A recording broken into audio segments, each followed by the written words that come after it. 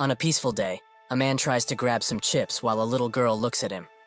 Unfortunately, the bag that he picked up had a defect, and most of the chips fell to the floor. The little girl asks if he's trying to steal the snacks, but he denies this. That's when the TV screen in the store that was usually only for news requests everyone's attention, as there are some urgent news items. An earthquake has occurred in the vicinity, but the scale of it is quite small, so there are no casualties. However, experts say that the earthquake is gradually increasing in size and power, so measures will need to be thought about in advance. Some students look outside and are surprised by something. That's when something extremely tall rises from the ground in an instant, sending dirt everywhere and breaking the store's glass. Dirt is everywhere, but the man managed to defend the little girl from the impact. But she's not worried about that, but rather about what just came out of the ground.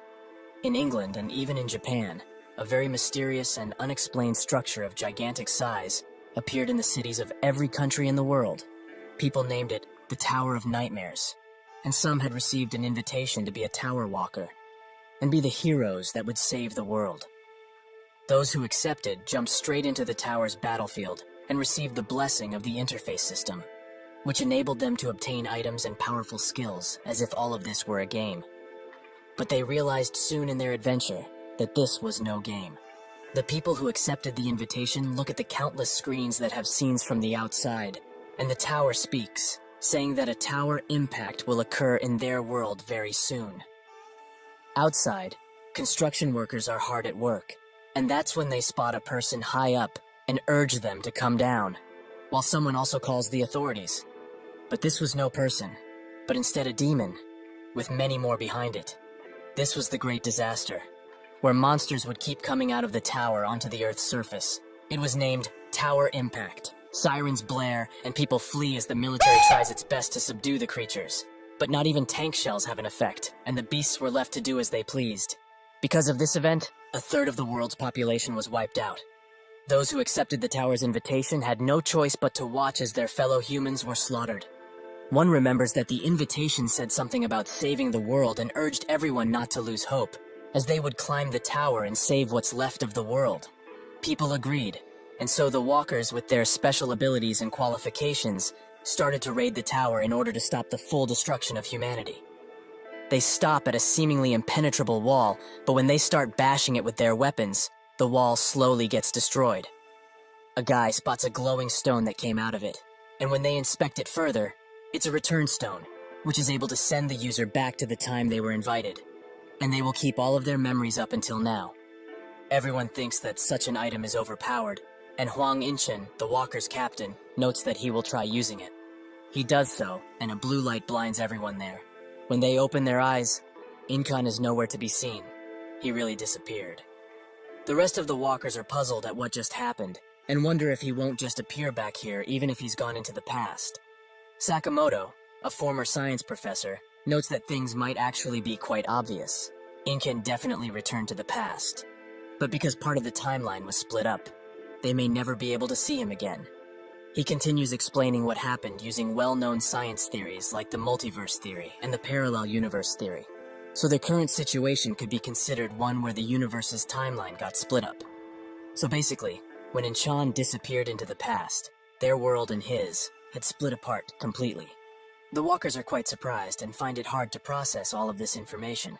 But in any case, what's positive is that Inkan definitely returned to the past. But just because he did, it doesn't mean that something in this world will change. As far as they know, the tower has never lied about an item before, so this stone can return all of them to a world where the timeline was split. All of this is mere speculation, of course, but they can't just rule out the possibility that everyone who uses the stone will get transported to the same split timeline. The items in this tower exceed the common sense of humanity. Around that time, the second tower impact happened in the world outside, so before all of humanity was annihilated, the walkers had to make a decision. Will they use the stones and return to the past? Or will they remain in the tower and eventually meet a terrible fate? In a gruesome fight with an equally gruesome beast, most were being wiped out, and seeing that the situation was hopeless, some began using their return stones. One by one they disappear, and only one from that party is left. He falls to his knees and accepts that today, he will die. That's when someone wielding 2 daggers completely annihilates the once towering beast and asks the remaining group member if he's okay. The man says yes, and that's when many more walkers come from behind him, with one wondering how all of those bastards chose to run away like this. The man can only cry, and his savior thanks him for holding out until the very end. They gave him a stone, and these people were the only hope remaining in the tower. People who weren't tempted in the slightest by the return stone. Humanity's last line of defense and last warriors, Carpe Diem. One eventful day, most of them are dead, and one of the last remaining wonders asks, when did all of this go so wrong? Earlier, while they were fighting a monster, the one who uses daggers urged Jae-hwan to attack now. He comes from behind and, in a combination attack, destroys the beast. Jae-hwan asks what the casualties are, and Daggers notes that fortunately, at least today, there were none, and the injured will be okay after some healing and rest. Perhaps at this rate, it will even be possible to reach the final floor. Some wave at them, and while waving back, Jae-hwan spots that the monster dropped something. The Suppressing Dragon Sword, which is imbued with the energy of both sun and moon, is the sword that the Tiger Ghost, master of the 85th floor, forged in 1,000 days in order to kill a dragon. He picks it up and thinks that perhaps Yunhwan's words were right. They may be able to reach the final floor. This is what he thought, that all of this was going in their favor. But when they reached the 98th floor, the Chamber of Purgatory, reality struck him hard.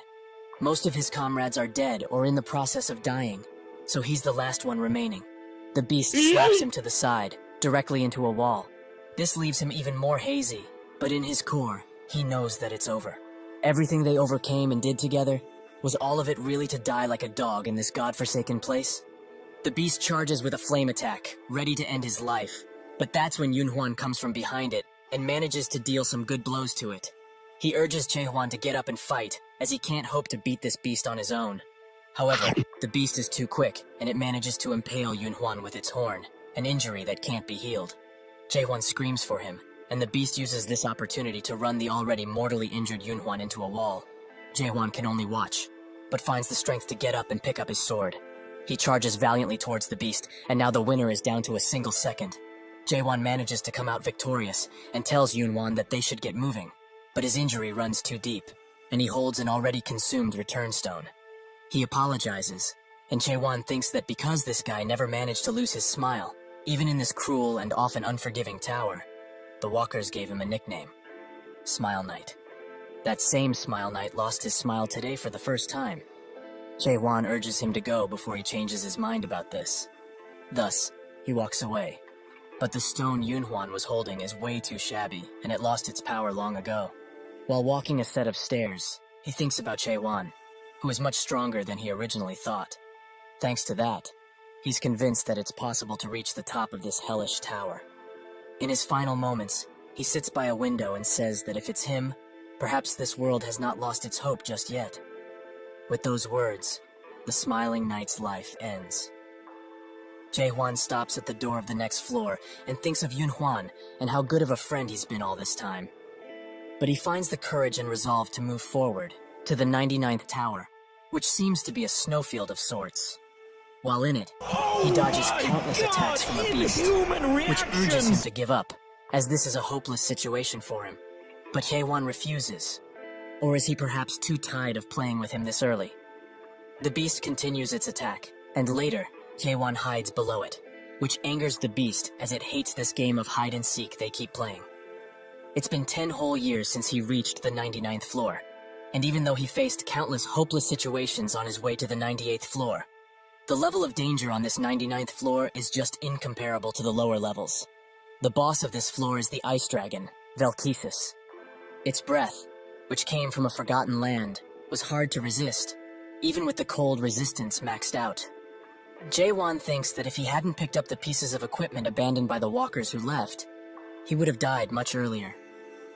The Suppressing Dragon Sword he got on the 85th floor, the Ice Demon armor Yunhwan himself gave him, and the Flame King's bracelet. This came from Han Seo-yul. He regrets even now that he wasn't strong enough to protect her, and her image still haunts him to this very day. He thinks of how she died, but the blacksmith interrupts his thinking and asks if he's really going to challenge the 99th tower again. He confirms it, as he feels that now he can manage to beat it. The blacksmith of Atopos, Jay, wonders if it will really be so. This is the village that was reclaimed after defeating the 50th floor boss, the monstrous dragon Altemianus, which goes by the name of Atopos. Although countless injured or dead walkers came in every day, people never truly lost hope, and the priests had established emergency rescue units to rescue walkers who were no longer able to fight. And the blacksmiths of the workshops created equipment for the walkers, who fought for the salvation of humanity, free of charge. Jae-won notes that it appears he's the only blacksmith left in Atopos. Jay says that he shouldn't remind him, as he's the only customer he has anyway. More importantly, it seems that supplies from the lower floors are dwindling by the day. There were still some supplies of minerals coming in a few months ago, but now you would be hard-pressed to find any. Jae-won thinks that this is only natural, as there are barely any living humans in the tower. He doesn't even know what year it is, and there have been more than 10 tower impacts that have occurred thus far. And from that point in time, people were no longer being summoned to the first floor. All of the humans on Earth were most likely wiped out, right? Jay doesn't comment on this, and instead asks if there's nothing bothering him as he goes up the tower nowadays. Jae-won finds it curious that he says this, as at the place where the first return stone was discovered, there were some very strange scribbles on the wall. These couldn't have been made by another person, but if not, by whom? He says that he found nothing in particular, and Jay notes that 2 days ago, Grandma Hyline disappeared. People don't age in the tower, so if someone were to disappear, it would be one of these two. Either they returned to the past using a stone, or jumped off the tower. Hyline from Hyline's potion, and Jay from Jay's workshop were the only support-type walkers that remained. Jay continues to be hard at work, and that's when Jae-won says that he should teach him the blacksmith skill. Jay stops forging, and Jae-won smiles. Later he returns to the 99th floor, and Velkesis says that he must be bored of playing hide-and-seek. He also congratulates him, as no human has ever made it to the 99th floor alone since the creation of this tower. So, at least, he will acknowledge him as an incredible human and his existence. Jae-won smiles, as he finds it funny that the last thing to acknowledge him would be a monster, not a human. He notes that it will fall empty in here after he kills him, but Velkesis notes that such a thing isn't possible. Jae-won gets ready to attack, and asks how he's so certain in the first place. Even the armor that he prides himself on is starting to crack. Velkesis finds his arrogant attitude quite irritating, and notes that they have fooled around enough, so they should end this. They fight until Jae-won is no longer able, as he's hurt badly, with his left arm and leg being restrained. Velkesis asks why he keeps fighting until the very end, as even if he persistently holds on like this, the fate that he will face is filled with solitude and crushing nothingness. Jae-won says that he talks way too much for a being like himself, and breaks out of his restraints, ready to attack once again.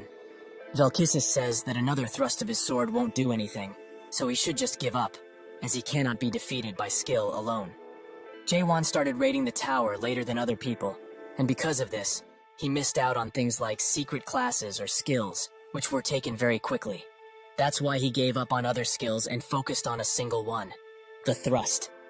He thrust again and again, and because he killed over 50 million monsters with his thrust, his comrades thought his pronoun was thrust. He felt as his thrust underwent change, and it became faster, even more precise, and much stronger. As a result of this, his thrust surpassed its purpose as a single motion and started to gain attack power that was comparable, or perhaps stronger, than a hidden skill. But he had an advantage, as it wasn't a skill, so he never became tired, because it didn't consume spirit power. Even if that is the case, this beast's armor is way too tough, as he managed to only scratch it after hundreds of thrusts. Velkesis uses his position to prepare an attack, and it seems that dodging is not an option anymore. Prepared That's when to he die. notices a light, the same light he saw on the 98th floor. If so, he will put everything he has into a single attack. The attack goes through with great force, and Velkesis is more than shocked that he managed to damage him. Jae-won notes that it's not enough, as that attack should have completely blown away his entire chin. Velkesis urges him not to get carried away after he managed to strike him once, and he rises in the air, noting that this time he will finish him off for Prepared to die. good. He uses his beam to chase after the running Jae-hwan, who thinks that if he keeps attacking from the air, he has no realistic chance of winning.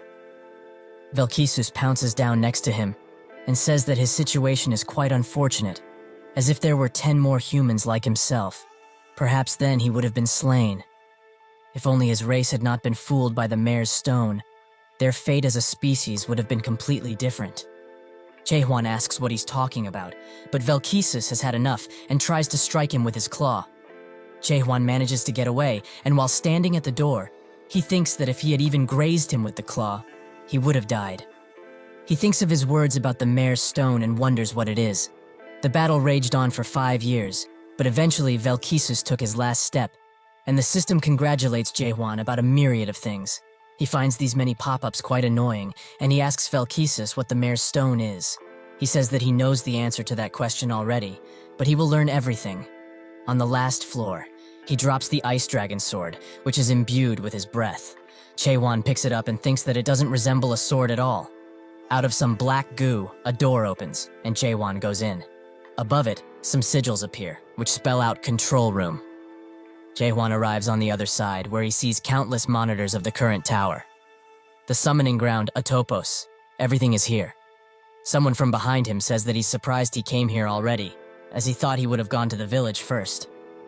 Jaehwan gets ready to attack, but the voice urges him not to be so nervous, and he also forgot to broadcast an important message, so he should wait a bit. That's when a system message pops up in front of Jaehwan, congratulating him for being the first to clear the tutorial games in World 294. His achievement has been recorded in the library of the Undying Library, the Akashic Records, and it will be preserved such that it can only be viewed by the monarchs of the Almighty Land. Jaehwan has ignored all of the rest, as he is stuck to one sentence. What does it mean by tutorial? His whole world crashes down, and the man who spoke with him comes out, noting that he must have found this quite shocking, but he hopes he will get past it fast. Otherwise, he might get engulfed by his own emotions. He says this, but it appears that he's too late with the warning. However, he shouldn't feel upset, as he's done quite well for a mere human. Suddenly, something catches his attention, as the water that was representing Jaehwan's emotions clears out.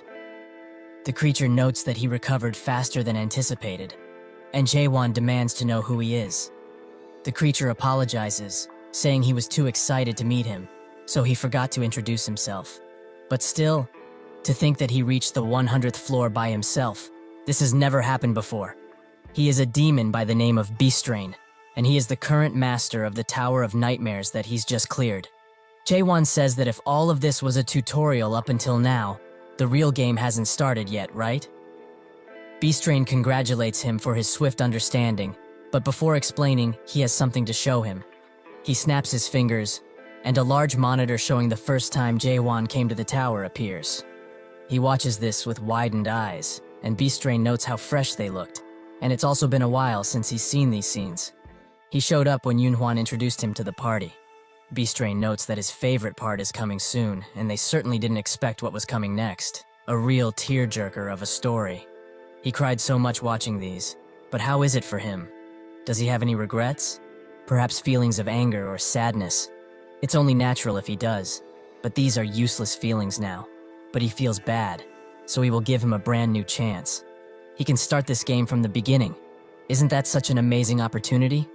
This would be something that only happens in the novels of his world, with the main character starting from the beginning with all of his memories intact.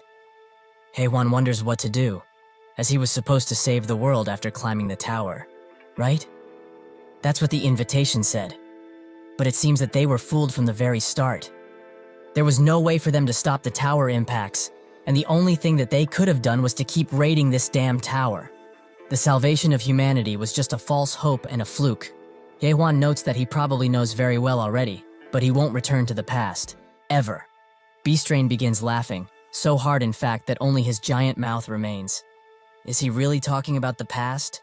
He will make things clear for him now so that he doesn't get confused. No item in the tower, nor in the Almighty Land, can send someone back to the past. Jaehwan notes that there was a return stone in the tower, but that's when he realizes something. The return stone is the mare's stone Velkesis was talking about, the thing that fooled them. Beastrain confirms that its true name is the mare's stone, and it doesn't send them to the past, but rather, it traps them in the dreams that the mare creates. He couldn't even imagine, until they reached the 77th floor, that there was a race so obsessed with going back to the past. The humans are the only race to have had this obsession. Jaewon confirms that indeed they are, and Beastrain congratulates him for being so cool-headed. But it's about time they start the real game, right? It's not going back to the past, but rather, it's like a new game plus. He trusts he will make the wise decision here. But Jaewon instantly presses no, leaving Beastrain quite puzzled. Jaewon says that thanks to him, he now knows what the tower truly is. An item information tab opens about the tower, and it explains that it is known as the Stronghold of Regrets, the second product of the creator of nightmares, Mayor Mullark. Jaewon notes that he has already entered the mayor's dream that the tower created, so if that's the case, he will hunt him down and go to the next floor. Beastrain sighs and notes that there's nothing on the next floor, because it doesn't exist. Jaewon, however, doesn't believe them anymore, and Beastrain says that he must be doing this because he thinks the reward of going back into the past with his memories is too low. That's the second Jaewon thrusts his sword into his neck, and Beastrain's head falls right off. He's quite peeved that he did this, so he tries to ask what he wants. Perhaps a hidden item or skill? He will give him whatever he wishes for. He has earned this much at least. Jaewon notes that he needs none of those things, and while reforming his head, Beastrain asks if he really doesn't want to return to his original world. Since he has already realized that he's within a dream of the tower, there was never such a thing as the tower impacts. He snaps his fingers, and in that second, the room changes to the outside world, where everyone is healthy and safe, leaving Jaewon in a daze. Beastrain thinks that he finally understands how it is. Nobody really died, his family and friends are all safe, and for entities such as himself, who feel a sense of worth from living in groups, he must be quite relieved. But it seems he has forgotten to show him the most important thing. He snaps his fingers once again, and they are sent to a hospital room, where every awakened is being held, as they are all in a coma. Jaewon stares at his unconscious body and asks if that really is him. Beastrain notes that he must be surprised at how clean he looks, but in the tower, decades have passed, yet in the real world, it has been a mere month.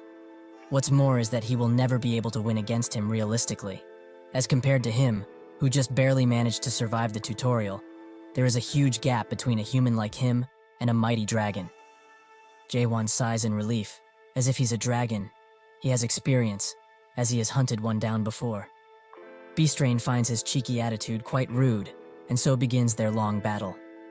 Much later, he waltzes into Jay's store, who is nowhere to be found. While working on a blade, he thinks that yesterday was the 72 attempt, and though he has challenged him every single day, without rest, he can't seem to leave a mark on him. However, he did not die either, as it seems that Beastrain is purposefully keeping him alive. That's why, no matter how many days or years it takes, he will defeat him.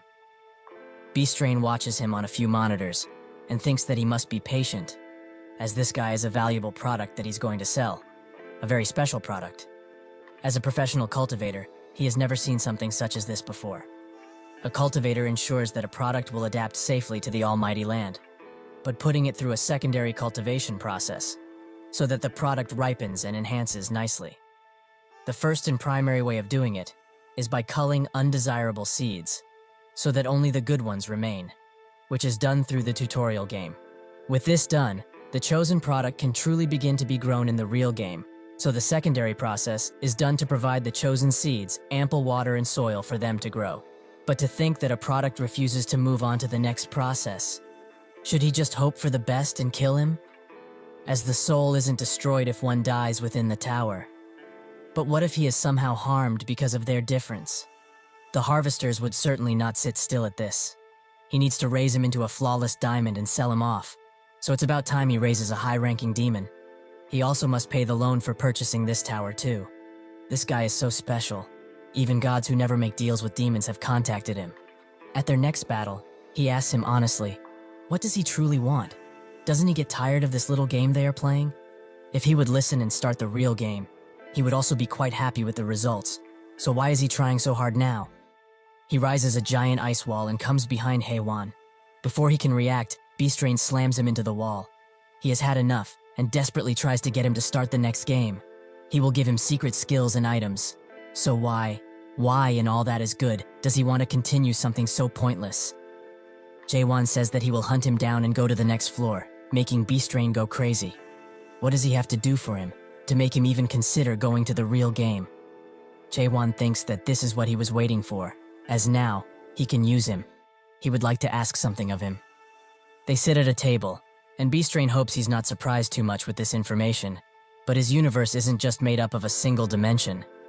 Jaewon notes that he already knew, as parallel universes and things like the multiverse are common speculation on Earth too. Beastrain would like to explain further, and says that there is one main dimensional level called the Almighty Land, and under it are countless alternations that branch from it. Earth is just one of the small planets in the dimensional realm that were scattered from countless alternations. They call it the 294th world. While in the Tower of Nightmares, where they are right now, walkers can earn themselves skills and items, and while working on their statuses, they will adapt to the system of the Almighty Land and will earn a chance to travel to an entirely new world. As for demons such as himself, they have the role of supporting the game. Jaewon asks a simple question. Why is he doing something like this? Beastrain smiles and says that he doesn't believe that's what he's really curious about. He snaps his fingers once again and thinks that what Jaewon is trying to ask is out of the countless alternate worlds. Why has the Tower of Nightmares come to his? That is right, isn't it? Why he and his race were forced into such a fate? His grin grows and says that his world was simply chosen by chance. Jaewon demands he stop talking about that, as what he really wanted to ask is, why is someone like him operating this tower? Beastrain is quite surprised by this and tries to beat around the bush, saying that it's just something his race volunteers to do. But it seems that he doesn't believe him. However, demons really do enjoy volunteering quite a bit. There are many demons who they themselves watch over other special walkers on different planets. They have made a paradise where humans, monsters, and demons can live together peacefully. The harvesters have had their patience run thin, so they are now demanding he finish this already. He tries to coerce Jaewon one last time, but he doesn't believe him for a second, as it seems he is also able to read the harvester's words. Earlier, he looked at his status window, and it seems that all his stats were maxed out. Even with this, he just can't seem to defeat Beastrain, no matter what he does. Can humans really be reduced to nothing in this world system? That's when he feels something in his chest, and when he looks forwards, he sees a glowing light coming from some ice. He reaches his hand forwards and touches it. They took the form of fine particles, as well as rough sugar cubes. Every time they changed, they took on a different form entirely. These particles were the essence of the world, and no matter the form, he understood what it was almost instinctively. It seems that this is why he can read the monarch's messages. He asks about them, and Beastrain is glad he has some interest in this. The monarch are the ones who rule the Almighty Land, and generally, the ones who clear the game and enter their world are invited to join their respective groups. Jaewon asks more about joining up forces with them, and Beastrain explains that depending on which monarch one chooses, their future will change drastically too. If he follows his advice and does as he says, he, the mighty Beastrain, will swear upon his honor as a demon that he will use all of his power to help him go under a great monarch. Of course, this applies only if he's actually willing to participate in the main game. Jaewon notes that he sounds like someone trying to sell him insurance, but they will do as he says. In exactly 10 days, he will be out of this place. 9 days later, Jaewon continues to train his thrust, while Beastrain can only watch this boring show. But he only needs to be patient for one more day. Then he will be able to pay off those bastards who deceived him with this tower. However, if he wasn't deceived in the first place, he wouldn't have to go through this. The tower he bought was only a first-generation antique, so old that nobody could assess how old it truly is. Those damn mares sold it to him like it was an extremely good deal, though. If only it was a third-generation tower, it would have had the function to forcibly end the tutorial without damaging the product. But now, he can't just end the game without the product's consent because of this fair and square tower. However, what could he truly have done, as apparently, being poor is a sin. He only hopes that tomorrow, this nightmare will be over. The next day, he gives him a ton of tips and summaries of what's going to happen. And so the message to end the tutorial game pops up once again. Beastrain asks if he memorized everything, and Jaewon confirms it. Now the only thing he needs to do is press that yes button. Beastrain has been waiting for this day, so he sheds a tear from the happiness he's getting right now. That's when he is struck once again by Jaewon, so he demands to know what the hell he's doing. However, he should know the answer by now. He's simply hunting him. After being able to notice the particles, his thrusting motion became unstable, as every time he thrusted, he felt an odd sense of discomfort. It felt as though one of his senses had awakened. He strikes Beastrain extremely hard and quickly. Is this the sense of being alive? Later, on the 91st floor, which was used as a breeding plant, Beastrain notes that he has never seen somebody like him before, and it would have been easier on both if things were like this sooner, isn't that right? Jaewon asks what he's planning, as he won't be able to finish the tutorial without his direct consent, right? Beastrain says that it's precisely the case, but he has given up on getting his consent a long time ago. But this time, he would like to ask him a simple question. Why does he think that this tutorial will continue indefinitely? In actuality, the Tower of Nightmares is programmed to automatically end 100 days after the tutorial is cleared. So the only choice he has is to tie him up like that and wait patiently for the main game to start. Jaewon notes that in the Almighty Land, people call him the Gentleman of Cajolement, right? He has lived for 784 years and has gone around a total of 128 worlds to do this ugly cultivation on the race that are living peacefully in them. Beastrain tries to ask how he knows all of this, but Jaewon cuts him off by saying that he was planning to give him to the Harvester called the Jet Black Monarch.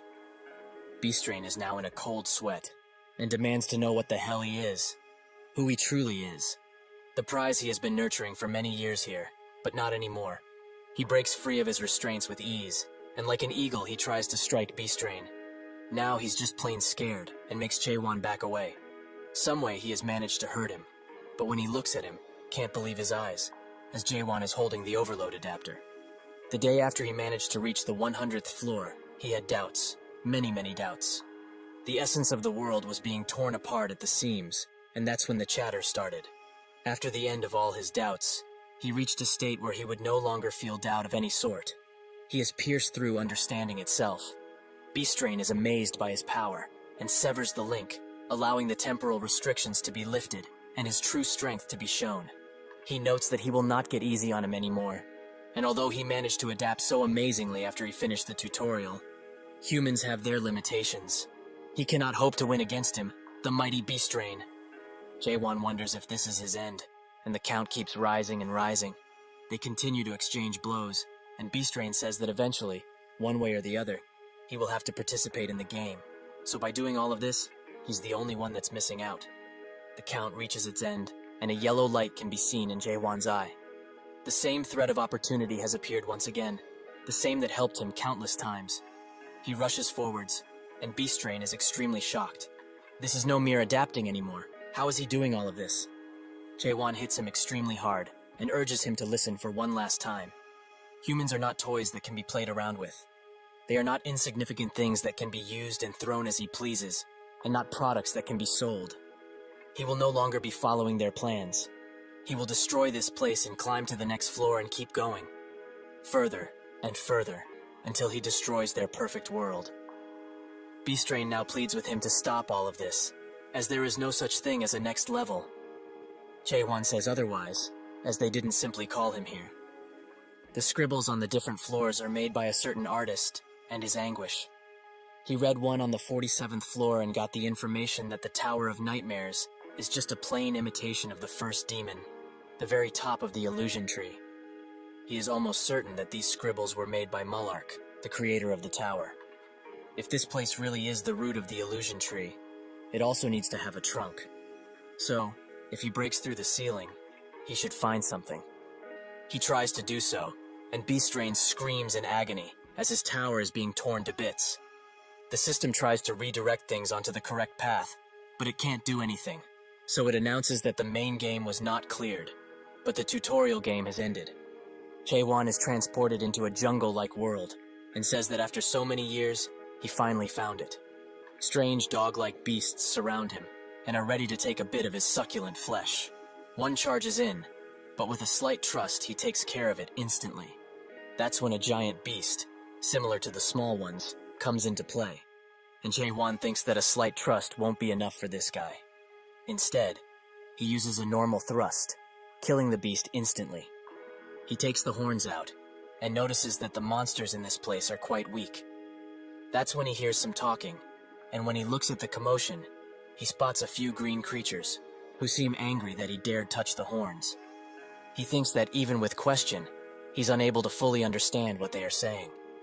He points at the horns, and notes that if they want them, they should make a deal, as he needs only some information.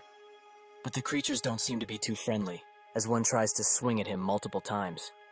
He finds them quite annoying, so in just a few minutes, he takes care of them all. He leaves one alive, however, as he has some questions for it. Where they are would be the first, but it doesn't seem to want to answer. Jae-won pulls on his antennas and demands he talk in a way that he can understand. The thing says that he will die and bites his tongue. Jae-won thought they were weak, but their willpower is quite strong. He puts the antennas into the ground and loots the bodies for potentially useful items. He finds a small dimensional pouch, which has 2 cubic meters of storage. He notes that it's similar to an inventory, but it's great to have now, as he's been unable to interact with the system much since he got out of the tower.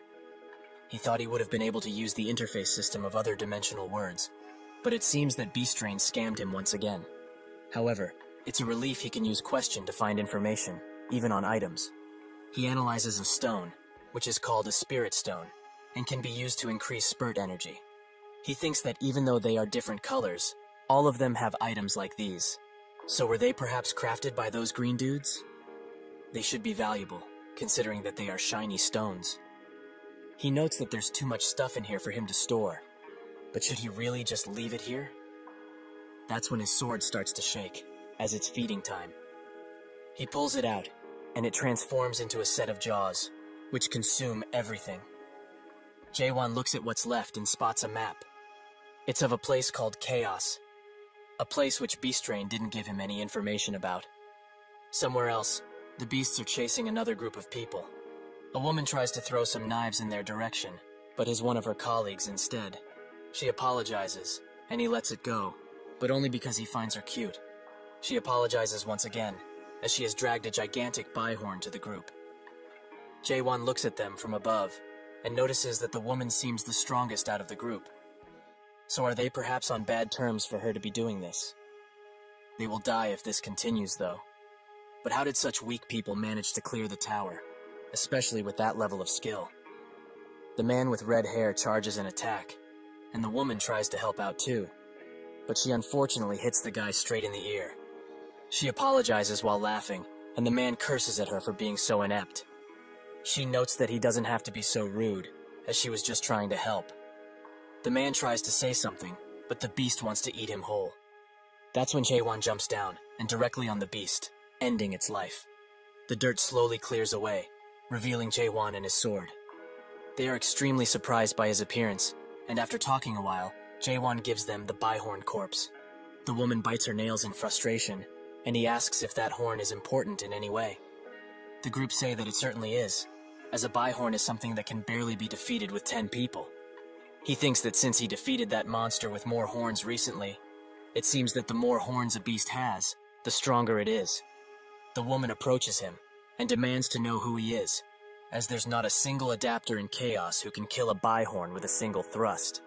He turns to her and asks what Chaos is, leaving her quite surprised. While they walk, the leader of the group asks Jae-won if he's really passing by in place like this. Jae-won confirms it, and the leader notes that it's quite strange for him to speak the language of this place. However, language barriers are even rarer. He asks once again if he's really okay with them getting the Bihorn, and Jae-won confirms that they can have it. The woman thinks that for a mere passerby, he holds extreme power, as he one-shot a Bihorn without even using any skills. She tries to use detailed inquiry on him, but it has no effect. But she knows his spirit power should be around a non-adapter in terms of capacity. So just who is he? She begins whispering to him, noting that she has a question. There are not but a handful of adapters throughout the whole Chaos that can kill a Bihorn in a single attack.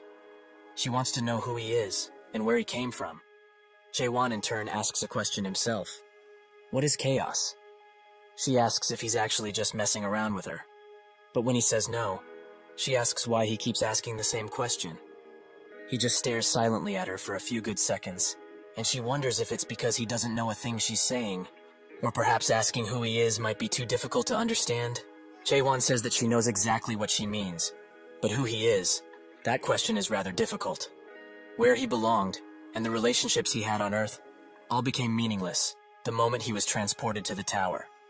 In return, he gained new friends and made new memories there. But as the tutorial slowly came to an end, those two disappeared, almost as if they were a mirage. Although those friends that were with him are probably now on Earth, and if he takes into account that the clear reward was to retain all of his memories while starting over, it means that they wouldn't be able to remember him, nor the memories they have made inside of the tower. He says that he doesn't remember a thing, and she seems apologetic at first, but her real feelings come out, as she doesn't believe that he has amnesia at all. He notes that he never once mentioned anything about amnesia, but she feels that it doesn't make a difference. Is he the mighty of the abyss or something? Jaewon doesn't even know what she's talking about, so he asks her to stop nagging him so much. He pulls out his weapon, that is quite hungry at this point, and she's quite shocked. This must be it. The spirit weapon is the source of his power, right? Spirit weapons are a rare sight, and the other party members have also noticed it, making their eyes glow in anticipation and greed. She's mad that somebody like him actually ruined her perfect plan, but that's when an idea comes to her mind. She notes that she will stop with the asking of his identity, but in return, she would like to make an offer.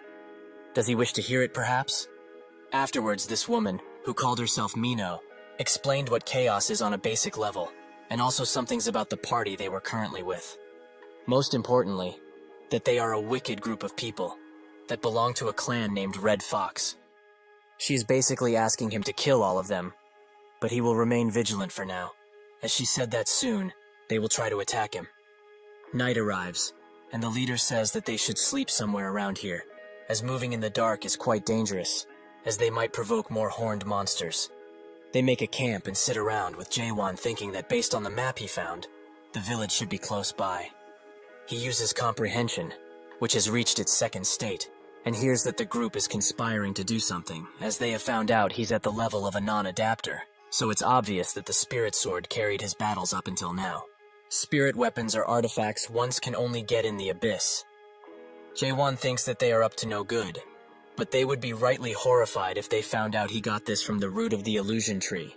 From what Beastrain said, the tower's equipment isn't that impressive, so he finds it quite strange that people are after him. However, now he's almost sure that this place is not the almighty land.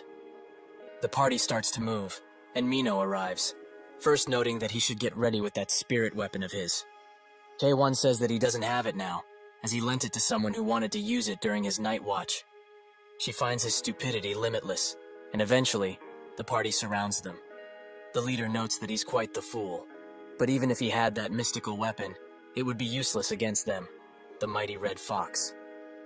Mino asks if he really wants to see more blood than usual tonight, and Haewon smiles, as he finally gets the chance to see her true abilities. The attackers rush in, but she throws 2 knives, which land square in their heads. She kicks the other while grabbing another knife and throwing it at the remaining attacker. She lands gracefully and apologizes for throwing the knives so strongly. It's because she's quite angry with them. But from this point on, they are all going to suffer what they just did. The leader says that he became suspicious of her when she started accidentally luring monsters to them. But she is the Witch of Massacre, just as he anticipated. But who made a request to the Dark Forest clan? Mino notes that it doesn't matter who did, as there are numerous people who want them dead and rotting in within chaos, because they are murderers, through and through. The leader rushes in, and says that the Dark Forest clan wouldn't intervene because of something like that. He starts wielding the spirit weapon, and notes that she probably took this request personally. But if that's the case, she will die tonight. She finds his need of a spirit weapon quite cowardly, but he notes that an insurance plan is also set, so she shouldn't worry about him. She scans the area, and feels that everyone is at least a Stage 1 adapter, with 40 or perhaps more surrounding the area. No wonder she felt a lot of presences around the area. The leader notes that on top of she, who is quite renowned as the Witch of Massacre, there is also a guy who killed a Byhorn in a single strike, so preparing this much is only natural, right? However, If he knew he would get the spirit sword with such ease, he wouldn't have called their master here. Mino is pretty surprised that Black Fox himself came, so he must be pretty free nowadays. Clant, the Black Fox, the Red Fox clan master and a Stage 3 adapter, notes that she should feel honored by his presence, as they have gathered half of the Red Fox just for her. She notes that indeed she is quite honored, but since he's already free, couldn't he wait a bit longer? She thinks that if they fought one-on-one, she might be able to win. She tells Jae-won that she can't hope to protect him, but he should run away quickly, using the stone. He asks what it is, and Mino notes that it's a return stone, which will send him to the nearest fortress. She only holds one on her currently, so he should just use it and leave. This isn't a stone that would send you to the past, but rather to save yourself in the present. He wonders how things would have been if Yunhwan had this stone, instead of that useless mare stone. Jae-won asks her, if there was a way to return to the past, would she? She notes that the timing and the current situation aren't that great for answering this question, but she wouldn't. She really tried her utmost in living, and if she's fated to die tonight, then so be it, as she won't return to the past, no matter the outcome. Jae-won taps her shoulder and notes that she will not die. In that split second of confusion, he lunges forwards, taking out a few with just that strike. Clant uses the Fire King's 14 strikes to boost his subordinates, but Jae-won uses Void, and he cuts through all of them before reaching Clant. He tries his best to block the attack, but it goes through and creates a gigantic hole in his chest. The leader of the small group presents him the spirit weapon out of fear, and Jae-won uses it to wipe out the remaining subordinates. Mino is extremely shocked, as she thought that he was a dumb, clumsy, and dull idiot. But she was very wrong. Strong, that's what he is. She comes next to him and asks once again who he is, but he asks himself, has she forgotten already? Perhaps she's the one who has amnesia. She tells him that he's quite narrow-minded, and also asks for the return stone back. Jae-won says that he lost it, which causes her to be furious, as apparently those things are quite expensive. They sit by the campfire, and he thinks that this situation is quite peaceful. Mino still tries to search for her return stone, and wonders why she gave it to this dumb human in the first place. He notes that she probably knew what he was from the very start. A human. She thinks that he's joking, as she's also a human herself. Jae-won clenches his fist, and says that it's great that she is. She looks at him, and is quite surprised by his expression. Is being human really enough for him? The next day, while walking to their destination, Mino asks if he really has no recollection of being in the Almighty Land before coming here. He confirms that indeed he does not, and she's quite envious of him not having any memories. He asks what part of losing his memories is good, and she explains that not only her, but other people will also be envious of him once they hear this, as it's quite obvious why most people come to Chaos in the first place. He thinks that it's not really that obvious, and asks why she ended up here herself. This question causes her to stop walking, and says that if he actually knew what he was asking, he would regret it quite a lot. Eventually, they arrive at the Gorgon Fortress, and Jae-won notices that there's something similar to the summoning ground that was on the first floor of the tutorial next to it. Suddenly, a lot of people pop up, and they all scream, almost as if they are dying or are dead already. He knows very well why people make those expressions. Mino notices that a lot came by this time as well, but now he should know what he asked. How people end up in Chaos. He shouldn't ask that question to anyone in this place, as this is the world of the dead. If one dies in the Almighty Land, they end up here, and if they somehow die here, they end up as nutrients for the illusion tree. A few guards come out of the fortress, and their commander tell the newcomers to form a line, as they will be provided with blankets. He continues to take care of them, and Mino, who calls him James, catches his attention. He asks why she's at the northern checkpoint, and she explains that somehow she just dropped by, but it's not like they don't know each other. So he just let her inside, quickly. James explains that the situation is quite different now, as not long ago, they were instructed to check everyone who wishes to enter the fortress for their identification. She's quite saddened by this news, as that way is just plain outdated. She asks Jae-won if he also doesn't have any identification, and he confirms it by nodding. Mino sees this as an opportunity, and comes closer to James. She's quite sorry she doesn't have her identification. But will this do instead? He immediately shoves the Byhorn horn into his pockets and notes that she's free to go. He also asks Jaewon for his identification, but of course, he doesn't have any. Mino jumps into action and notes that if he just pleads with her to help, perhaps she just may, but only if he begs. James says that without identification, he can't enter the fortress. Jaewon starts pulling out something from his bag, and Mino thinks of the worst. Is this guy really going to kill the security troops? But judging by how strange this man is, it might actually be possible. She gets in front of him as to defuse the situation, and that's when someone from behind them asks if there's a problem. Mino thinks that now, they really are screwed, as the most famous in Gorgon's forest came by. The cleanest checkpoint captain, the stubborn-headed Carlton. He demands James explain what is happening, and he does so instantly. So, this man just wanted to enter the fortress without identification, right? But of course, he can't be allowed entry. Haewon asks why, and Carlton says that in case that one can't be verified because they hold no identification, the captain can restrict entry, as they have the authority to do so. This is based on the entry law of Gorgon, Article 27, Paragraph 4, exactly as stated. Everyone bows down, as Carlton used his law skill, which Mino finds quite inconvenient. Jaewon just slashes the restraints for her, and demands he stop, as he has no reason or interest to know what the law says. He asks what is written on the identification, and Carlton explains that the name, the organization they are affiliated with, and other things like job, criminal records, so on and so forth. Jaewon notes that he won't be needing an identification if that's the case, as he won't be identifying himself. Carlton wonders why the law skill isn't working on him, and tries to use it again. In accordance of Article 2, Paragraph 6, he will be restraining him. Blue chains start to envelop Jaewon, but they don't last long, as they break apart the second they touch him. Everyone there is quite shocked, especially the guards, and Jaewon asks if he can't just do what this woman did. Mino thinks about what she did, which was straight bribery. The recipient of the bribe and his accomplices are now horrified of what's to come. Jaewon throws him something and says that he should just take this and let him inside already. James immediately gets on his case for trying to use something as lowly as bribery on the captain, and suggests that this man be executed on the spot. But Carlton has other plans, as he has been waiting for an emissary of the Deer Whisperer. He starts scanning Mino with a device that tells them that her soul corruption has reached 15%, so she should take her medicine as soon as possible. Carlton also urges her to do so, and Jaewon asks what soul corruption is. She explains that it's a chronic disease that people who live here get.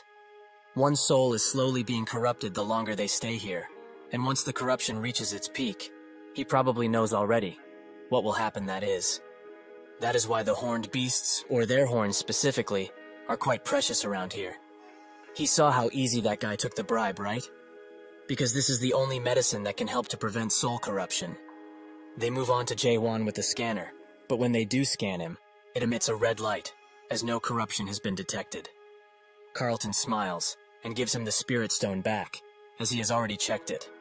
Jaewon asks why he didn't take it, and Carlton advises him to not give it to just anyone, as that item is quite precious. Jaewon also notes that he's not the Deer Whisperer person he was expecting, but Carlton already knew. They go inside, and James asks if it's really all right for those people to be let through. Carlton in turn asks if he knows what a spirit stone is, and James says that it's a precious item, especially for adapters, as it increases their energy, right? Carlton notes that he's correct, but that's not all. He removes his glove and shows his hand, which is now covered in corruption. He explains that anyone who isn't the Deer Whispered can't control the Spirit Stone, as the only person who can avoid advanced soul corruption while in his possession is him. Although that man is most likely not the Deer Whisperer, he is still able to control the Spirit Stone. James asks if he can really be trusted, and Carlton notes that he doesn't trust him, but rather, his soul. He remembers that just now, the device they used for checking the corruption gave them an error, right? 0% corruption, and the device isn't faulty either. There's only one real situation where the device to measure corruption is unable to detect the level of one's soul corruption. It's when a person's soul is purer than anyone in chaos. And additionally, it doesn't really matter if he's the Deer Whisperer, as they only need someone who is able to control the Spirit Stone. The inner fortress will decide to do with him anyways. James asks if all of this is related to the Fortress Master's sickness, and Carlton notes that he also doesn't know that much, But based on what he heard just now, there was a certain someone who was going to let them pass after taking a few bribes. Chaewon and Mino walk the streets, and he thinks that the streets have a complicated design, and it doesn't help that she became a burden. This happened because Carlton, the ever-so-lawful, started spewing his nonsense about articles and identification constantly. And unfortunately for her, Mino had no way to defend herself against this onslaught of rules and demands. They walk on a bridge, and he asks where he can find a good blacksmith. But that's when someone spots the spirit weapon he's holding, and smiles. Eventually, Mino comes to her senses, and Chaewon urges her to go on her own way from now on. She says that this is too much to throw her away like this. Is it perhaps because of what she did at the gate? Chaewon says that since he's gotten into the fortress, he doesn't need any of her help, as they are too different from each other. So, she should just be on her way already. Mino bites her lip, but charges forwards, as she doesn't want to let him go just yet. He doesn't know his way around here, right? So rather than asking for directions, she can tell him where to go. Chaewon sighs, and notes that he's looking for the mayor. She knows of a place where he might be, so shall they go? Chaewon says that they will, after they finish the business they have with these people that have been following them. The goons are glad that they finally found them, as they heard rumors that the sword Chaewon is holding shoots fire out of it or something like that. Mino urges them to leave, as only death will befall them if they keep messing around. They demand she speak more politely, as the youngest among them is going through puberty right now, and gets a bit excited when he hears people talk so vulgarly, as it's not good for him, and he knows that. If they want to be let go, they should hand over that sword, and a few valuables, as a protection fee. Chaewon outright denies them, while Mino is surprised that the giant is really the youngest. The goons urge them to grasp the situation they are in quicker, if they don't want to get hurt, that is. However, Mino is still asking how that gigantic guy is the youngest, which causes him to charge in, as her vulgarity must be punished. With one thrust, Chaewon takes his hand off, and someone's roof too. They are all quite noisy for such lowly beings, so they should just bring it on already. They are now extremely furious that he dared to hurt their precious little brother. They will never forgive them, and will avenge him at all costs. One of them notes that he's still alive, and Chaewon, who is unfazed by these threats, just stares at them. They all charge in, swords in hand, and a loud clang can be heard. While Chaewon cleans up his sword, Mino asks if he takes care of everything with just these thrusts, and he explains that indeed he does, as it's the only thing he knows how to do. Light, medium thrust, anything goes. Mino thinks that he's kidding, but she remembers that there was another person similar to him, who only knew one technique, but they used slash instead of thrust. Also, why did he miss the first attack, and blow away that roof from across them? She knows it's not because he can't control his power. So what gives? Chaewon notes that when he was dealing with these thugs, he felt someone using a stealth skill across from them, exactly on that roof. He just wanted to scare them off, as they got on his nerves quite a bit. Mino is quite shocked he blew up a roof just to spook someone, which Chaewon thinks that it's quite normal. She also asks if he would like a name for his technique, like the Infinite Asura Thrust, but he refuses, as he doesn't like these grandeur names.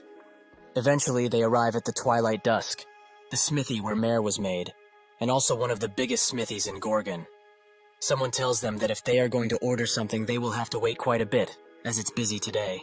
This is an artisan from the smithy Navin. Mino asks why it's so packed all of a sudden, and he explains that the owner isn't here, and the only deputy owner is himself, so they are quite busy today. If however there's something they are looking for, then buying an already completed work would be much faster than requesting something custom made. Inside, another deputy owner asks the apprentices if they want to make a hole in this quad-horn sword, as it will be completed once a jewel slot is made. They offer themselves gladly to work on such a thing, much to Michael's gladness, but he warns them that this quad-horn horn is very durable, so they will have difficulties breaking it. However, he does like their spirits and intentions, so whoever manages to put a hole in this sword will become the deputy owner of the smithy for one day. They desperately try to break it, but even with their most fine tools and the most precise hits, they can't even leave a scratch on it. Michael says that if they hit like that, they can't hope of cracking it open. Quite sad, as he gave them such an opportunity, but they are quite weak. Suddenly, Chaewon steps forward, and notes that he would like to give this a try. Michael thinks that he's probably a traveling artisan of sorts, and notes that no matter which smithy he's from, he won't be able to do it, as even his disciples weren't able to. It's not because they are bad, of course. It's because the sword is too well made, and the quad-horn horn is quite difficult to work with. Heiwan thrusts with his finger, which creates a shockwave. If he does this, he can become one of the deputy owners, isn't that so? The sword suddenly breaks into pieces, shocking the entire smithy. Michael, however, is very furious, and the apprentices can barely hold him back. Jaewon notes that he was going easy on it too, but Mino says that isn't going easy at all. He notes that breaking it completely isn't difficult, but rather, it's hard to break it in that precise location, right? So, he's sorry at least. Michael says that an apology won't be the end of it, as that quad-horn horn was extremely expensive. And what is he going to tell the Infinite Establishment that order it now?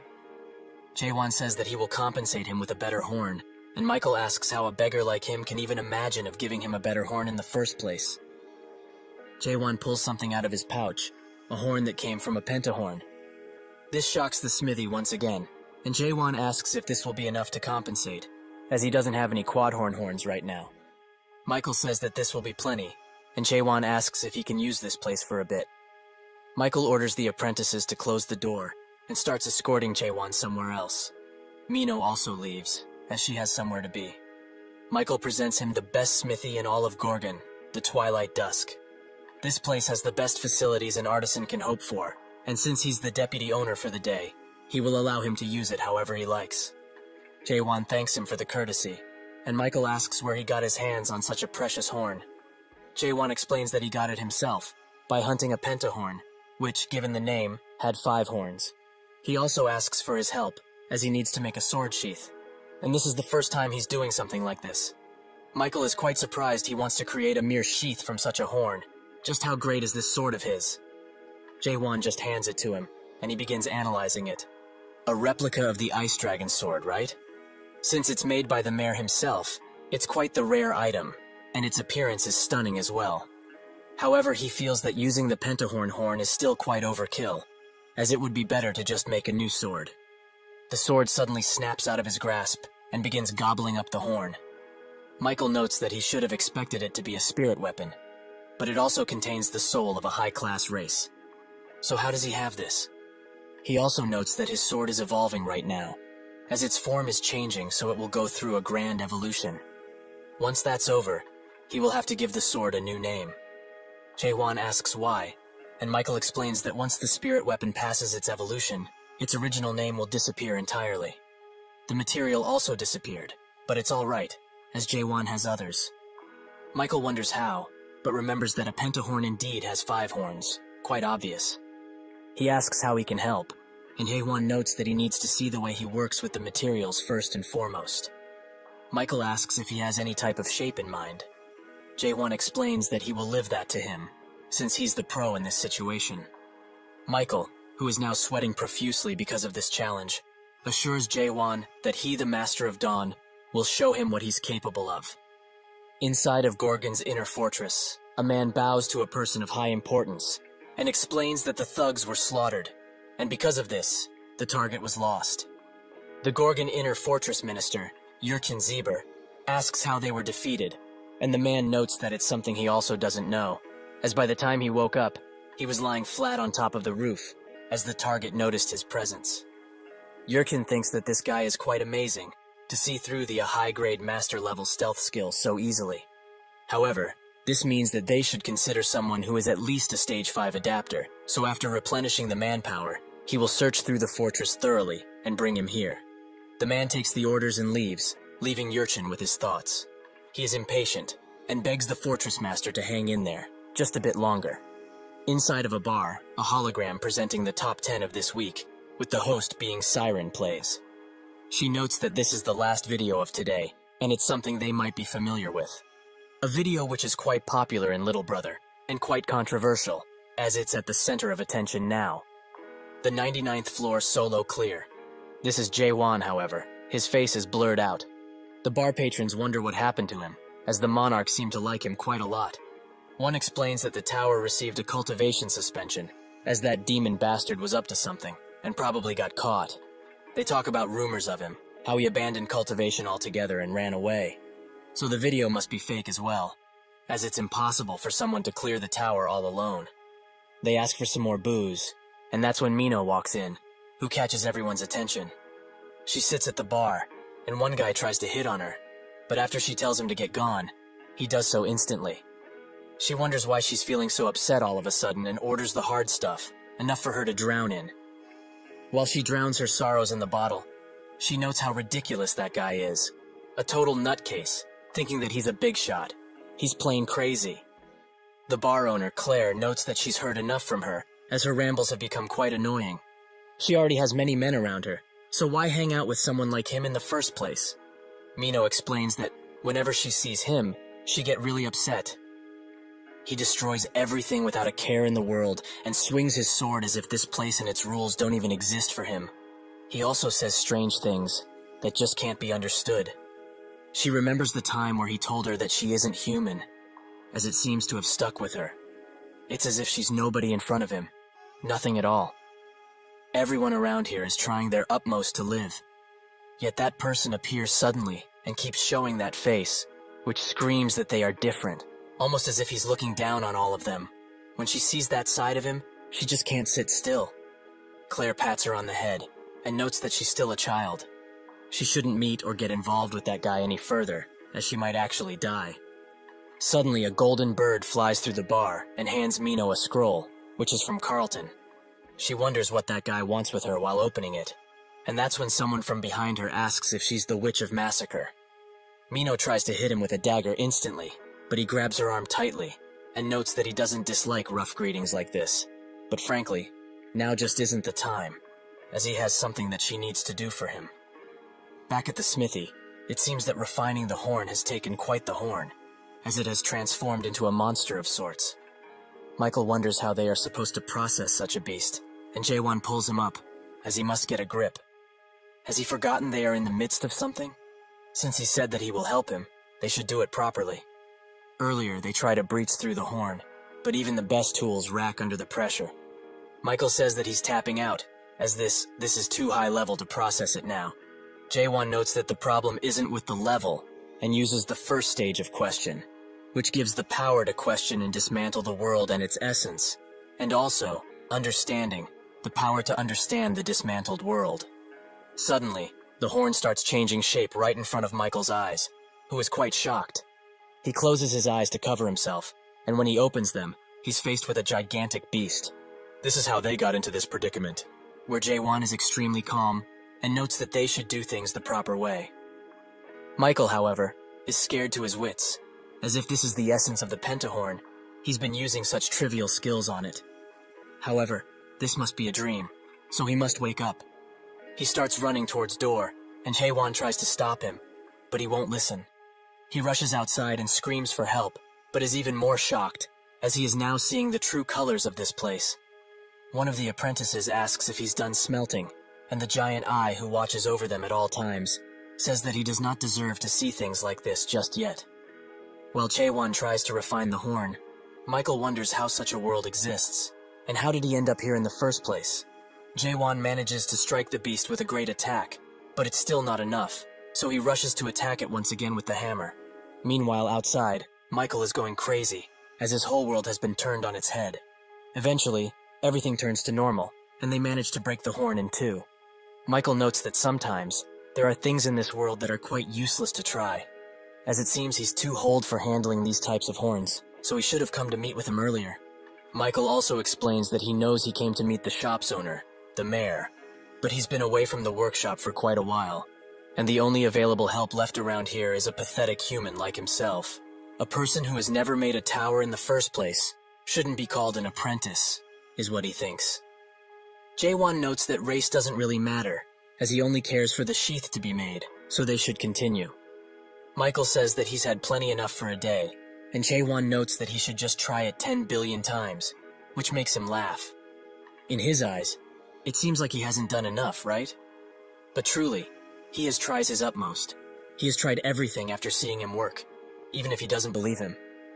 Jaewon remembers when Jay told him that he's mastered all of the skills associated with blacksmithing, and is proud to have a 99% chance of fixing anything. But after reaching this level, he had kind of a strange idea. Maybe he wasn't running toward that 99% probability, but rather away from the 1% probability. Hye-Hwan knows that he's been working harder than anyone else out here, but does he know what principle triggers the process skill? Michael says that if he is talking about the principle of skill, Mare's process skill was one of the first skills to exist, and it's something that's like water or fire that has existed from the very beginning. How can mere humans be able to explain the origin of the world? What's even the point of trying? Jae-Won notes that if he's saying stuff like this, he hasn't been using his skills that well all of this time. Michael looks at him sternly and explains that the principle of strengthening the hammer and chisel through spirit power and using that power to delicately shape and sharpen the horns, that's it. Jae-Won says that if that's the case, why can't the other artisans use process? Michael says that it's because they haven't learned the skill yet, but thinks that if the principle of this skill is that simple, even if one didn't learn it, wouldn't they be able to use something that's at least similar? Jae-Won says that he doesn't know what the skill is, yet he's still using said skill. Michael asks who even know the principle of the skill in the first place. Does he know the principle of process? Jae-Hwan explains that he didn't know previously, but he just found out about it. He uses the process skill on the horn, and asks the others to look carefully, and asks him what he sees. They see the particles breaking down, and Jae-Won notes that it's not going to be easy, as because of his tremendous effort, the walls of the world have become as hard as it. His efforts aren't wrong in itself, but doesn't he understand it? If he tries that hard and it doesn't work, then it's not him who's wrong, but the world. Michael is shocked by this revelation, and thinks of the time Mare told him that he's doing a good job at his level. But this is the way the Mare does things, now how humans do it. He asked how a human should do it, but Mare didn't have an answer for him, as he didn't know.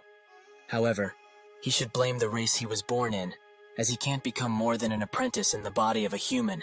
At that time he tried to surpass his limits to no avail. He asks now, what does he want them to do? Go against the world? The world's an honest one that pays back according to how much effort one puts in it, right? So what's wrong with living and adapting to this place? Jae-Won says that the world isn't honest, as it tells him he can't do things that he certainly can. He may be old, but he still has that fighting spirit. He should look carefully once again, and not rely on the predetermined system, but on his own eyes instead. Michael does so, and returns to the real world, how it really is. Has he always been living in this world without seeing its true face?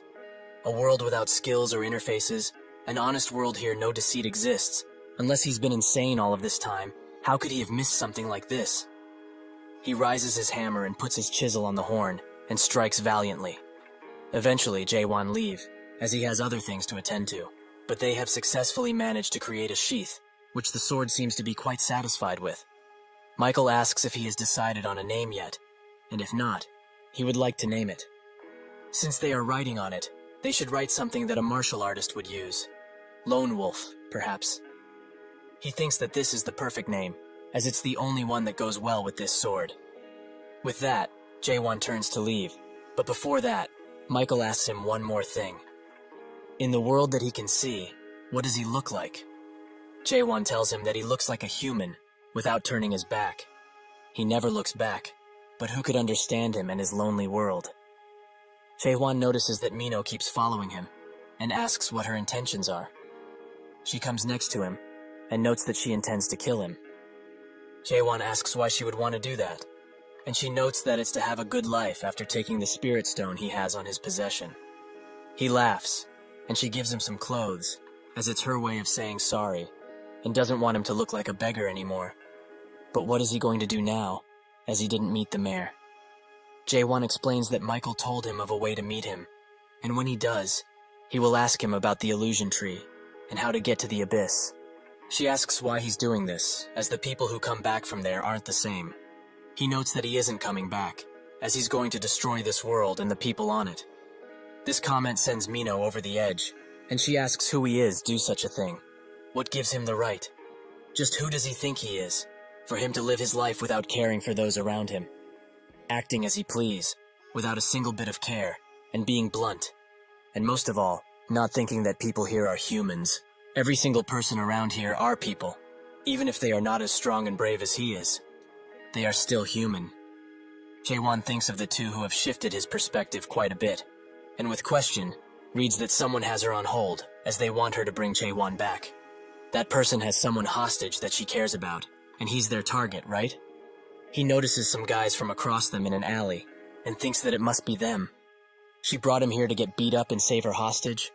A meaningless venture. No matter how many times these things are saved, the truth remains the same, because question shows him the true world. A world where data and numbers rule, and where there are people who would sell their own soul in order to raise their numbers. He will just have to get rid of them somehow, and find the mayor. Suddenly, Mino manages to shatter his view of the world, and notes that in every aspect, he's the one who isn't a human, not them. They should also split up here, as she's not going to travel with somebody like him. Jae-won looks at her with wide eyes, and wonders why she looks like a human again. Jae-won finds out that the guys who threatened her are working with Mare through question, and notes that he should get chasing after her after he changes. Mino arrives at the bar and slowly opens the door, where some goons are harassing the people. The Forbidden Heaven clan elder, the eldest of the three Janya brothers. Janya himself asks why she came back alone, as they had a deal. Mino says that he shouldn't have trusted a witch like herself, and that person isn't coming, because he's going to destroy this world. Janya says that she's gone insane, and uses the secret art of shadows to attack her. She dodges the first attack, but Janya uses her position to attack, which hurts her quite a bit. He tells her that they have put soundproof barriers in this place, so there's no way anyone from the outside will know what is going on in here. So she should just give up and bring that guy already. Mino notes that the Dark Forest will be after them, but Janya knows that there's no Dark Forest branch within the Gorgon Fortress. So by the time the Dark Forest clan finds out, she and this woman will both be crushed. Mino uses the 7 daggers of Akarm's secret technique, but even that doesn't do a thing. She falls on her knees and thinks of the time when Jae-won asks her if she wanted to back in the past, if she ever had the chance to. Now, she would, as if she followed him from the start. None of this would have happened. Suddenly, a thrust comes from outside, which pushes Janya back.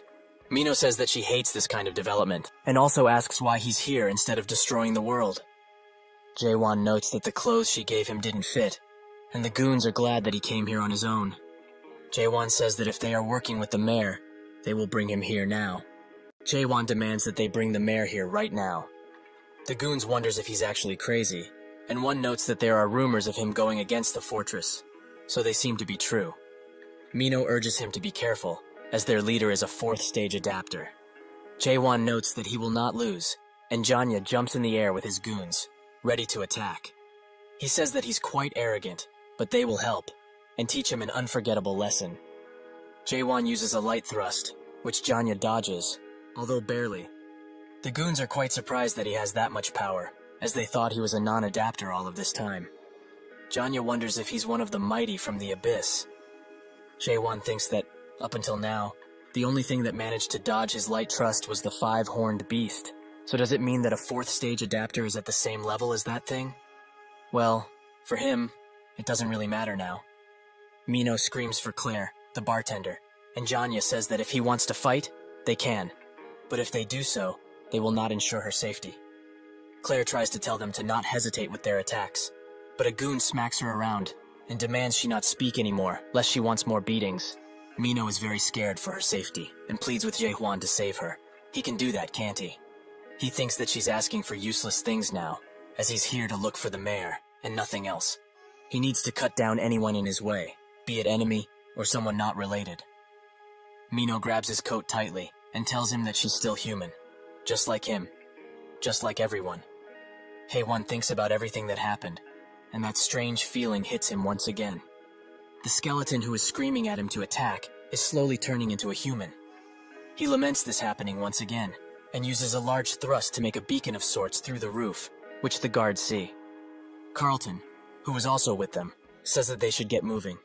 One of the goons notes that the soundproof barrier has broken, and that's when Carlton arrives, with a bunch of armored guards. He is quite surprised to find Haewon here, and asks just what happened in here.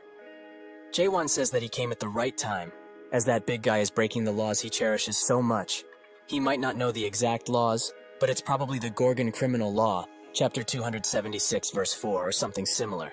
If he were to guess, this man intends to use this bar as a foothold and try to destroy their world by scheming with the mayor himself.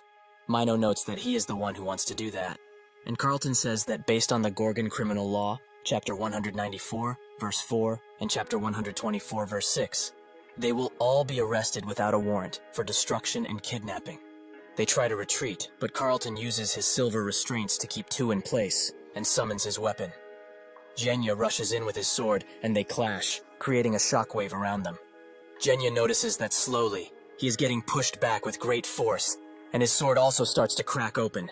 He charges in one last time, as this is all he can do, and Carlton uses the restraints to tie his arms and throw him to the ground. With that, he has successfully captured Genya, who surrenders. However, he heard that he is as naive as he is righteous, which seems to be quite true. Out of nowhere, he throws a ball behind him, which creates smoke all around the bar. From the outside, he laments having to use the black cloud in this place, and one of the goons notes that their youngest member inhaled some of the black cloud. Genya notes that he already told him to wear his mask properly, and he might survive if he only inhaled only a little of it, so they will see. Someone from behind them notes that they are quite brave to use the black cloud without the clan leader's direct permission. This is the Forbidden Heaven clan elder, the lustful demon, Hyuk Seolrang. He asks if the Witch of Massacre really was that powerful, and what happened with capturing her and handing her over to him. Genya explains that it's not because of her, but because of Carlton. Seolrang is pleasantly surprised that such an annoying bastard is in there, as he must have surely inhaled some of the black cloud by now, so they will have something good to watch today. Suddenly he spots Jaewon carrying Mino out, and asks who he is. He also noticed them, and immediately charges a thrust that evaporates the entire tree they were on. Genya is extremely shocked that this guy seems to be just fine after inhaling the black cloud. He has never heard of a deer whisperer without antennas, so even if he is one, there's just no way he would walk out so unscathed. Jaewon looks at them and wonders if they are the cleanup party. He finds them quite annoying to say the least. He charges up an attack and thinks that he didn't want to use this just yet, but he has no choice now. He uses Garnak's majesty, which creates a figure of the beast the sword is made out of. In that moment of confusion, the foot soldiers, who had just arrived, get cut up into bits and pieces, seemingly without any movement from Jaewon. Seolrang doesn't want to have anything to do with this strange yet powerful guy, so he runs away, noting that he will leave this into their surely capable hands. Genya calls him a rat bastard, and looks at his goons, and thinks that this is how everything ends. This is the culmination of his life. Jaewon says that there is no way for him to survive, so he should answer his questions. Where is the mayor that they are hiding? Genya explains that if he tells him that piece of information, getting out of here with his life would prove meaningless. As if that person finds out, he would be better off dead, he's sure. Jaewon wonders who that person is, and Genya, out of desperation and no other choice, pulls out a spirit stone and swallows it whole. Jaewon is surprised, and remembers what Mino told him, that everyone here looks like they are eating drugs, but this is a common misunderstanding that people usually make. What they are eating is no drug. It's something that they eat in order to reduce the soul's pollution, since nobody wants to truly die. Genya bursts into a grotesque form, which towers above everyone. He screams out, as now, he has truly turned into one of the dead. He uses his claws to kill the people around him, and now, he can also see the real world, what it truly is, and what he has been living in all of this time. What good is dignity in a world such as this one? What was he really scared of all of this time? He can be free now, without the restraints of these walking bodies. Suddenly, he feels Jaewon's threatening glare behind him. He tries to attack instantly, as to take him by surprise, but he stops last second. What is a human doing in this world of the dead? Jaewon in turn asks what this guy became, as he can't see what, even with question. However, it doesn't matter, as he can be killed. Jaewon uses one of his bigger thrusts, putting all of the force he can behind it, which takes Genya's head clean off. In his last moments, he thinks of his past life, and a tear forms up in his eye. Is it really raining again? With that, he disappears for good. Jaewon wonders what that guy is, and says that he needs to find somebody among the remnants from the bar who knows where he could find the mayor now. He walks away from the battlefield, alone once again. He goes to where the injured from the bar are held, and sees that Mino isn't doing so well. Carlton is also on his last legs and says that they need to alert the inner fortress. Mino pulls Jaewon's cloak and demands he kill her, while she is still who she is. Jaewon looks at her and thinks that she really is a human. He can't use comprehend on her at all, and his question wavers when she's around.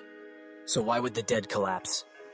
However, there is no need for any sort of emotion where he is heading, so he will do as she wishes. There is no room for hesitation. Claire grabs his hand and tells him to wait, as there might be a chance she still lives. A soldier urges her to get to the medical facility now, and Claire pleads with Jaewon to not do anything. At the impromptu medical camp, the medics discuss Mino's condition, which seems to worsen by the minute, as her deadification has advanced quite a bit. Jaewon notices some commotion outside and takes a look. Alarms are blaring all around the place, urging people to evacuate right now, as the dead have appeared within the fortress. A man asks a guard where they are supposed to evacuate to, but he seems to be quite unlucky, as that guard has already turned. It butches him instantly, and more dead come, ready to kill everyone they can put their hands on. Suddenly, a few people jump through the sky and land on the dead. They start killing all of them, and their leader seems to be a man with long hair and a unique sword. Claire notes that he must be the person Mino talked about, the one who said he will reject all the rules of this place. He wants to judge the entire world by his own standards and define himself what a human is, right? She knows people like him quite well, actually, as she has seen one before. People don't just stay here and adapt because they are idiots. They are doing it because there is no other choice. Jaewon says that they don't have the courage, and she asks, courage for the sake of what? Jaewon explains that they need courage to go beyond, to a definition that is certainly more correct. Claire notes that he's probably someone who goes after something like that, and he is most likely right in this case, but she doesn't have that courage, so she doesn't know what he's really thinking. However, she knows at least one thing, that he is extremely dangerous and needs to leave. This contradicts Mino's words, who told him to not leave, as people find their hope when they gaze upon him, so he shouldn't give up on this world, at least not yet. James asks how much medicine they have left, and a doctor notes that they've used most of the medicine to stabilize the fortress master, so they do not have much left. James damns everything, and commands his subordinates to bring all of the medicine that they have left. Jaewon analyzes how they prepare the medicine, which is just ground up horned beast horn. Jaewon asks James if they are able to revert Carlton back from the dead, but James notes that if he knew, he wouldn't react like this at all. Jaewon starts smacking Carlton around, as to wake him up, who eventually does so. He immediately asks him to kill him, as he is the only person who really can. Jaewon notes that usually, people would be asked for help in a situation like this one. Carlton, even in his state, starts reading out laws. Jaewon thinks that he has such useless loyalty, but it can be commended. However, if there were more people like him from the start, there wouldn't have been a need for him to be trapped in that awful tower for 40 straight years. Carlton's soul corruption rises to 94%, and deadification is about to take its course on him. The anti-dead extermination squad, the demon extermination squad captain Jahir, who is also a stage 5 adapter, arrives inside. James knows what his arrival means, and Jahir says that due to Gorgon's special laws, Article 1 verse 4, he will have to get rid of Carlton and the other corrupted individual right this instant.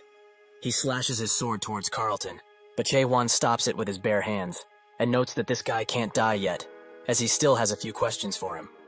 Jahir is shocked this guy managed to block his sword with his bare hand, and says that he doesn't know who he is. But Carlton is about to become a dead, and soon. It would be a disaster if a stage 5 adapter like himself would really turn, so they are here to prevent that from ever happening.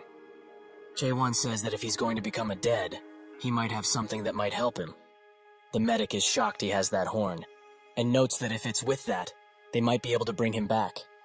Jaewon instantly crushes it into powder, which the medic almost faints for. They feed both of them the powder, and fortunately, Carlton's deadification seems to have stopped. James is extremely glad, and tears run down his face. However, Mino's condition isn't so great, as her deadification is still progressing, most likely due to her stamina that was drained from the fight. Jahir draws his sword once again, but Claire demands he call Chung Hyo, as that old geezer can use Dead Slash. Jaewon is interested by this Dead Slash she's talking about, and Claire explains that if he uses that, the corruption will be gone. Jahir notes that the Divine Physician has an important matter to attend to in the inner fortress, so he can't simply call him over for something so trivial. Others from the squad hold her back, and Jahir tells Jaewon to step aside, as he won't compromise on this situation at all. Jaewon looks at him and says that he will be the one to kill that woman, as he promised her he would. He starts using question on him and says that he will be the one to kill that woman, as he promised her he would. He starts using question on her, and Claire demands he stop this instant, as he has no right to do that. The world starts cracking around her, and he is transported into a white world, where he seems to be alone. That's when he spots a small elderly man who looks over Mino and wonders how she got into such a mess. However, he will help her, so she needn't worry. That's when he spots Jaewon and is quite shocked, asking what he's doing here and how he managed to enter his world. He analyzes Jaewon further and asks how such a noble soul could ever possess such a narrow mind. Jaewon tries to use question on him, but it doesn't seem to work. Is this man perhaps the origin of her soul corruption then? If that's the case, she might survive when this old man dies. They both strike, however their attacks block each other, which shocks both of them. Suddenly, the old man's sword breaks into pieces, and this world seems to cracking at the seams. They both come out in the same spot, and the old man curses at Jaewon for breaking his mighty sword, as it was made out of precious tri-horn. Jaewon is extremely confused at this point, and just stares. This man is Chung Heo, the Despair Divine Physician. Jahir asks what he is doing here as he was with the Fortress Master, and Chung Heo notes that a beautiful woman is dying here. Who cares if he's with the Fortress Master or not? He also asks Jaewon what he's going to do now, as his dead slash was completely interrupted because of him, and the dead slash can only be used with a sword made of a tri-horn, or something better. That's when he spots his sword, which he starts fangirling over quite hard, but Jaewon stops him. He can lend him the sword if he wants to, but will he be able to save this woman with it? Chung Heo says that he can, so Jaewon lends it to him. He is quite surprised he gave it so easily. He must be quite confident in his battle skills. However, it doesn't matter now. He uses the sword to go back into his world, and notes that it's about time he sees what this sword is capable of. Jaewon looks at his technique, and wonders if it's an illusionary technique, but it's more like when he uses question. The old man charges forwards with the sword, and Jaewon thinks that this is the world he sees, through his eyes. Before he can finish the drawing, he falls down, as his spirit power is lacking quite a bit because he used all of it with that bastard of a fortress master. The world slowly collapses around them, and Chung Heo apologizes, as he wasn't able to do anything in the end. Jaewon picks up the sword, and Chung Heo notes that he's quite foolish, as he has never interacted with this world before, but he really thinks he can copy Dead Slash so easily. Jaewon notes that he can't do slashes at all, however he can do something better. Chung Heo urges him to stop, as the Dead Slash isn't just something that anyone can do. What he is doing now isn't brave, but rather reckless, so he should stop while he still can. Jaewon tells him to just shut up already, as this is the first time in his life he's using his power to save another person. He starts thrusting his sword, and thinks of how Mino really looks like. She's someone playful yet stubborn, and a weak-hearted person despite being an assassin. Someone who doesn't betray others easily. But there seems to be one thing left that is missing. He remembers, and puts the finishing touches. Someone who trusts others. They get out of that world, and Mino thanks him for remembering so many things about her. The corruption rate is slowing down, and the deadification seems to have stopped. Chung Heo notes that he's less narrow-minded than he anticipated, but who on earth is he? The dead thrust he learned just now. Why did he do it?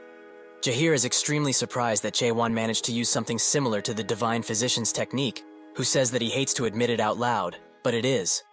His Dead Slash isn't a skill, hence why no adapters can learn it. This means that this person is someone like him, an Awakened. The Awakened are existences that lie outside of the standard system rules, and also an extreme minority of humans who have obtained a strong strength miraculously after rejecting the system outright. They are people who possess the strength to totally overthrow the composition of powers that belong to chaos. Even in the Almighty Land, there are few known Awakened. Jahir says that if he's also an Awakened, he might be able to save the Tower Master, as his life is invaluable. Suddenly, the Dark Shadow Squad captain arrives, noting that he got permission from the Inner Fortress, who is also Stage 5 adapter. Jahir wonders what he's doing here, as the Dark Shadow Squad has nothing to do with the elimination of the dead. They instantly bow down to Jae-won, as to pay respects to the Deer Whisperer. The others are quite surprised, as it seems Jae-won has more to him than originally thought. They all arrive at the inner tower, where Jurin greets Jae-won and asks if he really is the Deer Whisperer, as everyone keeps saying. Jae-won just says no, which Jurin expected. The Divine Physician notes that the Spirit Stone is known for increasing spirit power, and is used to confirm whether one is from the Emerald Bug clan. He's clearly not, so how did he get those stones in the first place? Jae-won notes that he picked them up from their owners, who are now dead. Jahir asks who would dare kill people from the 5 great clans, and Jae-won notes that he did. Jae-won notes that they attacked first, so it's not really his fault they are dead. Jurin thinks that they are indeed greedy for materials and such, but could he possibly tell them what happened after he entered Chaos? Jurin now understands, and will summarize what he just said shortly. He got caught up in something, by pure chance, and entered Chaos. Then he got hold of the Spirit Stones from the Emerald Bug clan, again, by chance, and entered this fortress. After that, he got caught up in another incident once again by chance, met the Divine Physician himself, and managed to learn his dead slash, even though he has only seen it performed once. Now he really gets it. Chung Hyo asks if he really believes all of this. They shouldn't take these things at face value after all. Jurin notes that he believes him, as in order to gain someone else's trust, he first needs to trust that person. That's just the way it goes. He asks Jae-won if he can inquire on a few other things, who says that he can. Jurin takes a second before answering, and says that the body has right now is alive and well, isn't that right? Jae-won is quite surprised that he found out, and looks at him with widened eyes. He rejected the main game and came out of that Tower of Nightmare by simply destroying it, which is why he is in his soul form. There is a pretty high chance that the illusion tree mistook him for someone who is dead, and sent him into chaos. But his physical body is back on Earth and safe, most likely. He asks Jurin how he found out he's not dead, who notes that he said that he got caught up in something by chance and entered chaos that way. There's nobody in the whole chaos who would describe their very own death as he just did. However, is the reason why he doesn't want to reveal his full identity due to something like he being chased or threatened by someone? Jae-won says that perhaps it is so, perhaps it is not. Jurin notes that it must mean he was close with his guessing, but the truth is, he's got something shameful to apologize for. For the last 4 days, he has sent subordinates to monitor him closely. Jae-won says that he knows, as he's carried one away previously. Jurin expected him to know already, and says that he is much stronger than they ever thought, so it was quite hard for the subordinates to monitor him. But they did gain some information about him. He pulls up 4 tabs, and explains that his target danger level is SS rank. His power level can't be estimated, and he has caused 380 million horins worth of damage to the fortress. Does he know what others like to call someone like himself?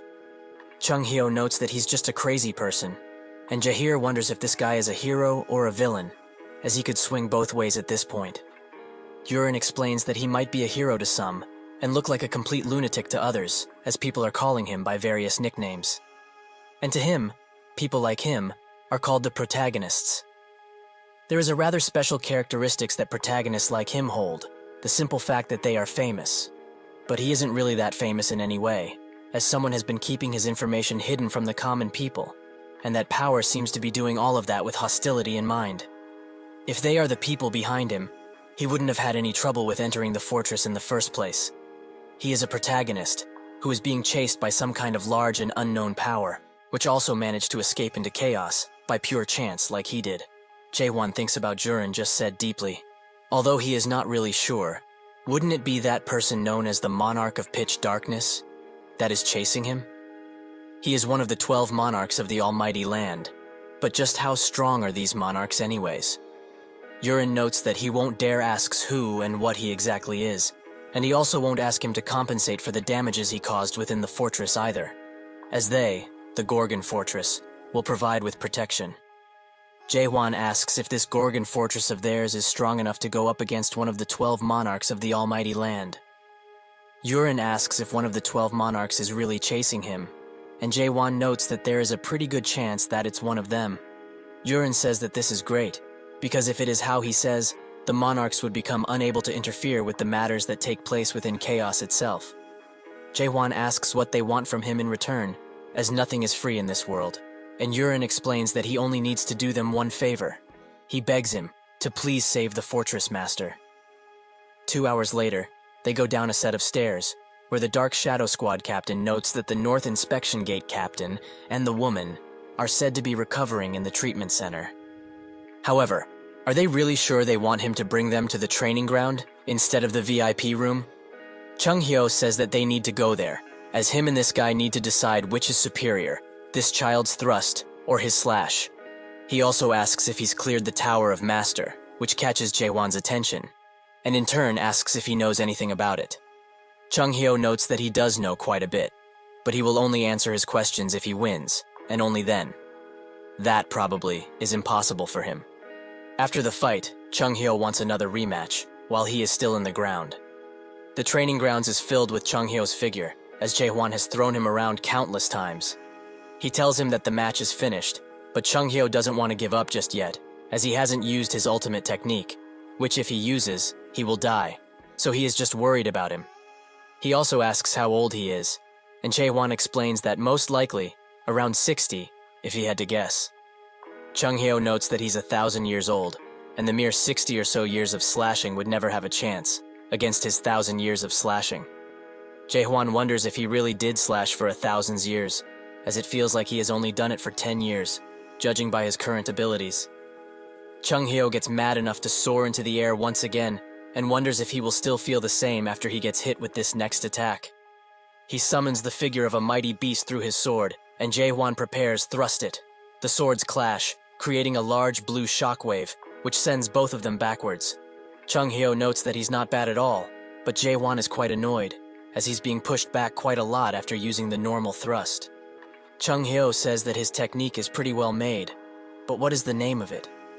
Jae-hwan notes that it's just normal thrust, which Chung Hyo finds as quite the arrogant name, as if he names it like such. Then it makes it look like he has an even stronger technique. Jae-hwan says that a stronger technique does exist, and he charges it up. Chung Hyo wonders what he's showing him, and gets extremely scared, as this guy is starting to resemble the Soul King of Chaos. His mind wanted to forget the horror he experienced when he faced the king, but now, it has resurfaced. Would he really be able to cut through something that reminded him of the Soul King? Of course, nothing is really comparable, but that certain level of power will literally blow the Gorgon Fortress from the inside out. Jae-hwan is ready to unleash the attack, but to prevent the imminent destruction to happen, Chung Hyo gives up the fight, noting that he lost. In the 5th region of the Almighty Land, the region of Strong Steel, inside of a fortress, a man asks what happened to Pitch Darkness. Another man explains that, based on what he found out, the current Pitch Darkness monarch is trying to contact Chaos. The unbending Strong Steel, the monarch of Strong Steel, Heo Yu, asks why he would do that. All of the monarchs of the Almighty Land have already signed a secret agreement to not interfere with the matters of Chaos at all. The subordinate stars shaking, and notes that the matter is a bit more complicated than this, so he urges him to look at the screen, first and foremost. Heo looks at it for a second, and notes that it's the video of the guy who went solo on the 99th floor. But what about it? Wasn't it edited in the first place? The subordinate explains that the product in the video is said to be in a contract with the 9th region's monarch of Pitch Darkness. This intrigues Heo, and he asks where the product is in the first place. The subordinate starts shaking again, and notes that he most likely refused to clear the tutorial fully, literally broke through the ceiling of the tower, and escaped into chaos by his lonesome. Heo notes that the cultivator that stayed on the 100th floor should have been watching him. So what happened with him for all of this to happen? The subordinate says that the product slayed the cultivator, and Heo asks if he's just joking around. The subordinate says that he also couldn't believe it at first, but the monarch of Pitch Darkness has confirmed that everything he said right now is the truth. Heo starts pondering, and wonders if that bastard of a monarch has connections with Chaos. The subordinate explains that they found something extremely strange during their investigations, as the monarch of Pitch Darkness seems to be involved with the matters of Chaos, and for a long while now. Out of the 10 clans within Chaos, a few have been in constant and direct contact with the monarch of Pitch Darkness. Heo looks at the tree, and wonders just what is Pitch Darkness up to. He tells the subordinate to send the letter to help him get access to Chaos, and in turn he asks if he really is intending to get involved in the matters of Chaos. Hio explains that he will just be observing the situation as a whole, as he needs to know what exactly is happening in there after all. He also commands for 10 elite warriors of the Gold 1 grade and Haiyang to be sent. Hio looks in the distance and wonders if Chung Hyo is doing well in there. He would have had a long and fruitful personality were it not for that trashy personality of his. But now, he's probably living a quiet life in there. Jumping back to Chung Hyo, who is clinging onto Jaewon's sword for dear life, as he won't let him unleash that attack. Jaewon, however, has already heard him and asks him to just get off. Chung Hyo gets down and wonders just what kind of man would be able to do something like that after just 40 years of simple thrusting. Jaewon explains that he probably thrusted around 10 billion times, give or take, but Chung Hyo doesn't believe a word of it, as he would have needed to do 8 thrusts a second every day for 40 straight years, without eating or sleeping at all. Jaewon says that he can do 100 thrusts in a second, not just a measly 8. If he's asking of how he only thought of using his sword for thrusting, he will answer. Golden energy starts coming from him, and Chung Hyo's eyes widen, as he is now exerting the same alien energy that he did when they first met. It wasn't pressure at all that he felt, only a thrust that bears a hostility which would make mere people faint. All of that hostility is thrown towards this world. He can't believe his eyes, as this child has become the thrust himself and is thrusting towards this world every second that passes by, even at this very moment. Jaewon already told him that he thrusted about 10 billion times, and counting. By the way, he hopes he remembers the contract they both signed before dueling, where the loser would have to grant the wish of the winner. Jaewon starts reading off the plea Chung Hyo put on this paper, who tells him to stop, as he heard him already, so there is no need for something like this. However, is he perhaps intending to use him as his subordinate from now on? Jaewon explains that he wasn't thinking of doing anything of the sort, as he simply wants him to just answer a few questions honestly. That is all. Chung Hyo notes that he will, but they should take a walk outside then. Firstly, Jaewon asks what the Tower of Master is. Chung Hyo notes that he probably knows that a mayor made the Tower of Nightmares. Well, the towers made by the mayors have ranks, from F to S. However, among the mayors, there are those who simply do not care for such things as rankings. A master is someone who already made S-rank towers when they were but an apprentice, and someone who reached the top as a renowned artisan quickly. But not all towers made by a master would be a Tower of Master per se. Among them, there are towers that are made with no real intention to perform cultivations in the first place, and only unique towers are known as Tower of Master. Jaewon asks why they would make those towers in the first place, and Chung Hyo explains that he, and nobody else knows what these masters are truly thinking, as the masters themselves are individuals that are seeking the world's truth, after all. However, one thing is for certain. Among those who cleared the Tower of Master awakened would appear every now and then. Jaewon asks if he's from the Tower of Master, and Chung Hyo notes that he's from the 4th Tower of the Master, Melville. It was a tower known as the Moby Dick in that world. A gigantic white whale would appear on the 1st floor of the tower and target humans every minute it stood above water. It's not that difficult for the current him, but back then, it was a tower that was very similar to a world disaster. Many of the martial artists of Murim died in there, and clearing that tower was like a miracle. Chung Hyo notes that he also looks like a person who came from a Tower of Master. But the question is, who made his tower? Jaewon notes that Mullark did, and Chung Hyo is quite surprised by this piece of information, as he didn't think there would be anyone who managed to clear one of his towers. Jaewon asks if he knows him, and Chung Hyo says that he sure does, as they have traveled together. Jaewon would like an explanation, and Chung Hyo notes that the story is pretty long, so they should go somewhere else if he wants to hear it. They go to an open bar, where Claire hands them a few unicorn kebabs. Chung Hyo asks her if she's going to be serving meat and drink from a stall for the time being, and Claire explains that a certain someone, who is here and shall not be named, destroyed her bar. Chung Hyo says that it's hard to believe she still opened up shop after having gone through a lot back in the day. She sure likes money. Jaewon looks at the food, and at the people around, and is quite hesitant. Chung Hyo notes that he must feel like something is off. It doesn't feel like they are still alive, yet food and drink still exists in a world where people don't feel hunger, isn't that right? He finished chugging his drink, and explains that Chaos was originally a blessed world. This place was one where souls that were worn out from the Almighty Land's war went to their well-deserved rest. Everyone was able to regain their lives after being released from them. The warriors dropped their swords and bows, while wandering minstrels sang about peace and no wars. Jaehwan notices a few drunkards fighting and thinks that is because of the drink, but when he goes to taste it, the mead tastes just like water. Chung Hyo explains that drunkards do not exist in this world, as they are just acting like they are. In chaos, one doesn't get drunk, hungry, or old after all. However, in such a paradise, humans started to want the opposite. They missed real life, which had the chance of death, and started to act like they were living true real life. A life where if they didn't eat, they would die, and if they drank the mead, they would get drunk. A life where they have a physical real body and a beating living heart. However, one random day, drunkards started to appear, an expedition of dreams, of the impossible, and gathers people together to rediscover real life. That would be the Abyss Expedition.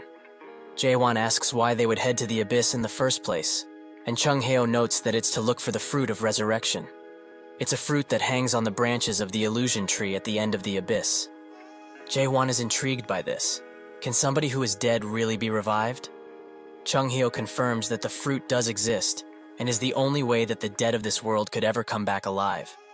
The Abyss Expedition is an alliance formed for the sake of seeking that fruit, and at the time, he had awakened already, and was at the age where he was basically fearless. Jaehwan asks if Mullark was also part of that expedition, and Chung Hyo confirms that he was, the leader of the expedition actually. He was a really unique existence. He remembers the first time he met him, where Mullark applauded him for becoming an incomplete awakener without abandoning his emotions. He is truly walking a unique path among others. Chung Hyo asks him to save those words for someone else, and Mullark wonders if he's upset because of cultivation. Chung Hyo throws his sword at him and asks why a mayor like him would want to go to the Abyss, as they usually coop themselves in a room and create towers. Mullark notes that he has no words for that, as apologizing would be useless right now, because that is something that he has to carry with him for the rest of his life.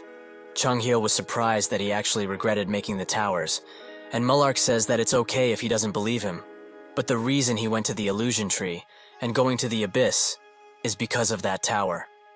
The one that would end all cultivation, that his reason for joining this expedition. Jaehwan asks if the expedition was successful. Chung Hyo explains that he was only able to reach the entrance of the Abyss because he fell behind on the way. But it does seem that Mullark reached the top of the illusion tree, because a lot of fruits began to drop from the branches. Thanks to that, each of the expedition members were able to go back to chaos with lots and lots of fruits. Jaehwan thinks that if it is so, why is this old man still in chaos? Claire urges him to get his facts straight, as that expedition was a failure, and he knows that all too well. Chung Hyo explains that they only succeeded up to the part where they obtained the fruit, as when they were heading back, those bastards were waiting for them at the entrance, ready. The monarchs and the patriarchs of the almighty land. While they didn't muster up enough courage to go back into the Abyss, the 4 fortress masters and 10 faction leader who were also a part of the expedition weren't a match for those guys at all. There was a crystal clear difference in power, and were in a totally different league. That was how the fruit was stolen from their hands, and those bastards used the fruits that they stole to revive themselves each time they died. They have been doing that for well over 900 years. It's as if they had another place that's built for them, a place known as the Resurrection Palace. The monarchs and 5 great families take turns reviving their dead, and it was decided from the start who would live, the only ones who could live actual proper lives. Jaehwan thinks that this must be why everyone around here is so lethargic, as they know that the real life they wanted, the fruit, was stole away from them.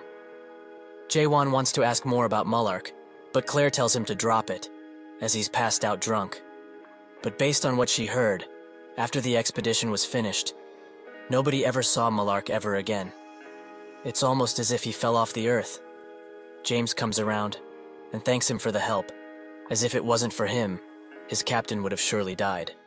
Jaehwan seems to have forgotten about him, and James explains that the next time he enters Gorgon, he should do so through the North Gate, as he won't need identification there. Of course, they should keep this a secret from the captain.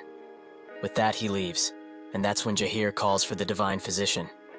He is clearly distraught, and notes that they've got some big trouble. They all rush as fast as they can, and Haewon can feel the energy around. Judging by this, it means that the Fortress Master is in that state already, a full dead. The spiritual pressure he is feeling right now, much more than what he felt from the dead that he fought previously. It's coming from deep within the fortress, or rather, more accurately, beneath from it. This makes him think of Yurin, and the favor he asked him for with a serious face. He remembers that he said that he won't have to pay for any of the damage he caused inside of the fortress, and will additionally provide him with protection should it be necessary.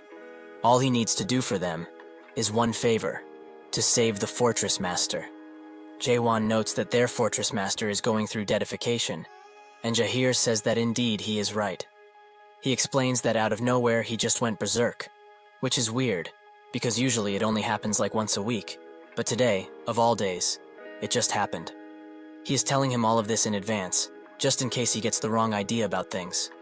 The Fortress Master is a really good person, and before his deadification unfortunately began, he was basically a living legend, since he was someone who also went to the Abyss expedition, with Mullark, and the Divine Physician. This makes Jaewon pay more attention to the conversation at hand, and Jaheir says that, from what he saw at least, he is also able to perform the dead slash, right? Since the Divine Physician is in that poor state, can't he do it in his stead? Jaewon outright refuses him, as he simply imitated what this old head did, and is certainly not as good as him. This might have been different had he learnt from him, though. Suddenly, the ground starts to tremor beneath their feet, and Jaheir now fears the worst, as he knows what that is. Suddenly, a surge of dead energy comes out of the fortress, and releases a large shockwave all around. Jaheir covers himself, but that's when he notices two peculiar people standing at the top of the fortress: the Disruption Tower Captain and the Despair Tower Captain. They say that it's been a while since they met, and Jaewon hears their whispers, which say that the guy carrying the Divine Physician is the one who can also use Dead Slash. Jaheir pleads with them to step aside, as there is an urgent matter they must attend to, but they also probably know what already. They descend, and note that what he is asking them to do is quite a problem, as they have their orders that need to be completed. Jaheir asks whose orders are those, and with a stern look on his face, demands to know if they are really intending to go against the wishes of the heavens like this. They say that the only heaven they have, and worship, is the Forbidden Heaven. They rush in and jump in the air, preparing to attack. Jaheir notices how fast they were, and pushes Jaewon out of the way before anything can happen to him. They both land at the same time, creating a large explosion upon impact, but Jaheir managed to block the both of them with only his blade. Jaewon watches him and notes that he is doing quite well. Jaheir thinks that he didn't expect at all that the Forbidden Heaven clan would have people inside of the fortress. He notes that they grew quite a lot for outer fortress residents, but still, do they even know who they are facing right now? They say that he shouldn't underestimate them so much, as they are not the same people anymore. Jaheir advises the both of them to think very carefully about this, as if they turn back now, the Fortress Master will surely forgive them. One of them notes that if he's talking about the same fortress monster that is being locked up down there now, he can forget it. That thing, because it can't be called human anymore, can't even control its own strength, and can't distinguish between good and evil anymore. That is not the same heaven that they served. Him being the extermination squad captain and all, why is he still serving the thing he swore to destroy, despite the current situation? Jaheir looks at them dead in the eyes, and notes that he believes, with all of his heart, that the Tower Master will return to what he was originally. Suddenly, Other comes behind him and swings the hammer at his head. Before Jaheir can react, the hammer lands, throwing him into a wall. If only he would have been a little more wiser, they wouldn't have had to fight like this. Isn't that the case? Jaheir tries to get up to his feet, and thinks that these two are just Stage 4 adapters, so there is no way they could defeat someone like himself, who is a Stage 5 adapter, even though he is outnumbered. How are they doing this much damage in the first place? He can't even estimate how fast or strong they are anymore, as this isn't any type of normal growth he has ever seen. It's almost as if they received the boost from the deadification. Something is seriously wrong here, and this is starting to get too dangerous. He tries to tell Jaewon to leave while he still can, but Jaewon is having none of it, and throws Chung Hyo at him, who is still passed out, even after all of this. Jaewon explains that this was revenge for pushing him earlier, and that's when the disruption team captain grabs his attention. He asks if he really is able to perform the dead slash, just like the divine physician. Jaewon asks what it is to them, and they start talking between each other using telepathy, which Jaewon can see. They gather that the guy in front of them is a non-adapter, so he is probably talking nonsense. What can he really do with that short sword of his? Also, his physique isn't great, so he won't even be able to throw a proper punch, they think. Jaewon instantly transports himself behind them and asks if they are talking about a punch like this one. Before the disruption captain can react, his cheek is met with Jaewon's fist, which sends him into the wall. The despair captain tries to defend himself immediately after seeing this, and Jaewon explains that they have way too many openings, which basically leaves them defenseless. He punches the disruption captain as hard as he can, which breaks his helmet a bit. He stands on his feet, however, and slashes downwards, which Jaewon easily dodges. He starts spinning the spear, which creates some distance between them, allowing him to charge in, while Jaewon is still on the retreat. He thinks that he became much stronger than he was, so where did this sudden energy come from? The need of revenge? Or perhaps is his heart full of hatred? He looks at him one more time and deduces that it's neither of those. What drives this lunatic is fear, and fear alone. Are they really trying to betray others in their condition? Just plain ridiculous. Jaewon notes that he isn't the savior they think he is, that tiny old man is. However, killing the both of them will be an entirely different story. He jumps high into the air and prepares to descend like a hawk upon him. Inside of the fortress's deepest chamber, Yurin, accompanied by someone else, watch the fortress master, both with concerned looks on their faces. Yurin explains that it hasn't even been a single day since the dead slash was used on him, so why in the world is the deadification still advancing? The divine physician himself came this morning, and they together confirmed that the deadification had calmed down, so why did it go berserk all of a sudden? He can't believe that something like this happened when they just found a sliver of hope, a silver lining to all of this. If the fortress master had lasted for just one more month, they might have been able to release him of this damned curse. Earlier, Chung Hyo explained that it's too hard to do right now, as Jaewon's dead slash is just an imitation of his, and the situation is very different from Mino's, the girl he saved. The fortress master has a corruption which has seeped into his very being, and in that sense, they are lucky, because a normal person would have become a dead by now. But if they had just another month, Jaewon's dead slash might have been of great help, as even though it hasn't been tried ever before, it just might be possible for two people to use the dead slash in unison, and moreover, if it's him they're talking about, he might be able to even do it alone. Yurin bites his lip in frustration and thinks that there are people here who know about Jaewon, but damn it all, as he was sure that there have been traitors inside of this place since then. He remembers the talk he had with the fortress master, who said that people who are able to control the corruption of their soul have appeared. Yurin asked how that is possible, as only the Emerald Bug Clan could do that previously. The fortress master confirmed that it is so, which is exactly why he must go and have a look himself. Yurin was hesitant to let him, as matters related to soul corruption are the most dangerous thing one can be interested about. He is positive that the other captains would be very happy to come with him. The fortress master said that it seems he doesn't trust him all that much, but he should, as he is one of the few people who managed to survive that battlefield. And although they lost the fruits in it, he is still going to be involved in matter regarding the lives of the people from this fortress, no matter what. But unfortunately, he came back extremely corrupted, and with horrified eyes, almost as if he saw something which he shouldn't have. That's when these people appeared, and started watching him the moment he came back from his walk around the outer fortress, where he got infected in such matter. Now that he thinks about it, things just line up too perfectly. Was it really Maihan that did all of this?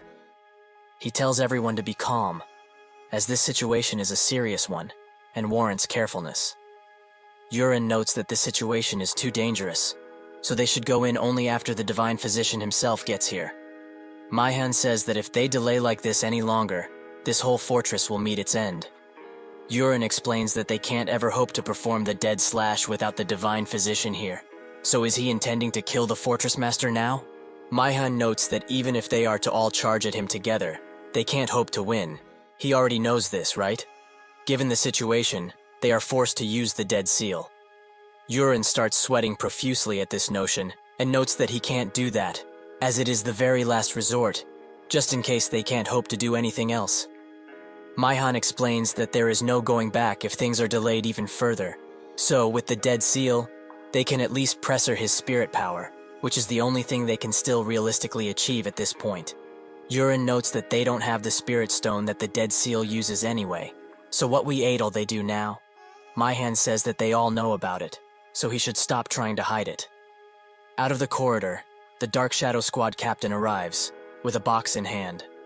Yurin is extremely shocked, as even the Dark Shadow Squad captain, who belonged to the inner administration, is a traitorous dog. That box contains what Yewan had, the Spirit Stone. Maihan explains that the future of the entire Gorgon is at risk here, so how dare he try and hide such a thing? He knows all too well what would happen if the Fortress Master really completed his deadification.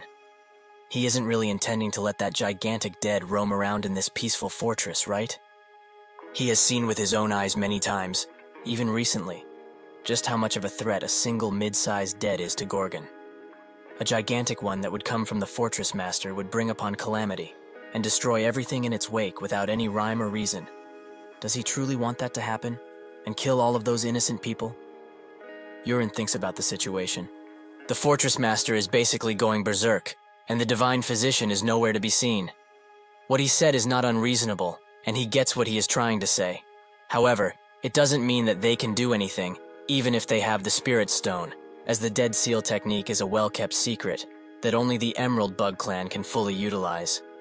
Maihan tells him to not worry about that, as he has already brought people in here who know how to use that oh-so-infamous technique. They are not of the Emerald Bug Clan, but they will do the job just as well.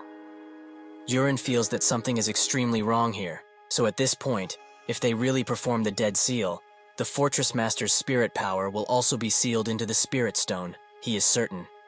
Since there are no successors within Chaos, anyone who gets hold of this Spirit Stone has the Fortress Master's spirit power and will inherit it, becoming the next master of the Gorgon Fortress. If that Spirit Stone falls into some dangerous hands, it will be disastrous.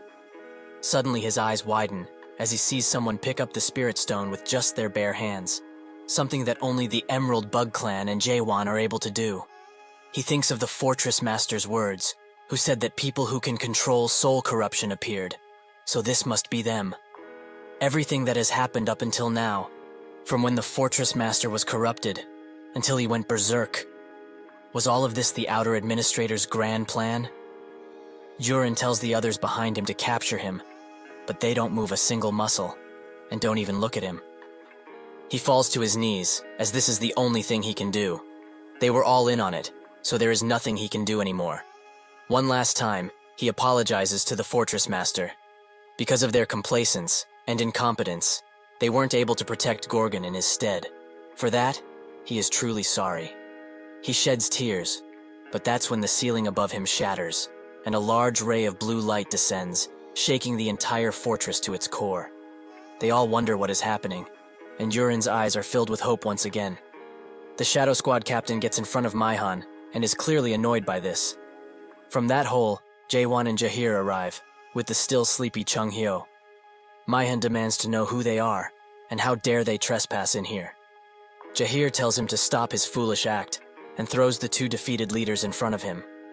Their traitorous acts have been exposed to the world already, as his people have spilled out plenty. The Disruption Team captain apologizes, and in that second, explodes. Jahir demands to know what he is doing to them, and Maihan explains that he probably offed himself upon being exposed. So how can he blame him on someone wanting to take their life like this? Jahir thinks that his act is just ridiculous, and tells everyone to get a grip on things, as this is a full-blown rebellion at this point. If the Dead Seal is completed, everything the Outer Administrator planned will come to fruition. Suddenly 4 men surround him, and one apologizes for doing this. This is the will of the Forbidden Heaven clan, so all he needs to do is stay put until the seal is completed. Jahir calls them cowards, and Yewan looks at this. He notes that in return for saving the Fortress Master, he was offered protection at first, but he made the wrong promise, as Gorgon can't even defend itself nowadays. So, they will change the contents of the promise. He will save the Fortress Master, kill all of the traitors in this room. All he wants in return is this old decrepit man, as he wants to set up the Abyss expedition once again. This catches everyone by surprise, especially Maihan, who seems to not be happy about this. He calls his idea a bunch of nonsense from an unknowing fool. He already heard of the story about a certain person who was able to kill Janya, who was dead, in one single strike. He thought that it was a lie at first, but now he thinks that it's true. If this really is the case, they will have to go all out on him. Jae-won clenches his sword, and Maihan commands everyone to attack, and they surround Jae-won and Jahir in an instant. With a few light thrusts, he clears out the people who attacked Jahir, and even cuts the hand of the Shadow Captain. He keeps attacking, but they keep coming at him, in an endless onslaught of people. He stops attacking and sighs. Jae-won waits for all of them to be in one place, and uses a normal thrust to wipe them out. The attack also reaches Maihan, who desperately tries to block it, but can only deflect it, as it is too powerful to fully block. The attack lands next to the Fortress Master, and Maihan stares in shock at the gigantic hole it made. If he got hit with that, he is almost certain that he wouldn't have made it out alive. Jurin and Jahir are also very shocked. Outside, whispers on what this rebellion is planning to do can be heard, and Jae-won finds out that they will use the black cloud on the entire Gorgon, which makes him quite mad.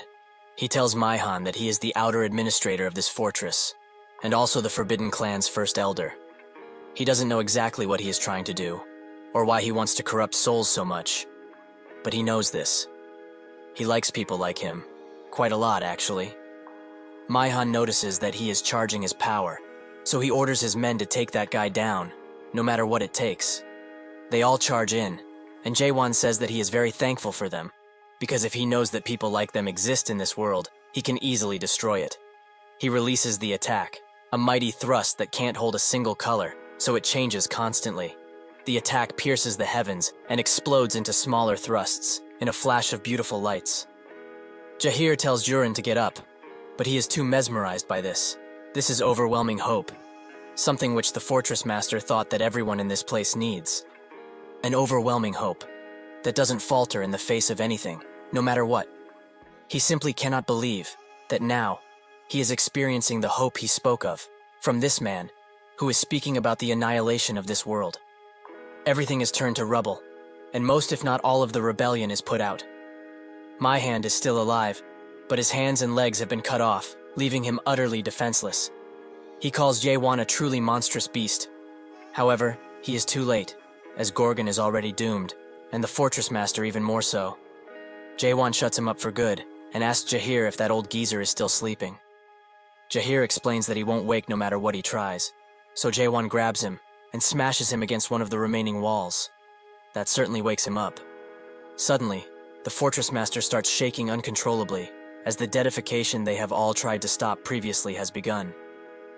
The system warns everybody that the Fortress Master's soul corruption has unfortunately reached past 99.9%, so the only thing it can do now is estimate the danger level. The others wonder what is going on, and Jahir screams for the Fortress Master, but nobody answers.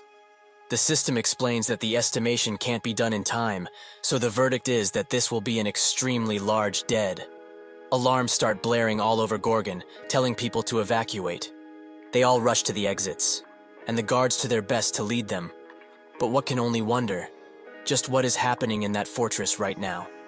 Chung Hyo tells Jahir to escort Jurin out of the premises, as they have something to do. Jae-won will be coming with him, as even if he can't save anyone with that sharp thrust of his, but instead, he will be helping in clearing the path. Jae-won asks why he got a new sword, and when. Chung Hyo angrily notes that he broke the last one, so they should stop with the chatter and get to work already. They enter the spirit world, inside of the Fortress Master, and Chung Hyo takes no time in cutting him with all of his might. This brings back the memories of them drinking until they were passed out drunk, or trying to be, and how much they had at the time.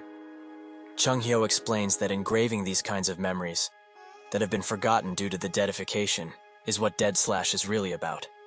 If they are filled with memories about their loved ones and the things they cherish most, at least, the worst can be avoided. Suddenly, his expression changes drastically, and a new image pops up, one of war and death. Chung Hyo wonders if this really is the Fortress Master, but when the figure turns its head, it reveals its eyes, which are filled with hatred, anger, and bloodthirst. Chung Hyo says that cannot be the Fortress Master, but his eyes turn into the same ones the figure had. The ground starts to shake around them, and Chung Hyo explains that this shouldn't have happened. Something is seriously wrong. This thing is not the Fortress Master anymore. It's something much more deadly. He breaks out of the restraints and starts convulsing rapidly while rising into the air. His eyes turn dark for a second, but are renewed with the same red pupil shortly after. His fingers become slim and long. His back is filled with darkness, and a crest appears on his forehead. The possession of the Fortress Master is now complete. Chung Hyo watches all of this in horror and explains that thing isn't the Fortress Master. It's something he knows, or someone. He slowly descends to the ground, and the very moment he touches it, they are both struck with an extremely heavy pressure. The figure starts speaking, and notes that it would have never guessed it would be able to descend into this world with the help of this body. In the end, even this person, who was quite powerful, became a dead, right? He also recognizes Chung Hyo and begins smiling widely. What is an incomplete awakened like him still doing around here in chaos? Didn't he find what he wanted in Abyss 9 years ago? Chung Hyo starts shaking uncontrollably, as this is the master of the Dead Palace that is situated in the middle of chaos, and also the only being that is able to open the door leading into the Abyss. His name, the Soul King, Catastrophe. Jaewon tries to use question on him, but nothing seems to work, as he is very similar to a dead, but at the same time, a completely different being. Catastrophe flicks his finger and asks why he hasn't left chaos yet. This flick erases Chung Hyo's established world in an instant, and replaces it with a dark, vicious world where he can do as he pleases. He asks if he hasn't left because he wants to protect this utterly pathetic and useless world. Chung Hyo is at a loss for words, as with just one finger, he managed to erase his established world. Catastrophe also looks at Jaewon and finds him as quite the curious being, since he is a human, that still possesses his very heart, even after completely awakening. Chung Hyo thinks that this guy's authority is called Dead Descent, and he most definitely used it on the Fortress Master's body right now. But if that is the case, and this is just a measly clone of him, how can a clone emit this much pressure? It's becoming too overwhelming, even for him. Jaewon says that if he failed, now naturally it's his turn. So he was actually thinking of killing that thing right about now. Catastrophe is quite amused by this notion and asks if his words hold true. He snaps his neck into a crooked shape and notes that truly, he is a very interesting person. Chung Hyo tries to stop Jaewon, explaining that he can't do anything about it right now. Not even the great Muller could hold a candle against the Soul King. Even if this is a clone, he mustn't rush into battle like this. Jaewon urges him to not be so scared, as he is sure he can beat him. Chung Hyo looks at him and wonders, just how is this child so calm when facing an impossible task? Catastrophe starts laughing loudly and maniacally, with his mouth being contorted to open even wider. Suddenly he stops, and after a few convulsions and dark energy emitting around him, he pulls out a sword out of his gaping mouth.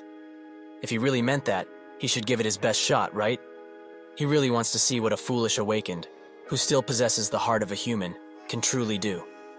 Chung Hyo recognizes the sword he just manifested. It is called the Void Sword. This weapon is extremely powerful and feared, as it turned half of the previous expedition squad into dead, with just a slash. He cannot believe he is seeing that thing go into action once again. Catastrophe charges in, and Jaewon barely dodges the attack. He explains that he has seen eyes like his previously. He is trying to go into the Abyss, isn't that right? Chung Hyo is quite surprised by this reveal, as he didn't know. It is a fact that they don't have much information about this guy. But will he really be going to the Abyss, of all places? Catastrophe notes that people like him, who are trying to get to the end of this world, still exist, despite him thinking otherwise. But he is much too weak to do anything, as he is not even as strong as that Mayor Mullark from over 900 years ago. He strikes at Jaewon, who uses his hand to get away from his slash, and uses a thrust to remove the other arm. Jaewon thinks that he is already at an advantage, since he removed his arm, but Catastrophe just grows it back, and uses Jaewon's surprise to his advantage. He moves swiftly to his side and manages to hit him in the arm, but the rest of the attack is missed. Jaewon uses a thrust to hit him in the torso, but Catastrophe is not phased in all, so he uses all of this, and tries to kill Jaewon right now with a large strike. After the rubble and dust settles, only Jaewon's cape remains, as he has used it to back away. Catastrophe explains that this corruption is basically a disease that advances time. So with just a hit of the Void Sword, several centuries or perhaps even millenniums would pass by on that particular wound. Souls that can't withstand this grow extremely old and corrupted. With all of this combined, they turn into dead. Jaewon notes that something like this won't move him, so he strikes his own old flesh and soul, noting that he will just rip it all away if he really has to. Catastrophe is quite surprised that he would cut away a part of his soul, which has only grown old like this. He must commend him for this impressive mental fortitude. However, that is all he has right now, and can't hope to ever defeat him. Suddenly shards come out of his chest and mouth. Jaewon is shocked at this, and those shards turn into void swords, which are ready to strike at a moment's notice. The swords fly into Jaewon's direction, who tries to protect Chung Hyo. Catastrophe notes that, now that he has managed to take a closer look, isn't the sword he has within that crafted sheath a replica from the Mayor Tower? That is pretty impressive, considering it is just a toy, made by the mayor. A few swords get past Jaewon's defenses, and strike him in the leg and arm. Chung Hyo screams at him to do that, and Jaewon takes no time in piercing himself in order to stop the aging. Catastrophe doesn't stop attacking, however, and their swords clash, creating a large shockwave which sends Chung Hyo away. Catastrophe explains that if he keeps fighting in this manner, his soul won't last for long. Jaewon sneers at him, but thinks that he is right, as he won't be able to do anything if he keeps striking himself like this. No matter how many times he tries to use question on him, he just can't see his weakness, and he also can't focus, as there are strange particles around, messing with his sight. He thinks of Chung Hyo's explanation of the world, which is named the White World.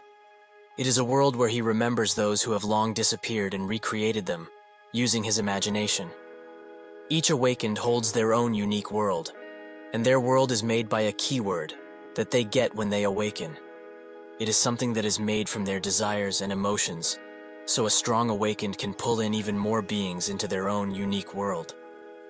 Jaewon thinks that if this really is the case, he can at least try. He strikes weapons with Catastrophe and uses the momentum to make some distance. With that, he activates his eyes glow as he activates his very own world, the Moon Eye. Chung Hyo looks at this real depiction of the world and notes that this is hell, this world, that he has been living in all of this time and enjoying himself, is hell. A hellish world, made from only loathing and seething anger. Catastrophe is ecstatic, as this is his opponent's ideal world, extremely beautiful. Jaewon takes no time in striking him with all of his might and uses his sword to pin him to the ground. Jaewon thinks that those particles that originally blocked his sight are gone, so now he can focus on the fight and on defeating this guy right now. Suddenly, large tentacles rise out of Catastrophe and he grabs Jaewon with them. He is constantly charging at him like a fool, without even knowing how to really end all of this. He pins Jaewon to the ground with extreme force, which breaks the ground beneath them and smashes him even further and further until nothing of the ground remains, only rubble. He stands above Jaewon and says that he is one who doesn't give up on his hatred. It has truly been a while since he has met such an interesting existence like him. He slowly pulls out the sword from his chest and aims it straight at Jaewon. All of this was quite the fun adventure, but it is a pity, as all things must eventually come to an end. The sword lunges towards Jaewon's head, but just when it seems like nothing can be done anymore, he wakes up and his eyes are golden. In that second, he rises his sword through Catastrophe and cuts him straight in half, while also decapitating him perfectly. This is not really over, as he is only just getting started. He is now ready to fight. Catastrophe notes that his pointless struggle is just plain ridiculous, as he can't hope to ever lay a hand on him in any meaningful way. He starts regenerating from only his head, but this time he contorts into something more macabre and large, so he towers over Jaewon. The crest on his forehead also grows, which makes Jaewon think that this is not good at all. Catastrophe has transformed into a dubious shape, with elongated limbs and neck. He takes no time in striking Jaewon, who dodges the first attack, but he doesn't stop in the relentless attack, so he uses his other hand to send Jaewon flying, who couldn't have ever hoped to dodge this one. He smashes into a wall, which makes him vomit blood, and Catastrophe cuts the rock he was stuck in with all of his might. Chaewon, however, had plenty of time to dodge, and makes his way behind him, where he prepares an extremely large thrust. Catastrophe noticed him, and they clash into a flurry of blue and red. Catastrophe explains that he has watched countless beings try to build the world for millennia, and they all climb to the top of this tree to try and appease and sate their own curiosity. Is he also the same as them, trying to find some kind of answers from this world? What exactly is he asking then? What does he want to know? He presses his sword hardened on Chaewon, who seems to have been caught by surprise with this. However, Catastrophe's sword stops, and a blue hue emits from its blade. Now he truly understands his question. The world itself is his question, isn't that right? Chaewon managed to block the attack, but the impact has taken a toll on him, as he is bleeding once again. Catastrophe continues interrogating him. What is his question? What does he want to make of this world of his in the first place? Destruction, annihilation, or perhaps even extermination? But judging by this world, and the things in it, he wants the end, and that is the most fitting name of this place. What arrogance to make a world such as this one. A mere human dares to question the worth of the illusion tree, and its very existence? Such arrogance must be punished, as not even the wisest men can ever hope to start questioning the illusion tree, and why it is here in the first place. He starts slashing around, and seems to have Chaewon in bad position, but then Chaewon notes that he doesn't know what he is talking about. Catastrophe notes that if this is not the case, what he is doing isn't questioning, right? Chaewon stands below him, and thinks that this situation is all too similar to what he has experienced before, with Beastrain. This makes him think of something, however, as what he is fighting now is a clone that possessed the Fortress Master. So, that would mean that he can do something. He buries his feet into the ground, and uses all of his might into one mighty thrust. This surprises Catastrophe, but he doesn't have time to dodge at all, so he takes the attack full on, which makes a gigantic hole in the wall. Catastrophe slowly regenerates, and notes that his impudence seems to know no limits. Does he actually think he could ever kill him, in any way possible? How foolish, even for a mortal, he is too prideful and weak. He is bored now, so he will put an end to this little game. He charges in, wanting to swallow him whole. Chaewon, however, stands proud and tall, looking at him with his golden eyes. Before he can take a bite of Chaewon's succulent flesh, he jumps high into the air, and a few golden orbs appear once again, and a gigantic line, showing him the path to victory. With newfound confidence, he charges in with all of his might, and lands directly on his back, and on the line that is formed. Catastrophe is now shocked, as what this man just did is a technique that holds the name of crack. Chaewon keeps pushing his sword in, and a gigantic blue explosion occurs. Catastrophe admits defeat, and notes that he will be waiting for him at the entrance that leads to the abyss. He, the one who lives for the end. With that, the water clears, and Chaewon, accompanied by the Tower Master, sit in the water, tired and relieved. While resting from the most grueling battle of his life, Chaewon thinks that he needs to become stronger, no matter what. Just thrusting isn't enough anymore, especially since he used the strong thrust, which worked wonders against a lot of people. But versus a single strong individual, it is not as strong, due to the damage radius being far too wide. In this fight, he was only able to use it to distract and buy time, whenever he could. It seems that after all, thrusting isn't the solution to everything like he expected, and so he needs to create a new technique to deal with more powerful enemies. The day begins anew, and the others are checking on Chung Hyo, who seems passed out once again, but this time, not from drinking too much. Suddenly, the Fortress Master speaks to Chaewon and urges him to come near him for a little while. Chaewon does just that, and the Fortress Master explains that, even though he became a dead, he could still see, and observed him with great interest. He thanks him for fighting the Soul King on his own, and grabs his arm very tightly.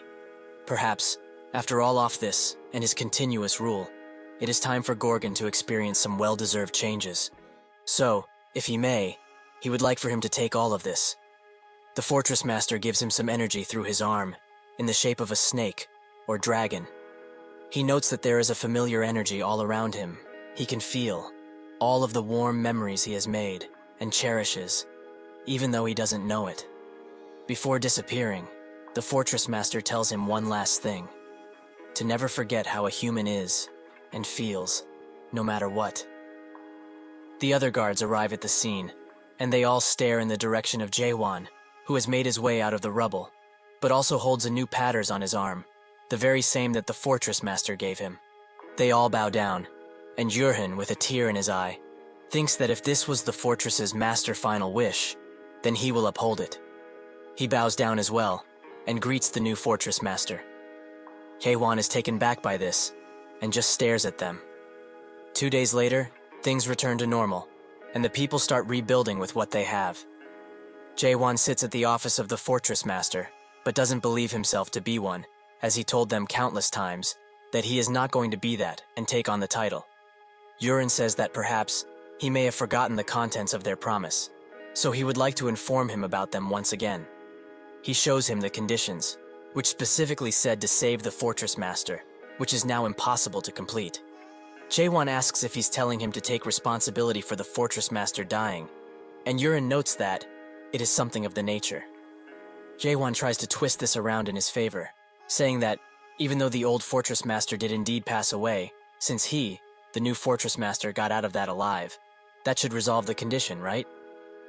Yurhin smiles, and notes that he is very right, so therefore, he has to keep that promise in the future too, since he is now the Fortress Master, even though he denies it.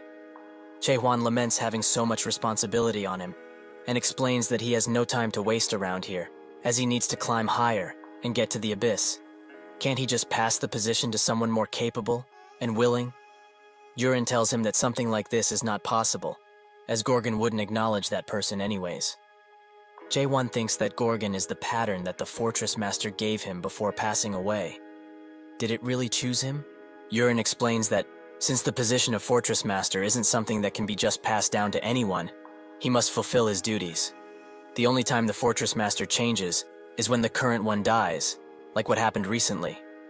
Additionally, he has some documents that needs to be looked at for the day. Since he is now the Fortress Master, he also included some useful tips and records that will certainly help him be better. Jaewon picks up one of the files and sees that it's filled with laws, mostly about how nobody can disrespect the Fortress Master. So that is why everyone only said good things about the Fortress Master before.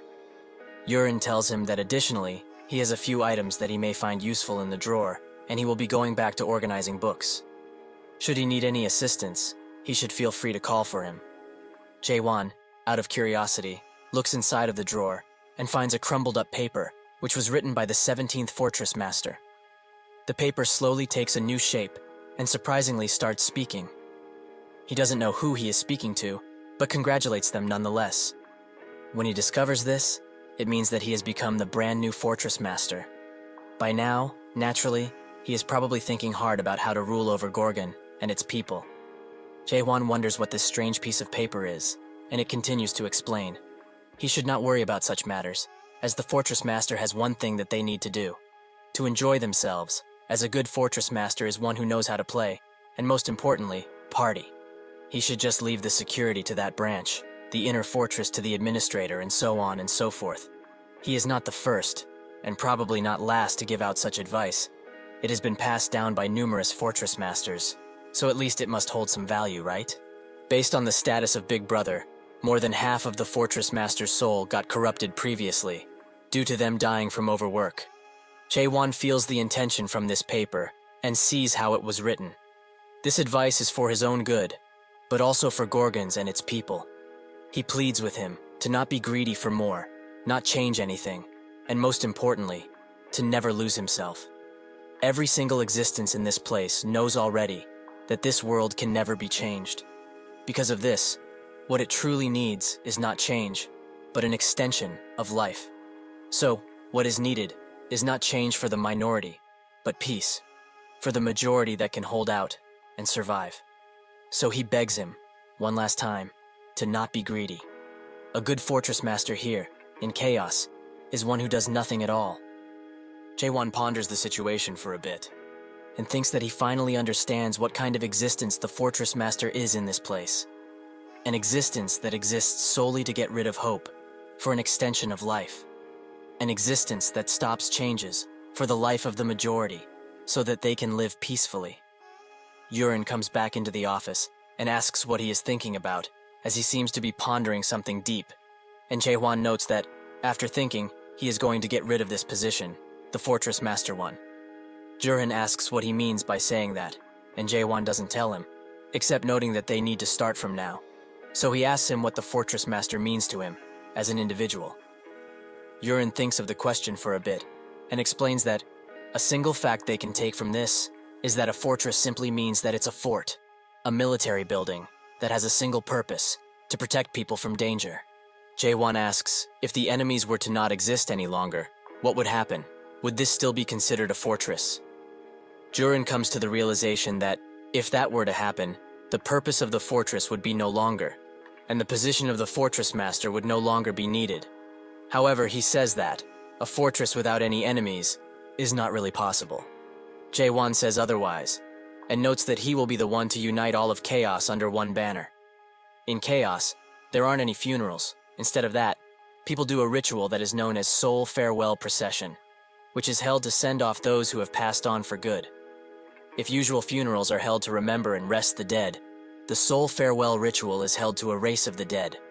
As it is being held, people would talk about the souls of the dead, and after it is over, they will never speak of that particular person ever again.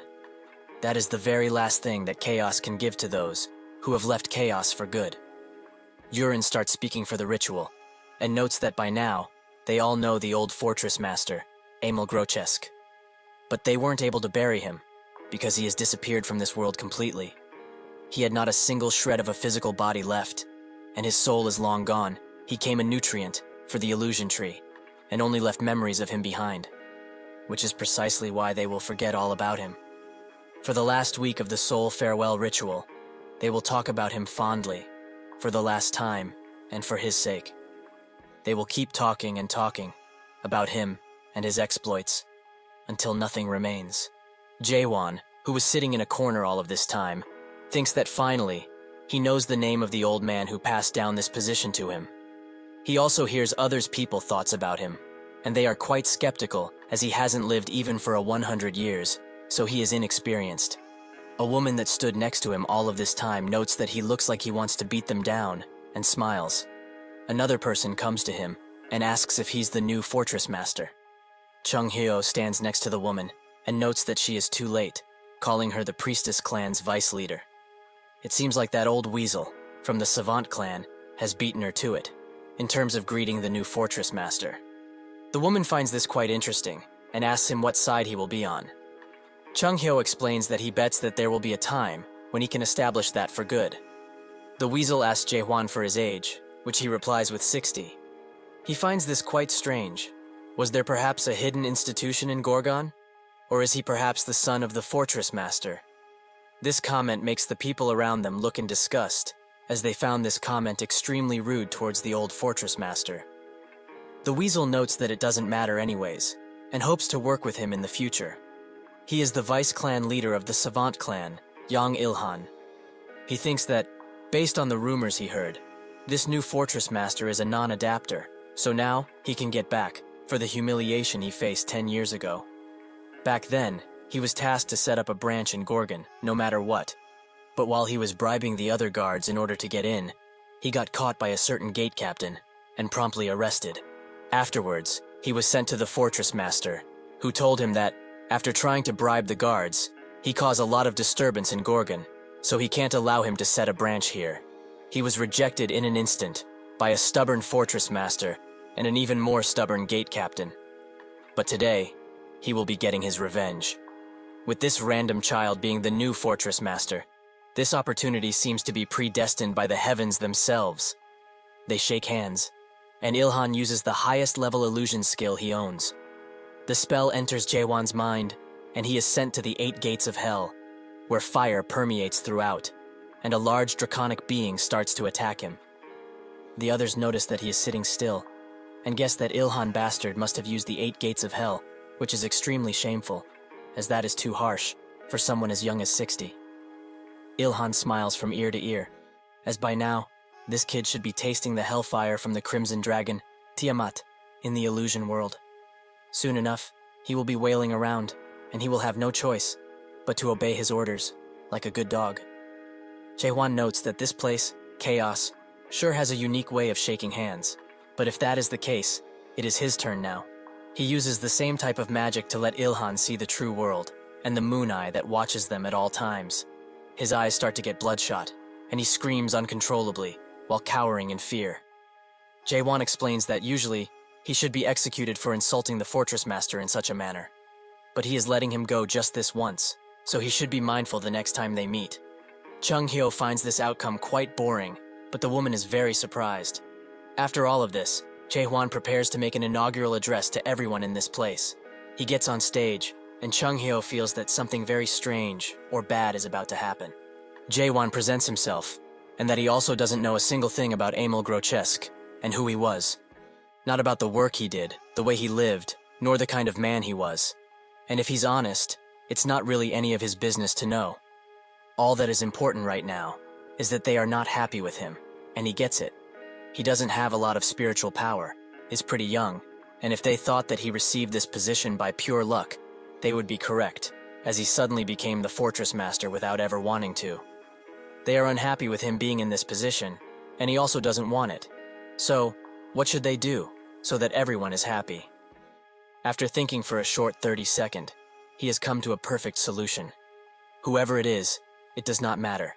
If they manage to defeat him in a one-on-one match, they will be given the position of Fortress Master.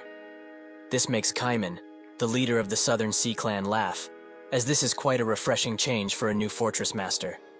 He asks if there are any conditions to this, and Jae-hwan explains that sure, there is one.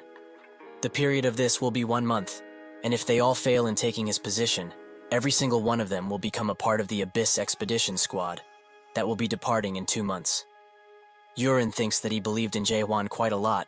Since he saved Gorgon from the Forbidden Heaven clan, he already recognized him as the next Fortress Master. Even if he made those utterly ridiculous declarations, like uniting chaos and all that, he simply observed, even when he felt uneasy. Because in the end, he is still the Fortress Master after all. Surely he wouldn't do anything that would harm the fortress, right? Well, that is what he thought, until Juhire came in screaming that things are starting to get out of control, while he was having his morning routine.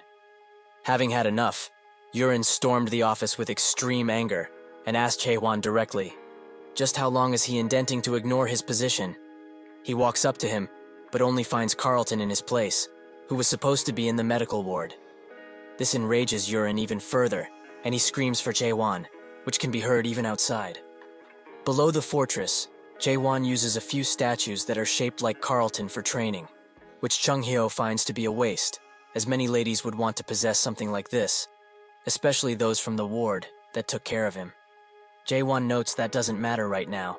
Instead, he should check out the new technique that he created. Jae-hwan starts gathering green energy around him, which intrigues Chung Hyo.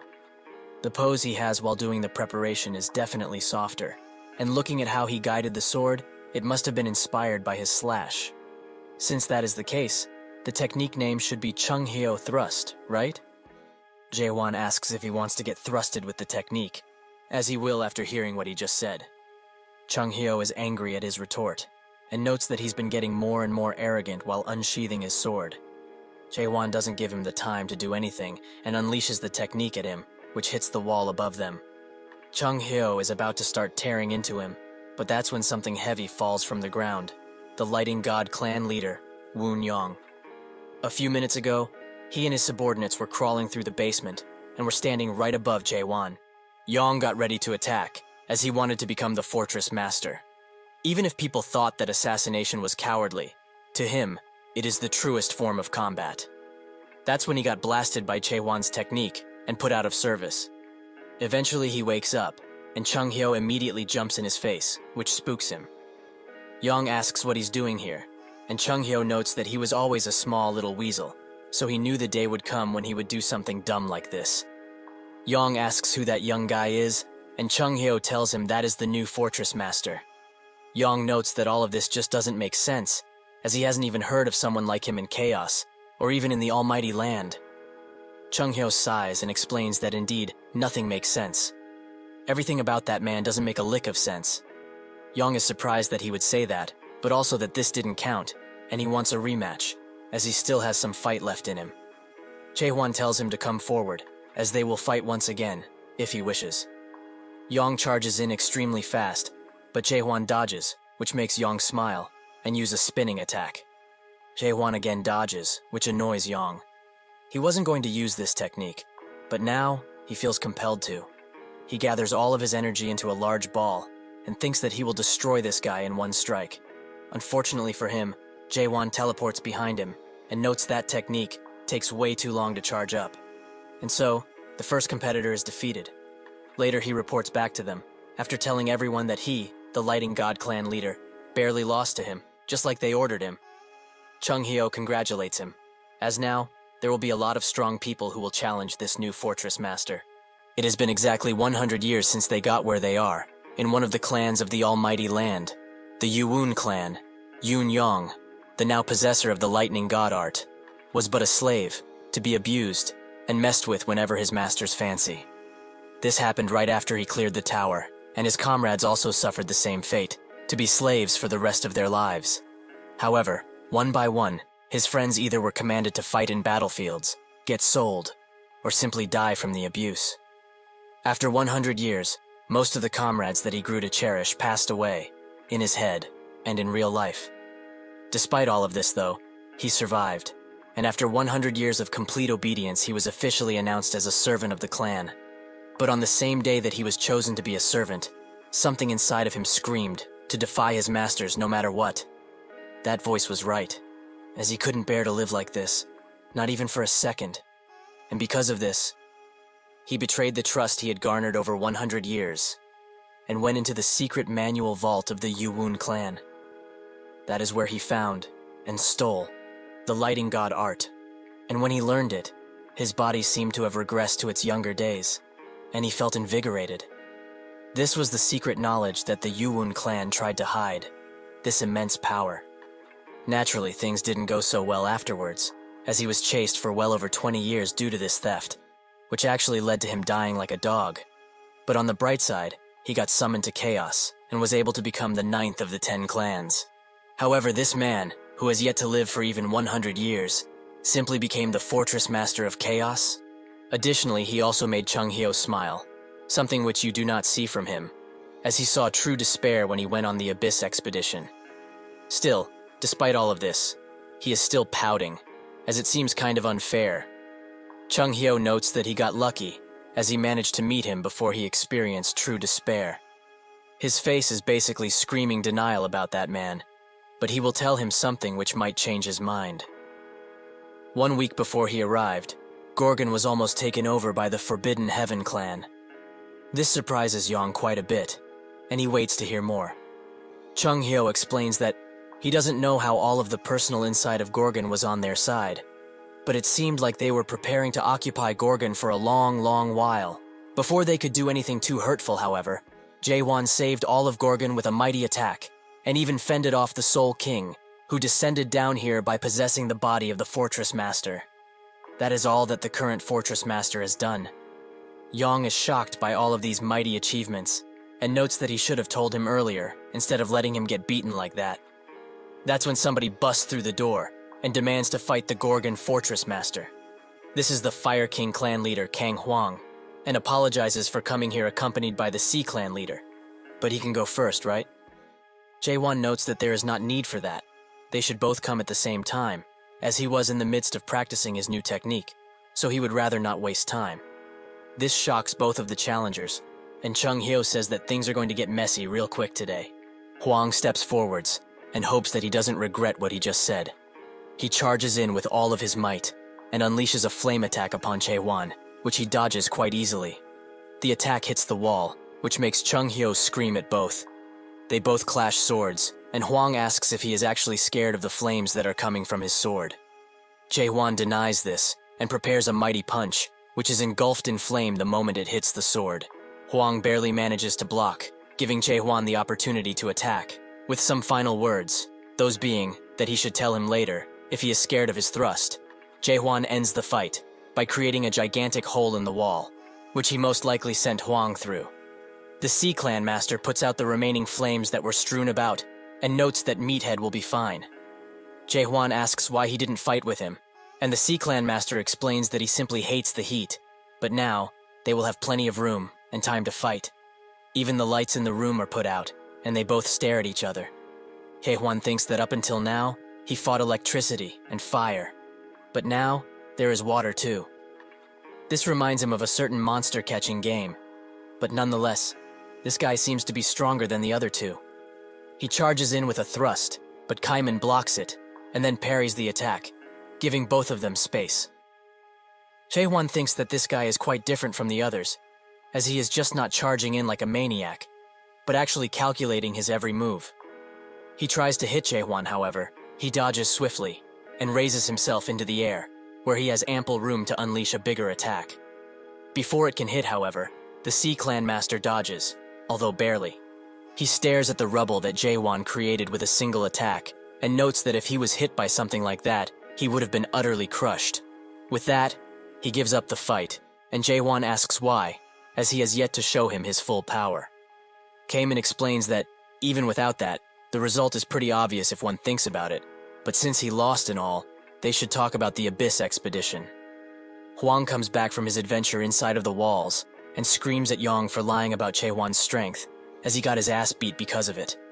Chung-hyo notes that he should blame himself for losing, not Yong, which makes him even more mad. Yong mocks him lightly, saying that, since they both lost the fight, they are required to join the Abyss expedition, without any fuss. Kaiman explains that he came here with the intention of joining the expedition in the first place, which surprises Yong, but Hwang knows exactly why. Kaiman was the closest friend of the previous fortress master, Amel, and because he was weak, he wasn't able to join the expedition when it first happened. When the expedition returned home, without any fruits, and beaten to a pulp, with most of them being just gone, he was the first to witness the fall of the greats. That happened 900 years ago, and it seems that, ever since he saw that, Kaiman has been waiting for an opportunity like this, while patiently sharpening his sword. He notes that he was intending to go into the Abyss in the near future anyways, so this seems like the perfect opportunity to do it, for him at least. Chung-hyo tries to say something, but knows that this man is filled with ambition, and instead asks Hwang what he intends to do. He knows full well that he lost, and he is a man, and has already come to terms with having to go. Chung-hyo also asks Yong about his choice, and he says that he just decided. That's when he suddenly bolts towards Jae-hwan, taking everyone by surprise. Chung-hyo tries to warn him to not fight that man again. Has he really lost his senses? Jae-hwan gets ready to attack, but instead of doing that, Yong bows down with all of his might, which confuses the other people even more. Yong explains that, from this moment forth, he, the Lighting God clan leader, Woon Yong, swears utter loyalty to him, the Gorgon Fortress Master. Jae-hwan stares at him for a second, and notes that there is no need for him to do all of this. Yong doesn't stop, however, and explains that he would still like to do it, and will even swear his loyalty, even if he has to die. Jae-hwan tells him that he is already dead though, which makes him want to cry, but continues. Even if that is true, he asks him to accept him as one of his family members. He would be fine with just being a mere captain, if he has to.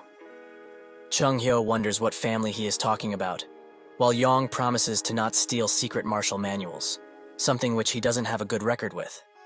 Chung-hyo tells him that, first and foremost, he is the Lighting God clan leader. So how can he say all of this, when he has a clan to take care of? With a defeated voice, Yong explains that his clan doesn't exist anymore in chaos. With him included, there are only 7 people who managed to barely survive. The Lighting God clan was utterly annihilated 1 week ago.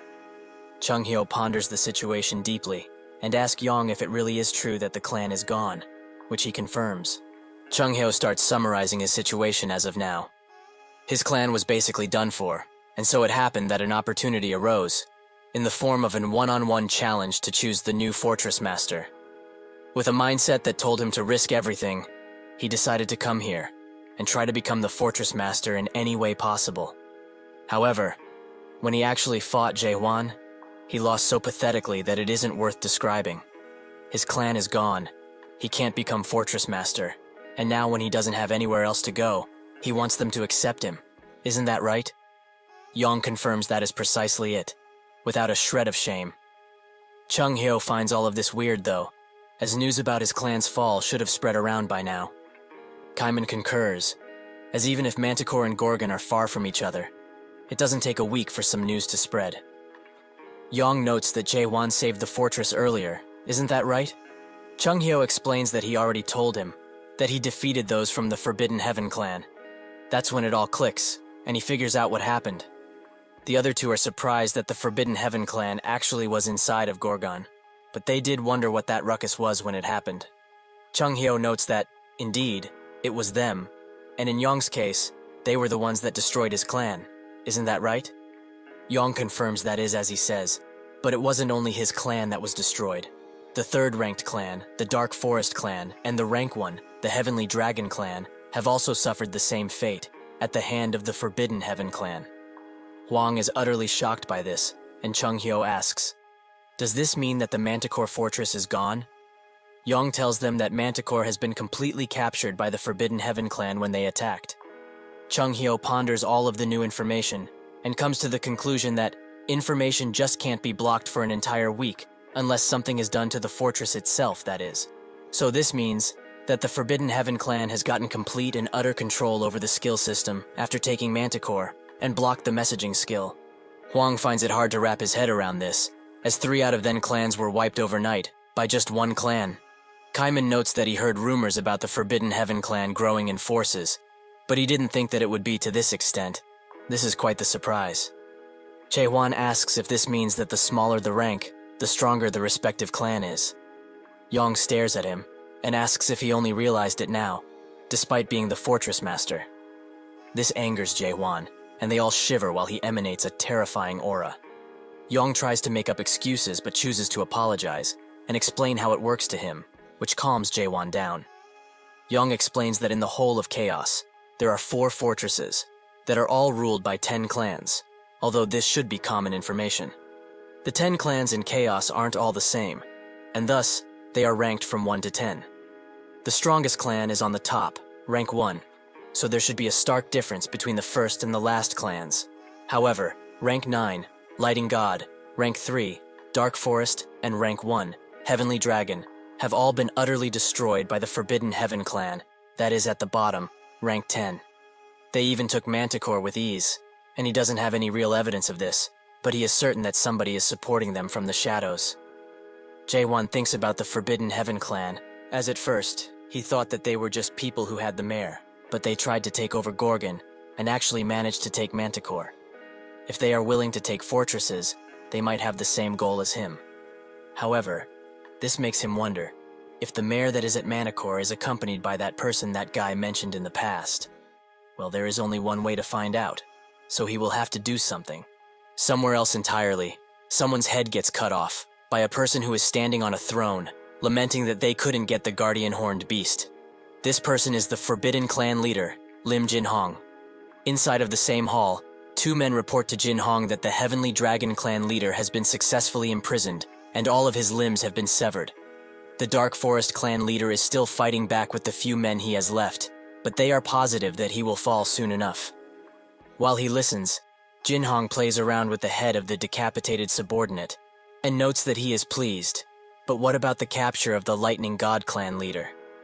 One of them tries to say that they haven't gotten to him yet, and immediately gets a knife to the shoulder and falls down. The other apologizes for their insolence, and Jin-hong notes that it's all right, but do they at least know where they ran to? The other says that it's most likely Gorgon, making Jin-hong think that it's strange the clan leaders joined hands as soon as Manticore fell. But speaking about Gorgon, he has heard about a crazy bastard that wants to gather people for another Abyss expedition, which he finds to be insane. He can't believe that somebody else thinks like that. While they had much less forces than in Manticore when trying to conquer Gorgon, the first elder, Maihan, had put a lot of effort in the gathering of the foundation stones, so it's quite surprising that he actually failed. A big screen appears in his face, and looks closer at Jae-won, noting that he looks a bit similar, but he can't quite put his finger on it. That's when he gets a message from the Monarch of Pitch Darkness, who demands of him to look for the runaway product that escaped from a tower. Jin-hong is a little mad that he is getting ordered around like this, but there is nothing he can do, so he orders his subordinates to tell everyone that they received the message first. This situation makes little sense to him, however. How some random product was actually able to kill a cultivator while in the tutorial, and came in to destroy the whole of Chaos. He puts another knife in the head of the guy he hit earlier, and notes that truly, it doesn't make sense at all. The remaining subordinate asks what they should do against the Lighting God clan, but Jin Hong says that they should just leave him alone. Let all of the different clan leaders gather at Gorgon. It's actually better for them, as that place will soon be razed to the ground by an army of dead. He thinks about the extremely vile energy that seeped out of Gorgon a few weeks ago, and thinks that surely it came from the Soul King, Catastrophe. His energy disappeared quite quick, but what is scary isn't the descent, it's the fact that the dead can summon other dead. Those Gorgon bastards are about to find out just why Catastrophe is considered a disaster. While they sit in the training room, the group discuss about someone secretly backing the Forbidden Heaven clan. Yong notes that it might be one of the 12 Monarch of the Almighty Land, but the others find this impossible, as the Monarch usually don't meddle in chaos affairs. Huang says that he heard somewhere that the Almighty Land is currently having a war, so just maybe someone is trying to take advantage of this fact and get chaos involved. So how about they just try to contact the Resurrection Palace? Cayman is surprised by this suggestion, as the Resurrection Palace is a place that the Monarch and 5 great clans revive. It is also the group who manages the fruits of chaos. In any case, however, if one of the 12 great monarchs are truly involved in this, it means that they broke their solemn treaty. Chung Hyo tells them that, in return for the fruits, the monarchs and the 5 great clans made a treaty of sorts, and promised to never get involved in chaos affairs. Huang says that they must contact them now, but Kaiman notes that this is all a guess, and truly, he does not like to ask for help at all. Additionally, what would they do if they were all in it together? Chung Hyo asks Jaewon what they need to do now, as Manticore has fallen, and 3 of the clans are down. If they proceed with his original plan, it will mean war, surely. Jaewon notes that they are enemies that they need to fight in the first place, so if they have to do so eventually, why not do them now? It seems that Jurhan told him Chung Hyo about Jaewon's plans, and he pondered on the topic greatly. He says that if he's trying to unite chaos, it will be an insurmountable task, as getting all of the clans to submit to him seems like a pipe dream. Additionally, the Resurrection Palace is far stronger than any of the 10 clans, combined. No matter how strong he is, or how strong he will become, he can't just do things alone. A glisten of light shines through the hole in the ceiling, and Jaewon notes that this is precisely why he is here, with him. Jaewon looks confidently at Chung Hyo, who is extremely shocked by his answer. Jaewon notes that, it is as he said earlier, he is inexperienced in many things, and has not lived a long enough life, but that doesn't really matter, since he is around. Chung Hyo blushes, and asks when he told him he would actually join the expedition too. Jaewon stares at him once again, and asks if he really doesn't want to, something which moves Chung Hyo. He laments feeling what he's feeling right now, especially from a 60-year-old child, no less. Haewon turns his attention to the group, and tells them that, as they have heard previously, he's not simply trying to gather people for the Abyss expedition. First things first, he will be uniting the whole chaos. After that, he will be destroying the Resurrection Palace that stole the fruits they fought for over 900 years ago. Only then will they depart for the Abyss expedition, and what he needs most of all is true comrades who will go through this with him, all of it. If they do not feel that they can be up to the task, they should leave now, as he has no further need for them. Kaiman asks if he intends to do it, even if he has nobody to help, and Jaewon says that yes, he will do all of it by himself if he must. Kaiman then asks, why? Didn't he say himself that he couldn't be able to do it alone if he had to? Jaewon looks at him sternly, and notes that he made it all the way here only by himself, so being alone is something natural for him at this point. This shocked the 3 from the group, and they don't know how to answer to that. But suddenly, Kaiman bursts out laughing, as he finds this extremely fun. He swears allegiance to his cause. He will follow him anywhere, be it the Abyss expedition or the Resurrection Palace. He will be there. Yong also does the same, and swears the same to him. After this is done with, they ask Huang about what he will do, and he notes that he hasn't decided fully just yet. This surprises Kaiman, and disappoints Yong, who doesn't seem that impressed. Huang screams at them, saying that his reaction is the normal one in this situation. How could they just join up with this guy without even knowing much about him? If he's honest, he just doesn't believe that he is actually capable of leading an expedition to the abyss, as the enemies that he wants to presumably defeat are extremely strong, which is exactly why he hopes that he can prove himself capable of it. 6 out of the clan leader are now gone, so if he is acknowledged by the 3 other clan leader, he will acknowledge him too, and will also follow him anywhere. Jae-won agrees instantly, as he doesn't need to think about it for long, but he also has a condition for this. If he needs to be acknowledged by them, then naturally they should also be acknowledged by him, right? So, he proposes this.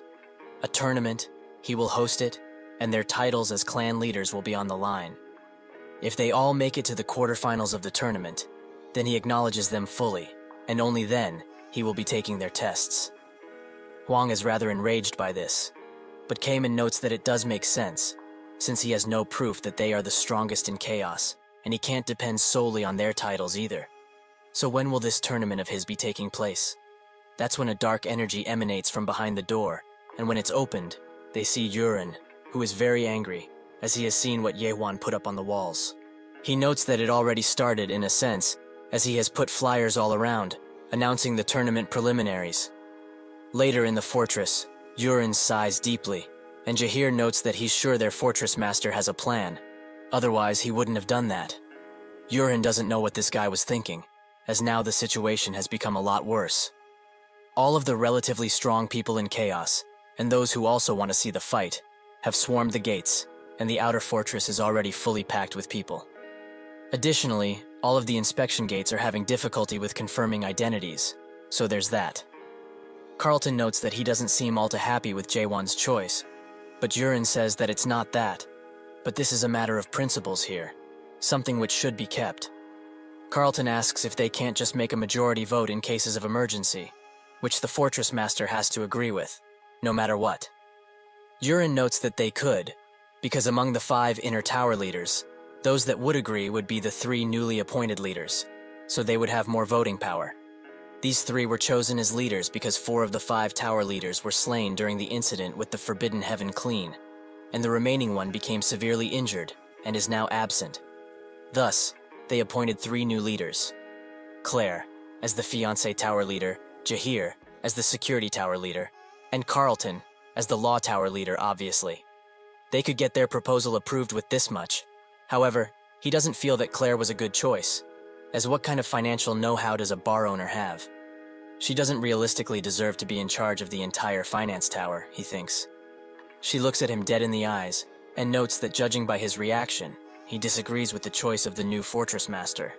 But does he even know what kind of value will his choice create? Yurin asks what she means by that, and Claire notices that he has been looking down on her since she is a bar owner, but that's whatever at this point. She explains that if people gather, money will naturally also be there, and Gorgon is now filled to the brim, something which hasn't happened in years, because of this one tournament. She also asks if he knows where the tourney will be held, and he tells her that he hasn't found out just yet. She explains that it's at the northern outer fortress, where the street stall are. So, if he remembers, it's the street where everything was destroyed, because of the Forbidden Heaven clan. The residents, who lost their jobs, started repairing the streets, and are now working as tournament staff. Yurin didn't think about all of this, and only took the tournament into consideration, something which was foolish of him. She tells him that the amount of money they lost from the Forbidden Heaven clan incident was a gigantic 12.87 billion horen, so if the tournament is held for 2 days, she estimates that they will make a total of 13.28 billion horen, probably more, as she hasn't taken other things into account. Yurin is surprised by all of her knowledge, but Claire says that he shouldn't be, as she dealt with a lot of money in her previous life. It was her job, basically. She doesn't truly know what this fortress master wants to do, whether he wants to free them or just fight the entirety of Chaos. But she knows this, that he is going to change Chaos, no matter what. At the south of Chaos, in the Green Ocean, the Dryad Fortress stands, which was made by nature, purely out of the roots, and secretions from the plant-type guardian horned beast, also named Dryad, who would consume moisture from the Great Sea. The fortress master of this place, Aisha Lincroft, connects to the nature around her and feels that something is wrong. So she uses a top-level skill, Scout. With it, she sees far, far away and spots that there are countless dead going towards Gorgon. And one especially dangerous thing is the one in the front, which is one of the three great dead, the backwards walking Magritte. It's so powerful enough to detect that Aisha is looking at him, and it stares back with its deep eyes, which damages her to the point where she bleeds from the mouth. Without much to do, she notes that at least she should inform the Gorgon fortress master and sends a bird to do it. In the northern streets of Gorgon, the tournament is happening, and Shin Muguk, the Limitless clan leader, notes that this is progressing very fast, as they are down to the pre-quarterfinals, only in 3 days, at that. Chung Hyo comes next to him, and explains that this is so fast because everyone here is strong. They all raised hell, and killed tons of people during the preliminary rounds. They both greet each other after this, but that's when Chung Hyo notes that this guy grew in power, by quite a lot, so he compliments him for it. Muguk says that he also grew in power, but he was actually surprised to see him not in the competition, since he likes to fight so much. As for himself, he doesn't like dogfights like these, and prefers actual matches. The fight beneath them continues, and Huang unleashes a mighty attack on his opponent. Afterwards, he thinks that he got him finally, but his opponent is actually high into the air, and descends upon him with extreme force. When the dust clears, the stranger is the victor, and Huang loses the tournament right here. Muguk seems to know that technique the stranger is using, and Chung Hyo also thinks the same. It is the technique of the Steel Monarch, Heo Yu's own Azure Cloud Mystic footwork. They wonder why his subordinate would be in this place, but it's natural for the monarchs to be up to something regarding this competition.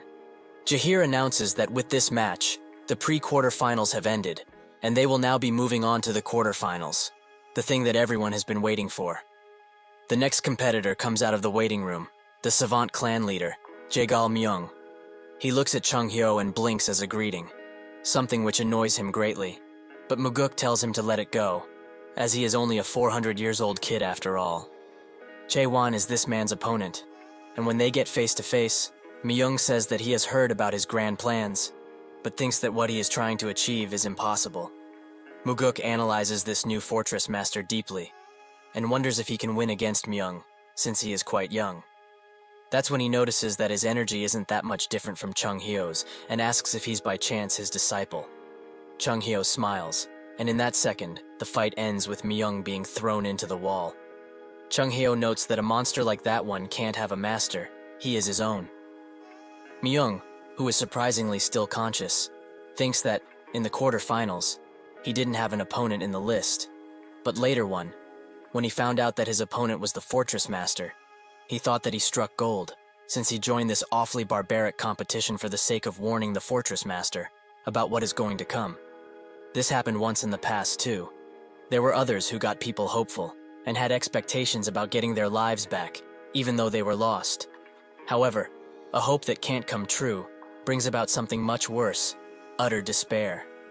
This is why he needs to crush that hope in advance, so that people are accept from this despair, just like he has done for the last 400 years. So he can't, or rather mustn't, admit defeat. If he does so, the last 300 years of his existence would have been for nothing.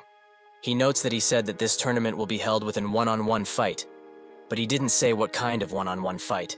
Taewon remembers that indeed he didn't specify, but what does that have to do with anything? Myung says that he would like to have another type of fight with him, a battle of wits. Wouldn't it be fair if he were to fight on his own terms? The public doesn't like this, and they all call him a coward, someone who can't admit defeat. Chung Hyo notes that he already knew this guy would be doing something like this, and Muguk says that if it's a battle of wits they will be fighting, it will be hard to know who will win. Chung Hyo tells him that he will probably suggest that they play that awful game that the military advisors like to play all the time. Jae-hwan asks what kind of battle of wits is he talking about, and Myung takes this as him accepting the challenge. The area slowly shifts around them, and now, the ground is an entire field. The system welcomes him to the military strategy formation world, and asks him if he would like to read the manual, as he seems to be a beginner. Myung explains that the formation world is just a fancy title for this type of game. It is said that it was made by one of the 13 masters, a mayor by the name of Maris. He used a certain game which had the title of Frontier as inspiration for this game, and the strategists of the Almighty Land enjoy playing it quite a bit. Also, he is the best at it in Chaos, which he doesn't tell Jaewon, naturally. He also adds that he will give him some time, since he has never played this type of thing before. But Jaewon refuses, as it's simpler than he thought, and he thinks he got it. In actuality, he knows the game that the mayor used as inspiration. A strategy game, where its main scenario would be a war between three races, and they would have to gather resources and train troops all in real time so that they can destroy the enemy buildings, which is the victory condition. He already knows of a game that is exactly like this. That Frontier game that was the inspiration is most definitely that game he knows from Earth. The one that everyone played. He probably has more than 10,000 matches in it, but just who are these mayors to know about something like this? Myung asks if it's okay to use the Lost Garden terrain, and Jaewon accepts. With that, they both choose their races, with Jaewon picking humans, and Myung picking undead. He thinks that the humans are quite literally the weakest out of all the races, so even though this child is arrogant, he is still just a novice at this game. The undead race he chose will get stronger as the game progresses, and it also has better units in the early to mid-game too. After he trains a few workers, he will build, establish a foundation, and win by amassing tons of troops. Before he can even think of doing that, however, Haewon goes on the attack with his villagers and easily takes out some undeads. This makes him mad, and he asks Jaewon what he's doing. Why is he attacking with his farmers? That's when notices he also made 3 watchtowers near his base, which provides his units with a clear advantage, and also with protection, since the watchtower is a defense building. But he can't just take out the watchtowers, as the farmers, who have the strongest stamina out of all the starter units, will interfere. So he basically at a standpoint now. He is helpless because he has to stop him. He can't since he didn't have the time to gather resources or build anything for that matter. Jaewon thinks that this is a rather common strategy in Korea, as it has a lot of destructive power, and it's very efficient. It was also a strategy that people would criticize, even more so if a contestant used it in a tournament. The people watching cheer for Jaewon, while Myung's whole scope of the game disappears. Now enraged, he asks how he could do something like this. Is it not common etiquette to not attack each other for the first 10 minutes of the game?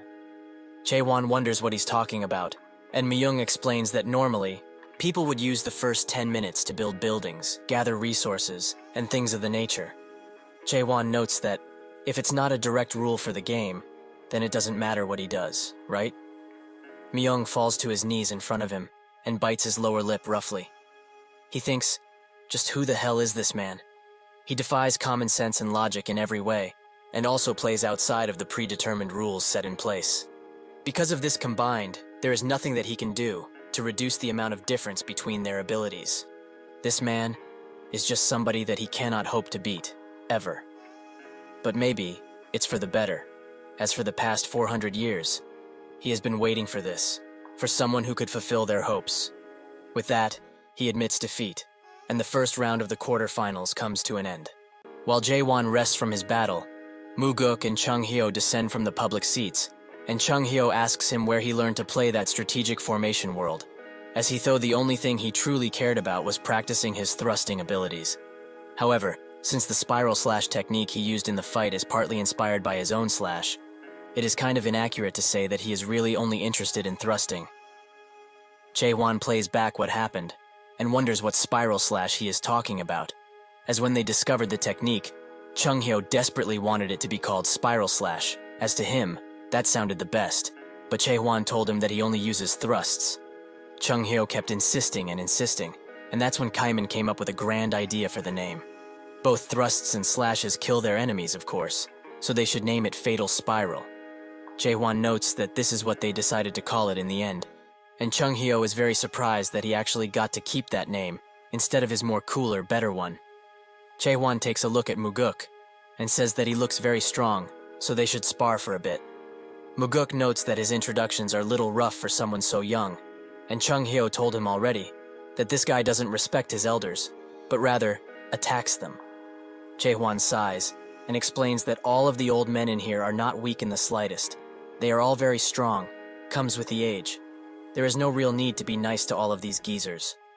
While Chung Hyo chews Jae-won up for his words, Muguk looks at him and thinks that for the first time in over 900 years, after the Abyss expedition was destroyed, this is his first time seeing Chung Hyo enjoy a conversation this much. While Mullark was the captain of the expedition 900 years ago and gave the whole chaos hope and dreams, in the end, even though they all tried desperately, all that remains of that once great leader is a symbol of despair and dust. He wonders how Jae-won would do against Mullark. Will he even be capable of replacing him? Based on the last fight in this tourney, he is extremely strong and might actually be or become better than Mullark, considering his very large potential. However, another key part to leading is personality. He does not feel any righteousness from him, and truly, he feels like the opposite of Mullark, who was gentle and very mature. Additionally, he has felt a strange bloodlust all of the time he has been next to him. Suddenly he feels a strange and ominous energy from behind, as the eye from the true world is looking at him intently. He tries to look back as swiftly as he can, but the energy disappears the moment he does so. He asks Chung Hyo telepathically if he is an awakened, who notes that indeed he is. It took him a while to notice. He is a completely awakened person, through and through. Jahir announces that the next quarterfinals match is about to begin soon, and Chung Hyo tells Jae-won, who starts climbing the stairs to the arena immediately. Chung Hyo asks what he is going to do, since it is not his turn yet. Muguk ponders him being a complete awakened, and Jae-won notes that all of this waiting around for the rounds and stuff is just wasting everyone's time. Muguk wonders if he has surpassed the third stage of awakening, and Jae-won stands proudly in the arena. Chung Hyo looks at him with a puzzled look, and wonders what this bastard intends to do this time. The contestants arrive, and Jae-won begins analyzing them. Among these people, excluding Kaiman and Yong, these three new faces look pretty strong from here, especially this one, the woman with the chain sickle. There is just something about her that even Question can't even hope to figure out. Just who is she? Jahir comes next to him and notes that it is not his turn yet, so what is he doing here? The reporters and other news outlets rush to see what the Fortress Master will say as he grabs Jahir's microphone. He tells everyone to listen very carefully, as he has seen enough of the participants' strength, and he knows where they all stand. Since it's getting very boring to constantly watch others fight from the sidelines, he was thinking of changing how this competition will go from now on. One of the contestants steps up and asks what he is doing. This is the Priestess clan leader, Ja Gukryong. She asks who allowed him to do so, as he pleases, and why is he only changing the format of this competition now? Jae-won tells her that he is canceling the one-on-one fight rule, and Guker asks if he's basically asking them to fight in groups. Jae-won says that it's basically like that, and she tells him that something like this will not do, as if they split the participants into teams. How will they decide who wins? Jae-won notes that she clearly misunderstood him and explains it to her. He is not saying that they should do something so complicated like splitting the teams. There is just one team. The 6 of them will become a team, and he will be alone. This announcement shocks everyone, and Jae-won properly announces, yes, he will be fighting all of them at once, and alone. He promises, to the first one that strikes him down, the position of Fortress Master. The crowd bursts into cheering, and the news outlets announce that this is a chance for their new Fortress Master to show just how strong he truly is. The woman with the sickle laughs, and notes that this is good. Finally, something interesting is about to happen. After Haewon announces what he needs, he throws the microphone back to Jahir, and thinks that now, what he needs the most right now, is the trust of the common people. The deeper the connection he has with them, the more trust he gains, and over time, they will all develop a depth in this. However, in a situation such as this one, where there is not much time, there is another way to gain trust. That way is to show overwhelming strength. One of the contestants, a woman with long hair, gets up and close to him, at the shock of everyone around there. She notes that he is quite likable, and it would be much of a waste to slay him now. With that, she leaves him, and notes that she will be giving up today. While she walks away, Jahir wonders why she did that. In terms of numbers, they all had a clear advantage. So why did she just decide to give up like this? She whispers enough for Jae-won to hear. It's troublesome to do, and soon, that will appear. So there is no need to do anything. Jae-won wonders what she means. But before he can ask, Yong also gives up. as he cannot hope to defeat the current Fortress Master with his abilities. Jae-won thinks that he is doing all of this in order to become his subordinate and save face. Kaemin clenches his fist and also gives up. He acknowledges that his current abilities wouldn't even be able to move the current Fortress Master. Jae-won thinks that Kaemin is doing this because of his sense of fairness, as he wouldn't like to go 4 against 1. What a useless fellow. However, this means that even if he wins against these 3, it wouldn't give him a satisfying result. Gyuker says that this is quite a pity, as it seems that this is not what he planned, or expected for that matter. Jae-won notes that this is not perfect, but still, he is okay with the 3 of them attacking all at once. Gyuker says that his arrogance truly is boundless, and also, it seems that all of the others left to help him save face. Using question, Jae-won can hear what they are talking about telepathically. The vice leader of the clan notes that this is their chance to teach this fool a lesson, as no matter how strong he is, he cannot hope to endure all of their attacks. Gyuker asks her to hold her anger back. Has she truly forgotten that they are not here to fight with the Fortress Master? Jae-won eagerly listens to their conversation and wonders what they are here to do, if not fight him. Gyuker asks the other person, Hae-young, what she will do, and she notes that she will be continuing to observe them. Gyuker asks who is behind the Forbidden Heaven clan for the Steel Monarch to make his move in such a crude way, but Hae-young says that she cannot answer that. She just hopes that they can do a good enough job with that they asked. Gyuker's face contorts after hearing this, but with nothing else to do, she asks what needs to be done. Hae-young explains that they need to personally know the Fortress Master, and Jae-won thinks that basically, the other person is using her as a pawn to see how useful he truly is. With her mission set, Gyuker explains that she has no intention to fight him now, but that doesn't mean that she surrenders. Even if they have no intention to fight him, that doesn't mean they will raise their white flag. She is only saying that they are voluntarily joining the Abyss expedition, all 3 of them. The other people look at this with a serious and questioning expression, while Jae-won asks what kind of schemes they are really up to. Gyuker assures him that this is no scheme. If this journey truly is to bring back life to the people of Chaos, there is no need for schemes.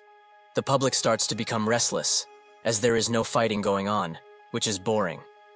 Gyuker notes that, since they got this far, he should also be honest, he had no intention of giving up the Fortress Master position to any of them in the first place, right?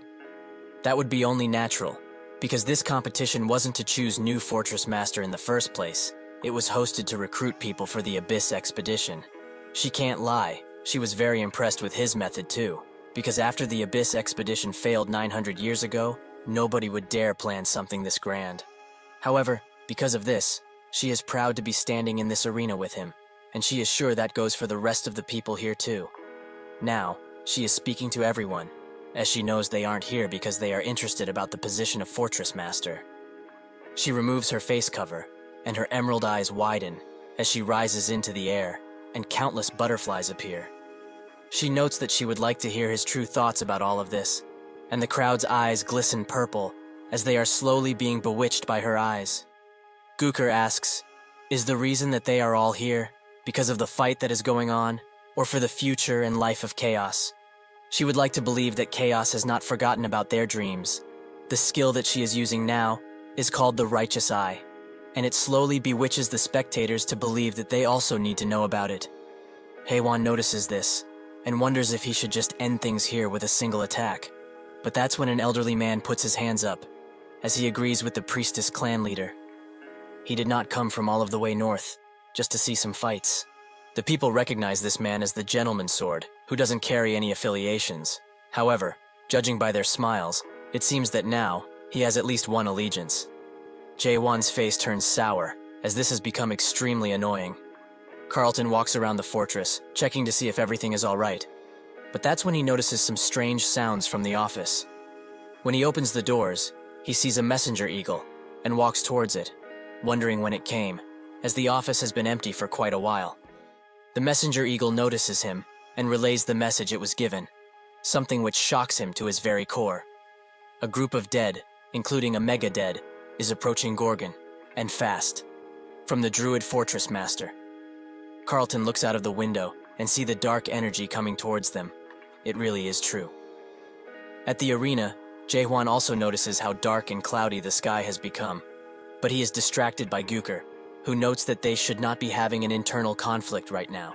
They should all just work together, so they should end the competition now, while they can, because really, he has accomplished his true objective. There are already countless souls that are willing to risk neck and limb in order to join the Abyss expedition after all. She thinks that now, with full control over the situation, the last thing that needs to be done is this. She begins speaking to everyone, as there is still an important question that is sadly left unanswered. Just who will be the expedition's captain? Chung Hyo notes that this girl is playing some dangerous tricks on the people, and Muguk agrees. He analyzes her and thinks that she's using the righteous eye skill with a very good illusionary technique. And now, she's retracting her skill. Just what is she planning to do? Gyuker notes that the current Fortress Master should take up that role, as with his strength, that surpasses the 10 clans, and his intelligence, that surpasses the smartest chaos scientists, he will become a perfect leader, and a true history figure of chaos. The spectators think that the Priestess clan leader is amazing, as she is a person who seeks to raise others, rather than themselves. The Gentleman's Sword says that the expedition captain is not a position one can take with only good strength and intelligence. Gyuker asks what other qualities are needed for an expedition captain, and he explains that most importantly, it needs to be someone who is able to lead numerous numbers without trouble, and a suitable personality to boot. He truly believes that they all need to carefully look at the Fortress Master, and determine for themselves if he is fit for the job, and she could do that for them, quite easily. She asks how, and the Gentleman's Sword tells her to use the Righteous Audit, as it would solve their issue fast. Gooker smiles, and the public agrees that she should use that, since then it will be easy to figure out the Gorgon Fortress Master.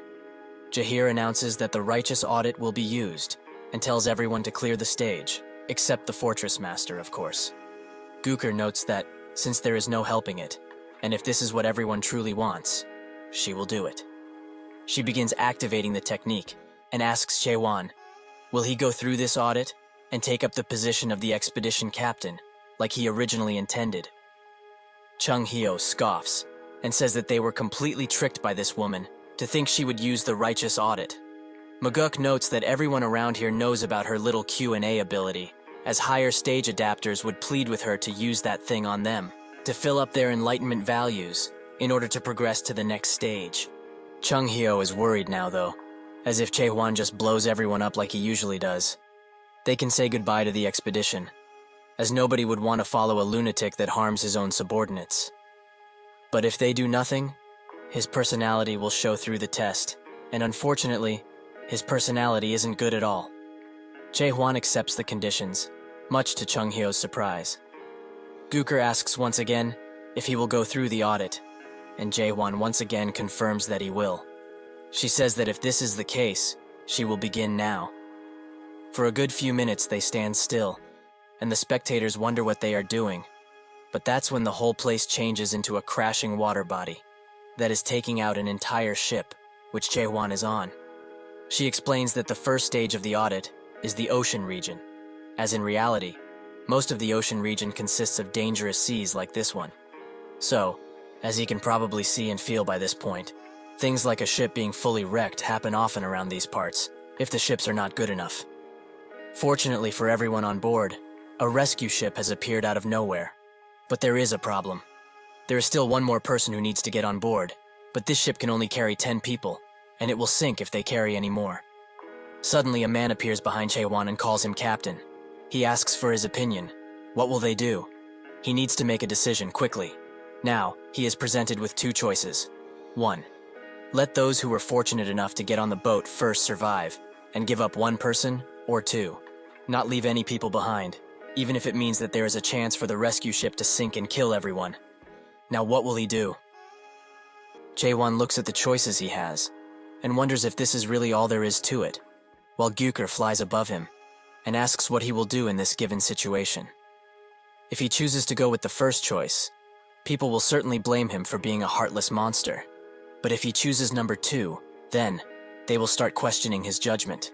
No matter what choice he makes right now, his right to become expedition captain or not will be put into question. That's when Jaehwan announces his choice, He chooses to go with option 3, something which shocks Gooker, who notes that there are only 2 choices, not 3. Jae-hwan explains that option 3 is that he will be able to save everyone, including the ship. He will not allow it to sink. Gooker bites her lower lip, as she knows that he just found the 3rd hidden choice. This hidden option appears only to those who always look for their own answer, and it goes like this. He will not give up anyone, save the one that has fallen, and make everyone take turns to go into the water and come back. Gooker thinks that this is the only choice here that saves everyone, whilst not giving up a human life. However, this is bad for her, as she intended for him to look incompetent by just showing 2 equally hard choices, but her plan is backfiring right now. She says that he should tell everyone loudly what his 3rd choice is, as everyone is dying because of this turbulent and violent sea, right? Jae-hwan notes that if this is the case, he will just have to split the sea open. This statement takes Gooker back even more, and wonders if this guy just lost it because he was flustered or something. That's when Jae-hwan takes a step forward and breathes in heavily while holding his mighty sword. Gooker tells him to stop, as she doesn't know what he's trying to do, and Chung Hyo recognizes the pose he just did instantly. He screams at everyone to get away, and as fast as possible. With a sudden bright flash, Jae-hwan unleashes a mighty thrust, something which shocks everyone, including the system, who can only see this as an error. And so, before Jae-hwan, the water disappears entirely. His crew comes around and they start celebrating them being alive, but Jae-hwan tells them to get off, as he doesn't like being touched. However, with the last of their existence, they offer their most warm thanks, and Jae-hwan sees something in them, a speck of humanity. With that, the righteous audit comes to an end, and rightfully so. Gooker is very mad, as she also got hit by the attack somewhat. Jae-hwan looks at her a single time and notes that they should stop messing around now and get real. Gooker's eyes widen, but that's when the entire Gorgon territory is locked up and alarms start to blare.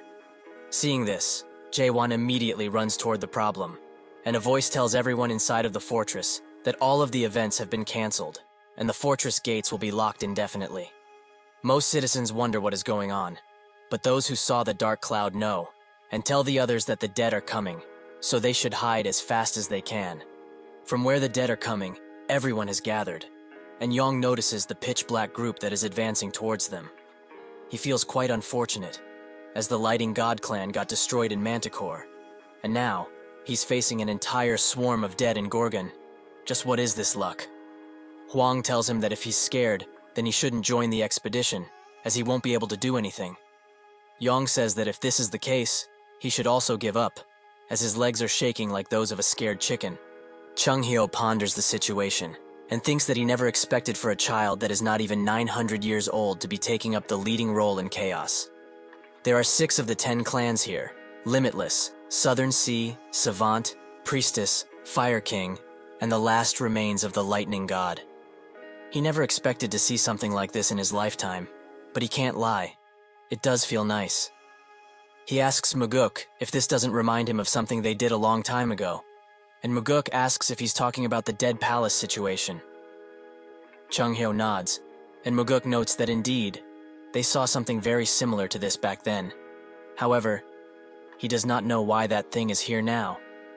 Chung Hyo thinks that the dead always call the dead. When a medium dead appears, small dead would arrive. When a large dead appears, medium dead gather.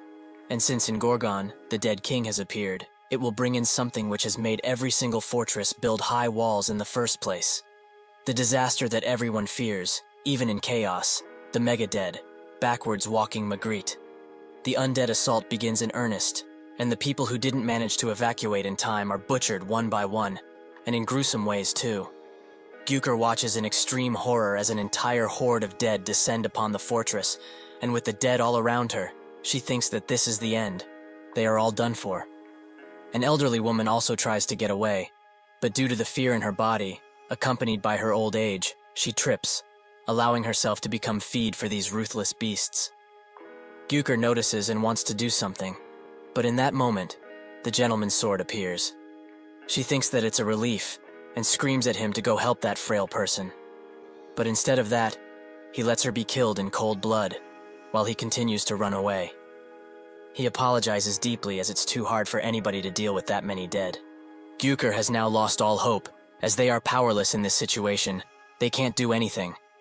For his crimes against the lowly, the gentleman's sword is rightfully punished and immediately killed by the dead in a surprise attack. Gyukur can only watch, and a single tear flows down her face. Every single choice they made was useless.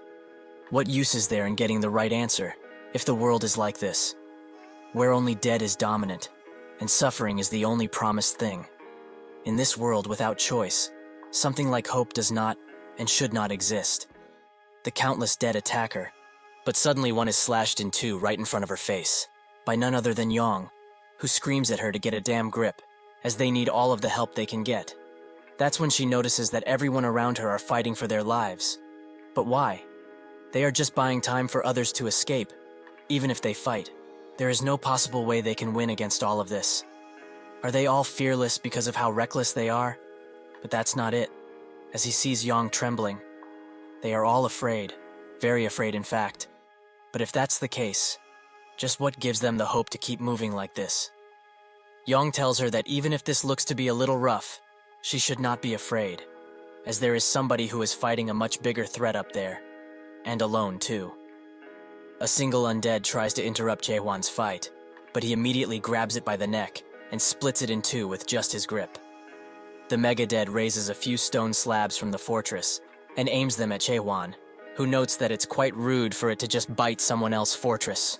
The Mega-Dead unleashes the stone onto Jaehwan and then also continues attacking, not giving up the attack for even a second. It wants him dead.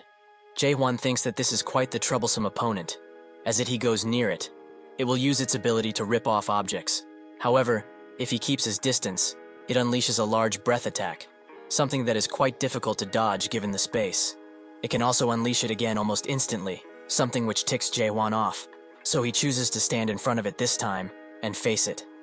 Back on the ground, Chung Hyo continues to fight, but grips his sword tightly, as all of this reminds him of back then, when they failed the expedition, and he felt like humans could do nothing against the undead tide. In the face of such despair, realistically, there is nothing they can do. That's when a bright light shines in front of him, and he remembers what the old Tower Master said. The people of this place need hope, something that will overwhelm them, a hope that keeps pushing and stops at nothing. Jaehwan manages to get close enough to the Mega-Dead and pierced it deeply. They both fall down as they exchange blows in the air, in a spectacle of good and evil. Everyone protects themselves from the blast as the sun shines through the broken fortress wall. But as the dust clears, it is shown that Jaehwan has won this fight, and he smiles, as he thinks he should have done something like this much earlier. Chung Hyo is extremely surprised, and asks who the hell he is. But they don't have time to talk, as the undead are trying to attack him from every which way. Quite literally, he is surrounded. Jaehwan just sits silently while they gather, and tells them to not get in his way.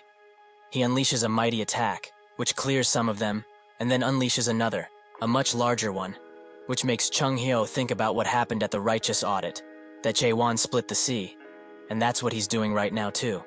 Everyone around looks at the gigantic hole he made, and Muguk notes that he's quite reckless, and Chung Hyo agrees, but he has decided to protect that reckless person, no matter what. Muguk tells him that if this is the case, they will do it with him too, and so, with a new glimmer of hope, everyone gathers around and gets ready to fight. Muguk is the first to take down another enemy, and everyone follows after him, including Yong, who charges towards a large dead and defeats it in one strike. While he and Huang fight, he notes that it's quite embarrassing to say something like this right now, but he feels the need to tell someone, no matter what. Huang tells him to say it already, as he's hesitating for too long, but once Yong lands on his feet, he announces that he feels really cool right now. So is he?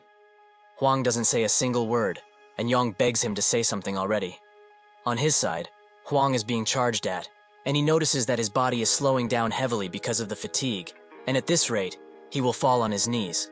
Suddenly, just when a monster is about to attack him, someone throws a rock at the beast, a girl, who has chosen to fight despite the situation. The dead is rightfully annoyed by this, and so it charges the girl, who cannot hope to defend herself. But that's when she screams to do it now, and countless chains begin enveloping the dead. Naturally, this ability is that of Carlton, who is standing ready to fight, amongst the others who have chosen to fight alongside him. Huang smiles, and says that fighting like this feels much, much better. Everyone is trying their best in this dire situation, and Jae-won smiles as he slams his sword into the ground, and the whole fortress is enveloped by a blue glow. 10 days after this incident, people have started rebuilding, and the news that the three great dead and Magritte have been defeated. A reporter asks the fortress blacksmith, in his honest opinion, what does he think the biggest change in this fortress has been? The blacksmith thinks for a second, and notes that living here became much nicer, which makes the reporter asks how so. The blacksmith explains that 6 of the 10 clans in Chaos moved their headquarters in here, and there was a huge increase in supplies, especially horns from the horned beasts, and thanks to all of this, their economy also grew quite a lot. The reporter looks around and says that, by just looking at the situation, he didn't think that someone would say that it's actually nice to live here. However, he can't deny, the atmosphere around here is lively and cheery at times. The blacksmith notes that he is only saying this because he didn't watch the path of waves for himself. This is what the people call the incident, where a sea of dead was parted by Haewon's sword. It's almost like those who saw it fell into a trance, as everyone threw themselves into battle and fought the dead, even if countless people have lost their lives. The reporter wonders what these people saw, in order to make them say that they can live in chaos, even after all of this. It seems that after this, Gorgon's residents have started to truly live. Suddenly, a large explosion is heard, and the reporter asks what that is. The blacksmith tells him to not worry, as this happens pretty often, and it's nothing bad.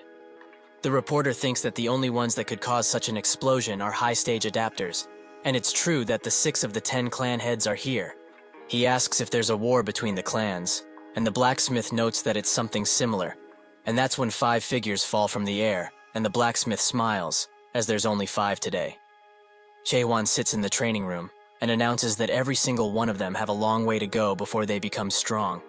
Hong hears about what happened, and smashes his wine glass at the one who told him, demanding he explain once again what happened. The messenger obliges, and announces that the mega dead which charged Gorgon, the one who went by the name of Magritte, has been killed.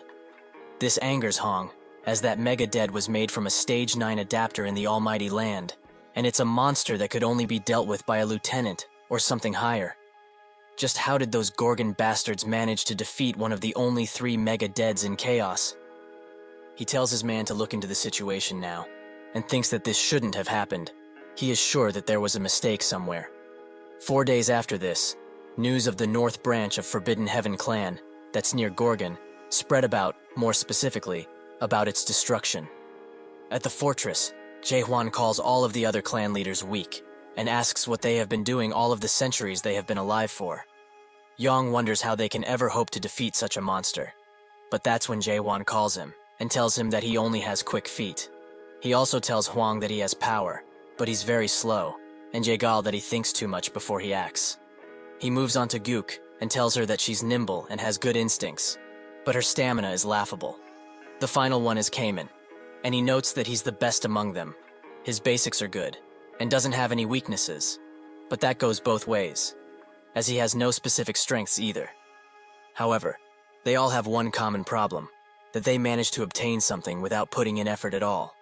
Chung Hyo notes that this is refreshing to hear, but Jae-hwan also goes on to their case, as they have lived for 1,000 years each, but they are still weak. Chung Hyo doesn't like this, but he can't deny that he's right, as 900 years ago, all of the clan leaders were at least 7th stage adapters, and the leader of the Heavenly Dragon clan was 9th stage. Even with that, Mullark was much stronger than all of them. The expedition was a tough journey, even for such strong people. That's the kind of place the Abyss is. Jae-hwan explains that during the subjugation of the Forbidden Heave clan's North Branch, half of them were either very injured or almost died, and they weren't even attacking their headquarters. They are already in this state after dealing with a single clan, so how can they hope to go on the expedition? Thus, as of today, all of them will be doing some special training for a single week. Yeagle thinks about how many muscles he will get, and he also asks if everyone here is an adapter. It's not easy to jump to the next stage, as he might think. Normal people would take at least 10 years before they become first stage adapters. Then, they would take 20 years to reach second stage, 40 years for third stage, and so on. Most humans would die before that. Jae-hwan asks what he's trying to say, and Jaegal puts it simply, Is he trying to turn them into awakened? This idea shocks everyone, and Yagal notes that, from what he's heard, awakened do not accumulate power over time, and rather, reach the next stage through enlightenment. Haewon says that indeed, that's what he's planning, if they are able to abandon their own world, that is. Jong asks what he means, and Chung Hyo tells them that there are 3 stages for those who wish to awaken. First, would be to destroy the world of adaptation, the one that they have lived in so far. Those who are able to, will be able to see the world for that it truly is. Jong wonders what he means, and Gooker notes that he's asking them to leave behind things like status, which benefits only the system. Jong notes that he is also an overcharged adapter. These people have a lot of affinity with skills and the interface system, while also possessing the ability to grow much faster. Thus, people think that they are blessed by the system.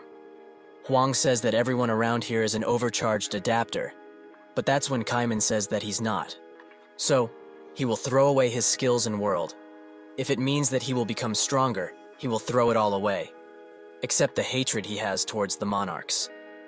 They all wonder what he's talking about, and Gooker explains that they have to throw everything away, including everything they accumulated so far, but also something much greater. She asks if they have ever heard of the Great Disappearance, and Jaewon asks what it is. She explains that it started along with cracks appearing.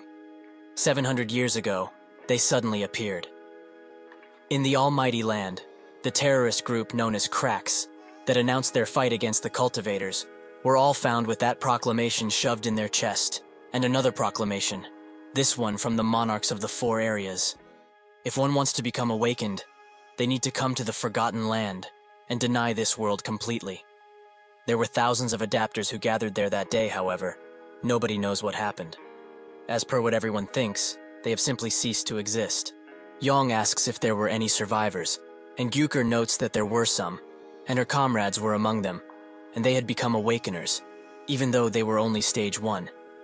Jaewon asks what happened to them, and with a sorrowful tone, she tells him that every single one of them took their own lives. The experience broke them down mentally, and they either went mad or lost their memories completely. They all had various things wrong with them, but one thing they shared, they did not know who they were before this. Jaewon looks at her and tells her to listen carefully, as he will make 2 things clear for her. First, he is not a part of the Cracks organization, but he understands her suspicion, given his awakened status. Secondly, like she talked about, awakening is dangerous, so he will accept volunteers for those who want to awaken. She asks what he will do with those that refuse, and Jaewon tells her that he will still help them become stronger. He just needs to help them achieve higher stages of adaptation. She asks if he didn't listen to Jaegal, as he explained it takes years and years to just get 1 stage. Jaewon says that it's not a problem, and they should all follow him. They do so, and they arrive in the center of the fortress, where the blacksmith is building something. Jaewon asks if it can be activated now, and the blacksmith notes that it can. And so, the tower beams a bright light, and they all get one question. Will they accept the summon to the Tower of Nightmares? Carpe Diem? They all accept the invite, and are surprised when they get inside, as they did not believe that a human could actually create the Tower of Nightmares like this. Even if it doesn't have a 2nd floor, it is still rather impressive. Yagal says that he's actually touched by this. He never expected there would be a place like this that is not meant for domination, but rather, to break it. Yong is equally as excited, and Jaewon explains that from here on out, their training will be done in here, as it will be much more proficient, since time in here flows 100 times slower than the outside. 1 day outside is 100 days here. This means that a mere week outside would be 700 days here. So they have approximately 2 entire years to train and become better. But the speed of the soul corruption is inversely proportional to the rate at which time is slowed down. Just to be safe, when one of their soul's corruptions goes past 80%, they will be kicked out instantly. Additionally, the horns of horned beasts would always be on standby outside, so there shouldn't be a need to worry about the corruption. Yong is surprised to find that Jaewon isn't just a cold-blooded and self-centered person, and promises once again to follow him for all of eternity if need be. With that explanation out of the way, Jaewon gets to separating those who want to awaken and those who do not. Those who want to will stand on his right side, and those who only want to increase their adapter level stand on the left. After they do that, training begins in earnest, and Yong seems to be attacked by Gyuker. But still, he mocks her, as she is far too slow to catch him. Suddenly, a flaming fireball comes in front of him, from Huang, who is trying to third-party him. He explains that speed isn't that important.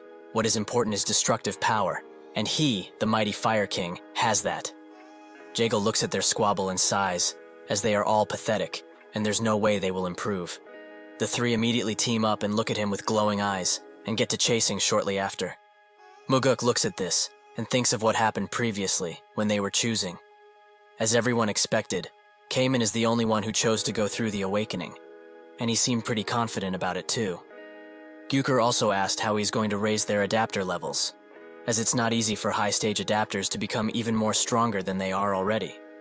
They need to get a certain level of enlightenment, or learn new top-level skills to increase their proficiency.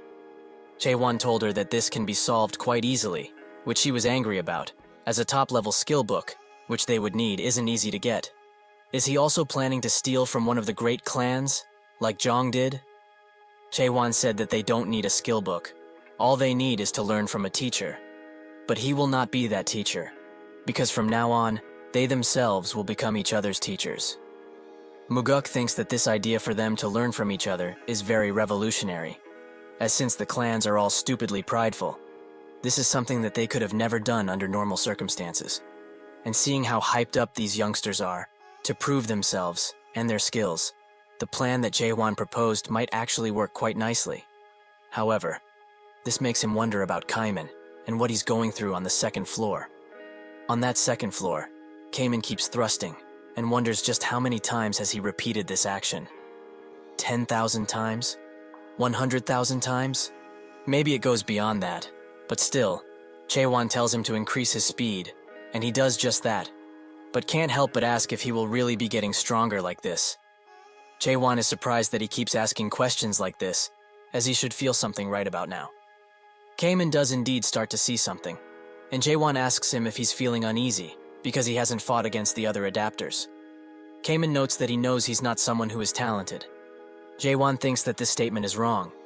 He is different from the other clan leaders that were blessed with being overcharged. His consistency and sheer hard work has brought him to being the strongest out there. Additionally, his mental fortitude allowed him to not lose his self despite having reached the question stage. The only thing that leads to an awakening is not talent, but willpower. Suddenly, he tells Cayman that he believes in him, so he asks him to trust him and continue. Cayman is clearly touched by this, as he hasn't heard those words in a long time, so he clenches his sword even tighter and thrusts his sword even faster.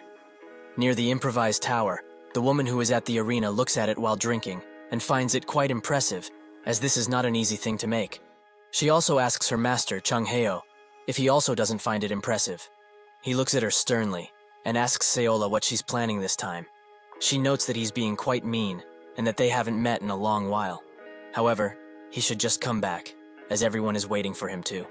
Chung Heo explains to her, like he did all of those times, that he will not be going back, because there is no way that he will team up with them ever again. They are a bunch of inhumane bastards. Seolha gets up and tells him that they are actually fighting for humanity. They are the only ones who do it so earnestly. Only them. Crack. Chung Hyo says that this is a lie, as they are using humans to an end, and their organization is already on its way out after the Great Disappearance happened. Seola begins laughing out loud after she hears this, as she can't believe he would say something like that. Because he was one of the fuckers who planned the Great Disappearance. Isn't that right? Chung Hyo starts walking away, and tells her that this is not true.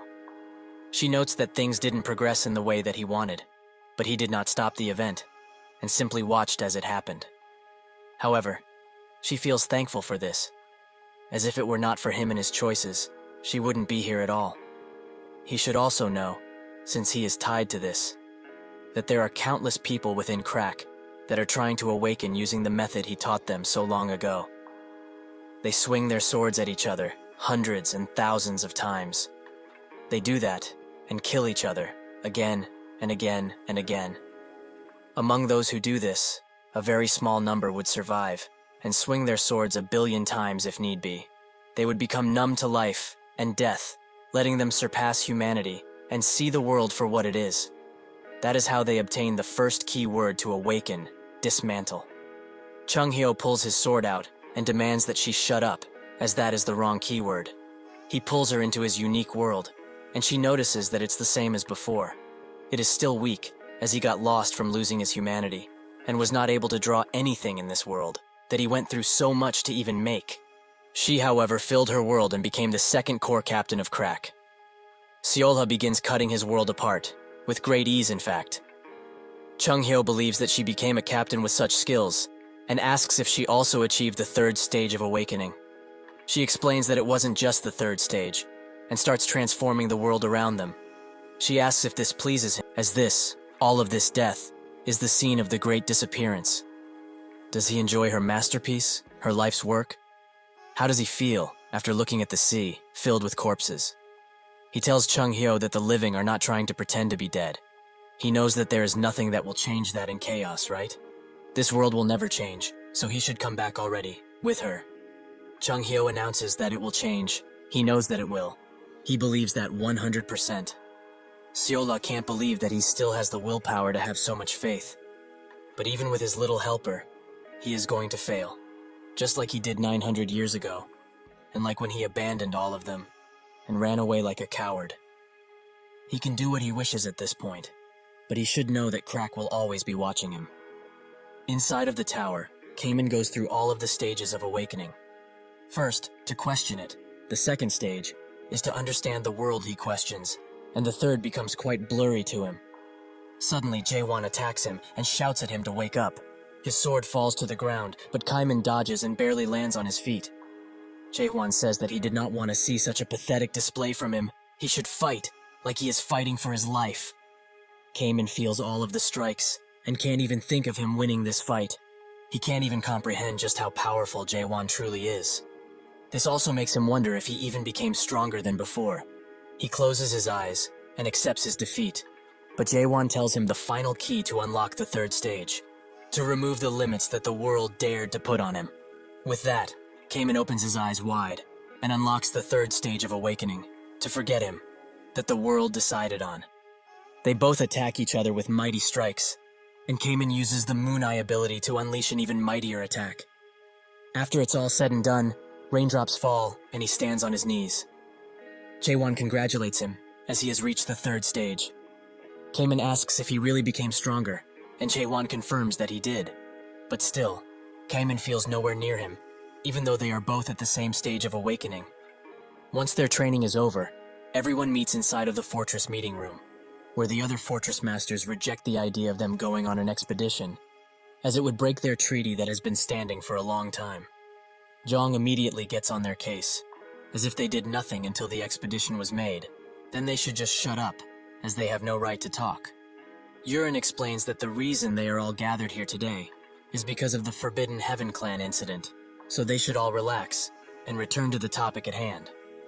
One of them suggests that they continue on this topic, since they already started to talk about it. This is Garuda's fortress master, Gal Huidong, an 8th stage adapter. He says that the captain for this expedition should be picked through voting. The Dryad fortress master, Aisha Lind Croft, kind of agrees with him, and also asks where the current Gorgon fortress master is, as he should have received the information about this meeting. Yurin thinks that this was all a setup to not have him here, as the moment Jaewon left this place, a suggestion for the 3 fortresses to meet was made, and before they could even hope to reject it, they got a messenger eagle that announces their envoys have already departed. While it is true that the adaptation team returned, the fortress master and Kamen, who are in the awakening team, have yet to do so. This was all a ploy, as they wanted him gone, so they could sway the conversation in the way they wanted. Gal notes that they should not put their trust in a child who only lived for 50 years. Are they mad to let such an inexperienced man take the role of expedition captain? He continues to disrespect Jaewon, but suddenly Jong puts a knife to his neck and dares him to talk shit again. Gal asks what he is trying to do, and Jong explains that if he wants to talk with abilities, they should do so. If they really want to change the expedition captain, then they should deal with them first, as they will not stand by while they change it. Gal and Jong go to an arena, with Gal asking if he really wants to go through with this. and Zhang in turn asks if he's scared. Gal allows him to make the first move, and he does just that as he pops behind him and tries to attack. Gal dodges, but Zhang continues to move even faster. Gal commends his speed, and Zhang flies into the air and lands directly on Gal, who has no choice but to defend himself against such a powerful attack. He is quite surprised that a 7-stage adapter got so powerful and admits that he did not expect this. However, no matter how hard he fights, he can't hope to surpass him, as he is an 8th stage adapter. With that, Gal unleashes his golden chakrams on Zhang, which hits him pretty hard, making the spectators wonder if he will be able to do something now. Gal, thinking that the fight is over, commends him for his skills, and announces to everyone that, since the lighting god has fallen, just as promised, they will change the expedition captain. Suddenly, Zhang gets up and tells him to stop speaking, as he hasn't lost yet. From now on, he will show him something very interesting. They both attack each other, and surprisingly, Zhang uses an ability from Huang, which burns Gal's chakrams. He is surprised to see a technique from the Fire King, and Zhang also uses an ability from the Savant clan leader, Jegal. Gal screams at them for teaching their sacred techniques to each other. Have they really thrown away all pride? Zhang rushes in with extreme speeds, and notes that pride does not win battles. He manages to land a mighty blow, but Gal still stands, and announces that, if this really is the case, he must get serious too. He unleashes all of his power into a mighty chakram, which makes the normal spectators just run away, as they don't want to be caught in it. The chakram grows even larger, and when it touches the ground, it raises most of it, as stone is thrown around and sent flying in all directions. Aisha watches this in amazement, and Gal taunts Zhang, as he wants to see if he will really survive such an attack. That's when he notices that Zhang was in the air all of this time, and tells him that he did great, as he unleashes one of his mightiest attacks yet. The attack only reaches his forehead, as Muguk stops Zhang since the fight is over. He tells Gal that his match is over, and also asks if he was really going to use the guardian horned beast Garuda in this situation. Gal clenches his fist in shame, as this is an anti-dead weapon, and announces that he lost. With that, Muguk asks, who will be the one to fight him, Aisha? If she feels worthy enough, she should come down right now. Suddenly, Guker gets close to Gal, and Muguk asks what she's doing. She announces that she's simply going to the winning side, much to the others' dismay. Suddenly, out of the blue, a man announces that he will be the one to deal with Muguk. This man is the Jade Mask Golden Monarch, Bang Chianil, a 9th stage adapter. Jurin wonders what a monarch is doing here, and Muguk notes that he is the enemy of Chaos, who took all of the fruits after killing everyone. How dare he step foot in this place? Chianil tells him to stop talking like this and invites him back, as the Monarch of Steel misses him a great deal. Muguk asks if he's really working for the Steel Monarch now, and Chianil confirms that he indeed is, as his king has a soft spot for martial artists. Muguk notes that if that's true, that man's legacy is over, if he decided to accept human trash like him. Chianil wonders how he can still be mad about something that happened in the past. Heoyo, the Steel Monarch, forgave him very easily, but he guesses that comes with status. He shouldn't be so angry at another martial artists. Have they not done a lot of stuff together in the past? Muguk's eyes widen with rage, and he charges in, while reprimanding him for saying such a thing, as he was the one who betrayed the entire Muram world.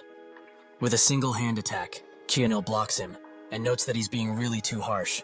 This is their first time meeting after well over 900 years, so they should chat. Muguk gets even madder, and attacks with even more fervor while asking, since when did the Dryad, Garuda, and Priestess clan get played by them in such a way? Chianil acts a fool. They were only giving them advice, so that they can make wiser decisions. He should also stop talking nonsense about others, when he, the Gorgon Fortress Master, and a few others, were just pipe dreaming about something unachievable. Truly, they are even more pitiful now than ever. Aisha looks at the fight from above, but it can be seen on her face that she's conflicted about something. Suddenly, the emissary of the Steel Monarch arrives, young, and tells her to throw away those thoughts. She made the right decision. The current Gorgon Fortress Master is extremely dangerous, much more than the Forbidden Heaven clan leader. He is attempting to use the Abyss Expedition Squad to unite the entirety of Chaos, and their great monarch considers him a threat. Threat is the title given to those who wish or attempt to change Chaos, and every time one of these threats appears, hope also starts to appear. However, That will eventually lead to despair.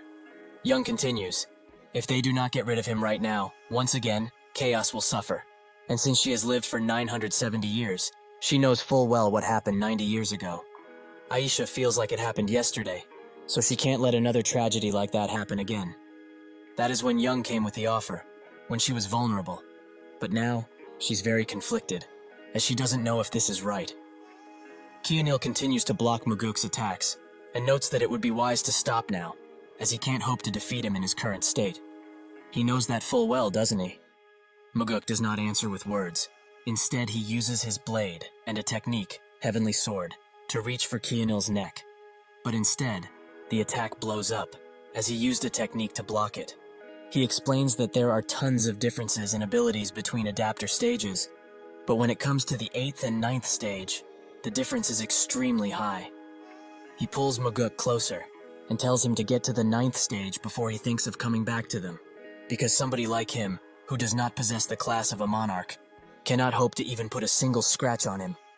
He unleashes a mighty palm attack on Muguk, and Gyukur thinks that this is the true power of a monarch, as Muguk was taken down in one single hit.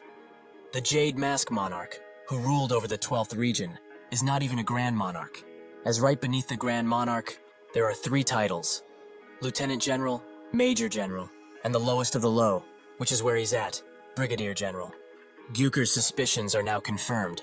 If they really had to fight such monarch on their expedition, there is no way they could have won. Kionil tells him to give up on his dream, as they cannot hope to win, ever. Haven't they all achieved pretty high positions within Chaos already? They should not try to play God, and stay at their level, as it is all they deserve. Muguk seems to have given up, but his eyes glisten once again, and he strikes at Kionil while he's still talking. Kionil is quite shocked that he still wants to continue in the state that he's in, and Muguk notes that 900 years ago, he, who has won over the Resurrection Palace by stealing their rightful fruits and killing some of their precious comrades, has no right to talk about this. He has never once forgotten the disgrace he put on him and the others on that day, and things are a lot different now. Kionil says that he's become too dull, as instead of redemption, he chooses death, but it's rather fitting for him. They both go to strike each other, but that's when Muguk unleashes the Heavenly Sword Enigma and throws it at Kionil with every mound of strength he has left.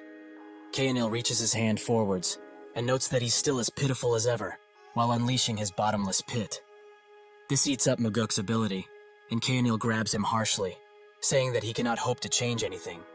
The others charge in to help him, but Kionil intends to finish him off now. Suddenly, from behind, Kaiman arrives, and he apologizes for being late, but since the Fortress Master is rather busy now, he will fight in his stead. Yurin wonders what the Fortress Master is so busy with, as the Abyss expedition is about to fall apart. Kaiman tells him to calm down, as he is here now, and asks Muguk if he's alright. He tells him to stop, as this is not someone he can just deal with. But Kaiman assures him that it will be okay, and tells the others to evacuate everyone from here, and get as far away as they can. Jagil tells him to stop talking about the impossible, as Muguk was not able to defeat him. Does he really think he can? Kaiman tells him once again to let him fight alone. He talks with Kionil, and says that it's been a while. He tries to remember who he is, and he finally does. He's that child from back then, the one who could not join the expedition because he was not strong enough, right? Kaiman confirms that it was him, and Kionil notes that, since he is daring enough to stand in his way, it must mean that he has become a lot stronger. Kaiman raises his sword, and says that he will see soon enough. Kionil tries to attack him, but he dodges, and thrusts his sword into his hand, which sends him flying back. Kionil notes that it's not bad, but also asks, what kind of skill is it? Kaiman explains that it's a simple thrust, but it's not as powerful as a strong thrust. However, he shouldn't be swayed by that, and fight him with everything he's got. Otherwise, he might just die. Kionil finally shows anger, as this child is deluding himself, killed by someone like him. He unleashes 2 golden hands on Kaiman, forcing him to dodge constantly. But when he finds the opportunity, he thrusts through one and announces that today will be the day that he will die. Kionil continues the onslaught of hands, but Kaiman remembers what he talked about with Jaewon. When he finally reached the 3rd stage, Kaiman asked, did he really grow strong in only 2 years? Jaewon then told him that on the 2nd floor, where they are at now, time flows much differently, but he should have known, as he could have not performed 10 billion thrusts in only 2 years.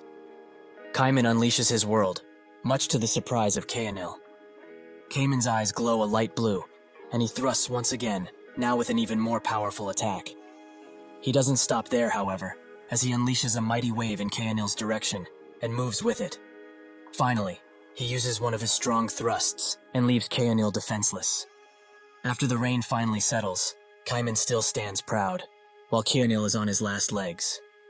Kaiman thinks that he needs to finish this once and for all, but Gyukur gets in front of him, and Yong picks Kaenil up. Kaiman anticipated this, as Jaewon told him about it, but Gyukur demands he stand down, as no matter how strong he has gotten, he cannot hope to defeat a monarch with just 2 years of training. Kaiman then tells her that it was not 2 years, but rather 200, and unleashes a mighty death blow in their direction, which makes everyone recoil back and create a gigantic hole through the arena. Muguk is amazed. Kaiman really won. Jaewon must have predicted all of this and sent Kaiman here. Because of this, he showed that, instead of chaos relying on him constantly, they can forge their own path and stand proud on their own. Later, while Aisha watches the replay of the match, Kaiman arrives and asks if she is the one who changed her mind among the delegation. She confirms that she is, and she did come here because of what he said. But it's because she knows better than anyone how much everyone fears the monarchs. She also asks if he really intends to fight the monarchs, and Kaiman says that he will. Aisha explains that the Resurrection Palace is a much stronger foe than the Forbidden Heaven clan ever was, and while he did defeat Kaenil, he is the lowest of the low, a brigadier general. That means that in the future, he will have to fight generals far stronger than that. Kaiman knows full well, but they already ran away once 900 years ago, which is why they must not do it anymore. Aisha is surprised by his transformation, as in the past, he was someone who was crippled by his inferiority complex, as he was not born an overcharged adapter, and he always despaired when facing something that he could not pass. To think he would have changed so much, is he really the same person? Suddenly a commotion can be heard outside, and when Aisha looks, she sees tons of people gathered near a tower of nightmares. Kaiman explains that it was made by Jaewon and the Artisan of Dawn, but it was not used for cultivating, as nobody became a product, because in that tower, someone like a cultivator does not exist. Aisha is shocked. A tower with no cultivator. Is that why Kaiman became so powerful? He tells her that she should see for herself now, that chaos is able and willing to stand up on its own. Aisha notices that even common people are willing to train, but they were extremely afraid previously. So why? Kaiman explains that it is because they desire free choice, the freedom that they lost 900 years ago. If they do not get it back with their own abilities, then it's useless. Aisha is touched that his people have started to believe in themselves again, and asks where the Fortress Master is now. Jaewon is chillin' with Chung Hyo in a dessert, who says that the Fortress Summit should be over by now, should they not go back, as he's sure there's tons of strong people there. Jaewon tells him that Kaiman will take care of it, as he has become more powerful than even him. This comment naturally angers Chung Hyo. Jaewon asks if he also didn't start from scratch, which he confirms, so Jaewon asks him, why do that, when he was about to reach the 3rd stage awakening? Chung Hyo tells him that he did it because his method was wrong, and Jaewon notes that it must be because of the keyword he used, which surprises Chung Hyo, as he didn't think he would know about something like this. Jaewon explains that all he knew was that he saw the world much differently than he did. Everyone in Crack, including Chung Hyo, awakened via the same keyword. The 1st stage of awakening, dismantle. The 2nd stage of awakening, assemble. And the final 3rd stage of awakening, self-surrender. The awakening he knew of was not profound, and it was simply achieved by cutting down foe after foe, over and over again. Dismantle did not have any questions about the world. Assemble did not have anguish, and thus, he was able to awaken without those things. However, Jaewon is different. He questioned his existence, and understood the reason for the world's existence, which gave him anguish. Because of all of this, there was endless questioning and anguish, a path where even after obtaining his own unique world, one would need to endlessly ponder the legitimacy of that world. Chung Hyo asks Jaewon how old he is now, as a few days ago, the 3rd floor of the tower was completed, and based on what Michael said, the density of time in that place is much, much thicker than that of the 2nd floor. Additionally, He was out of the second floor for about 2 days, in chaos time. So how many years did he train for, really? Jae-won smiles and says 1,000 years. Chung-hyo finds that hard to believe. But Jae-won jokes around, is he going to talk with him formally from now on too? Chung-hyo tells him to stop playing and tell him just how long he was in there. Jae-won explains that it wasn't as much as he wanted to, but they should get going. With that, they get running, and Chung-hyo asks, is he really going to the Resurrection Palace? He says that he is, so Chung-hyo warns him, that place is extremely dangerous, and he would be better off fighting them after getting more awakened. Jae-won says that the monarchs will not just wait around. That is why they need to attack now, when they least expect it. Additionally, he will only be getting rid of the most important people in the Resurrection Palace and stealing a fruit, along with one other thing. The treasure of the mares that turns the living into the dead.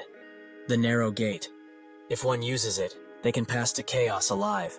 And if that is the case, if he steals every fruit and destroys the gate, then the monarchs will not be able to cross over into chaos anymore, without dying first, that is. So in order to achieve all of this, he will go to the Manticore Fortress, which apparently has an alley which leads to the Resurrection Palace.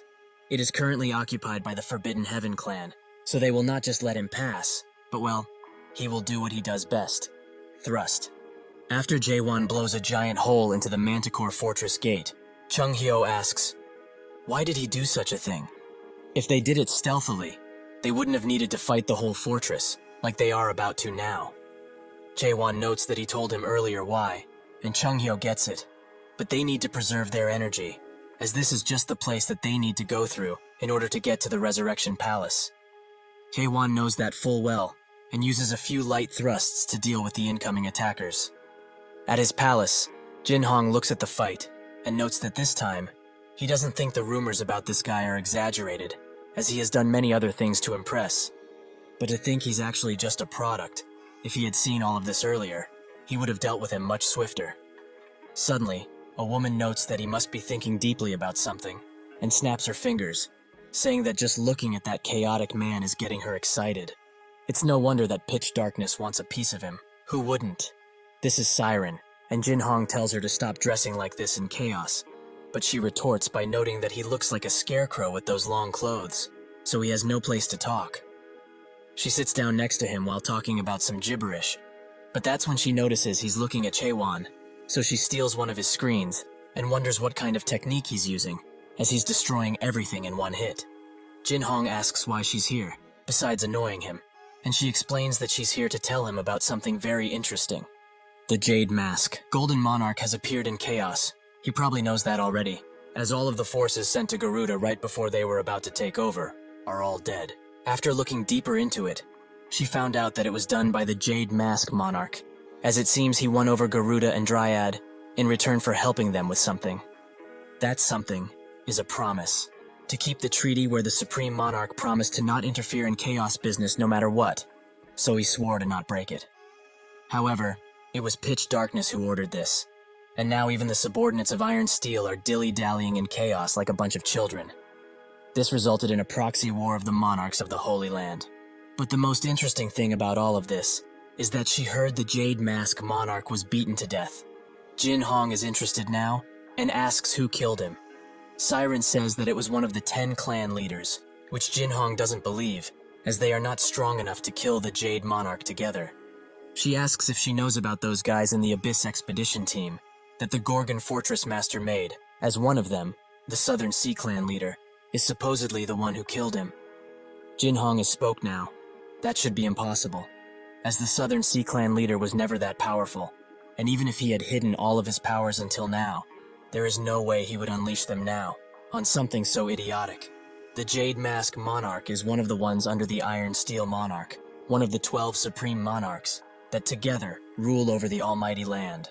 Any monarch that's Brigadier General and above are all important people, since the Almighty Land is currently going through a power struggle. So if the Southern Sea Clan leader really did what he did, things will go bad for him, fast. Siren asks, what is he going to do about Jae-won, as he was supposed to capture him, but he let him become a fortress master, and now, he's also poking around things he shouldn't be. Jin-hong explains that this just saves him time, as he didn't want to look for him, and additionally, He sent out the dead demon warriors that she made. Those beasts who can use dead power will most certainly deal with him. After Chung Hyo and Jae Won clear the way, Chung Hyo feels that something's off, as there should have been more Forbidden Heaven Clan soldiers around here. How else could they have fought the entire chaos? Jae Won says that might not be entirely true, as the dead warriors approach. Chung Hyo is shocked by their presence and by their stench, as he can smell them from here, the smell of the dead. Suddenly, someone from above notes that it's an honor to finally meet the protagonist of this case, and jumps down, noticing that the divine physician is also here. How quaint. Chung Hyo asks for his identity, as he speaks like they know each other. The man is sad that he forgot, but he will remind him. He gathered horns for the clinic, and transported patients too. That's when Chung Hyo notices that the man in front of him is Heinz, the righteous warrior. But what happened to him? Why is he meddling around with the Forbidden Heaven Clan? It is not suited for him. He should leave while he still can. Heinz asks him a simple question. Can he still say that, despite knowing what he went through in Gorgon? 100 years ago, Gorgon was in a war with a clan, the Crimson Marshal Clan, which no longer exists. A total of 50 guards, including the Southern Inspection Gate captain, had died forever, because of the Crimson Marshal Clan's cowardly ambush. Out of everyone, only one man survived, and that man was Heinz. That is why, a little later, Heinz begged Chung Hyo to help him become stronger, as he doesn't want to experience what he did again. Chung Hyo explained that he understands the sorrow he must be going through now. However, he has seen thousands of people like him during the 1,000 years he has lived in chaos, and he cannot grant his request. It's funny, really, when he thinks about it. He remembers the words he said, to work hard if he wants to become stronger. However, working hard is a luxury for those who are actually able to. Most other people in chaos were not in a situation where they could just work hard, like he said. So, he's wrong. He has worked hard to protect the justice he's protected his whole life. And where did that lead him? Here, where he had to break that belief. Chung Hyo asks why he looks the way he does, but Heinz ignores him and explains that the friendly and righteous man who was a second stage adapter died 100 years ago. He was reborn, and now is the vice clan leader of the Forbidden Heaven Clan. He moves his attention to Jae Won, as he has heard that he only uses thrusts, so he will play his little game for now. He uses Balkan's 8 fangs and a secret technique, the Carotid Sever, in order to unleash dead like hounds on Jae Won. He remains calm, however, and thrusts into Heinz's spear, which angers him, as he wants to know how he did that. One of his men suggests that they should attack together in this situation, which Heinz agrees with, and so they charge them all at once. Jin Hong looks at the fight, and is angry at his soldiers, as they are being cut down with extreme ease. However, if he also goes there and attacks with them, they will surely take these guys down, as he is close to Monarch level.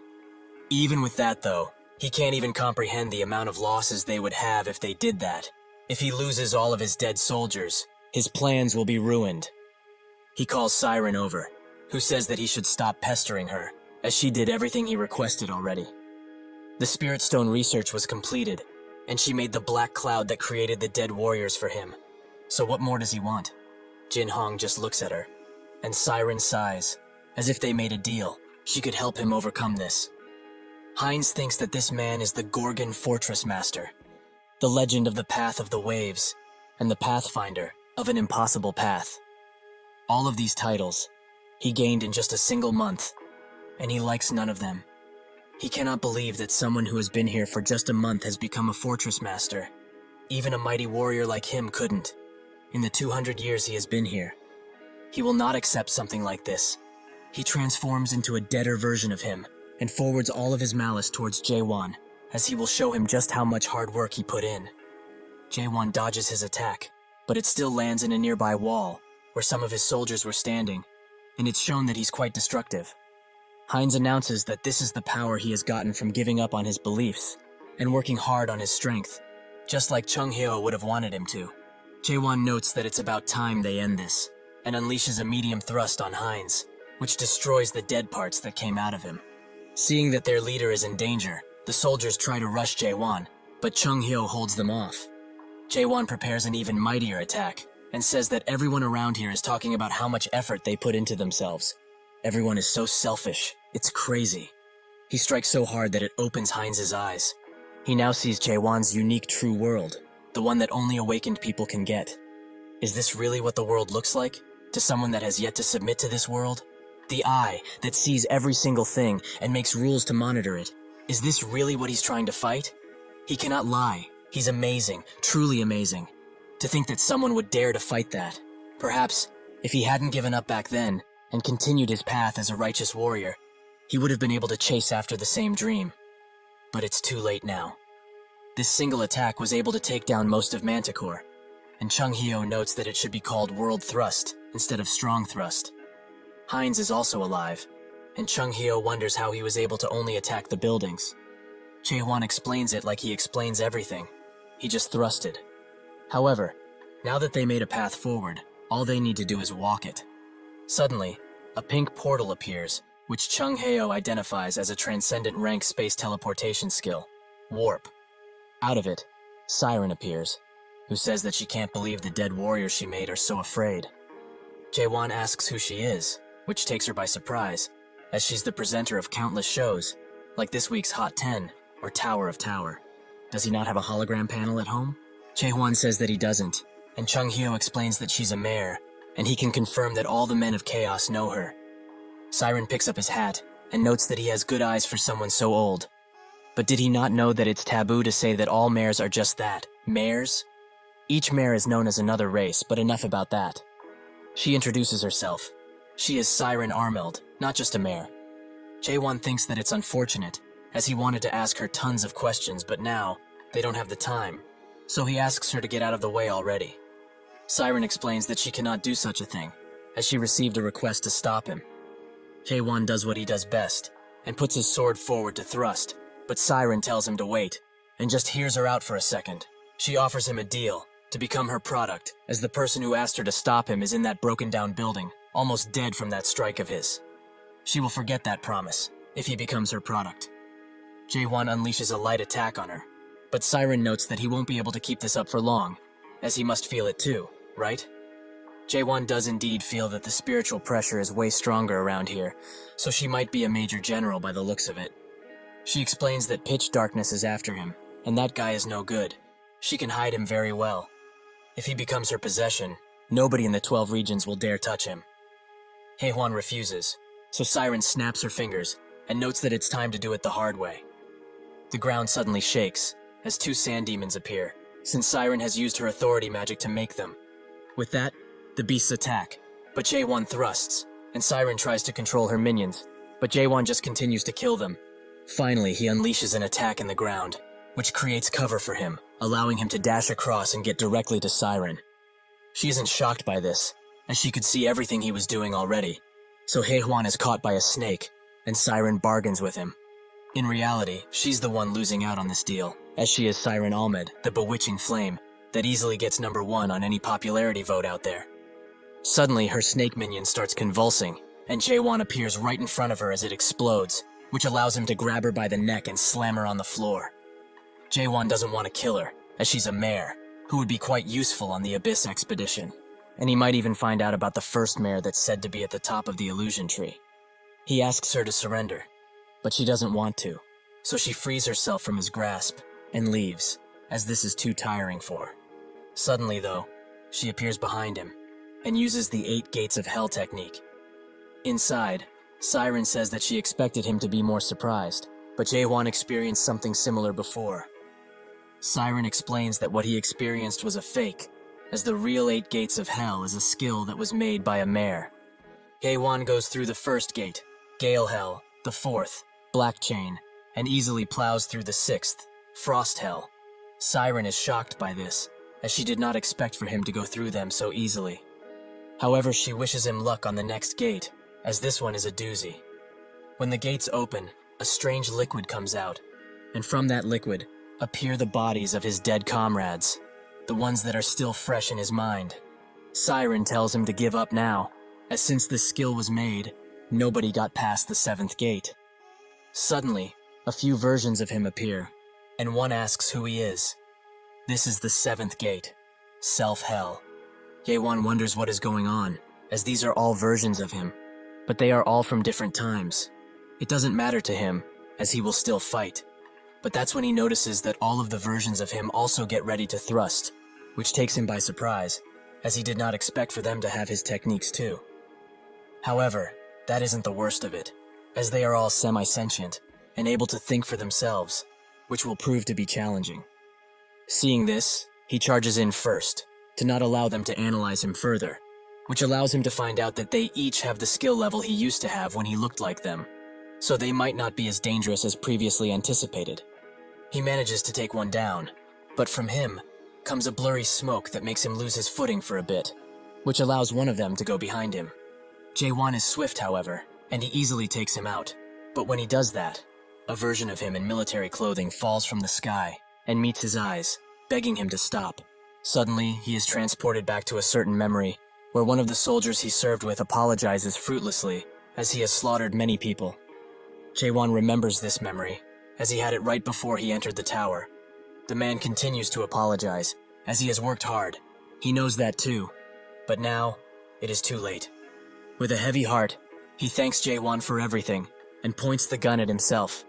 The bullet casing falls, and Jae-won remembers that this man was his successor, and also a counselor. He was harassed endlessly by others, which caused him to shoot all of his predecessors and executives in the middle of the night. He was the only one that survived, and all of the leaders, platoon commanders, and battalion commanders were placed somewhere else. Fortunately for him, he was acquitted of any suspicions, because that man wrote in his diary that he was one of the ones who was really friendly. But still, he was thrown in prison for 15 days. In that solitude, he began questioning everything, and maybe then, he really started to hate the system. Naturally, he did not know anything of the world of skills or status, but maybe he was already living in a world of the system, where it suppressed individuals wherever it could. Jae-won starts to damn everything, as his life flashes before his eyes, his friends, his comrades, himself. Was any of it even true? He continues to thrust and thrust, until a child version of him asks, "Who is he?" This makes him experience fear, something which he hasn't in a long time, but it also makes him tear up. Even still, he strikes himself, and Siren asks him, "How does it feel to experience this gate?" Awakeners say that self-surrender is becoming a new existence, which will make them forget their original self entirely. So awakeners like him, who have experienced self-surrender, receive much more damage from the 8 gates of hell. Even mayors would take their own lives when they experience something like this, because they simply could not handle that their ego had gotten too large. But to him, it's entirely different. Suddenly, Chung Hyo slashes the 8 gates of hell away and tells him to come to his senses already. Siren holds him gently and whispers in his ear, for someone like him, the ego that he has forgotten after self-surrender, will he really be able to handle going back in time like this? Jae-won thinks that these are all memories he has thrown away, and this place is a world where he has to end himself in order to continue moving forwards. The gate once again asks who he is, but when he wants to answer, the memories start flooding in, making him think that this place truly deserves its name. It's hell. His body is heavy, and he cannot see anything. Suddenly, he remembers when he and Chung Hyo were teaching Kamen about awakening. Awakening is learning to see, the ability to see the world for what it truly is. There is a difference from awakeners and adapters, however, as the awakened see the values that are truth, and the particles that make up the world. Adapters are able to read the data that cannot be seen, and see things very differently. That is the stage of self-surrender mentioned in Awakenings. In return for this, awakened need to be careful of neglect, as being able to see so many things will eventually make a person blind. Jae-won finally gets it. What is happening to him now is the neglect that Chung Hyo was talking about. Those who see too much become blind quicker, and those who hear too much become desensitized quicker. Jae-won is saddened by this. Does it really not matter? To come this far, he has done his utmost. Nobody else was able to come this far. However, now, he knows that he just wants to be able to say that he's having a hard time easily, like everyone does. The world changes around him, and he sees a blue sky with falling stars, which are his memories. He starts to feel a deep understanding, and connects the dots. Who is he? Well, he does not know, but at least, he is here. But maybe, the countless memories he has gotten over the 2,000 years he has lived, and the connections of all of those memories. Maybe, just maybe, That is him. Out of nowhere, the seventh gate begins to crumble, and Siren begins to vomit as she is experiencing rebound. Jae-won opens his eyes with a new deep understanding and pushes her away, whilst also destroying the gate entirely. He looks at the next gate and wonders what the next keyword is, as he has almost gotten past self-surrender. He will have to leave that for later though, as now, he needs to challenge this final gate. Jae-won looks at the 8th gate and touches it, fully prepared for anything that is to come out of it. Suddenly, it starts opening itself while glowing brightly, and when Jae-won enters, he finds nothing except a large, serene space. He wonders what to do, but that's when the stars begin writing a message. He would like to tell this visitor about his trivial story, since he has passed all of the gates of hell. Jae-won guesses that these are just the records of the one that made the gates, so he watches eagerly. The text notes that he still remembers when the first Abyss expedition started, and identifies himself as Mulark Armelt. This is simply a record of his failure. Outside, chatter can be heard around, and Chung Hyo begs Jae-won to wake up. But he doesn't move an inch, and the same goes for Siren. Even though she used the technique, she's as unconscious as him. He is weary of this because the people from the Resurrection Palace have arrived, and among them, there's a major general-level guy. The general asks his men if they have found anything yet, and when they reply with no, he commands them to search even more thoroughly, as he is sure those weaklings are around here, somewhere. This is the 11th stage adapter, the hidden scent monarch, Samyong Garam. Chung Hyo is very scared of him, as he is one of the main fighting forces of the 9 regions. Just what is someone so powerful doing in chaos all of a sudden? Suddenly Garam feels something, and sends his attention directly to where Chung Hyo is. He starts preparing a mighty attack, and congratulates them for having hidden for so long, like the little rats they are. He throws a mystical punch at them, but fortunately Siren has woken up, and she teleports them out of there just in time. With his prey gone, Garam focuses his attention somewhere else, and orders his men to reclaim Manticore and search for the Forbidden Heaven Clan leader. While getting out of the portal, Siren wonders, just how many times has she died today only? She also asks Chung Hyo if he has nothing to say after she saved his life so graciously. Naturally, he starts screaming at her, as he is the one who looked after them. Shouldn't he be getting the thanks, not her? She notes that this means they are even, and thinks about what to do, coming to the conclusion that it's better to go to the Gorgon Fortress first and foremost. Chung Hyo asks if she has surrendered already, but she explains that naturally she has not. She just has business with this passed-out man. Chung Hyo says that he has already sent a letter to Gorgon via Messenger Eagle, although he did not expect that Jae-won would still be out cold right now. So, right about now, some warriors who have awakened must have already departed. Indeed, as he says, countless warriors led by Kaiman arrive, and he commands them, from now on, Carpe Diem. The Liberation Army of Gorgon will depart, pass Manticore, and strike the Resurrection Palace once and for all. They charge in with more confidence than ever before, and they all think that with this many awakened all at once, they might actually have a chance. They might just win. Garam sits idly by and watches them while wondering, wouldn't it have been better if they would just stay here, in chaos, and adapt to it fully? He smashes a wall, and notes that they are quite ambitious, but ambition comes from foolishness. He throws part of the wall he broke in small pebbles, which easily tear through the army, as if they were real bullets. Yegal is left awestruck, as he has never seen this kind of power, and so is Jung, who watches as Yegal is killed right in front of him, without any way to defend himself, and without mercy. Garam warns them one final time. They should go back quietly, and forget about their clueless ambitions once and for all. He slams the ground with his feet, and Jung notices that something big is coming, so he orders the remaining soldiers to focus on attacking that guy with everything they have. Unfortunately for them, this was what Garam was waiting for.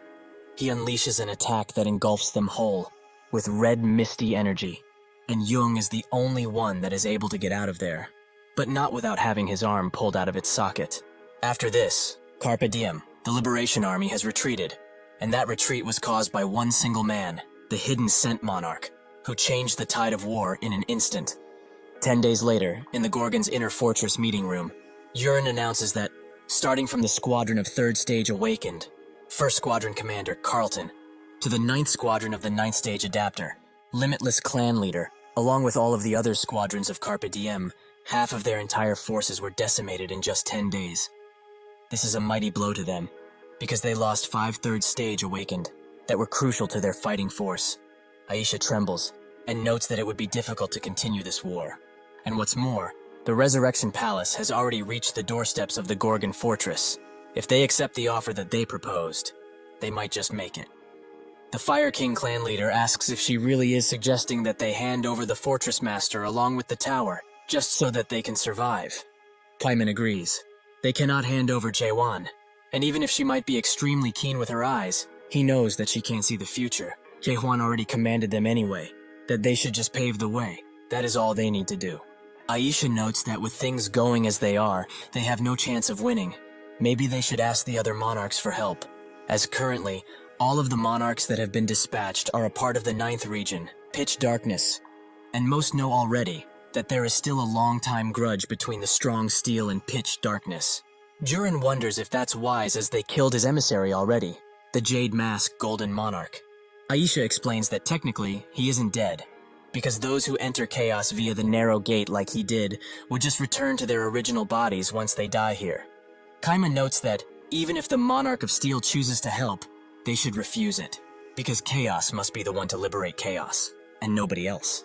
Chunghyo and Siren sit beside Jaewon, who is still very unconscious, and Chunghyo screams at her to wake him up, since she was the one who made him like this in the first place. What kind of illusion has she cast to make him fall asleep for 10 damn days? Siren screams back at him.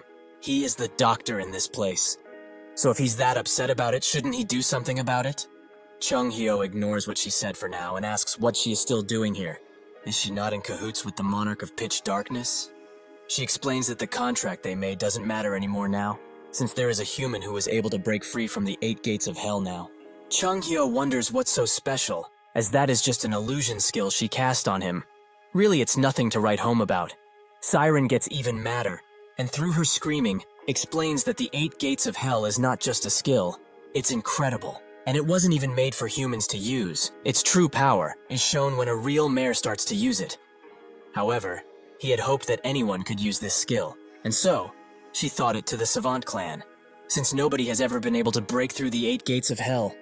She has seen it broken a few times though, but when that happened, it was used by humans, so it wasn't at full power. Additionally, what was broken was not the skill, but the mind of the user.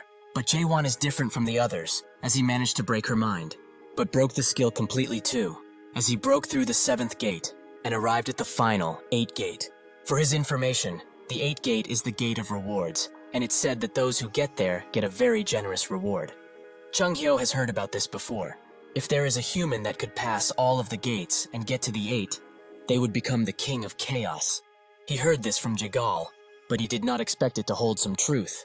Siren notes that what is behind the 8 gate is the legacy that her godfather has left behind, his knowledge. Before she can explain further, Jaewon suddenly wakes up and is very confused as to what just happened. He explains what he saw to Siren and Chunghyo while getting dressed, and notes that now it's time to go to the meeting room. Chunghyo tries to stop him, as he mustn't go there now, since there are people who are suggesting that they hand him over to the Resurrection Palace. Jaewon ignores him figuratively and literally as he steps over him, leaving Chunghyo shocked. When Jaewon arrives in the meeting room, some are glad to see him, and some are ashamed, as they have considered something extremely bad. After a few moments of silence, he announces that he will go to the Resurrection Palace, which nobody expected. Kaiman asks him, what is he talking about? He cannot do something like that. He should reconsider. He just cannot go there. Suddenly, Jung includes himself in the conversation, and asks him, does he not know that a lot of their comrades have died while he was passed out? They wouldn't have died if they hadn't come to know of freedom and hope. There was not even time to hold the soul farewell procession for them. Jaewon apologizes, and Jung explains that he hates him to his very core, that he dared to give them life, freedom, and hope. However, despite all of that, they really need him right now. He begs him, along with everyone else, to not go to the Resurrection Palace and stay right here. At the very least, they would rather die while fighting with him. Chunghyo is shocked by their reaction, as he has given them something unbelievable that he should not have. And now, in order for them to protect what they got, they will all give up their lives for it, if need be. Jae-won says that they are mistaken about one thing, though. He is not going to the Resurrection Palace to surrender himself. He is going to the Resurrection Palace in order to send all of them flying. Everyone in the room is shocked, and Chung Hyo, who knew it was coming, is still just as shocked. Young asks if he has gone insane, but Jae-won notes that he's always clear of mind. They all start screaming at him, and asks when he will do it, and he replies with, "Right now." Siren finds him quite strange but intriguing, as reality does not exist for him, but it does for these humans, who always kneel in front of reality. Knowing this, nobody will be following him in that suicide mission. She is proven wrong, however, as they all throw themselves at him, as they all want to go, in order to free themselves. Siren thinks that they are all insane. So far, they have been living with no problems as souls. Why care so suddenly about life and freedom?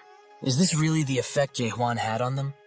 Jae-hwan is grateful for their thoughts, but he will only bring 3 people with him, Chung Hyo, Kaiman, and Siren, who did not expect to be invited at all, so she is rather scared.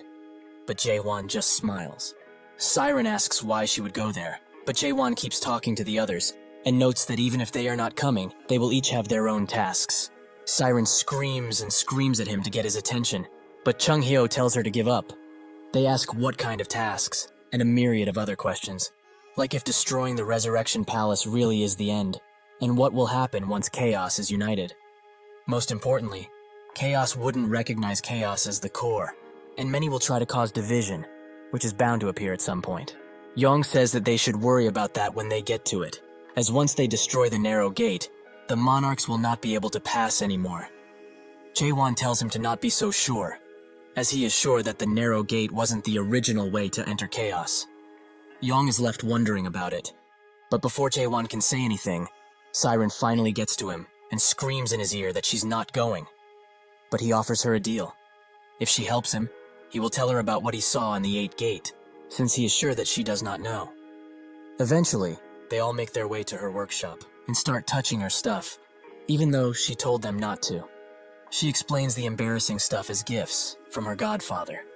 She is very conflicted about having others enter her personal workshop, but it cannot be helped, as they need to warp to the Resurrection Palace, which can only be done via warp drive, which she has in here. Chung Hyo finds one of her early towers and goes inside, where he finds the Firewheel Monarch and the 7 Fear Monarch, which he immediately slays. These people were once products, but they remain stuck in the spaces that she created. For those who have been products before, however, what would they feel when they enter the workshop of a mayor? Jae-won also finds a tower and asks what its name is. Siren says that it's called the World after the end, but it is not finished yet, as he can clearly see. She has started building this tower after she first met him, but she doesn't know how he would feel about it once he sees it. Eventually, she gets the portal going, and she notes that it feels strange, like something is wrong, but well, just maybe her godfather went on the expedition because it felt like this. At the Resurrection Palace, a man watches as others bicker below him. He thinks of them as fools, as if they were people who could reincarnate. They wouldn't be queuing here, but going to the fruit repository instead.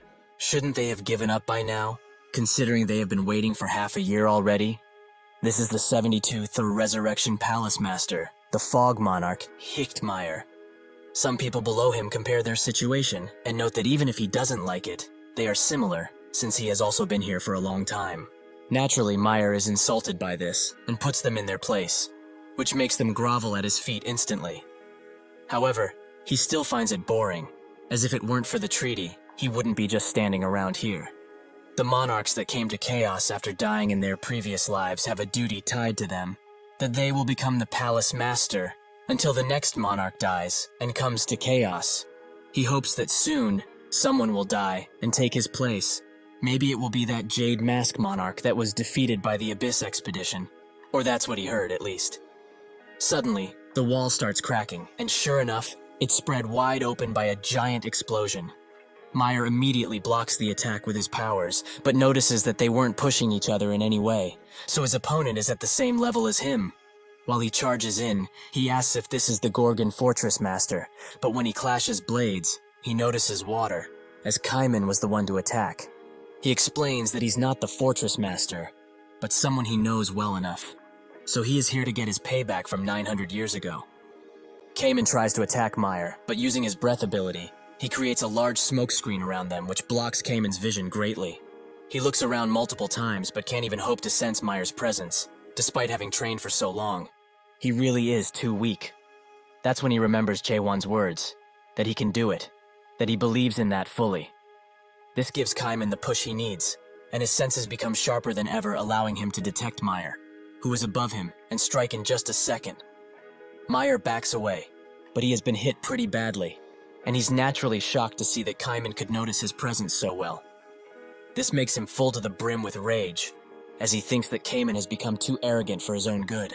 Somewhere close, Jaewon tells Chung Hyo that he's going to the Pleasure Palace and bringing the mayor with him. He is sure that Cayman is fully capable of handling this fight. Chung Hyo agrees and tells him a little something about the Pleasure Palace. The palace that's hidden by the fruit and narrow gate is at the very top of the Resurrection Palace, and the energy coming out of it isn't good news. So he should be careful, as he will try to reduce the monarchs heading to the Pleasure Palace with Cayman. Inside of the palace, the real Firewheel Monarch and 7 Fear Monarch wait for anyone to arrive, as what Chung Hyo met previously were fakes. He charges in just like before, but these monarchs have ample time to dodge. They are quite surprised to see the Divine Physician in here, as they heard that the Gorgon Fortress Master was to be their opponent. But there's just him, an old and frail man.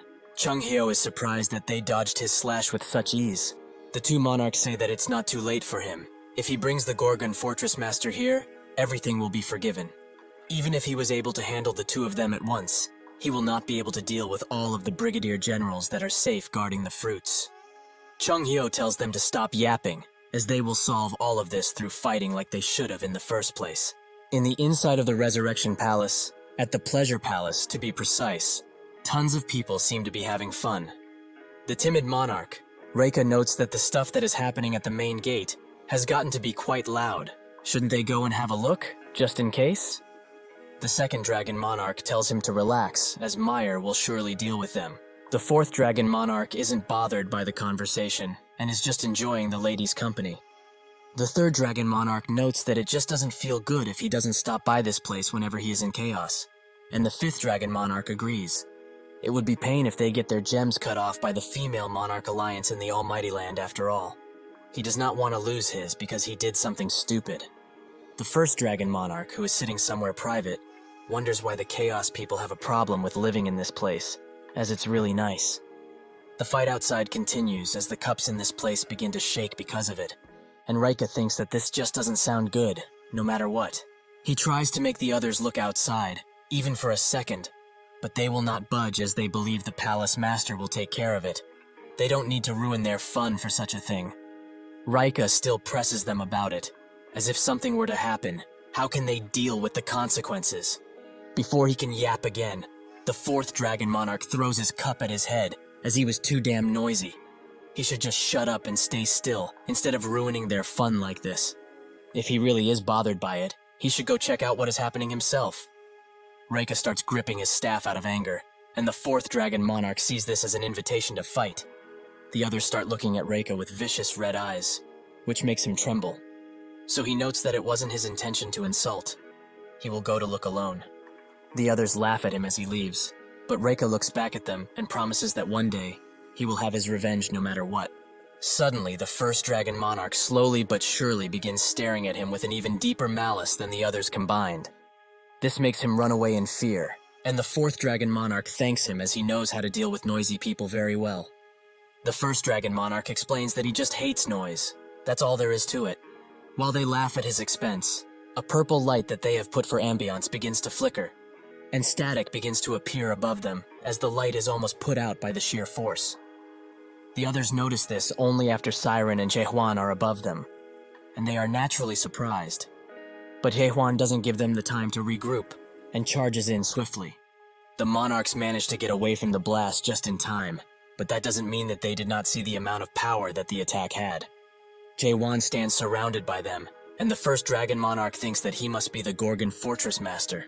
Jaehwan confirms it, and the 1st Dragon Monarch notes that he must be insane to come here all by himself. Though, is he here to keep his word, perhaps? Jaehwan denies that notion, and explains that he is here to do one simple thing, to kill all of them. The 1st Dragon Monarch smiles, and he notes that a lowly soul of chaos should not dare to even think of such a thing. Truly, his arrogance knows no limits. Seeing that he is out for blood, Siren warns Jaewon to dodge the incoming attack, but it moves too swiftly, and Jaewon is thrown at the wall.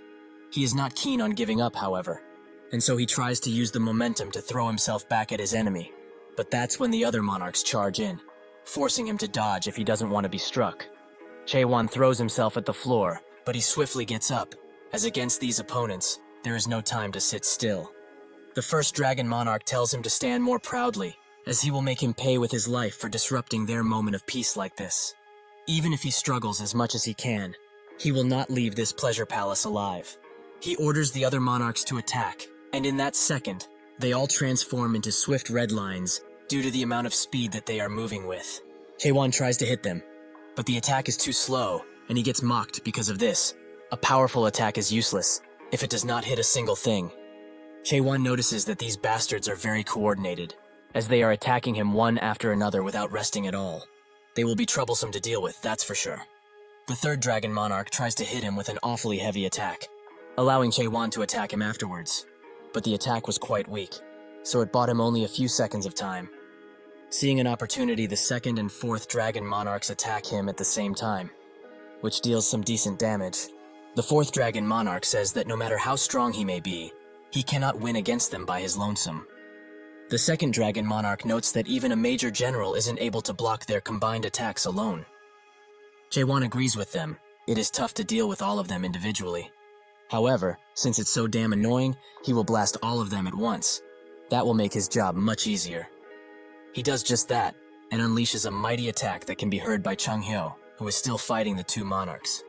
After the attack is fully discharged, everything around Jaewon is crumbled, and he is also in a very poor state. Unfortunately for him, the attack did not hit anyone, as the first dragon monarch has blocked his attack by himself, clearly telling him that they are worlds apart when it comes to strength. Siren watches all of this happen from above, and thinks that she did not expect the first dragon monarch to defend so easily against such a powerful attack. Are these people who are tasked with defending the Resurrection Palace really on such a different level? The first dragon monarch pulls out his sword and cannot believe that he dares to ambush the Resurrection Palace with those petty and awfully weak tricks. He is truly mocking them, in more ways than he can count. However, to rectify his awful and arrogant behavior, he will show him the difference between them. He will have to face that all that he is just a vermin of chaos, powerless and brittle. Suddenly, every monarch near the first dragon monarch is assimilated in a red yet dark cloud that emits a powerful wind. The first dragon monarch comes out, but in a different form, that of a true dragon. He should be feeling honored right now, as this is too valuable of a technique to use on someone as lowly as him. But he must show him just how weak he truly is, and crush his dreams right now. The first dragon monarch charges at Jaewon without any remorse, but Jaewon swiftly moves away and attacks him the moment he gets the chance to. This attack doesn't go through, however, as it cannot pierce the barrier that the first dragon monarch has on himself. Seeing that his attacks are fruitless, Jaewon backs away, and the first dragon monarch mocks him. Did he really think that he would be able to leave even a single scratch on him? Jaewon is pushed back even further, but he stops himself with his sword. This gives the first dragon monarch the opportunity to prepare a mighty attack, which Jaewon tries to block with his thrust. The attack is unleashed and they start clashing. They both put in as much effort as possible, and eventually, the first dragon monarch is the one who pushed harder, so the attack hits Jaewon fully. After the dust clears somewhat, not even a trace of Jaewon can be found, and the first dragon monarch notes that it's truly a pity. If he had stayed hidden, he would have been able to live a much longer and perhaps happier life. But unfortunately, his arrogance was the thing that cut it short. Suddenly, Jaewon appears seemingly out of thin air and lands directly on the first dragon monarch, who is rightfully surprised. Jaewon says that it's his turn to attack now, making the first dragon monarch put his barrier up and ask if he has not learned his lesson yet. No matter what, his attacks won't be able to pierce through his scale barrier. Jaewon notes that they will not know unless they try it and focus all of his energy in a single spot. The first dragon monarch notices this too, and now he is truly scared for his well-being. He starts gliding around and eventually bashes his head in the floor, as he will not let Jaewon do whatever he wishes. After he does that, the first dragon monarch expects to see Jaewon on the floor, but he is not there. Jaewon is above him. He notes that he talks too much for a dragon and unleashes a strong concentrated thrust that sends the first dragon monarch even deeper into the floor and breaks the palace's roof entirely.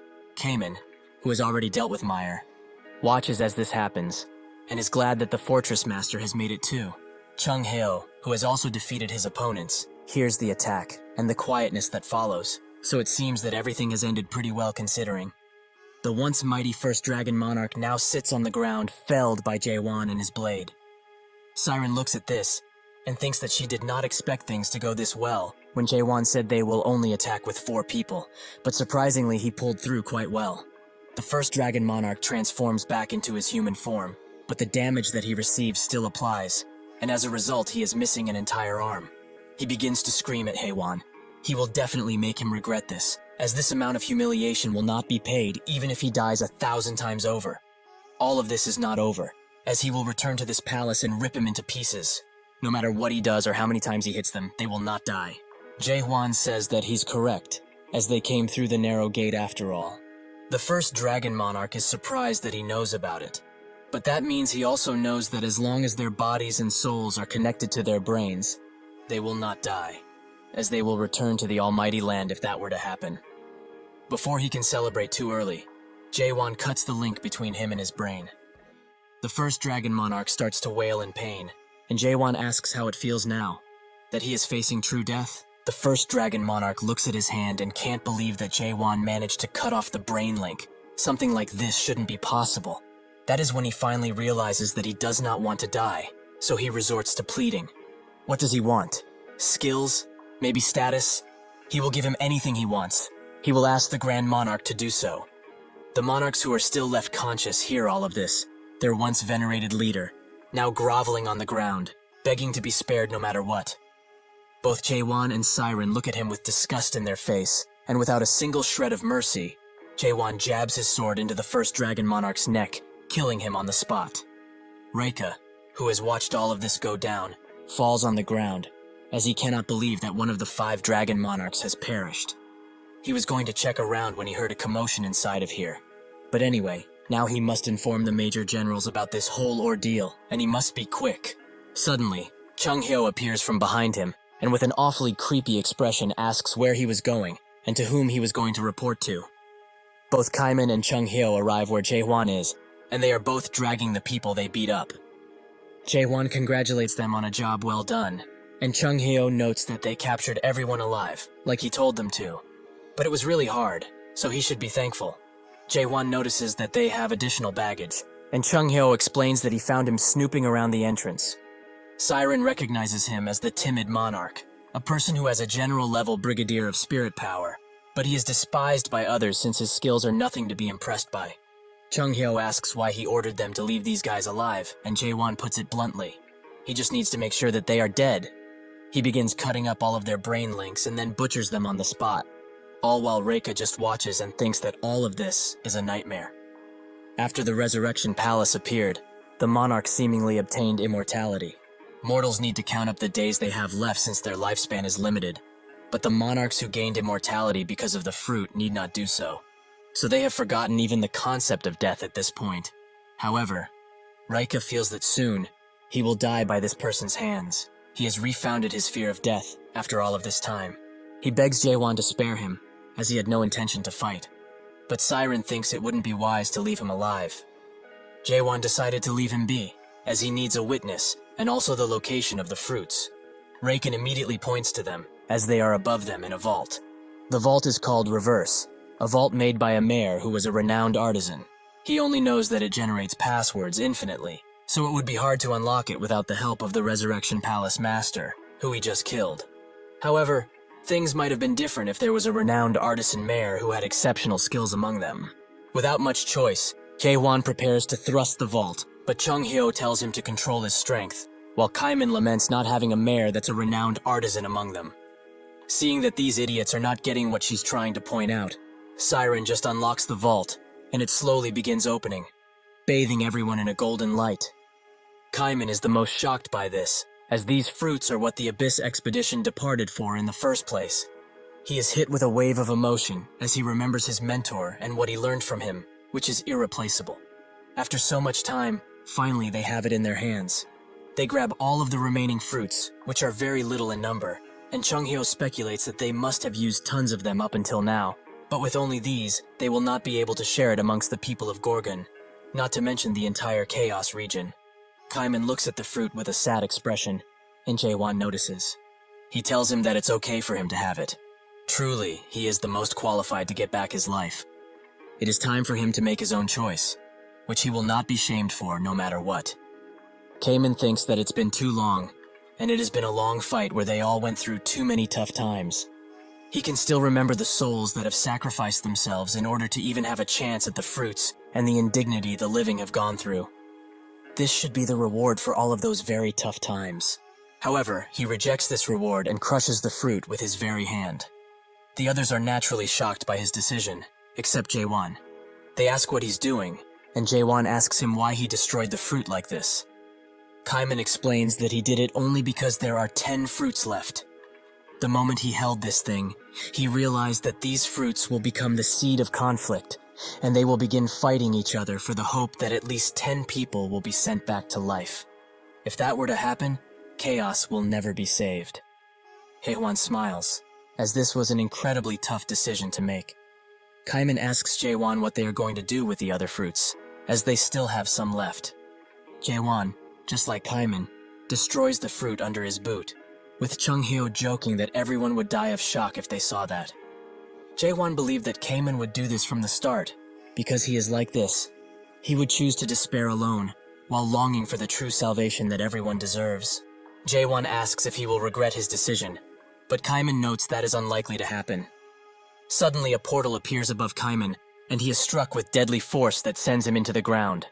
This was done by the Major General Storm Monarch Kanael, a 10th stage adapter. Before Chunghyo can get into action, he is grabbed from behind and thrown into the wall by the Silent Monarch Magito. Haewon doesn't know where to focus his attention, but suddenly a man notes that he has crossed the line after all. This has now become a matter that cannot be solved by just taking his life. Raika recognizes this man. It's Samyong Garam. Even among the major generals, he is considered a monster because of his strength, so he must hide now to not get dragged into his sights. Garam tells Kanael and Magito to charge, which they instantly do, while Jaewon tells Siren to drag the injured away. Magito binds his hands and feet, allowing Kanale to strike him, but he manages to dodge. Even if he does all of this, the relentless attack does not stop, and Jaewon is getting pushed back by the sheer volume of their attacks. Seeing a clear opportunity, Kanael uses his abilities to push Jaewon into the wall, which makes both of his attackers think that he is just a weakling that dreamed too much, an insect. With that, they both charge in to finish him off, but with a newfound confidence, Jaewon looks at them with his glistening golden eyes. Back when Jaewon destroyed Manticore, Chunghyo told him that his abilities are truly amazing, and this ability shouldn't be called a strong thrust, but a world thrust. However, he personally thought that he should avoid overusing such powerful attacks. He explained that the Awakened can use their spirit power without any sort of restriction, but in exchange for that, they will consume an amount of mental power. If he were to use such a messy and huge technique constantly, he would be sure to collapse. Jaewon thinks otherwise now, as the guys he's fighting are at the same level as he was when he got to Chaos, so he needs to get rid of them now, while they are still underestimating his strength. He breaks out of his restraints and puts his feet firmly on the ground to prepare for the attack he is about to unleash. His sword starts glowing an electric red, and it opens its gaping mouth as it shows the true reality of this world. With a loud scream, Jaewon unleashes 5 consecutive world thrusts, all stacked into one, which instantly takes out the attackers that were toying with him earlier. Garam watches all of this with eager eyes, and Siren barely manages to get out of the attack range. After all is said and done, Garmin notes that he did not believe he could exert so much power just with his physical force. What a truly incredible individual. Truly, it has been too long since he found someone worth fighting, like him. Many moons ago, there was a mare that searched for the monarchs of the 12 regions. All of the monarchs he had met previously rejected his request, but this did not make him give up.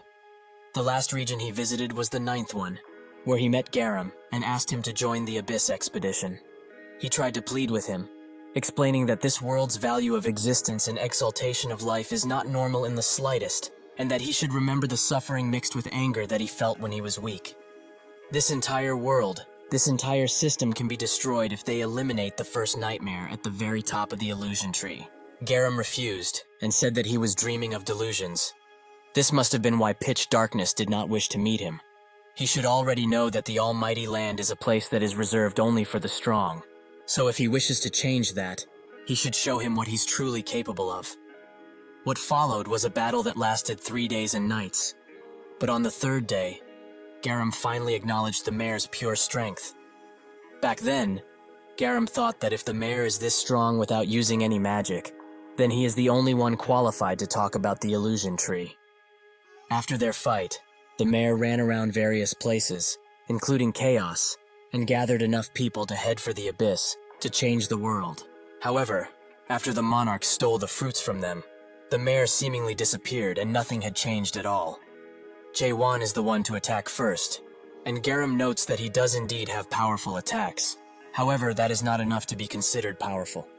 He puts his hand forward and blocks the attack with ease, while saying that he has all of the cards he needs in his hand, but he cannot use them, as he does not have the right class. At this level, he is no different than a squire raising a sword for the first time. Does he not agree? In that second, Garam closes the distance between them, and before Jae-won can react, he punches him so hard he is sent flying at very high speeds into the nearby wall. Garam tells him to stand up, as he knows he's not done yet. Jae-won does just that, and the same fiery confidence burns in him once again. Garam notes that if he dares to speak of the illusion tree, he should first show how truly strong he is. Jae-won thinks that this guy is stronger than the two weapons combined, but he's not using a special technique, it seems. So even if he tries to read him with question, the amount of experience he has gathered is too stacked up. Still, he is too strong. But why is that? Can simple experience truly be this strong?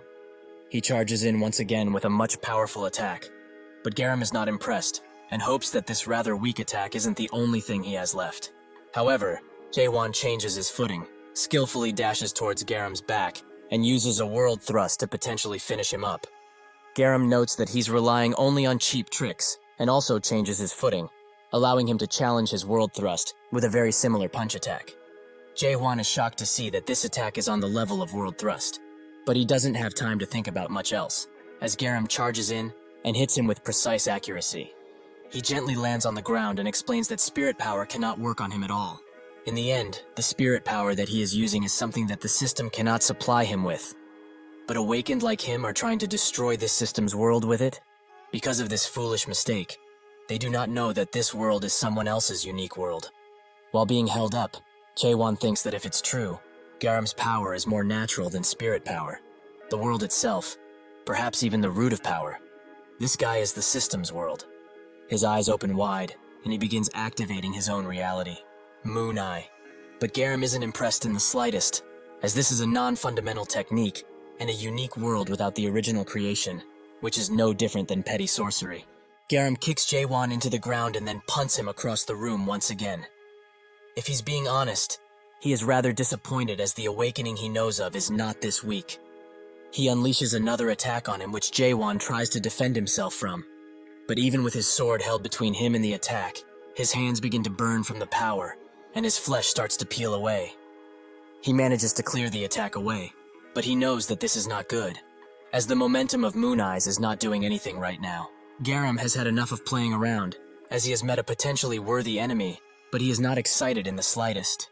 He should hurry up and open the beginning of this world. He should show him his world.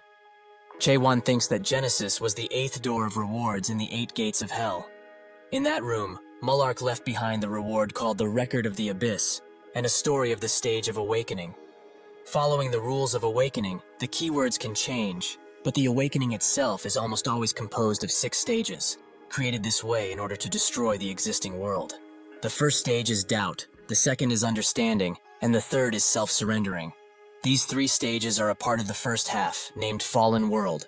After they are completed, stages are needed to create a new world. The last 3 stages are a part of Genesis, the latter half.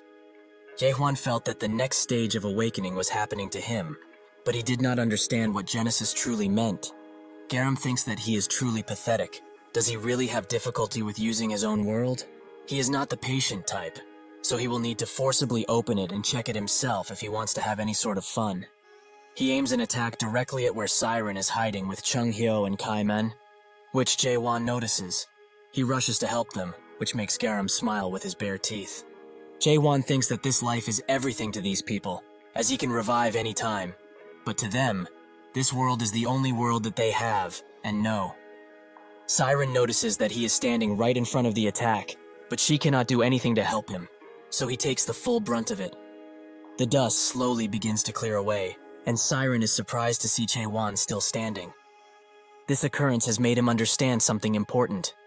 The only world he knew was growing up with his parents, going to school and making friends, crying, laughing, being sad or devastated. All of these countless and precious memories. The him from back then could never question the world he was in. He existed only because he did not question the world, and the world system was created through absolute certainty. That means the thing he needs to start Genesis is true conviction in his own world. Belief is a strong conviction that is sometimes forgotten, and in order for a world to be born, it means that it needs overpowering belief, something which he cannot hope to do alone. Not only the him from the present, but the him from his past memories needs to yearn for a new world. Garam charges in with another punch, as he is tired of waiting, but Jae-won doesn't pay it any mind, as he begins pleading with his past self. Some say that the world he wants is fake, and it's only a method for him to escape reality. There is no reason for them to help him with this. Haewon knows that he cannot convince every him there is, so if they are not going to help him and only drag him down, they should get lost, as he doesn't need them anymore. Jae-won and Garam continue their fight, with Garam putting Jae-won in his place by beating him again and again, something which seems to begin boring him. He notices that Jae-won is not moving and asks if he's really exhausted after only this. His past self appears and asks if he's really planning to die in a place like this. As if he dies, they are all going to. They have all come so far. Did he truly forget what they went through? He should not make a fool of himself and run away. Hasn't he been met with enough despair already? With Jae-won on his knees, Garam thinks that their battle has ended. It is truly a shame. However, Jae-won hilts his sword into the ground, which surprises both Garam and his past self. Jae-won slowly stands up, and once again, his confidence is shown through his eyes. This impresses his past self, as he knew that he was always a crazy bastard, but it also seems that they have forgotten who they were. If it's like this, they will help him, just this one time. Garam begins shaking and laughing with excitement, as every Haewon that has ever existed seeps into the current Jae-won, which allows him to break the world and reach Genesis. Siren cannot believe her eyes, and Haewon's world stands proud behind him. The stage 4 of awakening is the power to turn lies into truth, the power to turn any belief into reality. From purple fragments, a sword begins to form, and when it has taken its full form, it falls directly into Jae-won's hands. This is the 4th stage of awakening theory.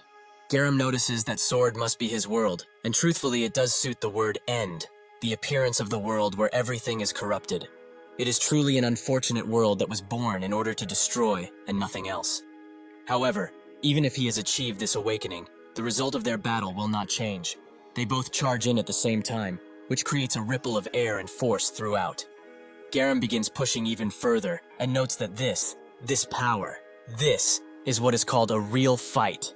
They begin to trade blows so fast only their figures can be seen, and Garam says that this is very fun, just like when he fought against that mare 1,000 years ago. He thanks Jae-won for letting him have so much fun again. However, they need to end this one way or the other. He grabs Jae-won's shirt and throws him against the wall. Jae-won moves swiftly to land with his feet on the wall, but Garam's attack does not end here, as he charges in with even greater malice. Their powers clash in one point, which creates a very large explosion in the area. Jae-won manages to get out of the blast zone before he could be injured, and remembers that he kept thinking about something. For what purpose did he thrust, and most importantly, live for? Garam interrupts his thoughts by trying to punch him again, but Jae-won manages to dodge and thinks that now, all he does is thrust and thrust and thrust. Just as if he was at the time where he did not come to understand the rules of the world. He just enjoyed thrusting innocently, without thinking about it at all. While Jae-won is deep in thought, Garam begins to laugh like an absolute maniac, but apologizes shortly after, as he knows it must have been an ugly sight. This makes Jae-won smile too, as without taking the situation into account, he is really glad to have met such a worthy opponent in this world. Even if the result is not what he wished for, He hopes that this moment would last just a little while longer. They continue to fight and fight, making Jaewon ask if this is all that the system has to give while smiling. Garam, with an even wider smile, notes that it isn't. So they charge each other once again, creating a force that pushes every piece of rubble away and makes a large wave of power surge throughout. After everything clears, Garam explains that this is the first time he has had so much fun in 1,000 years. But to think he would meet such a worthy opponent in chaos, truly he is touched beyond measure. Jaewon's tone changes into a serious one, as he notes that he was able to feel something while they were fighting. Just like how he has been thrusting for the past 1,000 years, he too must have been training one skill for 1,000 years or more. It is a shame that someone like him is an adapter of all things. This is very similar to what Mullark said to him, which makes Garam shake violently. He notes that he wants to ask just one thing. Just what is he really trying to achieve in this world? Jaewon says that he's going to the abyss, no matter what. Garam smiles, as his words are as hollow and weak as the mayor's. They are both fools, as the abyss is filled with strong people who surpass him by a lot. The great monarchs gave up their dreams, and in the end the mayor failed too. Is he still going to try, even after all of this? Garam begins summoning all of his power, which encircles him in a large tornado-like wind, which even manages to push Jaewon back a bit. After everything clears, an angelic being stands above Garam, and Jaewon's eyes widen with surprise as he sees. Garam, now with the power of the Black Gatekeeper General, beckons him forward to show him that power that suits his ambitions. Siren is shocked to see this power as its gatekeeper and demigod conversion. Garam said that he was at the rank of Major General, but that was an outright lie, as he is definitely at the Lieutenant General rank.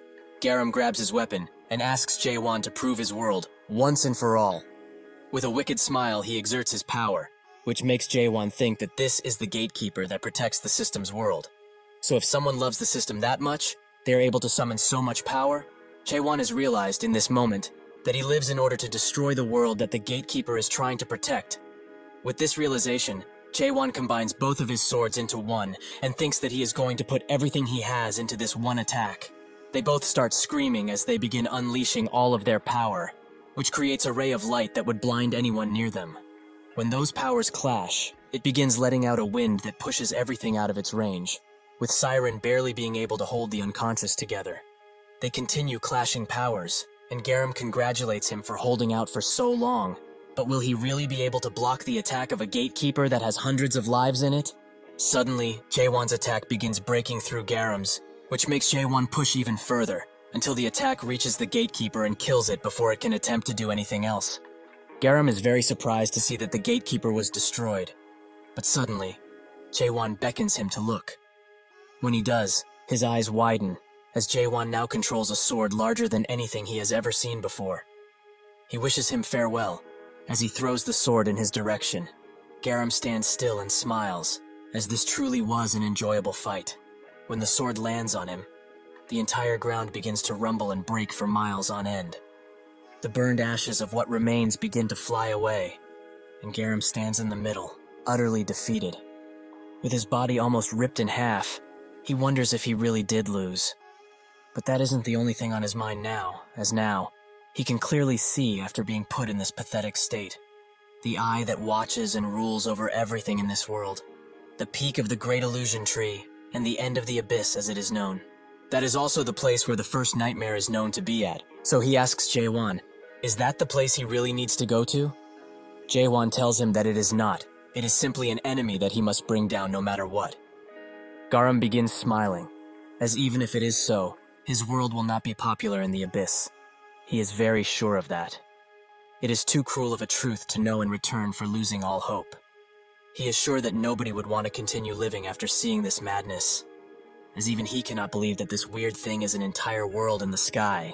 However, if people that believe in his world would appear, they just might be able to find something in them which everyone has lost by now. As a price for this, they will have to live in that world for all eternity. Now, he is done speaking. So he should cut his brain link before his body goes back to the Almighty Land, like he did with the others. Jaewon asks if he has any last words before this, and Garam tells him that if he arrives at the abyss safe and sound, he should find Cainarch and tell him of what happened on this day. He should also be careful of Maillard, as if he knows that he has unlocked the creation of the world, he will surely not leave him be.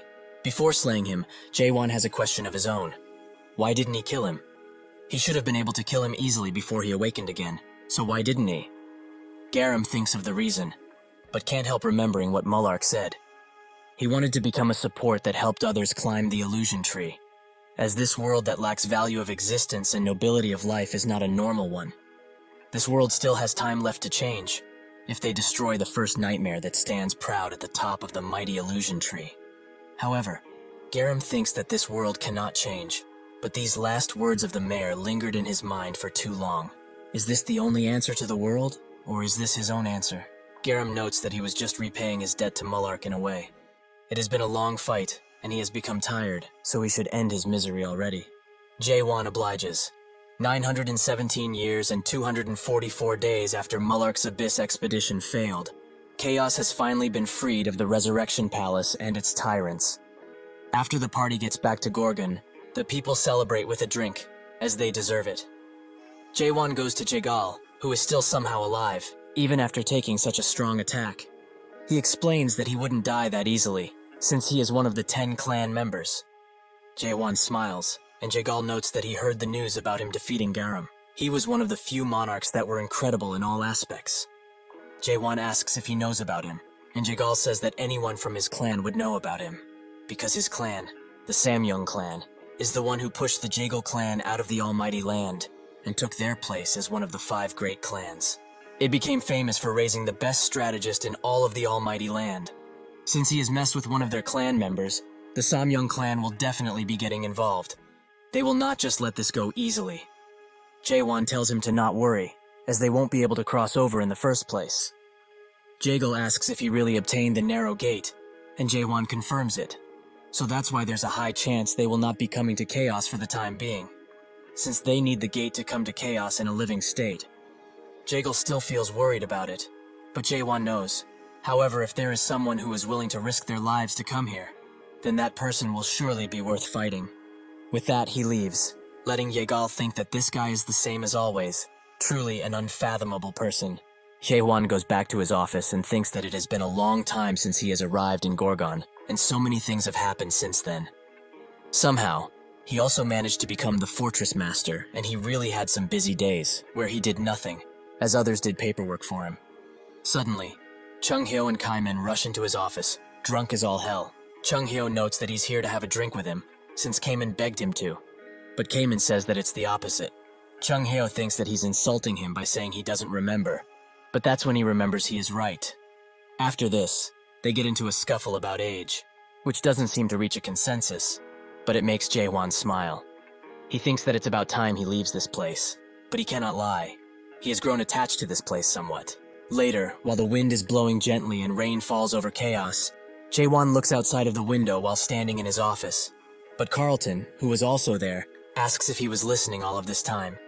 Jae-won apologizes for his ignorance and asks where they stopped. Carlton explains that they were discussing the Tower of Nightmares, Carpe Diem. Jae-won asks what they were talking about specifically, which makes Carlton think that he wasn't listening in the slightest. So he re-explains that the time magnification of the tower is just too high. The people who go inside to challenge the tower seem to be offing themselves more and more. Jae-won looks down and thinks that it's entirely possible, as the magnification of time is already 100 times on the first floor. Time that is too concentrated in one place would damage one's soul, since it's not that easy to endure hundreds of years like that. However, awakening is not the sort of power that can be achieved without putting this much effort in it. Jae-won orders Carlton to make Michael tweak the magnification a bit, and also explains that it's not possible to awaken only because they slash or thrust tons of times, so he should make sure that information also gets to everyone. After obtaining the system that the grooms awakened for them quite routinely, he should remove those that don't want to awaken from continued training. Awakening isn't the only way for them to survive, as adaptation is also viable and less risky. Carlton, with a saddened expression, asks if he truly believes his own words. Jae-won says that everyone has different modes of thinking. It's natural, so awakening for others might not be the salvation they seek.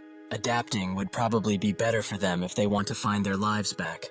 Jae-won notices the worry inside of Carlton's eyes, and he asks if something has happened. He explains that, as he probably already knows, he has broken through the 3rd stage of awakening not long ago. However, he has not seen even a sliver of his unique world yet. Jaewon is surprised by this, as it shouldn't be possible at all. Sure, its form could be entirely different based on the user's capacity, but all awakened that have reached the third stage, self-surrender, will obtain their unique world no matter what. While thinking about what it could be, he remembers what Garam said to him, that the spirit power that they use is a resource that is allowed by the system. However, the awakened are trying to destroy the system and its world. Because of that, they just don't understand that this is someone else's unique world. Jaewon tells him to not worry too much, as maybe his unique world is this system.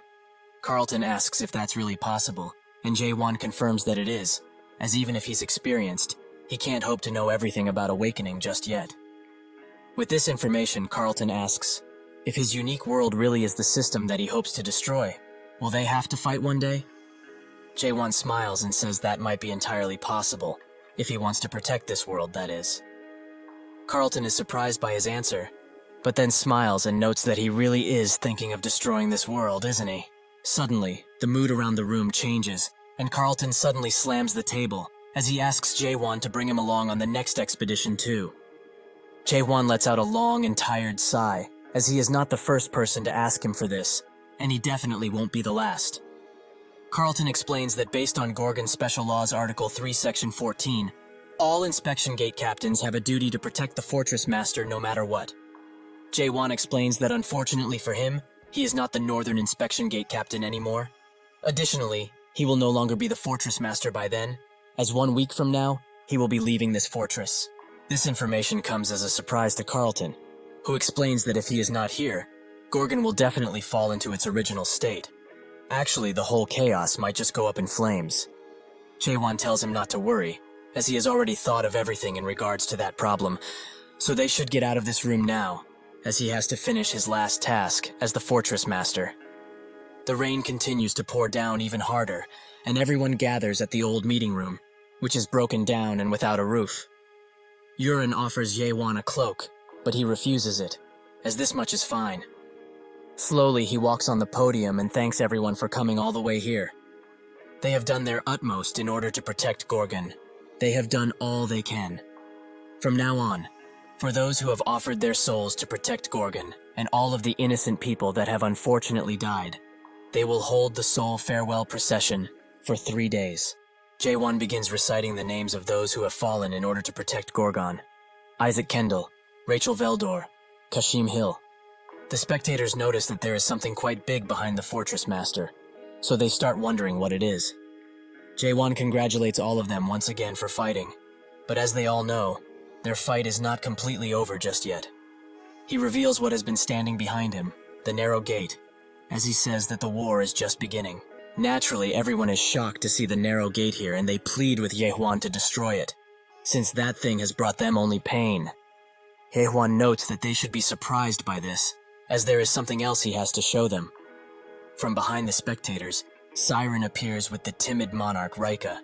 Indeed, this surprises everyone more than they were surprised by the reveal of the narrow gate.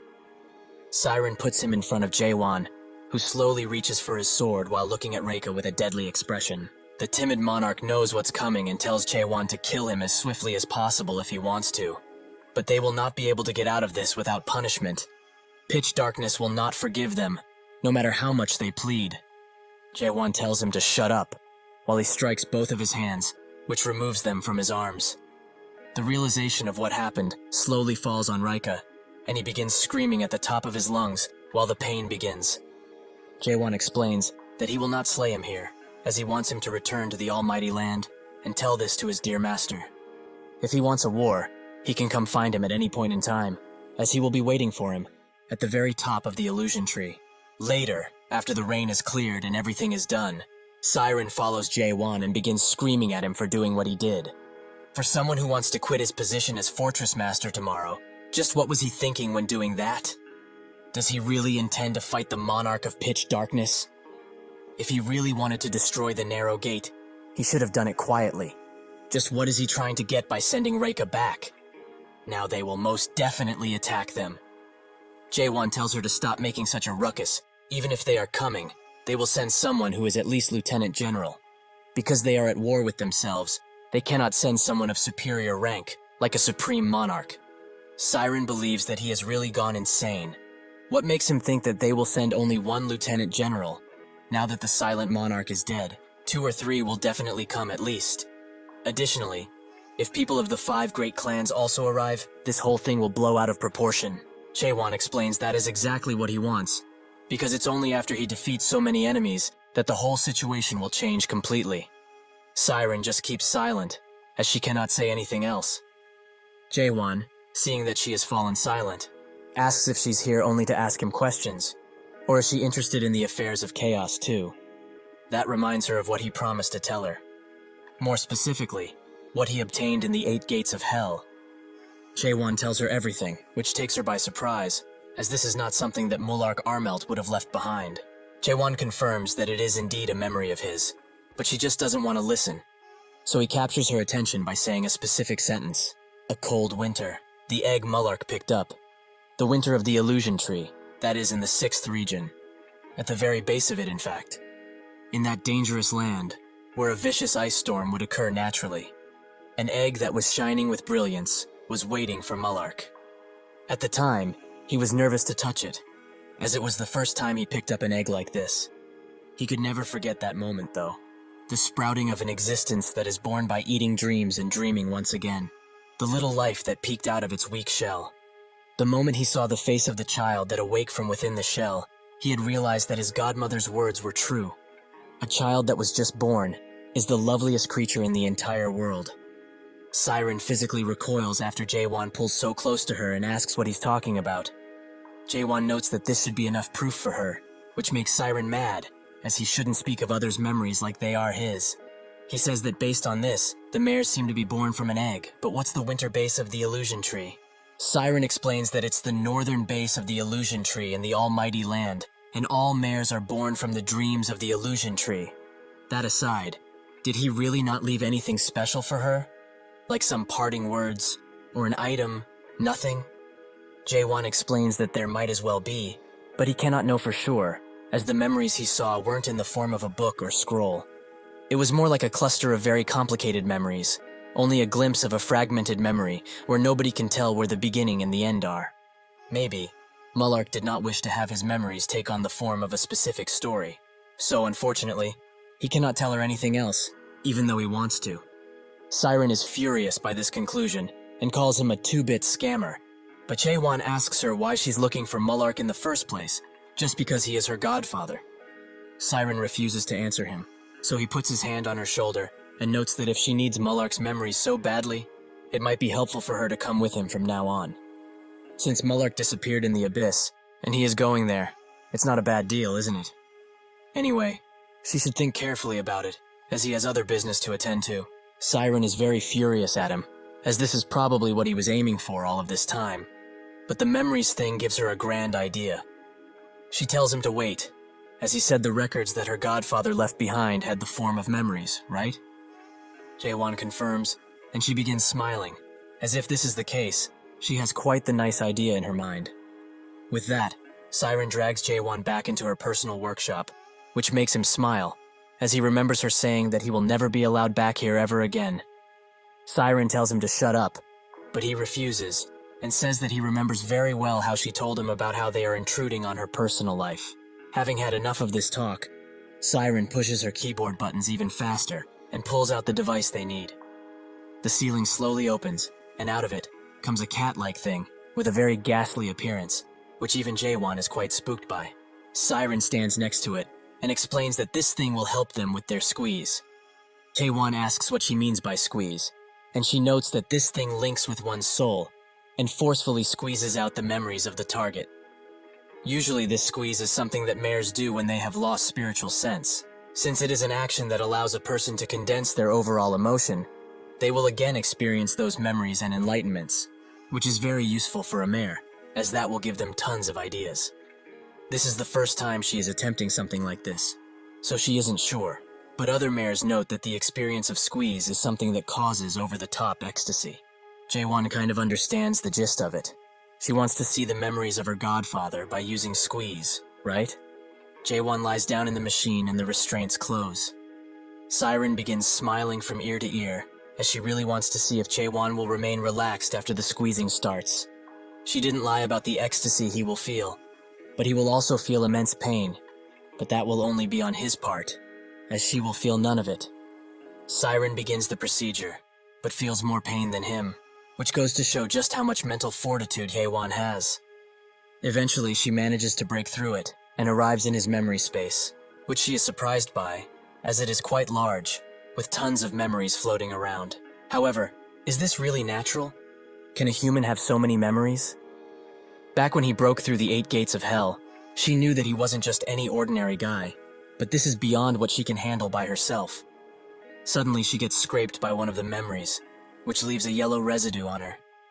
She thinks that it's better to be careful from now on, as if she slips up further, she will become trapped in his consciousness. All she needs is the memories of her godfather anyways. With that, she begins exploring, but the amount of memories keep increasing as she goes deeper. Eventually, she is almost cornered by the memories, but she chooses to not give up so easily. So she activates her abilities and breaks through the memories with very fast speed. She continues to run through them like it's nothing, until eventually, she arrives at the memory she wanted to see. There, she sees her godfather and the memories they share. She remembers how kind he was with her, and how he always took her hand. Even though this is only a fleeting memory, she tries to grab his hand, as she has looked for him all of this time. It has been 900 years since he left, but she promises to find him, no matter what happens. She will see him again. After being swallowed by the memory, Siren slowly wakes up. But the place she wakes up at is not known to her. It is extremely alien. Seeing that she is in a foreign land, she decides to change her appearance. But now that she's walking through the street, she remembers what this place is called. Earth. The 294th world. Earth is a location that mayors visit often by riding the roots of the illusion tree. Thanks to the efforts of the predecessor mayors to protect Earth, it has remained hidden from the rules for quite a while. It seems that Siren has fallen into the uncanny, which was formed within Earth as its base. She knows about uncanny because Mullark has explained to her previously that within an existence, there exists a subconscious that is called uncanny.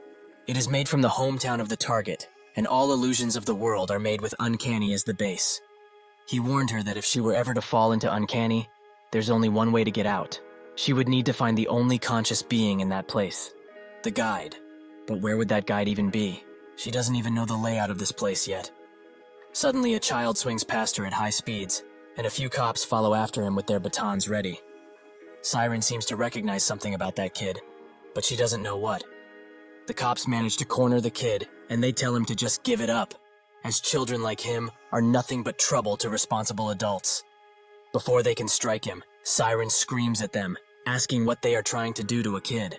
The other policeman tells her to stand back, as it is dangerous around these parts, since this bastard has refused to become a grown-up. Refusing such a thing is a grave offense that is punishable by law, so it's only natural for them to go after him like this.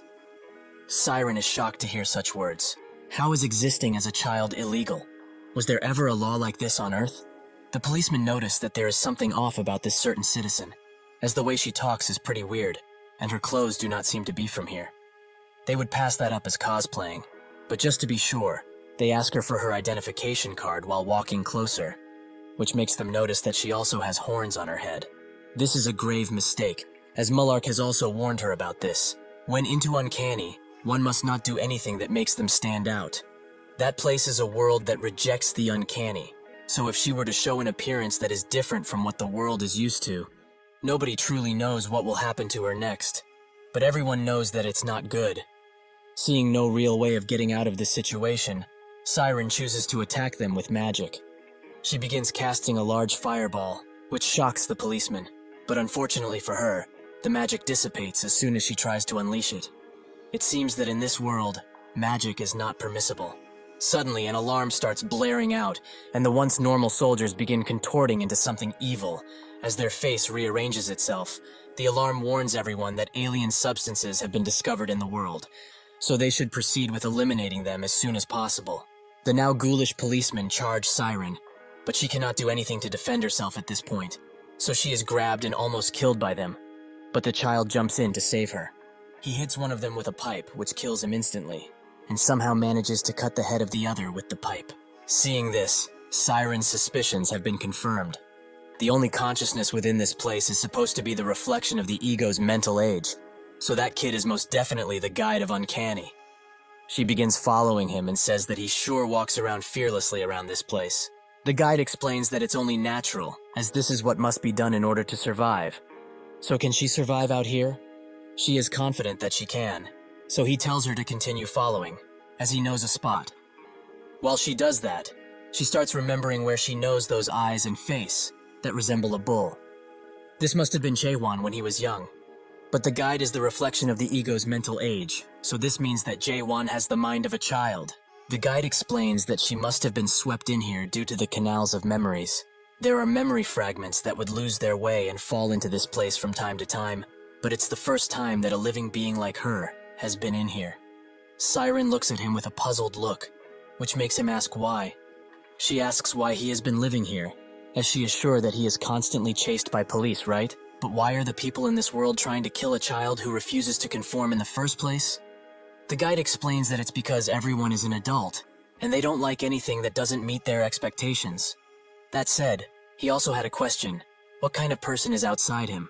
Siren thinks that it's only natural that he's curious. But how would she go about describing that guy? Now that she thinks about it, she doesn't know much of anything about him. So what answer will please this child?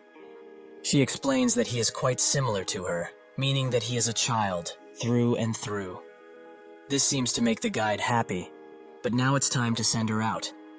He pulls something out of her hair that came with her to this world. It is called a memory fragment, which makes Siren wonder why it even got stuck to her. But maybe it was when she was being attacked by memories. Siren asks, even if he wants to send her and the fragment back, does he even know how to do that? The guide says that he can, because that is what he does around here. He returns memories that have lost their way to their original spots. She is surprised by this, but it kind of fits with their names, as they really are guides. The guide notes that if this fragment is read, the memory must be a very important and urgent one. Siren asks if they really are categorized like this, and the guide explains that the shards come in white, green, blue, and red colors. So if he does not return this shard to its original place very soon, the outside him will be in heaps of trouble, as this is very important. Siren starts thinking about it, an important and urgent memory in this situation, where the monarchs of the 12 regions are knocking at their gates. She asks if she can send them both back right now, but the guide says it's impossible, as he can only send her and the memory back if the passageway is fully open. Normally that would not be a problem, but unfortunately, he doesn't know when it will open up. He says that since it's late now, they should rest in the underpass and move around tomorrow, when the sun rises once again.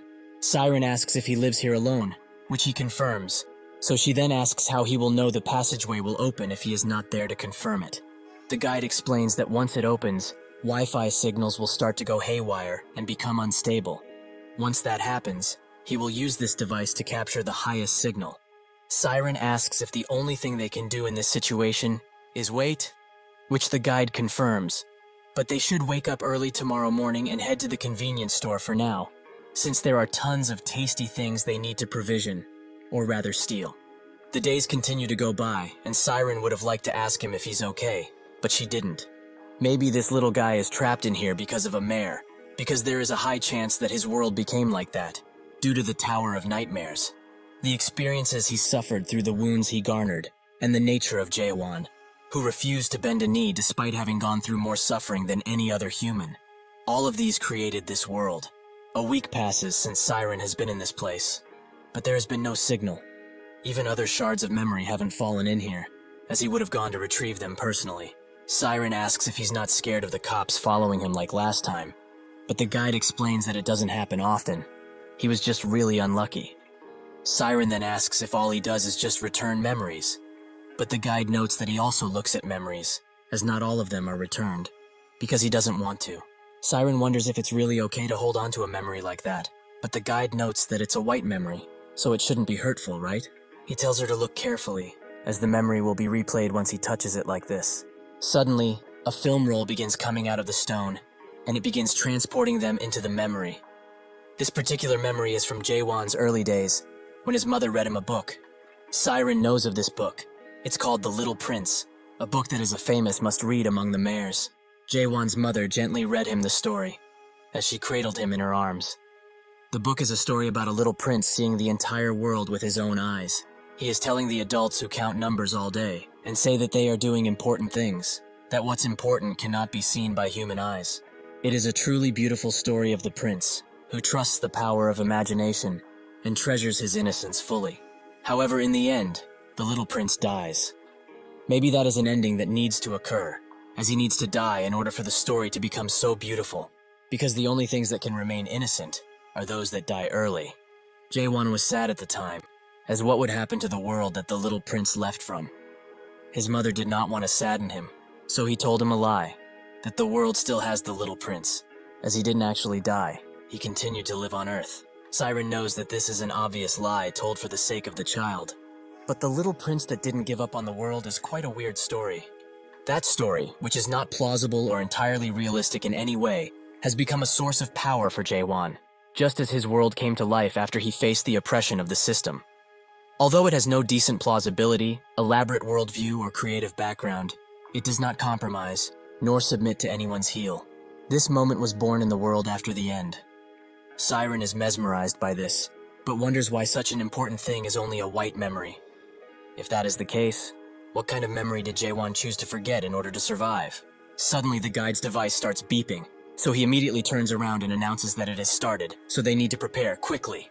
Out of nowhere, a large blue portal opens in front of Siren, and it begins expanding and expanding. While Siren is awestruck, the guide explains that is the passageway that will lead her to the outside. While Siren and the guide try to get the door open, the countless residents of this world attempt to slay them, which makes Siren wonder why they are all popping up so suddenly and in their viscous forms. The guide turns around and strikes one of them, while explaining that the passageway she has to enter is a foreign existence that does not and cannot exist here at all. They are all coming to this place in an attempt to get rid of it instinctively. He tries the elevator once again, while noting that once the passageway appears in this world, it won't be long until it disappears again. They need to get to the rooftop before it does so. The elevator finally opens, but surprisingly, there's two residents in there and one manages to grab him by the neck very suddenly. Siren rushes to help him, but it seems that he doesn't need her help. As he escapes, the residents grasp and takes care of them both with the pipe he has. Siren looks at him with widened eyes as he beckons her to move already, as there's countless of these beasts behind them. She is surprised because he is not scared in this awful situation, but honestly, he's Jaewon's ego, so naturally he is not scared of anything. He might even say that the monstrous enemies they face are just numbers to be dealt with. They do not exist. They are just the rules that the adults of this world decided for themselves and forced on everyone. They manage to get into the building and climb the stairs with speed while an army of residents are following them. They eventually get to the roof door, which Siren opens for the guide. He is almost caught by one of the residents, but with a swift turnaround, he manages to get on the other side, so Siren closes the door. While they hold it closed together, he tells Siren that he will stay to block them, so she should jump into the passageway now. She asks what he will do, which makes him shout that he will be fine, as he can take care of himself, so she should go before the damn passageway closes. She explains that she wants him to come with. They can get out of this place together. If she leaves this place, he will be extremely lonely once again. The guide considers her proposition for a bit, but while his feet are shaking, he says that he cannot do that, as this place is his world, even if he hates it. He must remain in this place, no matter what happens. He pushes her away, as the residents start to break the door little by little. Reluctantly, she runs away, but the guide stops her at the entrance of the passageway, as he has one last question for her. Does the him in the outside world have friends? When she hears this, Siren's eyes begin to tear up, and she says that he does. He has lots of friends who love him. The guide notes that he does. The residents break through the door, and the guide tells her to go in and never look back. Siren looks at him one last time and thinks that when she gets back, she will tell him about this child. When he feels that unbearable loneliness and cannot muster enough strength to go on, she will have him remember that the version of the little prince he knows was not wrong at all, because the little prince she saw with her own two eyes did not give up on his world, no matter how dark it was. Siren pops up in the canal of memories once again. She thinks that it would be wise to give up on searching for Mullark's memories. She doesn't know what the flow of time is between reality and uncanny, but she can't get lost in here again. However, she didn't leave this place with nothing, as when she gets back to reality, she will be able to make a pretty nice tower with what she has. With this, she has also decided to follow Jae-won on the expedition, as that way, she can hear about her godfather from him slowly, but surely. Siren remembers that she had the red memory with her all of this time, which she opens, as it's probably safe to do so. When she does open it, she sees her godfather, and in front of him, something which shakes her to her core. The thing in front of Mullark is the Soul King, Catastrophe. He is sealed in the strange factory that was made by the masters that were born in chaos. Siren thinks that if one wishes to go to the abyss, they must first meet Catastrophe, but fighting him is not needed at all. It's not even possible to fight him while in chaos in the first place, as not even the monarch would dare to challenge him here. She suddenly gets a dark thought and rushes to wake up, as she must stop that. She must not let it happen no matter what it takes. In a cold and dead place, the party stands, and Chung Hyo notes that after 900 years, he is finally back here. Kaiman can't believe his eyes either, and Jae-won notes that they have made it to the last gate that leads to the abyss, which he saw in Mullark's records of his expedition. The strange factory. Yurhin asks Jae-won if he is going in right away, whilst addressing him as the Fortress Master.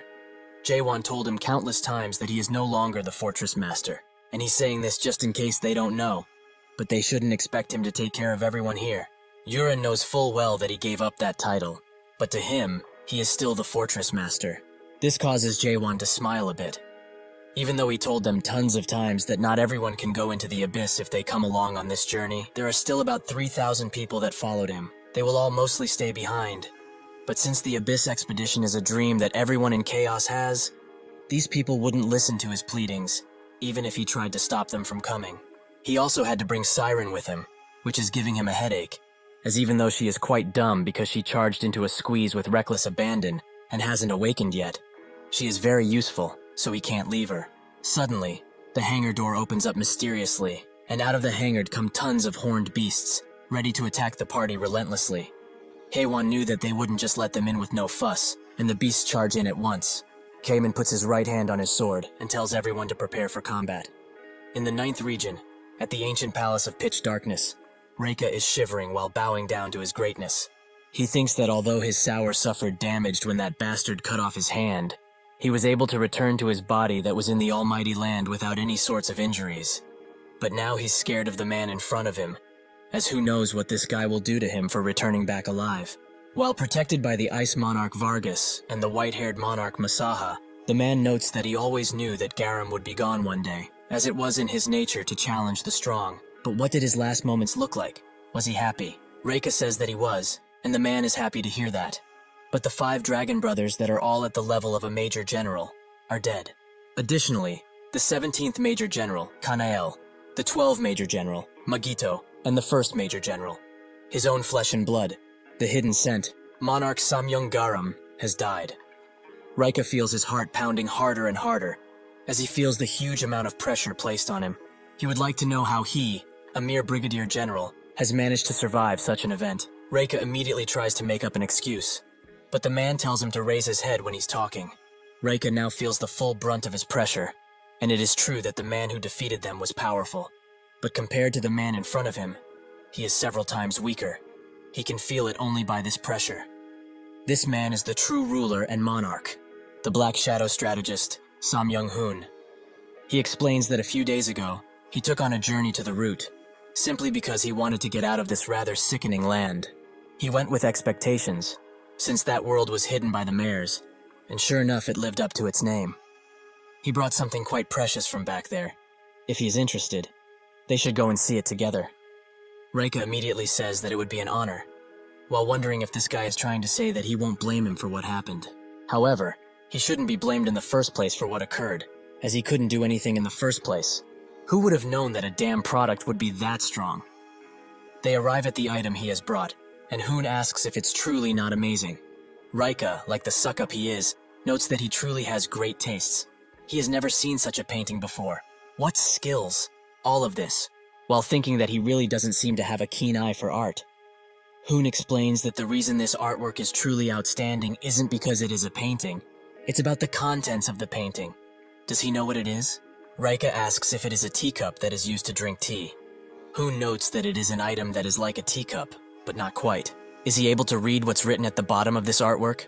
Rika cannot, so Hoon tells him, "This isn't a teacup." The artist obviously drew a teacup, yet he boldly mentioned that it isn't one. Isn't it really incredible? How could someone dare to have such a rebellious thought? Does he see this daring drawing as a teacup? Rika doesn't know what to answer, so he says that he does, which makes Hoon suddenly grab his face and say that this is not a teacup. It is a drawing that looks like a teacup. Doesn't he find it strange, though? They call that a teacup, despite it being a drawing which they cannot drink tea from. When they see it, everyone sees a teacup. But is it not strange? Rika agrees wholeheartedly that it's strange. It is very strange. Hoon lets go of him and notes that if they think about it, it is not just this teacup that they should be thinking about. There are countless teacups in the world, and all of them have different shapes and sizes.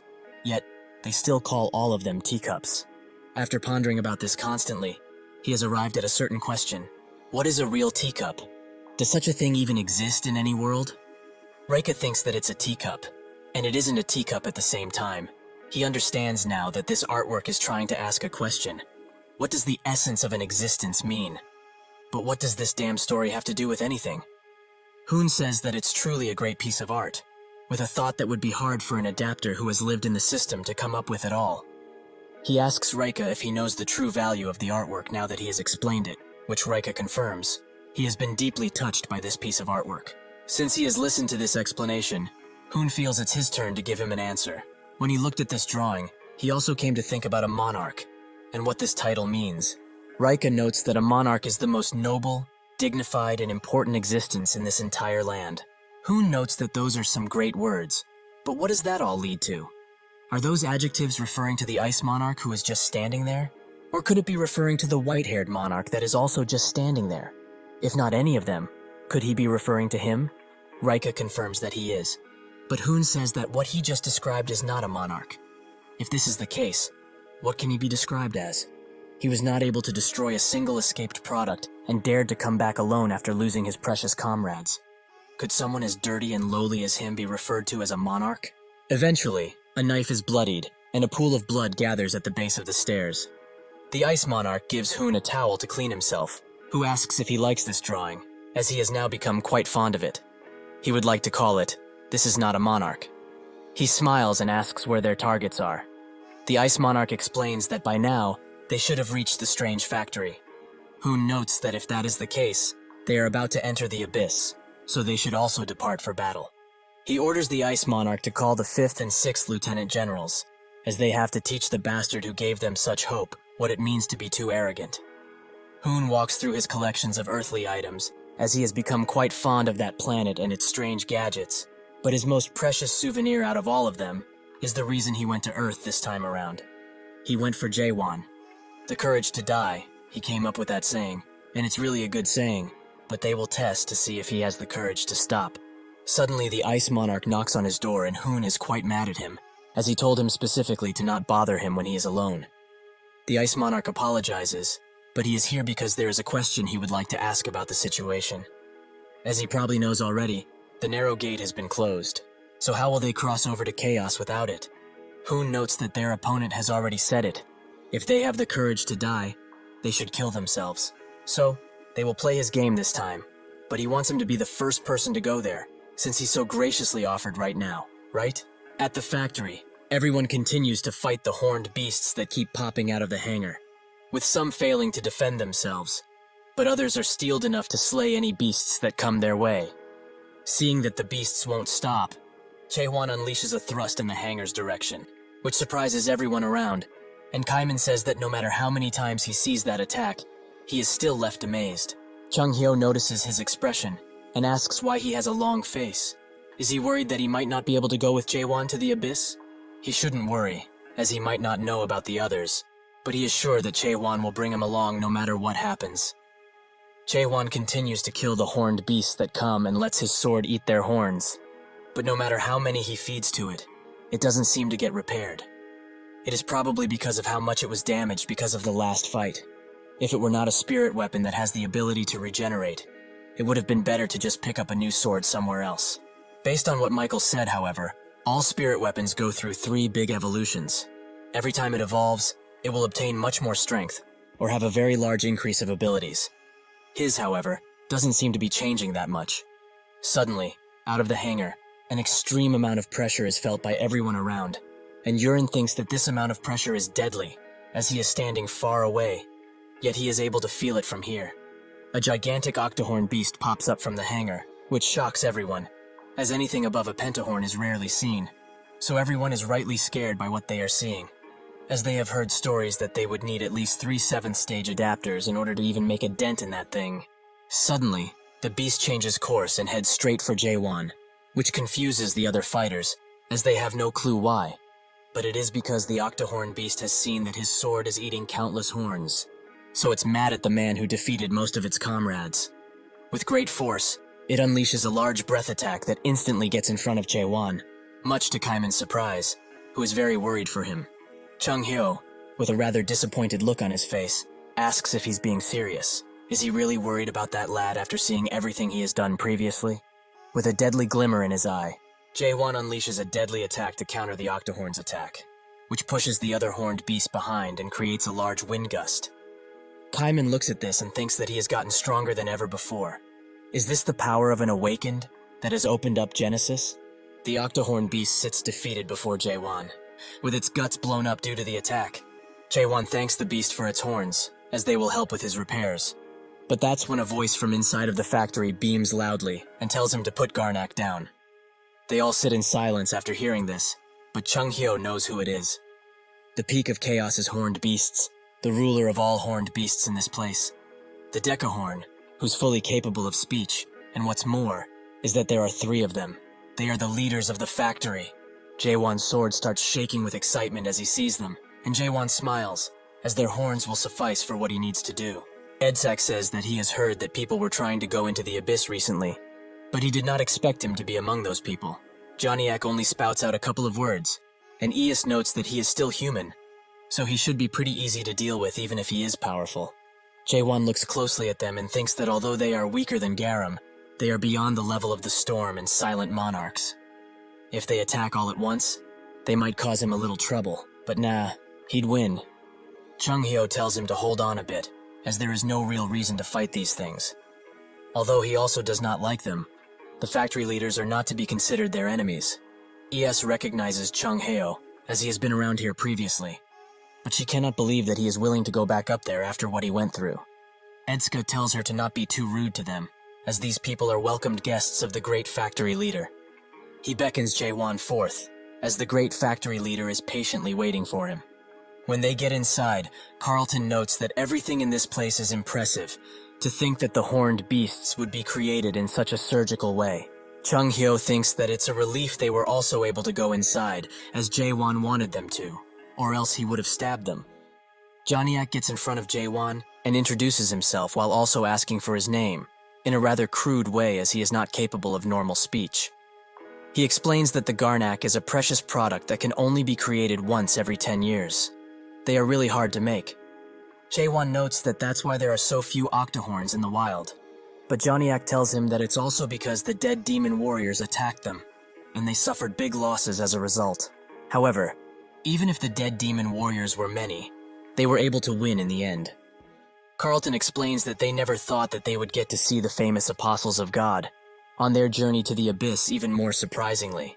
Johnny-Ak asks if he knows of them, and Carlton shows them a symbol, while saying that they must follow the great god of Machine. Are they not apostles of Deus? Ias is surprised to find out that someone from Chaos would know about something like this. It seems that some of them have very big ears. Eventually they arrive at the room of the great factory leader and head right in. Jaewon and the others are quite surprised to see the inside of the room, as it is covered with tons of screens, and a large beaming orb stands in the middle. The great factory leader slowly turns around and recognizes Jaewon as the awakened who managed to open Genesis. This is the great factory leader in all of his glory, Aniak. Jaewon thinks that his name sounds quite familiar, but now that he thinks about it, all of them have very similar sounding names. They also all seem to be product names.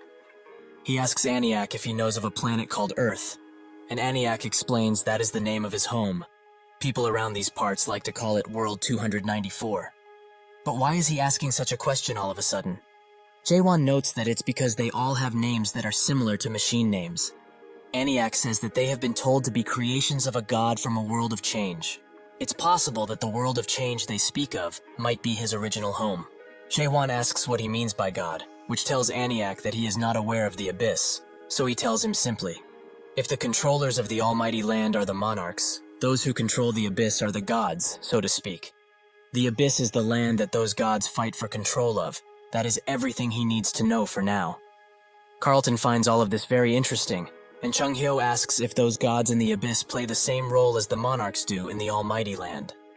Aniak explains that their roles are rather similar, but they are very different from the monarchs they know. Most monarchs are adapters of the system, but gods and adapters are quite different. Jaewon notes that in his world, gods are considered almighty beings. Can the same be said about the gods in the Abyss? Aniak says that the gods in there are not all-knowing nor almighty. In some cases, it might even be possible to become a similar being to them. However, as a creation of God, he does not have the means to perfectly describe what a god truly is. At the very least, though, he can tell him what kind of beings are the gods. That being, someone like him. He is a god. Jaewon asks how that is, and Aniak explains that he is an awakened who opened up Genesis. Those who do so and become truly awakened, embodying their unique worlds, are on part with the gods of the Abyss, and in certain ways, they are beyond them. Unlike those gods, he does not need a representative. None of the awakened do. All of the gods in the Abyss require one, as they cannot do anything on their own, so by providing those representatives and followers with their world, they are able to exist through them. The more followers a single god has, the more powerful they shall become. On the other hand, gods who have little followers are unable to reach their full potential, no matter how much they try. Jaewon thinks that it's like one of the internet platforms from his original world, where people would grow channels by making people subscribe to them. I wish this platform existed in our world too. I would have loved for sure to make videos and post them on it. Aniak notes that in reality, it's rare that human souls like his are able to reach true godhood. Jaewon asks why that is, and Aniak explains that most gods are created by greater beings, by gathering karma and evolving them into physical forms. They build karma through complete control. It's similar to a form of volunteer points, if that makes it easier to understand. Greater beings that have built enough karma can become independent, once they get permission from Big Brother, of course. Those who are able to obtain their own worlds and become independent can be called gods. Jaewon thinks about this Big Brother, as it's a being that even the gods need permission from. Even from this rather rough story, he can tell that it's important, but nothing comes to mind when he thinks about it. Why is an important story like this not recorded within the records of the Abyss he got from Mullark? Jaewon asks who this Big Brother figure is, and Carlton explains that from what he knows, it's the name of the organization that guards the system. Chung Hyo also confirming that is what he knows too. Aniak notes that he is sure they think that way, as that's what Big Brother would seem to be to humans like them. Jaewon asks if it's wrong, but Aniak would rather not talk about him directly. All he can say is that Big Brother is a god above gods, and the guardian of the system. That is all he is. Johnniak moves into the conversation too, noting that Big Brother is a scary dude, and if they don't hide themselves well, their bolts will be seen. Edsak socks him in the head, and tells him to stop talking about nonsense, with Aniak also agreeing that he is a rascal in many ways. Jaewon asks if this Big Brother killed their god, and Aniak notes that he is surprising in tons of ways. Indeed, they lost their god to Big Brother. That is why they have been exiled from the Abyss and forced to come here. Jaewon remembers more information from the Abyss records. When Mullark came to this place, Aniak told him that they lost their god, but the power they have can still be useful, as they were able to make a contract with Big Brother. It was truly frustrating, however, as he didn't allow them to even make the Titan warrior, Deus Ex Machina. That is when he asked Mullark for help, as they wanted him to find the Titan warrior for them. Jaewon does not know any of the details, but he understands the situation now, although roughly. Even if these guys lost their god, they were left in charge of this place, because Big Brother still found a use for them. Suddenly, Aniak announces that he has only one reason for calling him to this place. Jaewon asks what that would be, and Aniak asks him to give up on going to the Abyss. Forever. Chung Hyo notes that it's not for him to decide, seeing that they have nothing to do with it, which makes ES say that he has quite the arrogant tone for such a lowly human. Aniak calms her down and says that it is true. They have no right to tell them that, but the being that can decide will not allow them to go there. Jaewon asks if the Soul King is trying to stop them, and Aniak confirms that he is right. The Soul King has become rather angry with him, which makes Jaewon ask if it's because he killed the Megadead previously. Aniak confirms it once again. The Megadead he killed previously, Magritte is one of the servants of the Soul King, whom he cherishes quite a lot. Jaewon wants to summarize the situation and does just that. Firstly, the Soul King is the only being that can open the Abyss entrance. Secondly, he is angry like a child because he killed his servant, right? Thirdly, since the Soul King is now sulking because he lost one of his favorite toys, he won't open the Abyss Gate for them.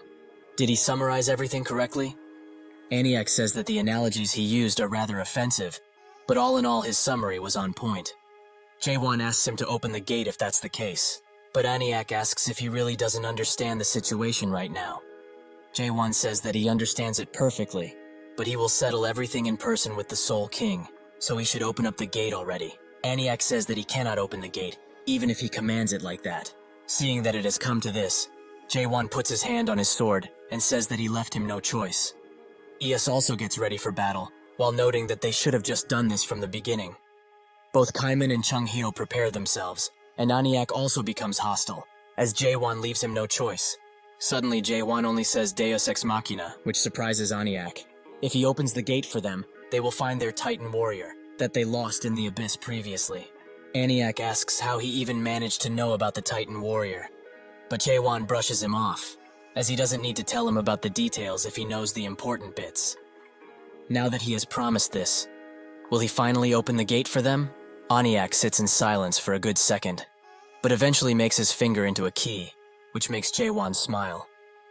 They walk through the gate together, and Aniak notes that in the end, he somehow managed to make it this far. He has never met a human like him ever before, something which Jaewon hears pretty often.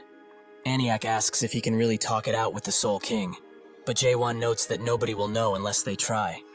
Aniak truly hopes that they can do that, and also says that he noticed he had the stigma of Deus, but he did not use it. Jaewon raises his left hand and asks if he's talking about this tattoo, which Aniak confirms is the present that they gave to humans. Originally, they gave it to the humans along with a horned beast with 7 horns as their guardian. He does not know if the horned beast was destroyed when the stigma transferred to him, as he does not see it anymore, nor can he feel it. Well, it is what it is. But from now on, when he uses that stigma, horned beasts will not dare to attack him. Additionally, if he meets any apostles that are hiding in the Abyss, he will be able to kick off things on friendly terms because of the stigma. Jaewon will keep that in the back of his head, and eventually they arrive at a narrow bridge, where Aniak says that he must travel alone from this point. Jaewon thanks him for the guidance, and says that he will be back as soon as possible. Aniak tells him to not forget. He must return in 1 hour, at most. If he does not arrive back to them by then, they will have to close the gate forcefully, no matter what the results. Jaewon says that he will not waste any time in this place, so he needn't worry. With that, he walks away, while thinking of Aniak's question, if he can really persuade the Soul King. At this point, he is not sure of it himself, but since he took Mullark's Abyss records, he has planned for this situation, because this is the only one to resolve all of the problems they had up until now. Additionally, it's a path that he must take, in order to destroy the world. He arrives at the Palace of the Dead, which has a gate that's made entirely out of horned beast horn, something very impressive, considering just how huge it is.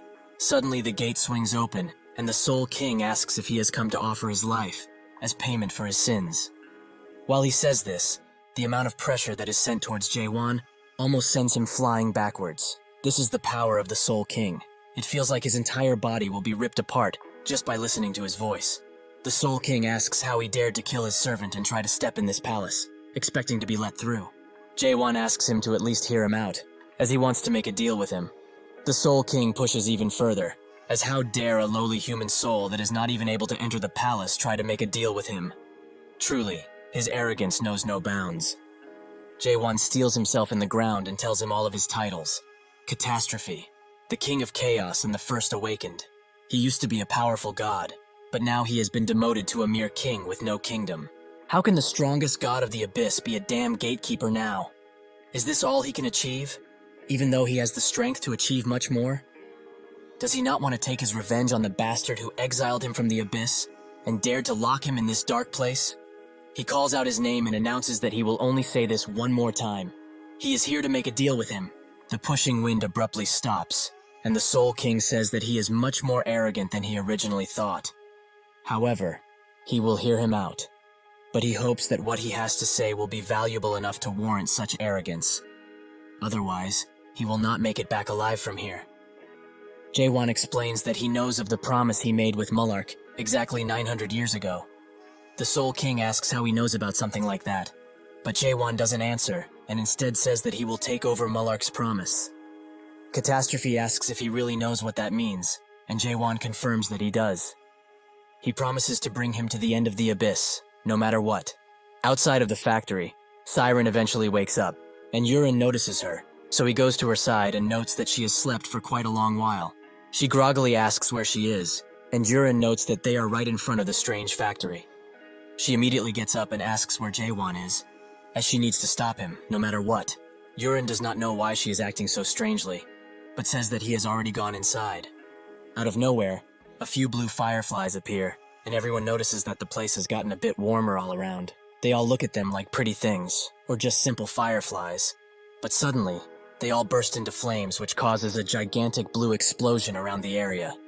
Everyone who is caught in the blast is burned to a crisp, and even the factory is damaged as the explosion occurs. Siren can only watch in horror as countless people get burned alive, and that's when the monarchs reveal themselves, with Hoon leading them. He asks the Gorgon Fortress Master to come out, as they did just like he wanted them to. They have come to wage war on him. Everyone gets ready for battle as quickly as they can, and Hoon orders his men to kill everyone who is not a second stage adapter of above. They start doing just that, and heads start to roll. The Emerald Bug Monarch says that he does not care what happens with everyone else, but they must kill that Jaewon no matter what, so they shouldn't even dare to be pushed back at this point. This is the second Lieutenant General, the Poison Monarch, Nokmyung Cheondo. Everyone is trapped by his centipedes, as he announces that their fortress master killed their family members that were simply exploring chaos. He will have to pay for messing with the prestigious Emerald Bug family. Another member says that Hoon wouldn't just start a war in order to avenge Garam. He is not the sort that does that thing.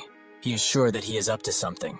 This is the 7th Region 1st Major General, the White Artist Monarch Nishimoto. Right next to him is someone from the Samyung family, the 4th Lieutenant General, the Bladestorm Monarch, Samyung Yuha. Nishimoto secretly tells his men to be wary of Hoon and his actions, as they have to suspect him of everything at this point. Yuha looks at the people that have been captured and calls them all pathetic. Given that he now has a good look at these Chaos guys, he can estimate the power level of their fortress master. But still, he cannot believe that over 100 monarchs were sent to battle because of one faulty product. Just like Hoon promised, he had a taste of death after 3,000 long years of being alive. When he told them that there were tons of fruits for everyone to revive, he was telling the truth, right?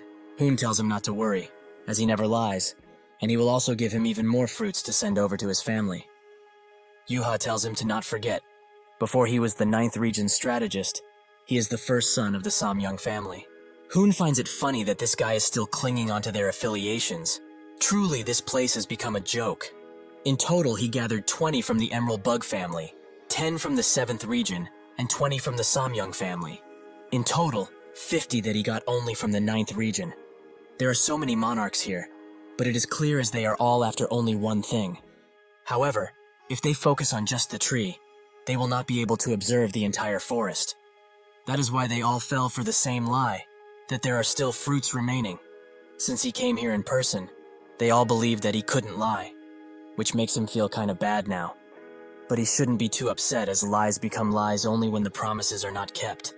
Even if they don't go to the end of the abyss, there are more ways to obtain fruits. The 7 highest ranked gods that rule over the abyss, for example. After all, they will all be able to obtain fruits via their deal with the 7 great gods. Originally, this sort of deal wouldn't have been possible, since there is nothing that the 7 gods, who have become the most powerful in the abyss, would want. However, there is one thing that even gods have a need for, and that is the awakened. To the gods, who need a proxy to even exist, there is no resource more precious than the awakened, who are easily able to accept a new world, even if it's forced on them. Thanks to that Fortress Master bastard, tons of awakened which the gods desire have been awakened in this place. He tells Vargas to lead their troops and find the product, as most have not realized it yet. But if they find out about the real value of the product in the tower, The 7th region and the Emerald Bug family with it will most definitely try to take them away. He must get that guy before that ever happens. Vargas understands and immediately rushes inside of the factory, while Hoon smiles and thinks that the tower that was made to protect Chaos will become a tower of nightmares because of what is happening on this day. They will grow even more awakened using the tower they made and use them as bargaining chips for the fruits by making deals with the gods of the abyss. With the fruits that they will get, he will make the 9th region into the new Resurrection Palace. If they have monopoly over fruits, they will be able to bring on tons of change. The 9th region will become the only place where the monarchs are not afraid of death in the almighty land, and the monarchs who are their enemies now will surrender and come to them with everything, including their lives. The almighty land will be ruled by the 9th region of the pitch darkness, just how it always should have been. While he is daydreaming, an attack rushes to his face, which he removes and asks how he dares to attack. This attack was from Kaiman, who tells everyone to stick together now and not split apart no matter what. Until Jaewon is done with his business, they must not let any of these bastards into the factory. Everyone is fighting with their best abilities, which makes Hoon smile even more, as it's about time they put these insects to sleep.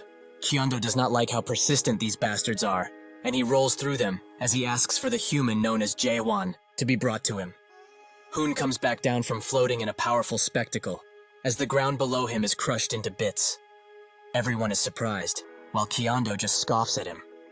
Hoon then notices that the foolish mare girl is also a part of this merry group, the same one that betrayed Pitch Darkness because she was too selfish. Siren tells everyone that this guy is a lieutenant general from Pitch Darkness, and he's the most dangerous person out of everyone here. Hoon tells Kyondo that he can stop, but he does not want to, as his body is too restless for him to do anything and watch. Hoon walks past him and says that he is the one responsible for this precarious operation, so he should sit by and watch the show. Suddenly, everyone from Gorgon attacks Hoon in unison, which makes him smile even more, as it seems that these souls are still persistent, but that will not last for long. With one swing of his sword, he pushes everyone back, which surprises Kaiman the most, as he did not expect that much power to come out of him so suddenly. The attack sends debris flying as it hits the factory, and after the dust clears, only Hoon is left standing. He notes that this is how one should train souls to be obedient. They need to press down on them so that they don't dare to think about disobeying. Huang grabs his leg from under some debris and says that he will not let him go, no matter what. Everyone also gets up slowly, and Hoon congratulates them for their award-winning tenacity. It is nice to see from time to time. He turns around to Huang and smashes his grabbing hand into bits with only his leg. This way, he will be able to enjoy himself well as he tramples on their hopes and dreams. Everyone that is inside of the factory can feel the commotion that is happening outside, which makes Eus wonder if the humans have decided to cause a ruckus because they can't sit still. But Edsak says that this does not feel like something humans could do. Aniak asks Johnniak to find out what's happening outside, which makes him use his scouting ability. Eventually, that ability reaches the outside and he sees the monarchs attacking the humans viciously. They are in danger. Seeing this, both Chung-hyo and Carlton rush to the outside, with Chung-hyo noting that the brat was spot on with his guess. They really did run into the monarchs before they got in the abyss. Carlton asks if they really managed to make a narrow gate at such a short notice. But Chung-hyo says that something like that is not possible. That would take at least a few months. He thinks that the only way they got here is if they risked their lives. This means that they are intending on flattening Chaos once again, so that it can never think about getting up ever again. Just like they did 900 years ago. Chung-hyo remembers when he had one of the soldiers from the Abyss expedition in his arms, who did not wish to die. Chung-hyo encouraged him to stand up.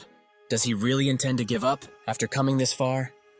The soldier handed him one of the fruits, as he was a lost cause. But with this, he would let everyone know that they did not lose. They really got the fruit. The Abyss expedition did not actually fail. When they got back after the expedition was over, he told everyone that they did not fail, that the expedition obtained the fruit. That is what he lied to everyone about, even to himself. He endured so many years of humiliation and shame because of this, but now they are thinking of taking away everything once again. When they get outside of the factory, they see the destruction that has already been caused, and Chung-hyo's eyes open wide as his hand shakes uncontrollably. Carlton tries to make him calm down, but Chung-hyo charges in through the flames, while thinking that he cannot allow them to take away everything they have achieved. He is no longer the weak person that he was in the past. Now he will fight for what he believes in. He immediately kills one of the subordinates there and calls out for the people of the expedition. But when he looks at what is going on, he is left shocked and speechless. Yong has had his eyes pulled out. Huang does not have an arm, and Muguk is missing a leg. Jurin is bleeding profusely, and Kaiman is the only one standing up, although he is barely doing so since Hoon has attacked him constantly. He is glad that the divine physician decided to show himself, as these guys were not giving him any answers as to where that Jaewon guy is located. But he appeared at the perfect time. How very fortunate. He really enjoyed his time with these souls that have strong willpower, but he cannot afford any wasted time, so he will make an example of this guy standing in front of him. Chung Hyo screams out to him, and in his final moments, Kaiman can only apologize to Jaewon for not being strong enough. In that split second, before Kaiman can be struck, Chung Hyo throws him out of the way, and Carlton joins him in blocking Hoon's strike. Siren is pleasantly surprised by their sudden appearance, and as Hoon throws them away, Carlton uses his abilities to pull the rest of the expedition party out of danger. Hoon smiles and says that they are not bad. While unleashing his mighty pressure on them, Chung Hyo can barely stand up to this pressure. But how can he exert so much in only a few words? Has Kaiman been fighting a monster like this the entire time they were lazing around in the fortress? Suddenly, the fortress vice leaders appear behind him, and Edsak asks what he thinks he is doing around these parts. Hoon notes that it's nice to see them again. He is actually looking for a product. He promises to leave right after he gets that. Edsak asks if the product he is speaking of is the Awakened that opened Genesis, which Hoon confirms. Even if he does not have a face, it is clear that Edsak is angry at his response. They have not changed in the slightest, even after thousands of years passed since they last met. To think that they would still treat living beings with souls as mere objects to be toyed with. Hoon agrees to disagree and hopes that this won't impede them from opening up the factory door for him. Edsak asks what his purpose is inside, but even if he has one, he finds it hard to let him inside after what he did. Hoon explains that their product simply escaped in the factory, and he wants him back, since he is theirs after all. Edsak still refuses, as the timing is not right for a visit, which makes Hoon sigh and say that he will put it more bluntly for him, since he is only a bunch of nuts and bolts. He should open the fucking door when he is commanded to. Wasn't he made to follow orders, like the worthless thing he is? He unleashes an even mightier pressure on them, which makes Edsak ask if he has forgotten that the monarchs are not allowed to interfere with the factory at all. Hoon says that he is right, as they are responsible for keeping the Soul King sealed, or suppressed rather. That is why they didn't do anything to them thus far, as the Soul King, or more commonly known as Catastrophe, is one of the 3 ancient gods. A being that can only be sealed with all the monarchs of the 12 regions present. The strongest god of the abyss, truly a worthy title for him. Or it was. He doesn't know exactly how strong he is, but now he is just a fallen god that can make dregs, like ghouls. Additionally, over 1,000 years ago, the supreme monarchs of the 12 regions were much weaker than they currently are right now, and he is stronger than the 12 monarchs combined. Edsak asks him to reconsider his choice, as he promises this is not what he wants. Hoon announces that he is the Black Shadow strategist. Samyung Hoon. Does he really think he would listen to the words of a machine? Having had enough of his yapping, Ayas charges him, but she is far too late as Hoon unleashes his technique across the ground from above. Out of Hoon's attacks comes a mighty blue beast that immediately claws at Ayas, who cannot hope to defend herself, so she admires the amount of power he exerted. When the beast's paw lands, it creates an explosion that even the other monarchs admire. Chung Hyo is completely lost at this point, but that's when the eyeless Yong crawls next to him and asks if he thinks they still have a chance of winning this battle. Chung Hyo had forgotten that his eyes were removed, but perhaps it is for the better, as if he had seen what was going on right now. He wouldn't have had the sanity left to ask that question in the first place. He thinks that it is impossible to defeat that thing, so he takes a step back, but suddenly remembers the words of his pupil, that he always runs away. He stops, but his body cannot stop trembling from fear. He wonders how Jaewon thinks that he can win every single battle, while fighting against such strong people, who defy all odds. Yong asks if Jaewon is back yet, which makes Chung Hyo think that he is still with the Soul King. He might actually be dead at this point, but even if he is certain that he wouldn't bend his knee no matter what. He tells Yong that he is not here yet. However, they have not lost either. Yong gets up, and everyone does the same. Even in their states, they still have the will to fight and win. Hoon is rightfully surprised by their determination, as he has shown them a power that would make most people lose their will to fight, but still, they choose to fight and glare at him with those eyes. He can only describe them as noble. Noble eyes only belong to people who have the will to decide what their lives will be like. They are noble, despite not being even close to monarchs. Dignified, even if they are crushed. People who do not care who is in front of them, even if it is an unbeatable enemy. It is as if they are all saying one thing, that monarchs do not exist. If all the awakened born from that certain tower are like these guys, can he really sell them to the abyss and hope for the best? He tells Vargas that their plan has changed. Every single awakened in front of them must be killed. They will only be sparing the product and the tower. They will now end this, once and for all. The beast in front of them gets ready to unleash a shattering attack, which makes everyone prepare for the worst.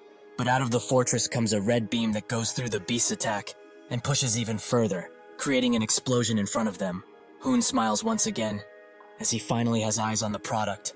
Jae-won apologizes as it appears he came too late. Everyone calls out Jae-won as they see him, and he thanks them for making it so far. But now they should get as far away from this place as they possibly can.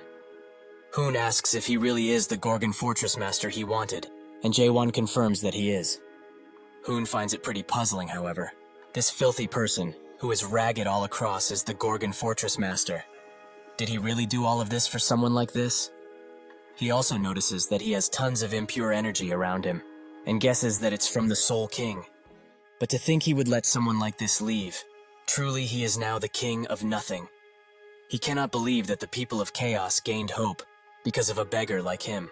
Two more monarchs appear, with one saying that they can't believe they came all of this way and did all of that because of a mere product like that thing. They are all fools who have been duped. This is the 9th Region 5th Lieutenant General, the Black Cloud Monarch, Magata. Next to him is the 9th Region 6th Lieutenant General, the Dragon Leg Monarch, Serim. Yuha asks Hoon if there was any reason he needed so many people to defeat someone so lowly as that guy. Hoon explains that indeed, it might seem excessive, but it is very much needed for what is to come. He thinks that they won't need all of these people to defeat the product. They need this many people for a guarantee. The Soul King might not let them enter the abyss, and if that happens, they will have no choice but to forcefully enter, as they haven't come all of this way for nothing. Jae-won prepares an attack and asks how long they are going to stay still and talk. He pulls everyone into his world, which most monarchs find to be interesting, as it really is a unique worldview. Migata notes that the huge eye in the sky means that this is what the first nightmare means to him, and Serim says that the eye might actually represent Big Brother, considering it watches above all. Yuha sees it as lowly. No matter what kind of world it is, there is nothing inside. It is as empty as a dried-up river. While tending to the wounded, Chung-hyo wonders what Jae-won is trying to pull here, as he knows full well that he is not at the level where he can take on the lieutenant generals. Still, knowing him, he must have some kind of crazy plan. Hoon too finds his worldview pretty unique, but it is still much weaker compared to the people from Crack. Is this all he has, though? Jae-won charges in while denying this, and almost gets to Hoon with his sword, but Serim jumps in his way and kicks the sword away. How ridiculous he is. This is all he has, yet he dares to make such grand entrances, like a damn prince. Jae-won is pushed back, and Serim expresses the wish to deal with this guy alone, as he is sure he will have tons of fun. Hoon taps his shoulder and walks forward while saying that he will take care of this by himself. Serim finds it surprising that he chose to fight, but Hoon notes that this is his mess, so he needs to be the one who cleans it up. Kyondo expresses the wish to join him in this battle, which angers Hoon, as this bastard of an old man has been a pain the whole time. He explains that there really is no need for more than one person and snaps his fingers, creating a large arena around Haewon, one that he cannot escape. Naturally, Kyondo is mad about this, as this is not what he promised, and his clan has more business with him than he does. Tired of his incessant belly aching, Hoon tells him to go take a rest, while walking inside of the arena. Jae-won asks what he is trying to pull by doing this, and Hoon notes that only by fighting one-on-one, he will be satisfied, and the same goes for him, right? He just doesn't like other people interfering in his fights, but now that their stage has been set, he should do the best that he can, although he is sure that he will remain nothing but a joke to him. While unleashing a red attack, Jae-won notes that this will be the last act of idiocy that he will ever commit. After the attack finishes, he charges in, which doesn't even make Hoon flinch, as this is not enough for him to care. While they fight, Hoon explains that in the last 6 months he has seen tens of people awaken.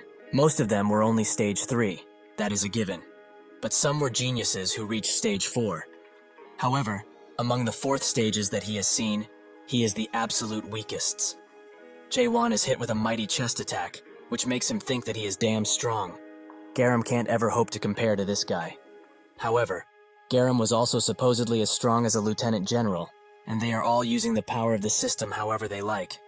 But this guy is just on a whole nother level. He needs to get serious now, and use dangerous attacks from this point forwards. Thus he combines both of his swords, and prepares to unleash a mighty attack. Hoon also summons his spirit beast, while noting that he heard he managed to open Genesis and achieve materialization. With this attack, he is letting out quite a decent pit of energy, so he hopes it is not as boring as any of the attacks he attempted to land thus far. Jae-won tenses every single muscle in his body as he lets the attack he prepared fly towards Hoon, who is also pleasantly surprised by the amount of power.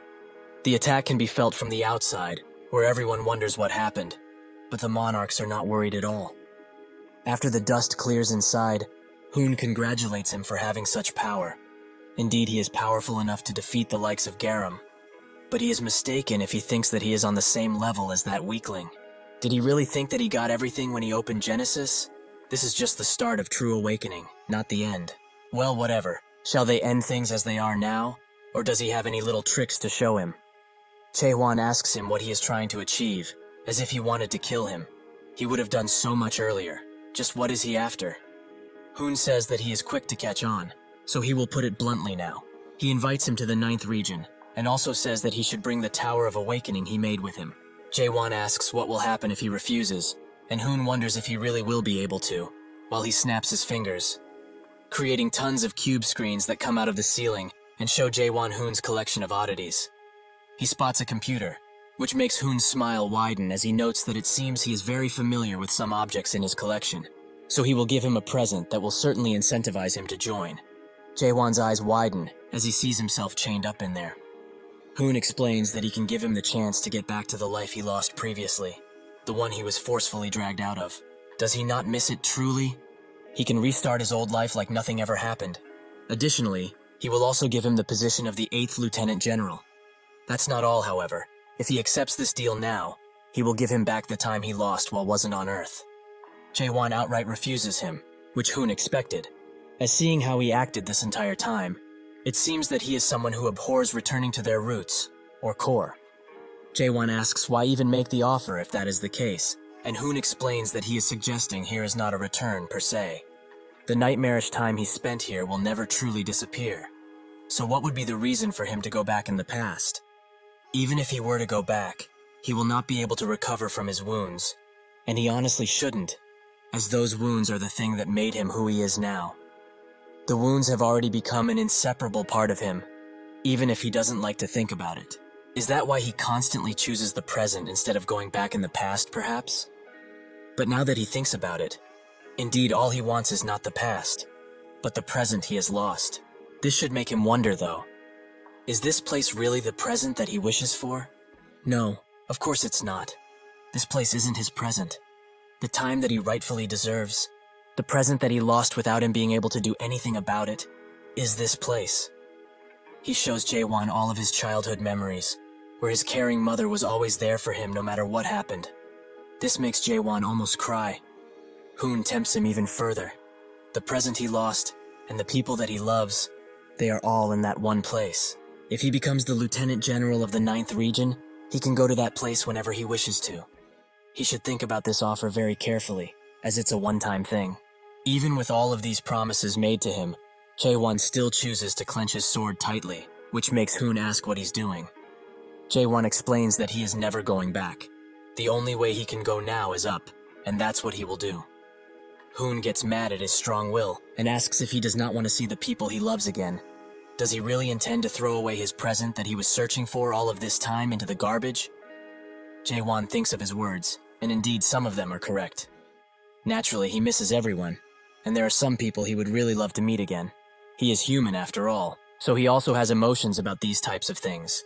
However, where it is in the past, future, or even the damn present, in this world, it means nothing. He charges an even stronger attack, and unleashes it on Hoon all at once, and it even starts breaking through the arena Hoon made for them. Haewon says that he will be able to enjoy happiness for a short while if he were to return to Earth, to his loved ones. However, that will not be of any use in the end, as they will eventually come and cultivate that place, like they did so many worlds beforehand. Hoon pushes him back with an attack, and explains that is only natural. Cultivation is the law of this world, one that everyone must abide by. While Chaewon holds himself still, he thinks that this is a world where cultivating others is just a natural way of life. So maybe this might not be the fault of the individual. It is not the fault of Kaiman, who keeps forgetting the memories of when he was just a product.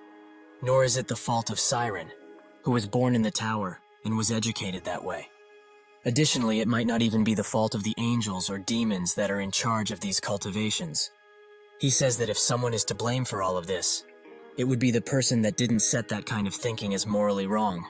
The one at fault would be this world. That is the reason why he must eradicate this world entirely. Hoon notes that he is a child for thinking like this, because in the end, everything that he cherishes is a part of this world. So is he really saying that he will destroy all of that with his own hands, like a maniac? The thing they most commonly describe as the system does not truly exist. It cannot be destroyed, nor can it be touched. The system is just nature. He unleashes another mighty attack on Jaewon, which he cannot hope to defend himself from, and now he doesn't have the time to strengthen his world, nor become stronger. The only thing that he is able to do in this dire situation is borrow someone else's power. He eats the red crystal that he got out of his pocket as he cannot win with his own strength. The attack reaches Jaewon, which can be seen even from the outside, making Chung-hyo wonder just what is going on inside that place. Hoon thinks that it would have been much better if this guy chose to follow him quietly, as he has crossed over to Chaos as a living being, so he is always in a state where his brain link is connected. If he were to die, his soul would probably go back to his original physical body. Naturally, that doesn't mean there won't be damage to his soul, but at this point he has no choice but to send him forcefully to the Almighty Land.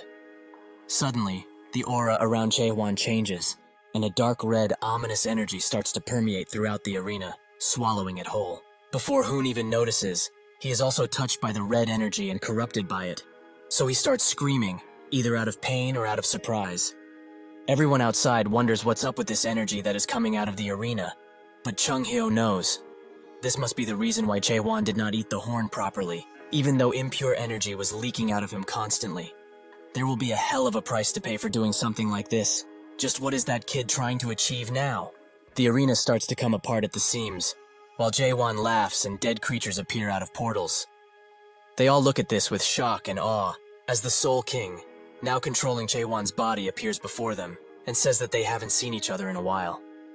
This is the descent of the true body of the Soul King. In the Abyss chat room, the gods start to feel the commotion that is coming from Chaos, and some of the Maven wonder if the seal has been released. Somewhere else entirely, in a bloody and strange place, a man thinks about Chaos, and notes that is the place where Seola is at. In Chaos, undead creatures start appearing everywhere, and Hoon wonders how this is possible, as the Soul King was sealed away by the supreme monarchs of the 12 regions. It is written as such in the Akashic records. That is why he thought that bringing 100 monarchs would be overkill. Did the Akashic records lie to him? This thing is at a level where victory wouldn't be guaranteed, even if the Monarch of Pitch Darkness is here. This means that they need to get out of here, as quickly as they possibly can. Hoon bows his head down to the Soul King, and explains that they have no intent to fight against his might. They only want the product that he has possessed. Catastrophe refuses, as this guy is off limits from now on. Hoon notes that even if he has taken a liking to him, he made a promise to Big Brother that he would not interfere in any Chaos affairs. Catastrophe clicks his tongue as he hears this, and asks how he dares to say that name while he is in front of him. This pressure puts Hoon to his knees, and he apologizes profusely. But from what he knows, that is the reason why he has yet to choose a proxy. Catastrophe explains that this guy is not his proxy. He is just trying to protect his own world, even if it means that it will cost some of his life force. That is why they made a simple contract. That, however, is none of his damn business. He starts to prepare a mighty attack, while saying that one thing is for sure here: all of them will be dying in this place, no matter what. Hoon asks if he will really break the promise he made to Big Brother like this, but Catastrophe says that he hasn't done anything like that. While indeed this is his power, it's not of his will. The attack starts to form even further as land, sea, and air combine to pin the monarchs down. Hoon has still not lost hope and tells everyone to gather around and not be scared, as they need to stick together. He guesses that the Soul King is using ghoul dissension to be here, so no matter how strong he really is, the vessel that he got is just a mere human with a squishy physical body. Soon enough, he will collapse from exhaustion, so they need to hold out for just 5 minutes. Kyondo calls him a crazy fool for wanting to even challenge that monster and says that the Emerald Bug family will stay out of this. Catastrophe looks at him and notes that the Emerald Bugs are the ones who created the Spirit Stones or something like that after analyzing his world without permission. They are fools for trying to imitate a god that is much higher than them. However, did he really think that he would let them escape? In that second, he slashes Chendo in half while saying that he is not even worthy of becoming a ghoul. None of them are, in fact, so not a single person here will be left alive. They will surely resent him, but they should look at this sight and burn it into their retinas. This disaster, this much death, they have brought it upon themselves. Hoon grabs the earth below him while wondering how it came to this, but suddenly someone screams to everyone that they should stop whining and pull themselves together. That person is Yuha, who asks if they will still continue to act like this, like a bunch of pathetic souls. They will all die in vain without achieving anything. As Hoon said, they only need to last 5 minutes, so they should all attack at once in order to succeed. Catastrophe smiles, as it seems that they have gained some courage, and Hoon is also revitalized by his sister, who looks like a man on roids. Everyone charges in, even though their odds of winning are low, which makes Hoon think that they still have a chance, as long as they do not lose their hope. While there will be huge losses, naturally it's better than losing everyone in the group.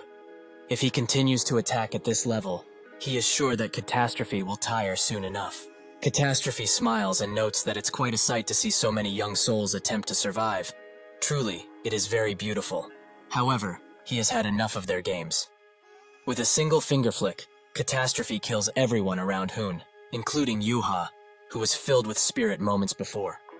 Seeing this, Hoon falls to his knees once again, as the corruption on his body spreads. Catastrophe notes that it would be quite boring to just sit still while he does nothing. Hoon begins laughing maniacally, as he sees his reflection in the pool of water below him. Was there really no way to win against him all of this time? He admits to himself that he has won, but he will not let everything go according to his plans. Catastrophe thanks them for playing with him, as it has been a while since he had this much fun.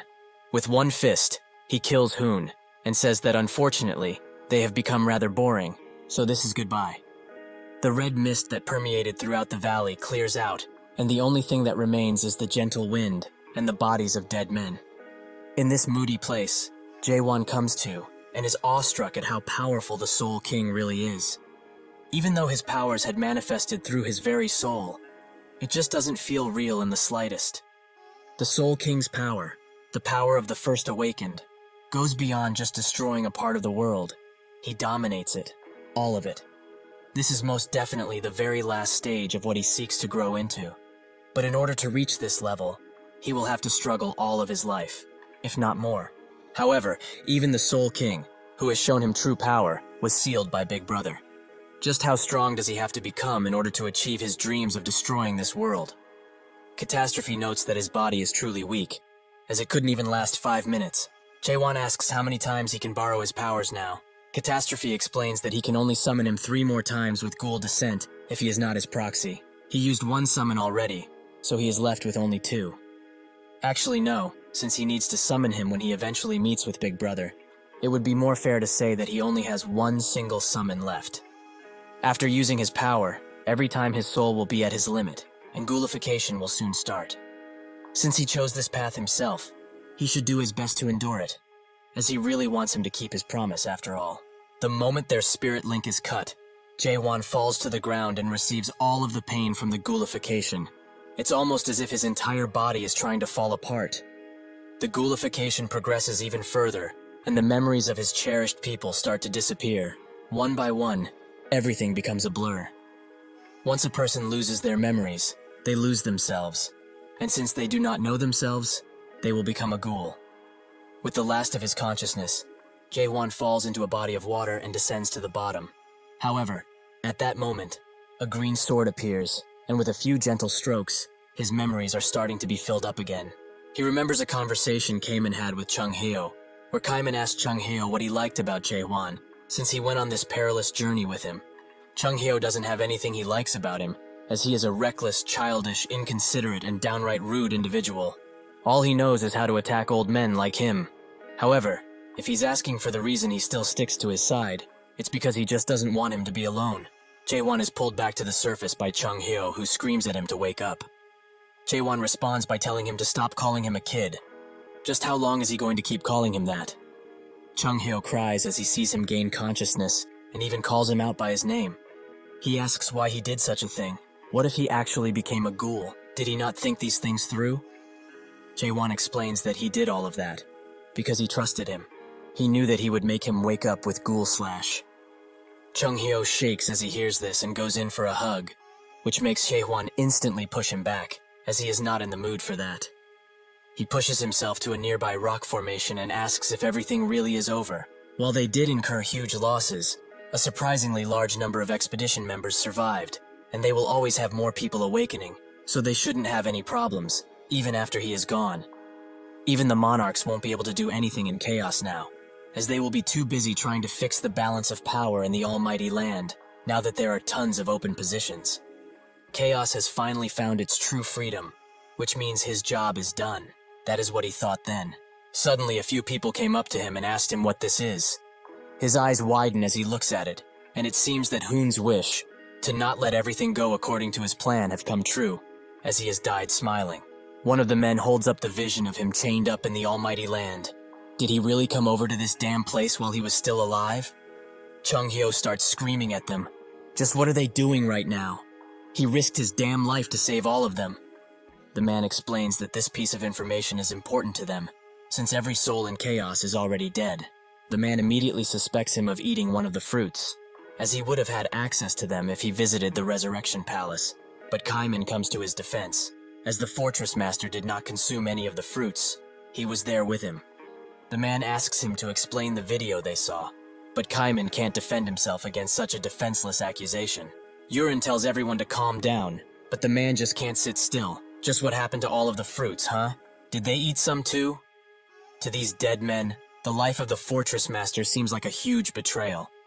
Yurin thinks that the situation is not good, as they are not calming down in the slightest. All of the uneasiness inside of them must have been piling up, and now it has exploded.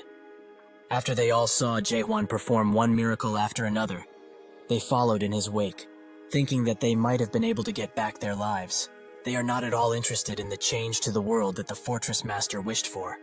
The fact that Jae-hwan is alive, and all of the things that happened that were not explained to them, lead to this, where their questions are endless. Surprisingly, Hoon has yet to die, and looks at the commotion going on besides him. The Fortress Master is now in a pathetic state, while these people are agitated because of his skill, confusion which he managed to cast in the last second. The skill only works if there is already a seed of suspicion. This means that the doubts and jealousy they had formed a catalyst that triggered this outburst of emotion, although they might have before. This means that they never trusted the Fortress Master. He might have succeeded in stopping his plans, but his plans are also foiled. It's over for him. Jae-won rises and explains that he has destroyed the fruits, which comes as a shock to everyone, and they start suspecting him of destroying them because he wanted to be the only one left alive. Jae-won thinks that true life can't be achieved just from fruits. Even if one is revived in the almighty land with the fruits, the same war will occur again, and they will all end up back here. He grips his sword tightly, and notes that they all asked if he's living. With a sudden pressure, Jae-won reveals his brain link. The man instantly looks behind him and points. He really is connected to the spirit link. He has fooled them this entire time. The people, however, do not say anything, and when the man also looks in front, he is awestruck. Jae-won says that he does not care what a real or fake life is. As he cuts his own spirit link, he explains that this is the life that he chose. Everyone is shocked after Jae-won cuts his own spirit link, but Hoon laughs maniacally, as he truly is a crazy bastard. How did he actually think of cutting his own brain link? He really is mad, the Mad King of Chaos. With a last groan, Hoon disappears, and everyone reacts differently to what happened to Jae-won. Some just look forward, while people like the guard who accused him look down in shame. Even when he is called out by the guard, Jae-won passes him without saying anything. But when asked about his destination, Jaewon notes that he is going into the abyss. Chung Hyo is the first to follow him, with Carlton helping him stand up and Siren being right behind him. Yurin looks at him and thinks that from the start, when he appeared in Chaos, he was always truly alone. This scene is something that would get a lot of emotions, but they all slowly bowed down to Jaewon. Nobody said a word, yet they all knew that there would be numerous kings born in Chaos from this point forward. But to the people of Chaos, the ones who saw him, they only have one king. The last king that Chaos acknowledges fully, and unfortunately, he is leaving now. After a while, Mino returns to Chaos and finds it amazing, as it has changed so much. On the day of the 3rd month that he left Chaos, Mino woke up from her coma, and through Claire, who was always beside her, she was able to find out about the many changes that were brought upon Chaos. Thanks to the agreement between the King of Humans, the Strange Factory, and the Cunning Soul King, Chaos was fully unified. The unified Chaos built a new fortress, where the Strange Factory used to be at one point. The name of this new fortress is Carpe Diem. In this place, humans, ghoul, and even horned beasts that used to fight each other to the death are now coexisting peacefully, although it was very hard for her to get used to such sights. But because of this, Carpe Diem, the new center of Chaos, thrived. Naturally, things were not that peaceful, as forces on the border that were hostile began to appear. Those forces belonged to the Almighty Land, as the 9th region, that Hoon was in, lost tons of men due to Haewon's Monarch Massacre incident, something that has become quite famous everywhere. The other regions in the Almighty Land took advantage of this, so a dire war took place, and it's taking place even now. Because of that, thousands of monarchs die each day and come over to Chaos as a result. Fortunately, Chaos still has the Tower of Awakening that Jaewon left behind, which was used to create numerous Awakened that were able to fight off the monarchs.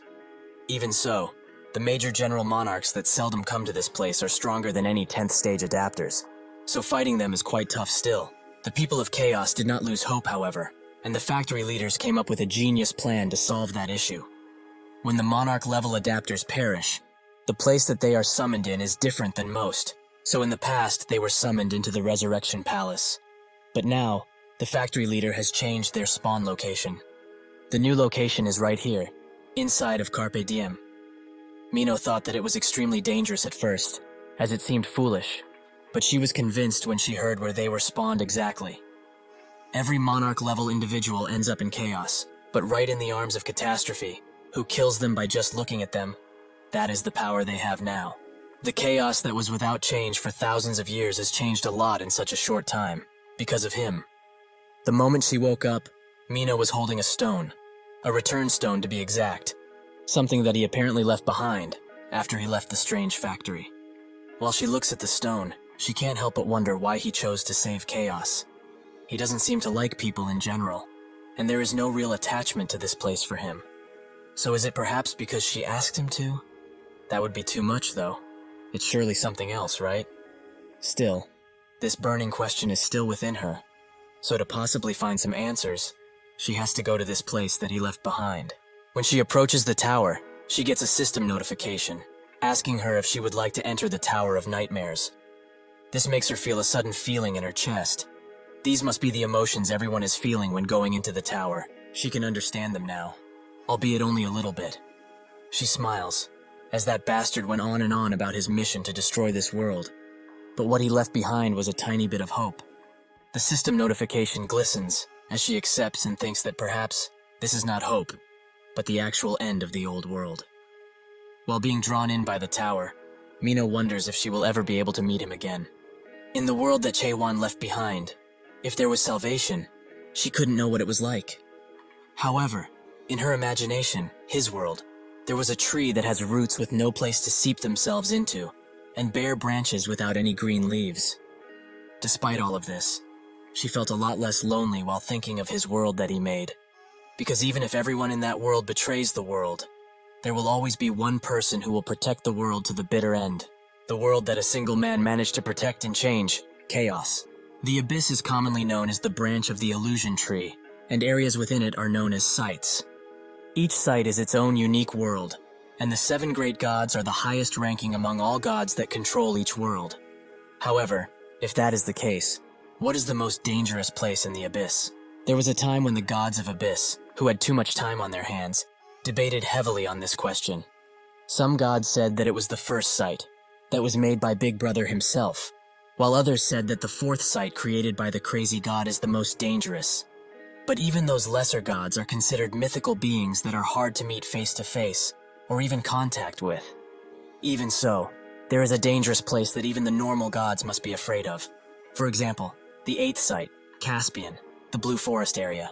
Inside of the forest, a disciple asks his goddess if this really is the place, as this doesn't seem like a good place to fish at all.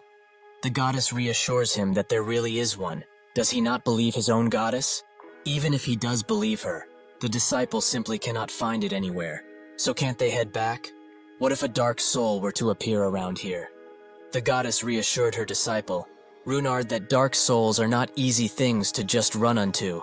It's already been more than 100,000 years since the ancient three gods have fallen from grace. No matter how many followers they had previously, they are all probably dead by now. And he also has her, the greatest god, Anderson, so he needn't worry. Runard says that this is exactly why he is so worried. But in any case, must they really come to this place and gather the followers so abruptly?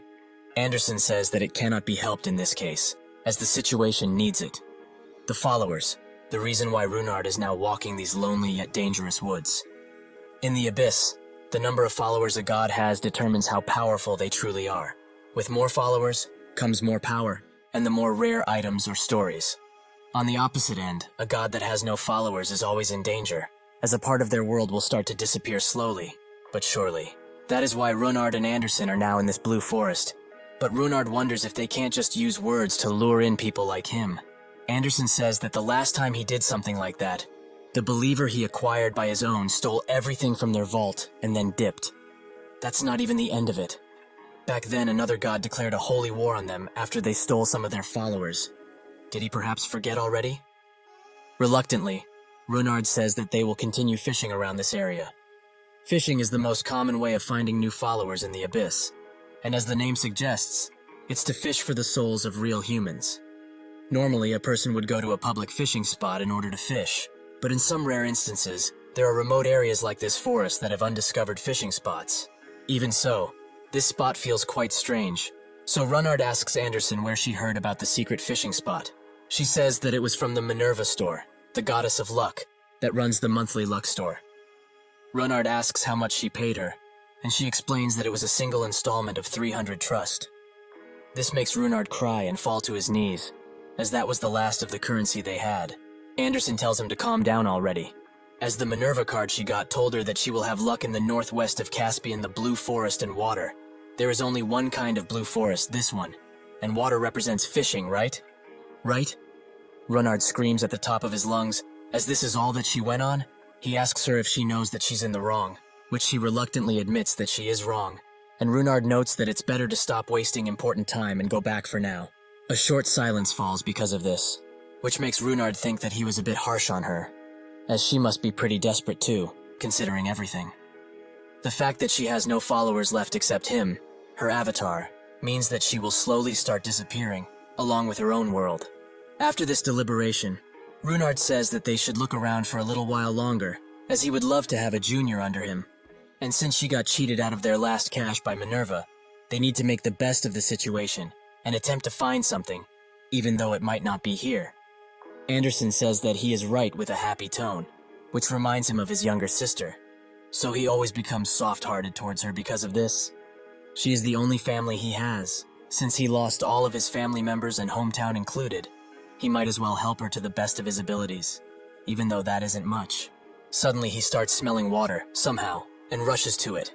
He runs through the forest and leaves, eventually arriving at a nice fishing spot, which is rather calm and away from any noise. Runard can't believe his eyes. There really is a fishing spot in this place. Anderson is also glad about this information, and Runard walks closer to the pond, wondering if they can really get a new follower. They are both nervous about this potential comeback, and Anderson is already thinking about what items to buy and how to write the story. Runard tells her that her item and story comes first, which she agrees with, since he is her avatar. After 1 hour passes, Runard asks Anderson if it usually takes this long to catch something. She tells him to wait a little while longer, As people usually say that fishing for souls is like fishing for time, they must be patient. Runard wonders where she heard that one, but focuses on fishing for the time being. 3 hours pass, then 5, then 24, and Runard is almost dead from boredom, without a single catch to his name. He notes that they should go and pummel Minerva into the ground, which spooks Anderson, so she tells him to calm down, as she is a high-ranking god, so a god without even a name card like her can't do anything against such a mighty god. Runard knows that full well. He was just joking around. While his fishing rod begins to be pulled by something, he thinks that even if they found this new and untapped fishing spot, they have been here for a long time and there is still nothing. Maybe the fishing spot was already emptied? Anderson tells Runard that the fishing rod just moved, which causes him to pick it up and try to pull it out of the water. But what he caught is something super strong, and he notices that the spirit power this person has is amazing. Is this a Murim soul, perhaps? Anderson says that something is really strange, as this soul is not coming from the border. It's actually coming up from chaos. This needs further power, so she urges him to take off his clothes, which he does instantly, and Anderson uses her story called Naked for some reason, to buff his body up, allowing him to pull the fishing rod like his life depends on it. After the person they caught falls to the ground, Anderson notes that this person has an amazing power, and most likely they just caught a damn god.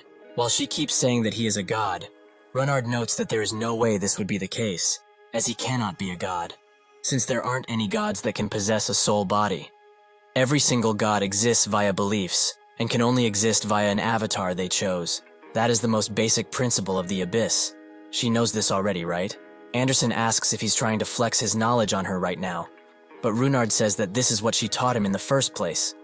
But if she really feels so much power from him, maybe he is another god avatar or follower, since she felt world power from him. That's when he feels something strange too.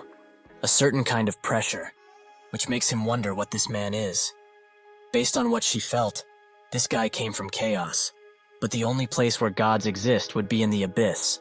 Otherwise, everything they have ever known about gods, avatars, and followers would fall apart at the seams. Anderson explains that chaos has a god, and a fierce one at that, but there is no way that he would actually get an avatar, so they will exclude him from the equation. Still being shocked by this man, Runard asks if he really is from chaos, which Anderson confirms, and if he is not a follower or an avatar of a god, he is probably a god in it of himself. Runard notes that he's not automatically a god if he's not a follower, and he also feels like she is hiding something important from him, so he would like her to speak up, as she was the one who shouted that he is a god. Anderson asks if he has ever heard of the story of the strong rat. In the past, there was a strong and rather unique rat. It was so strong that the title of the story was named after it. This particular rodent did not eat any leftovers the others just threw out and hunted its own prey. As a result of this, it became even stronger. When it came to its senses, though, it found out that it could even fight against its natural predator, a cat.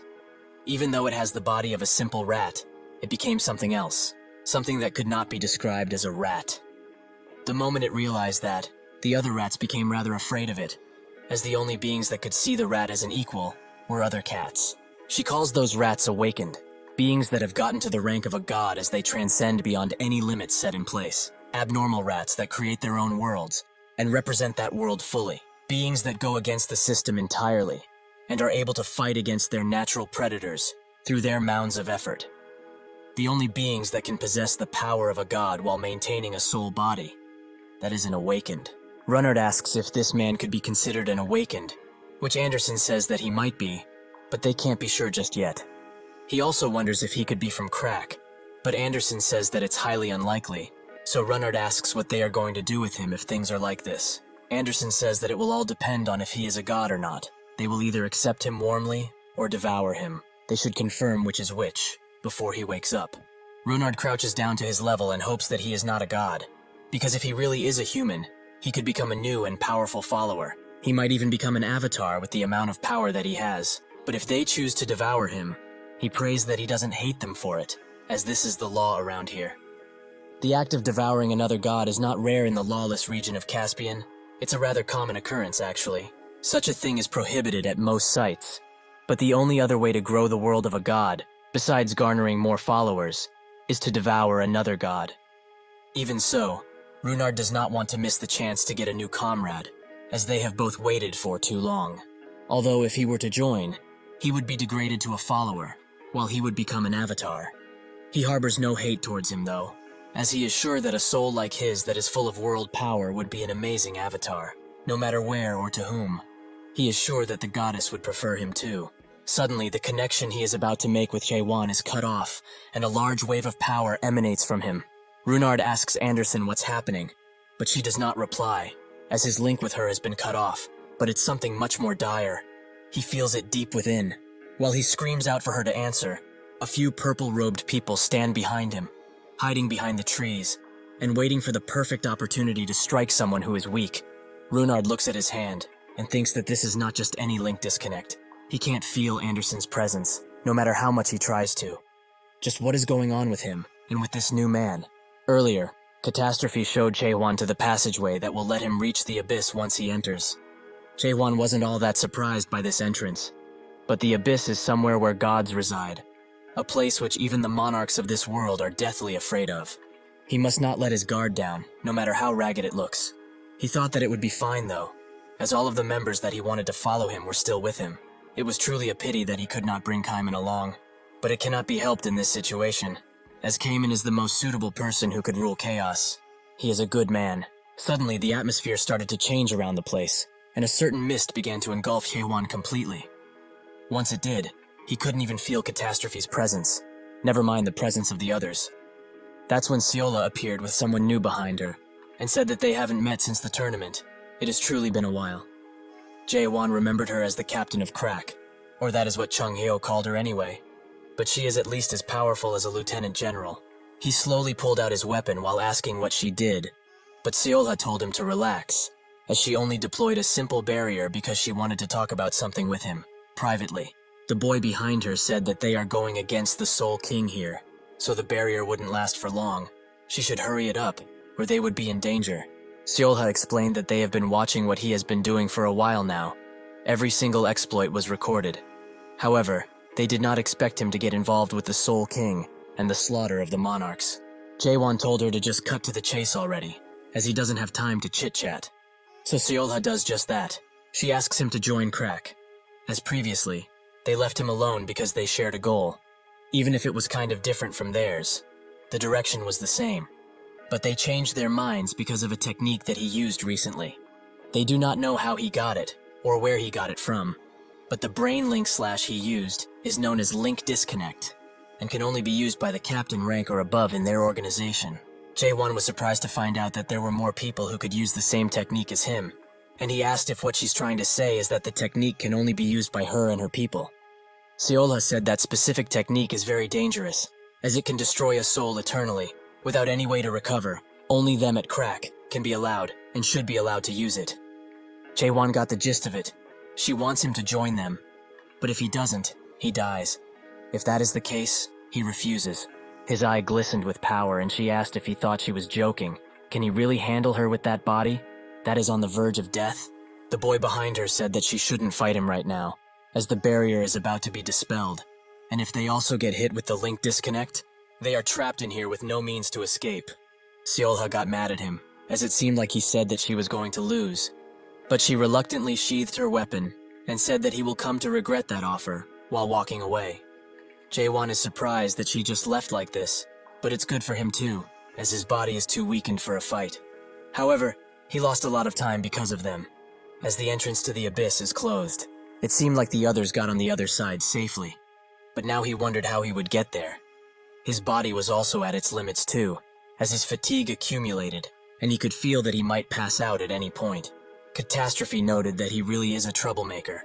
He should just follow the nearest light he sees at this point.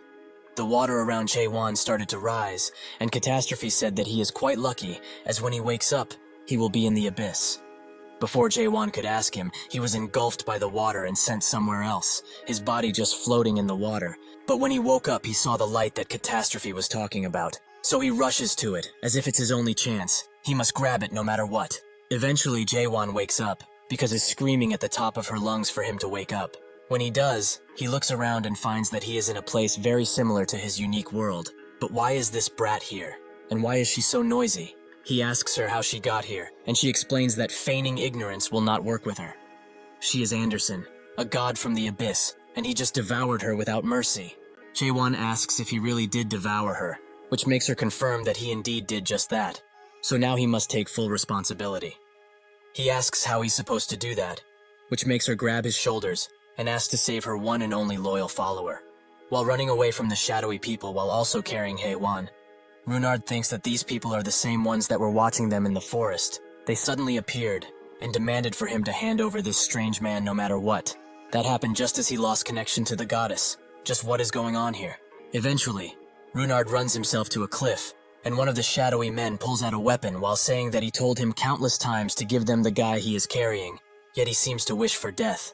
Runard now recognized their appearance. That's Belkane's scythe, the god of scythes, the middle-rank god named Belkane.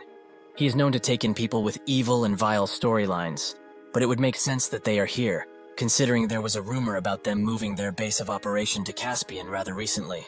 However, for them to be right here at the wrong time, what rotten unluck.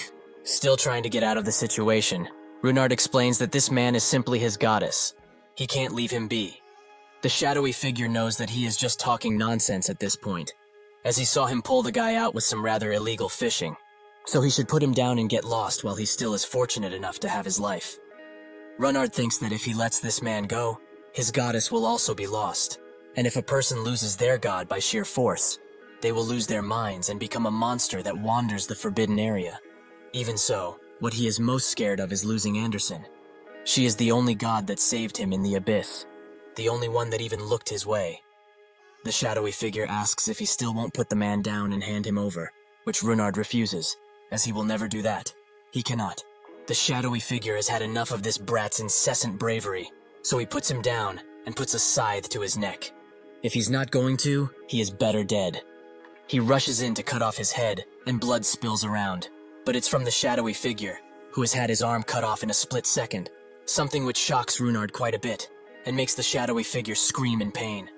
The one who did that was naturally Jaewon, who notes that when he entered Chaos, he at least had some clothes on him, although they were rather ragged. Starting in his birthday suit like this isn't to his liking, but it will have to do. The shadowy figure tries to get up and tell his men to kill this bastard, but with a single weak thrust he slays him. While Runard is just awestruck by the amount of power, he remembers something. He also asked about the origin of getting naked, which Anderson explained, as she received this storyline from someone else, an ancient god. That was rather eccentric, to say the least. He was merciless, violent, and he hated wearing clothes no matter what. Nobody was able to wear clothes while they were in front of him. Everyone was busy running around with clothes in hand, and thus people always warned other people whenever he would appear. This made Runard think that he was some kind of weirdo, but Anderson gave him a counter-argument to that, one that he used rather frequently, his philosophy. He thought that clothes only get in the way and are hypocritical. They are just a pretense. The most important thing is that the real fight starts after he takes off all of his clothes. Jaewon approaches Runard while asking if he is Anderson's follower. If he is, he can do him a favor. Get her out of his head already. Runard is simply too confused at this point. Jaewon's eyes glow, as he thinks that he used question to take a look around, and he can see that the world power is now taking on a form of a storyline. He feels that he has a strength enhancement buff on himself. Is this the power of nakedness? Or whatever the storyline is named? Anderson explains that it's getting naked actually, as being naked and getting naked are two different things. Additionally, Jaewon cannot feel any spirit power around this place at all. This is a world entirely different from Chaos. In there, one had to take in spirit power in order to use and activate a skill. But here in the Abyss, one can only use the world power that is already within their soul to do basically anything. He already knew this, because he found it out by reading Mullark's records. But it's different after experiencing it on his own. Runard approaches him while also calling him a god, and asks him to take him in as a follower, which he instantly refuses and makes Anderson feel betrayed. Runard continues to beg, as he is sure that Anderson would allow this to happen. But Anderson feels otherwise, and tells Jaewon to not take in this guy as a follower, or else. Having had enough of them both, Jaewon calms them down with some spiritual pressure, which makes Anderson silent, and Runard starts to hiccup. With that out of the way, he notes that they should start from the basics, as he has some things he wants explained. The monarchs in the Almighty Land had their own regions, which were separated, and the gods in the Abyss are rather similar, as they each have their own land. The difference between the two is that the gods of the abyss govern over their land quite a bit, while the monarchs just say that they own it, and that's that. These gods call their lands sites, and there are gigantic ones, which the highest-ranked gods rule over, and smaller sites, which are the size of a village, where middle or low-rank gods rule over. Jaewon asks if these sites are the same concept as land, and Runard notes that they are rather similar, but at the same time quite different.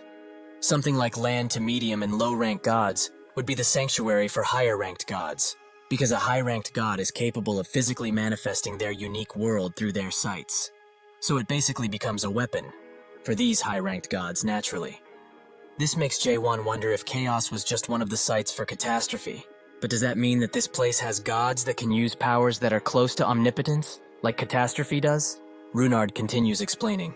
Because it's hard for even the high-ranked gods to use all of their power on an entire site. Most of them just use the storyline form to exert their powers. The Getting Naked storyline that he has right now is one of those storylines. He also calls him God Jaewon, which he finds rather cringe, so he tells him to take the god out of his name from now on. Runard does just that, but asks if he really wants to kill Anderson or not. Jaewon finally gets it. He followed him because he was afraid he would lose his one and only god. Anderson also asks if he's going to kill her now, as he's been completely devoured by his unique world and may stop existing at any point in time. Well, it's not like she didn't expect it, as she felt it coming the moment she stepped foot into his world. However, she is still quite surprised, as she did not expect him to be the ever-so-rumored monarch slaughterer. Jaewon also remembers seeing something from her memories when he absorbed her unwillingly, when she paid a mare for a tower and unleashes it with an evil smile on the world. On tons of worlds. She was a damn cultivator. Jaewon feels the need to ask her, why did she even do such a thing? Did she really want to become a god this badly? Anderson knows that this will sound like an excuse, but all gods lose their memories of the time when they were cultivators. Jaewon asks if what happened no longer happens just because she doesn't remember, which she knows what he's trying to say, but she does not deny any of the horrible things she has done previously. He thinks that, in the Mullark records, he mentioned that the higher beings, like demons or angels, are only born for the sake of turning them into cultivators. Maybe it's just so. They had no real choice in the matter. However, he still cannot forgive them all. They still did it.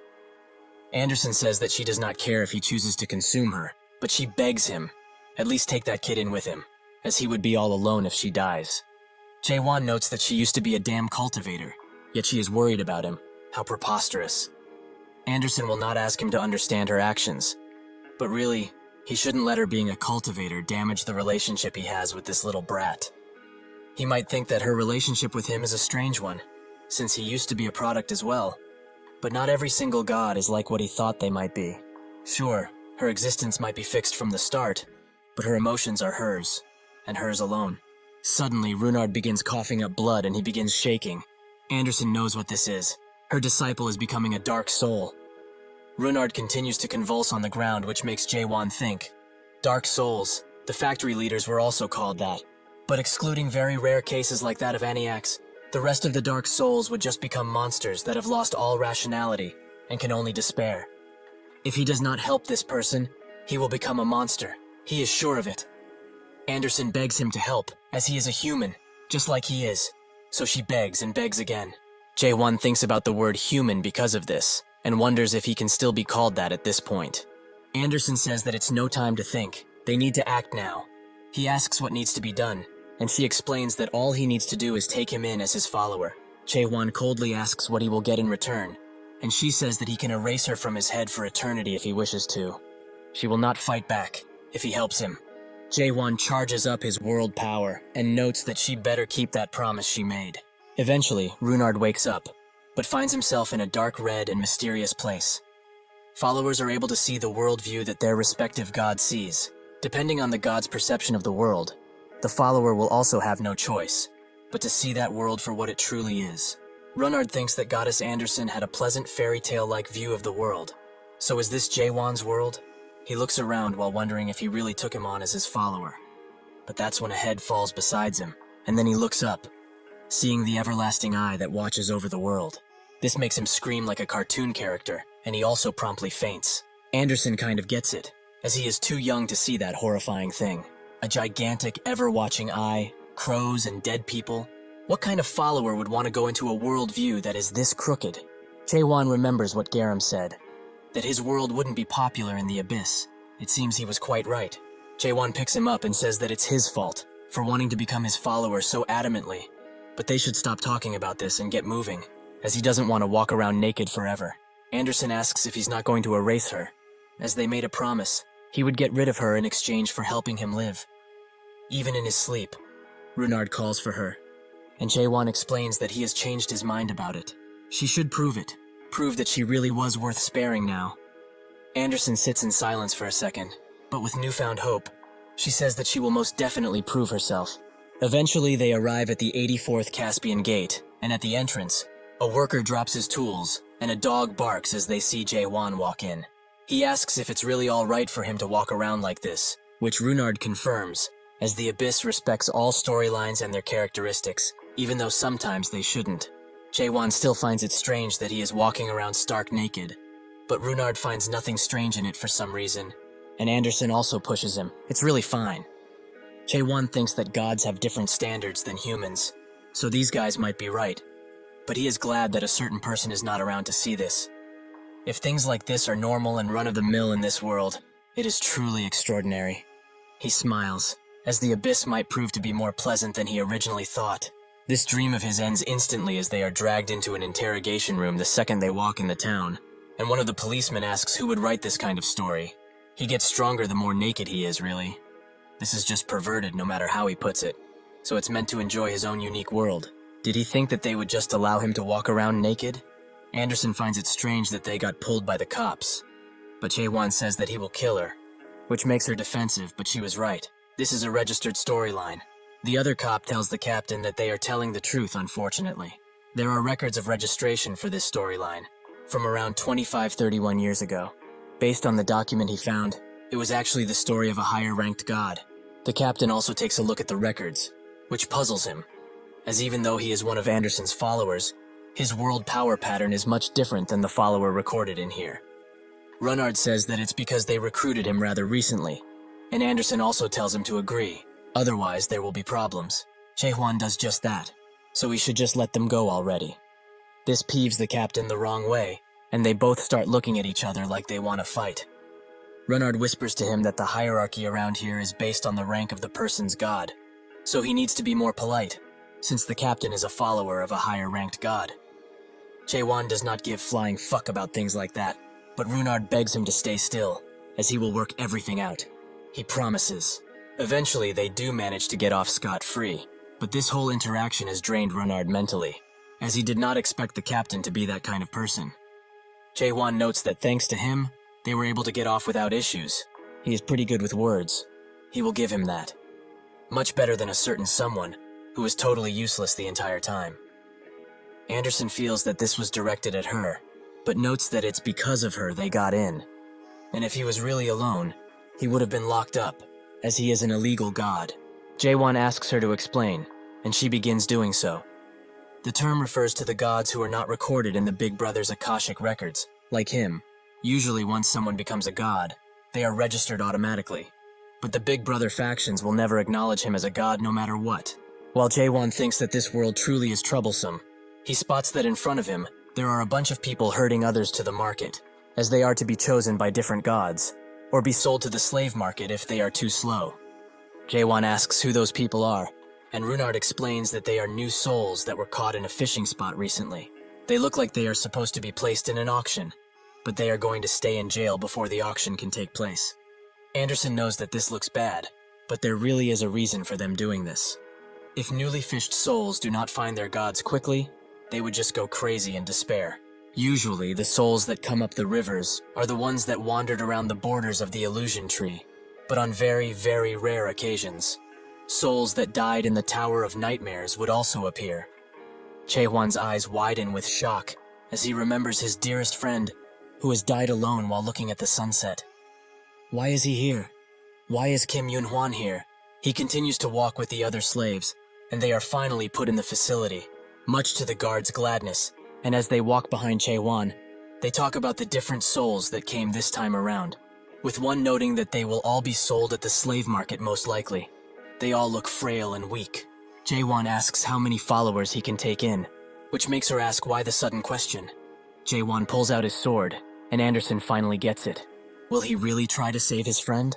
Inside of the cells where the souls are kept, some of them scream out as they think they have been captured by their respective enemies. But a guard there explains that this place is not the Murim, nor the Central Plains, so they should shut up and sit if they don't want to really die. This is a confinement facility that is dark and humid. Yunhwan came up with a simple thought. Just how did he turn out in this place? It's been a week since he appeared in this place, and he tried desperately to find out what happened, but he couldn't remember a single thing, no matter how long he looked. Just what is he doing in a place like this? Was the world not destroyed, like he remembers? Suddenly, a single name breaks his vision of the world as he knows it. Jaewon. He does not know why he remembers that name, or who that person even is, as the coldness that enveloped him ever since he has entered the abyss is now even colder, and it prevents Yunhwan from remembering anything whenever he tries to. He also feels an uneasiness in the air that feels like it's going to break and collapse at any point. A lowly sheep that has entered the abyss where the water pressure is high. Their whole existences are like those of insects, waiting to explode by being squished. Without even knowing why, he keeps calling out this name, Jaewon, as if he was calling out to the true name of a god. Eventually, a guard calls him over, as a god is looking for him, and for someone else too, a woman who seems just as confused as Yunhwan. He reluctantly gets up, and the god appears, asking if this person really came from a tower of a master. The guard explains that they are certain that these two are, since the mayors of the association had guaranteed this as a fact. The woman only went to the 76th floor, which is not much, but she is very beautiful. The man also failed to clear the tower, but he was able to climb to the 99th floor. He must say, this would not be a purchase he would regret.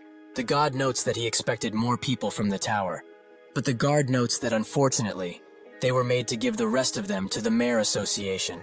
The only people on whom the memory shroud did not work that well were only these two.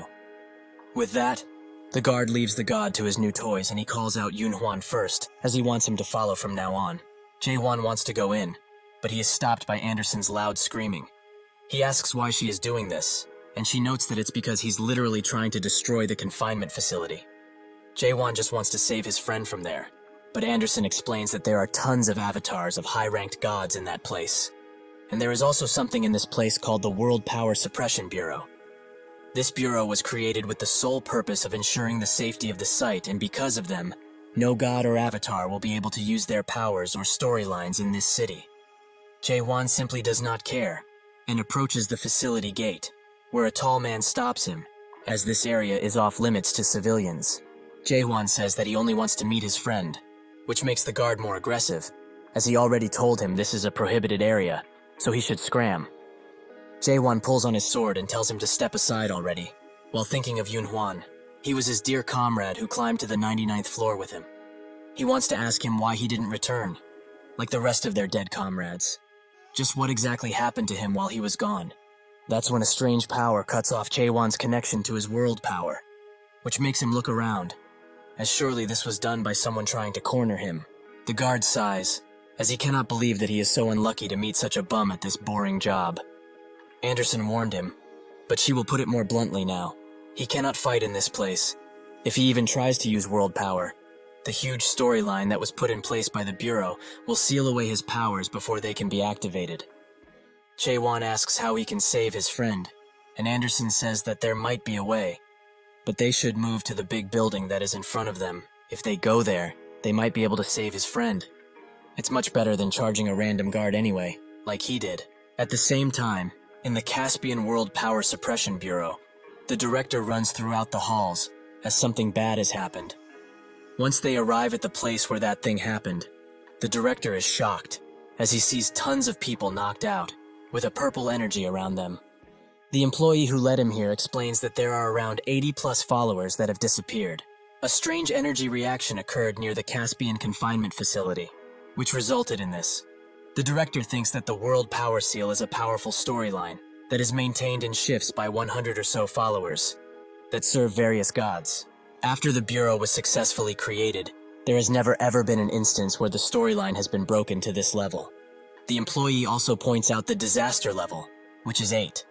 The director thinks that a month ago, half of the followers fainted. That was the result of a fierce battle between the avatars of higher-ranked gods. But even that wasn't to this level. He tells the employee to request for reinforcements, a battalion full of at least grade 3 world power people. They should also request these people from the higher-ranked gods. This should be considered a citywide security risk. Eventually, Jae-won arrives right in front of the spheric building, and Anderson explains that it is an auction house, so there will be a rather high chance that his friend will be in that place, waiting to be sold. Jae-won wonders if that's true, and notes that they are all going in, which Anderson is ready for, as she keeps explaining things to him. After they enter, Runard is doing his utmost in order to recruit new followers. He even puts on a cute voice and urges people to look at his god's worldview. While he does that, Jae-won is slumped near a wall and wonders if he should have really followed her lead. Anderson apologizes profusely, as she had forgotten that her ID had expired, and gods without an ID cannot enter. However, they can get a temporary ID if they have at least 5 followers, and Runard is now giving it his hardest. Jae-won tells her to shut up, as these are just excuses to be thrown out.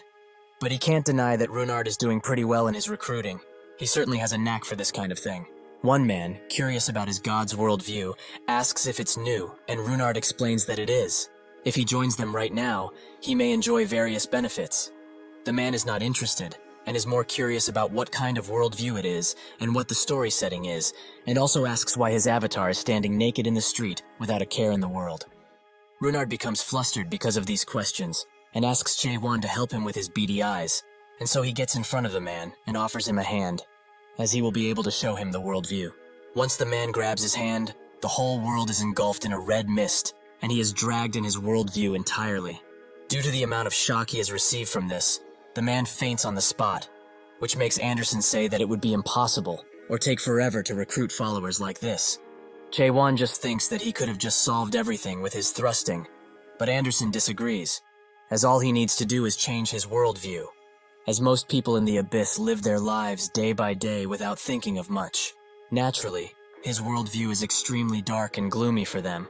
So for people that already have a hard life, why would they want to become one with his worldview? She suggests that he changes his worldview into something a little bit cherry. She can help with that. Jae-won asks what her worldview is then, and she explains that it's a free place called the World of Getting Naked. It is a rather amazing place where all of the followers can run around naked. The only downside to this rather nice world is that some old men that are creepy join every now and again, but it's all considered legal, although barely.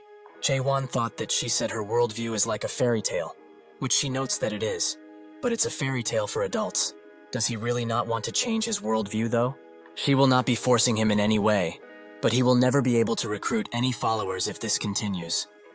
Even so, Jae-won will not change it, as he will observe the situation a bit more, and if nothing works, he will just charge in like he always does. Anderson is rather spooked by his constant need of violence. He should just paint some happy little trees in his world, maybe a little mountain. Even if he messes up, it would just be a happy accident. That's when 2 people walk out of the auction, and the man talks about all of the souls, as every single one was gone. Just where did they all go? There was nothing good at the auction without them.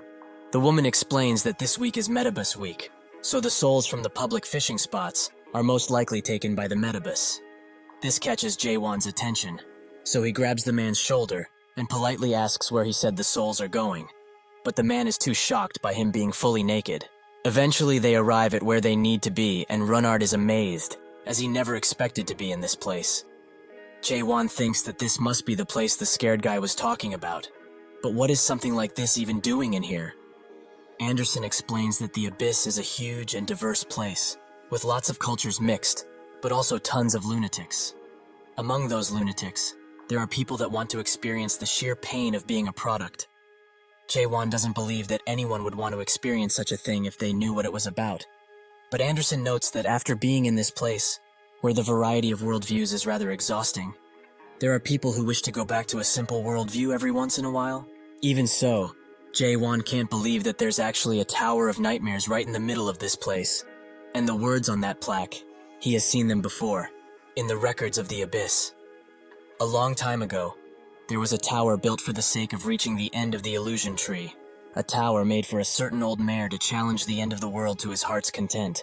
The Tower of Ideals, the Metabus. If that is to be the case, the tower should be considered the Metabus.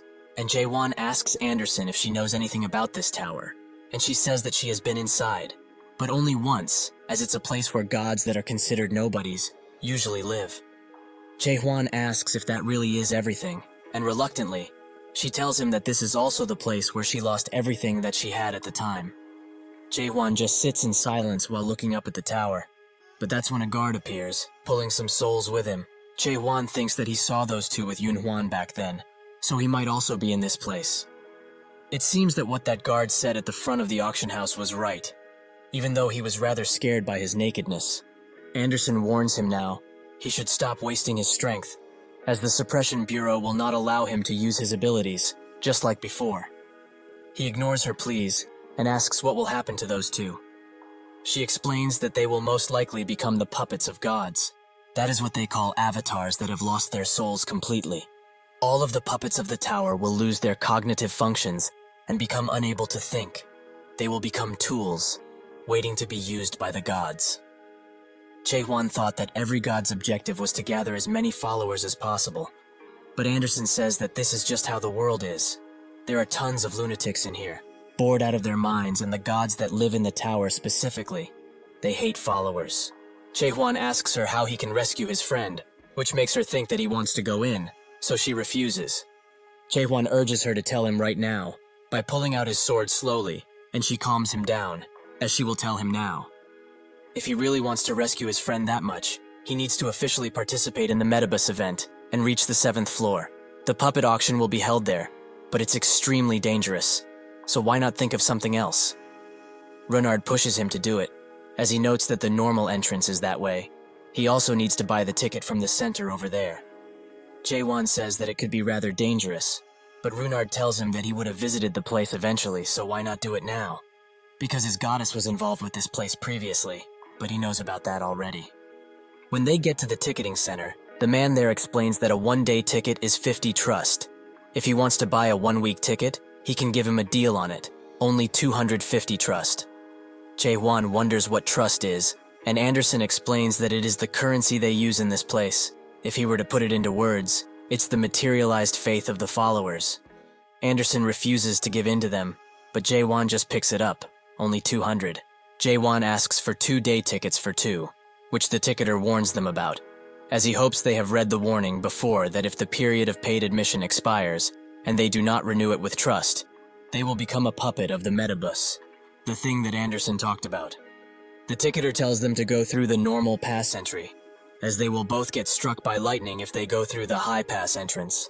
While they walk to the entrance, Renard is excited to see what it is like, as this is his first time as Anderson stopped him when he wanted to go in. A strangely familiar person walks past Jae-won, and he looks behind as he too finds him similar, and Anderson notes that reality must be hitting him pretty hard now.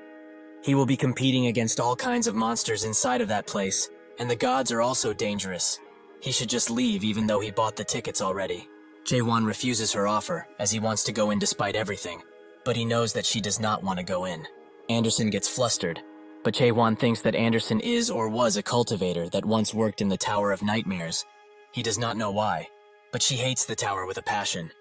If that's true, he knows what to do. He notes that if she lost everything in the tower, they should just go and take it back. Back at the slave prison, the bureau director arrives as his men lead him to this place, since it's where the world power was unleashed. Even though it is rather faint, they are getting signals that there was a storyline used around here. But it's strange, as they should have felt much more since the world power was at level 8. There are no physical traces around here, but they do have an eyewitness who was in the area when that thing occurred. They pull the guard that was on duty at the time, who explains that he did not see any fighting in front of this place, but some naked dude just appeared and tried to cause some ruckus. The director asks if someone died, but the guard says that nothing of the sort happened. He was just holding his sword menacingly. One of the employees is mad at him for reporting such a trivial matter to such an important investigation, but the director shuts him up and asks what exactly happened. Does he happen to have recorded that encounter? The guard says that he has, as he used the storyline auction cam to record it. He gives them the recording, and the director notices something shocking, that it happened the exact same time as the incident happened. They all think that it's impossible, as how can a level 8 alert be shown because somebody just held his sword menacingly? The director thinks so too. It would be impossible. But the abyss is a place where there are people strong enough to defy all rules, so he can't just think that and be done with it. Just a month ago, there was a kid awakened who took out the followers of high-ranked gods and disappeared without a single trace left of him. He asked the guard why the recording is so low quality, but he is not entirely sure, as the problem didn't come from his part. The director thinks that this must be video interference, but a god that is fully capable of such a thing would be one of the highest-ranked gods out there. However, in the worst case, it's probably a vassal of the 7 great constellations. That is wrong too, though, as someone as strong as one of those people should have been detected by the inspection center when they came in. He tells his man to gather all of the inspection captains who have had any strange experiences over the past few days, and they immediately get to it. Eventually, one turns up with a captain of a gate, who explains that he ran into a unique naked avatar who kept talking about worldviews. But he was only a newbie and a follower of a rather forgotten god, so he didn't suspect him of much and let him through. The director has become suspicious, as not only was the guy naked, but the situation also involved a worldview. He asked the captain if the god that he was serving was Anderson, which he confirms. But how did he know that? He asks one of his men where that man was spotted recently, and one of his men explains that it was the entrance of the Metabus. The director looks up to the sky, as so much time has passed since then, so people must have forgotten who Getting Naked Anderson truly is. If her avatar truly is here, a mighty disaster will occur in Caspian soon enough. Inside of the Metabus passageway, Anderson keeps telling Chae-Hwan that they should not be in this place, as they have a damn kid with them, who doesn't seem to be all that scared, but rather quite cherry. Chae-Hwan just tells her to shut up, which makes her note that she won't help him at all. This is her last warning to him. Chae-Hwan tells her to do as she damn pleases. He will climb the Metabus even without her help, so she should keep quiet and watch. While at the forked path, though, she tells him in which direction to go, which makes him ask if what she said isn't valid anymore.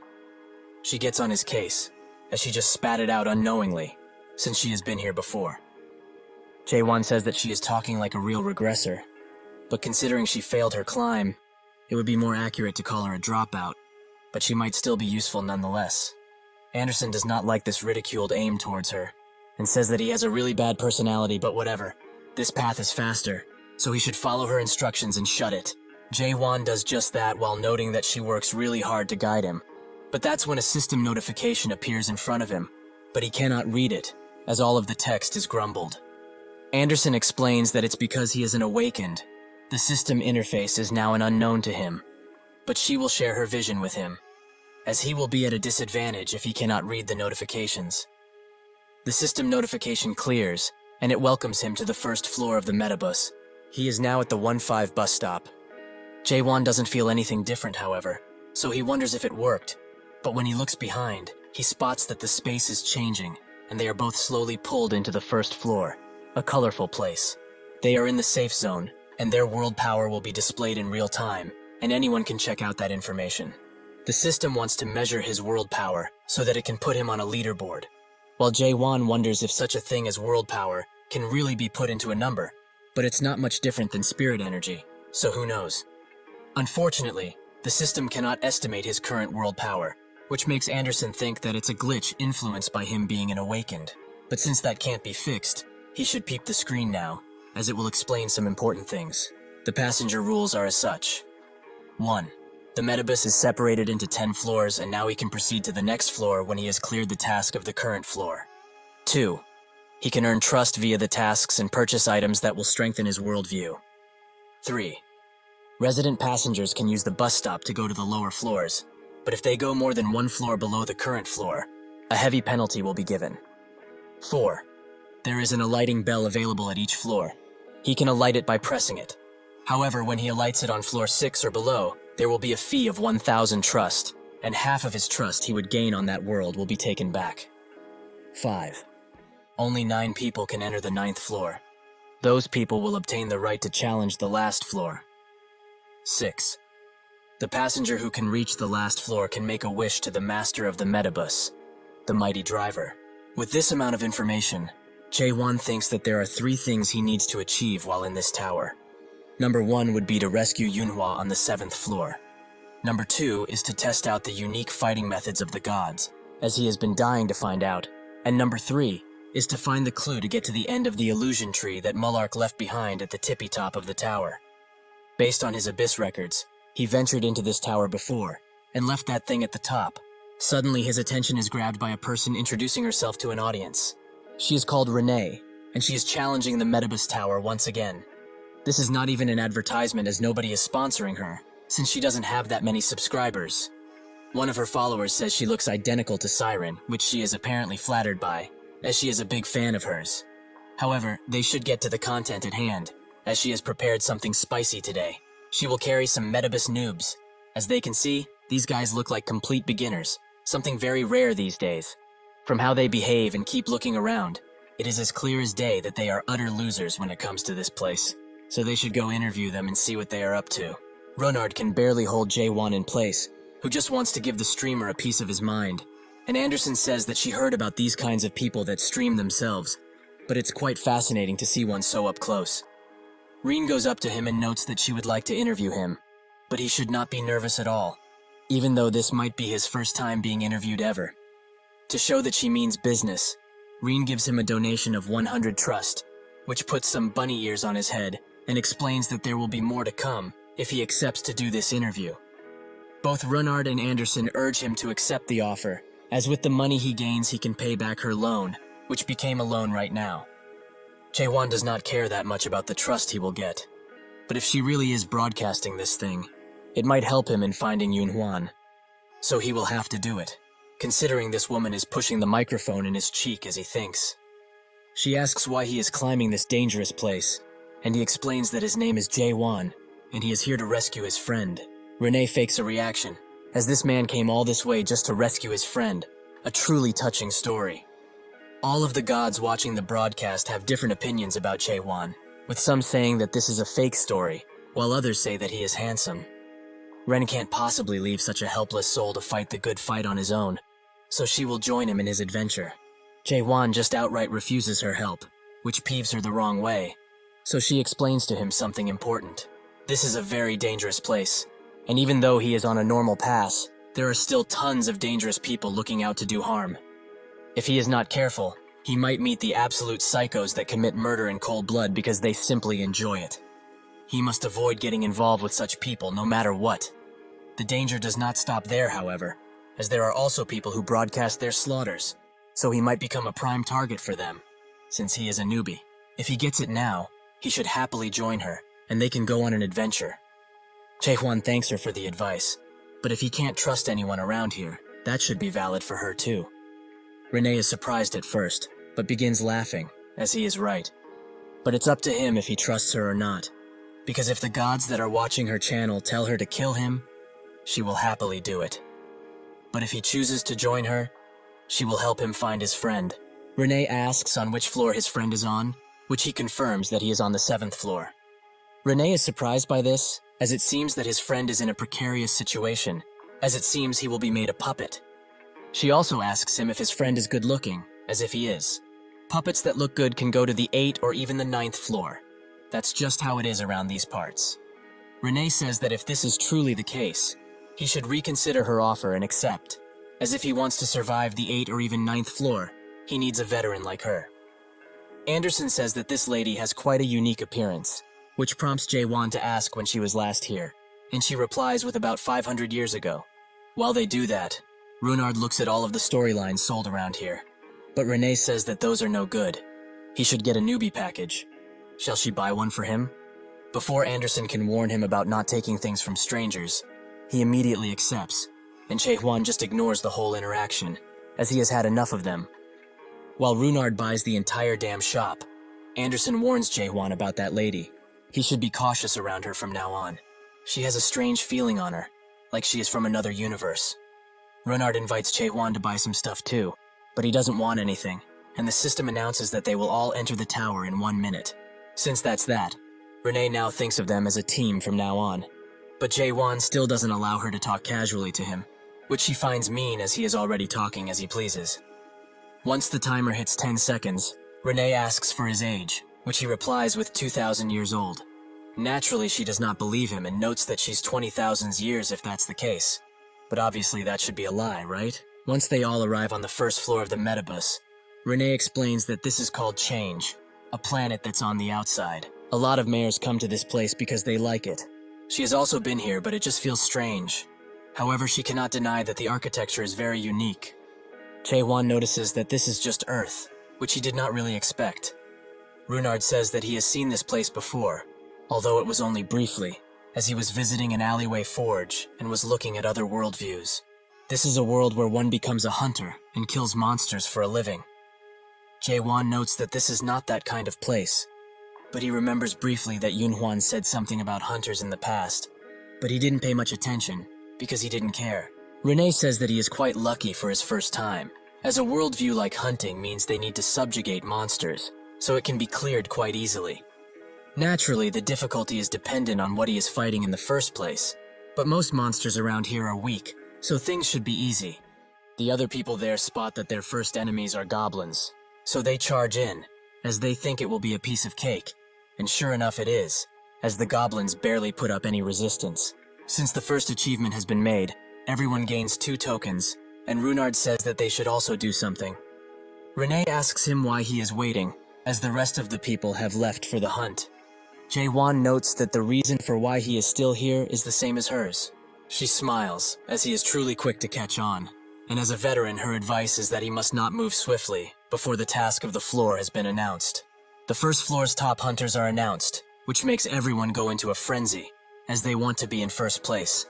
But that's when a special timed event also appears from the higher floor's alliance. They will give anyone 3,000 trust if they are able to show them new ways of torturing goblins.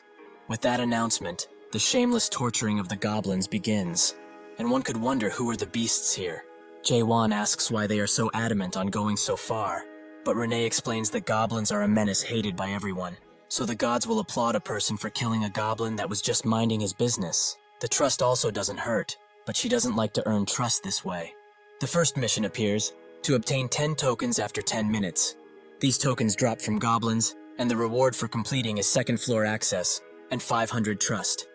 Seeing that the mission requires everyone to have 10 tokens, they decide to go their separate ways to hunt, with Runard being quite scared of just a dead goblin.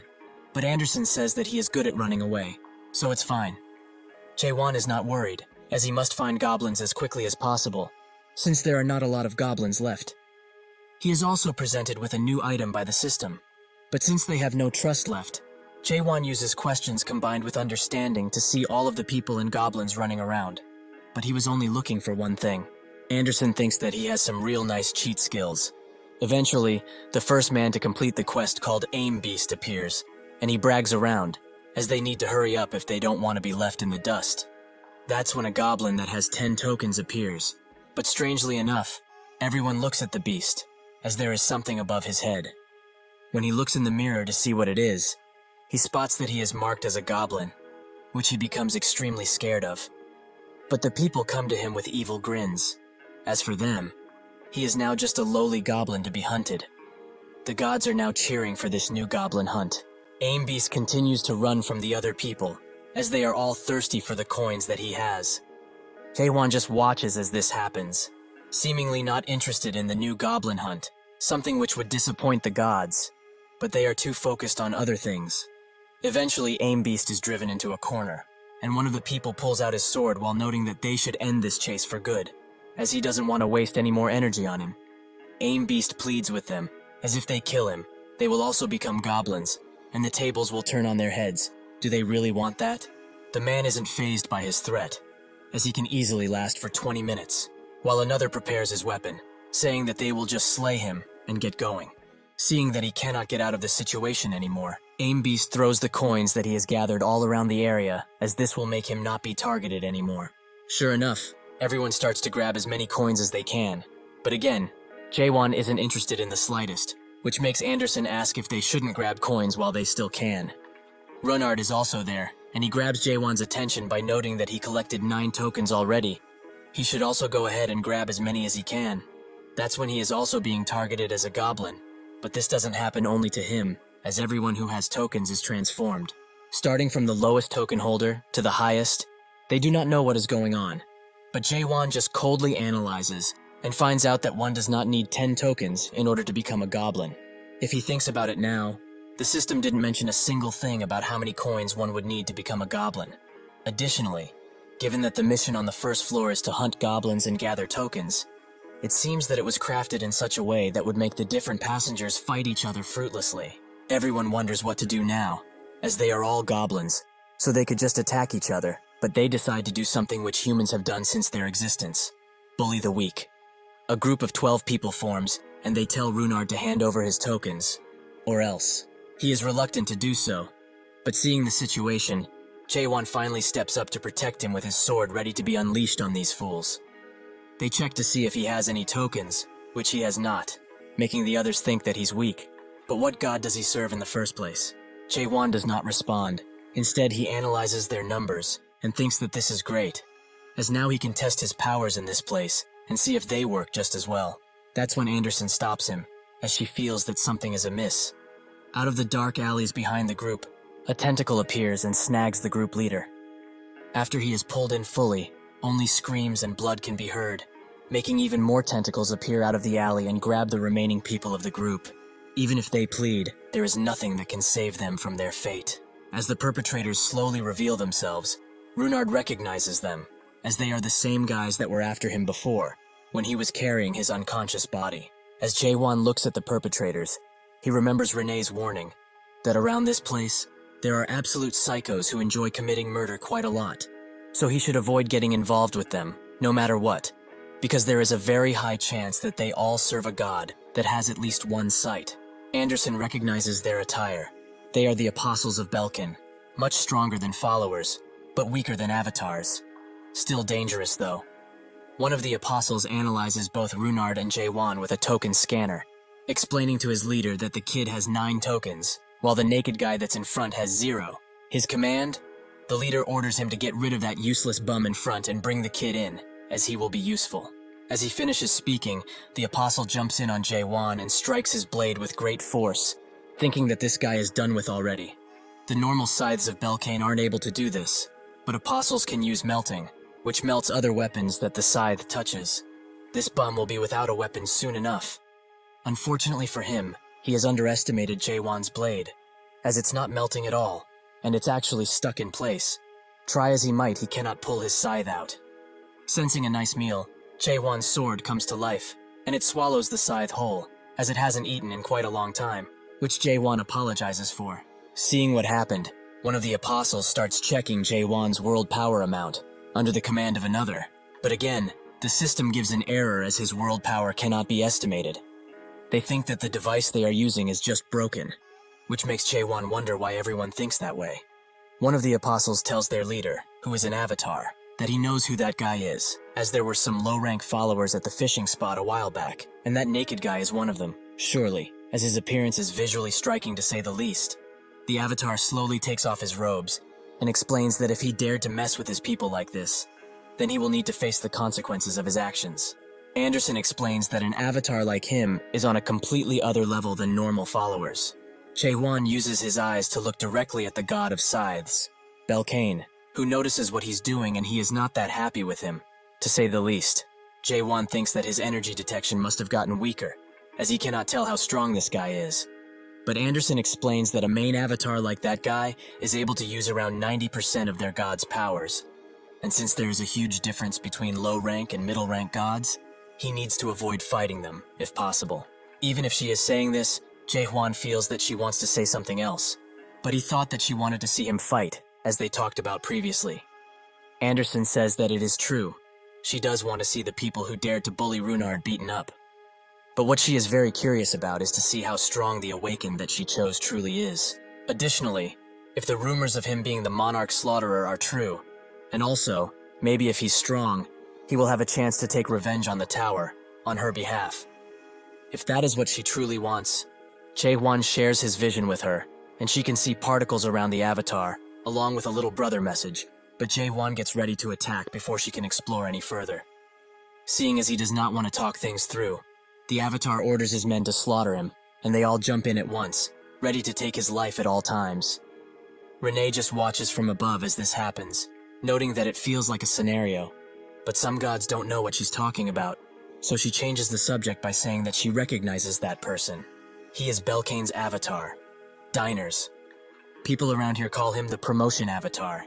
He is a part of a so-called death squad, a general term for people who always take any opportunity to kill others, and they serve a middle-ranked god, Belcane, while also always starting from the first floor upwards. Honestly, she hates running into these bullies, but that's when one of the gods, the god of flame, Ignis, says that Jae-won has been hiding his strength up until now, to be able to resist so much. Renee thinks that such a thing is impossible, and it's true that spirit weapons are amazing, but such replica weapons are everywhere these days, with most gods agreeing with her. They are also constantly surrounding him, so if he's really hiding his strength, then she also is doing just that. It's just that easy to say but not prove. Anyhow, she feels that now it's the perfect opportunity to go and help him. But when she gets up, Jae-won unleashes a small amount of energy and lets it all out in the ground, causing Renee to fall down and stop in a nearby half wall. She wonders what happened. But when she looks, her eyes widen, as that guy was really hiding his strength all along. As Jae-won stands triumphant before the pile of bodies he amassed, the challenge timer ticks down to 10 minutes, and Diners is awestruck. Just who the hell is that guy? Some gods are also paying close attention to what is happening on this floor, but Diners doesn't pay it any mind, as he thinks that all 5 of the people who attacked him are the Apostles of Belcane, who is a middle-ranked god. So how was he able to knock all of them down with only a single thrust? Jae-won notes that a middle-ranked god seems to be able to withstand his normal thrust at least, while some gods just cannot believe that he is winning, and even more gods join to watch the battle.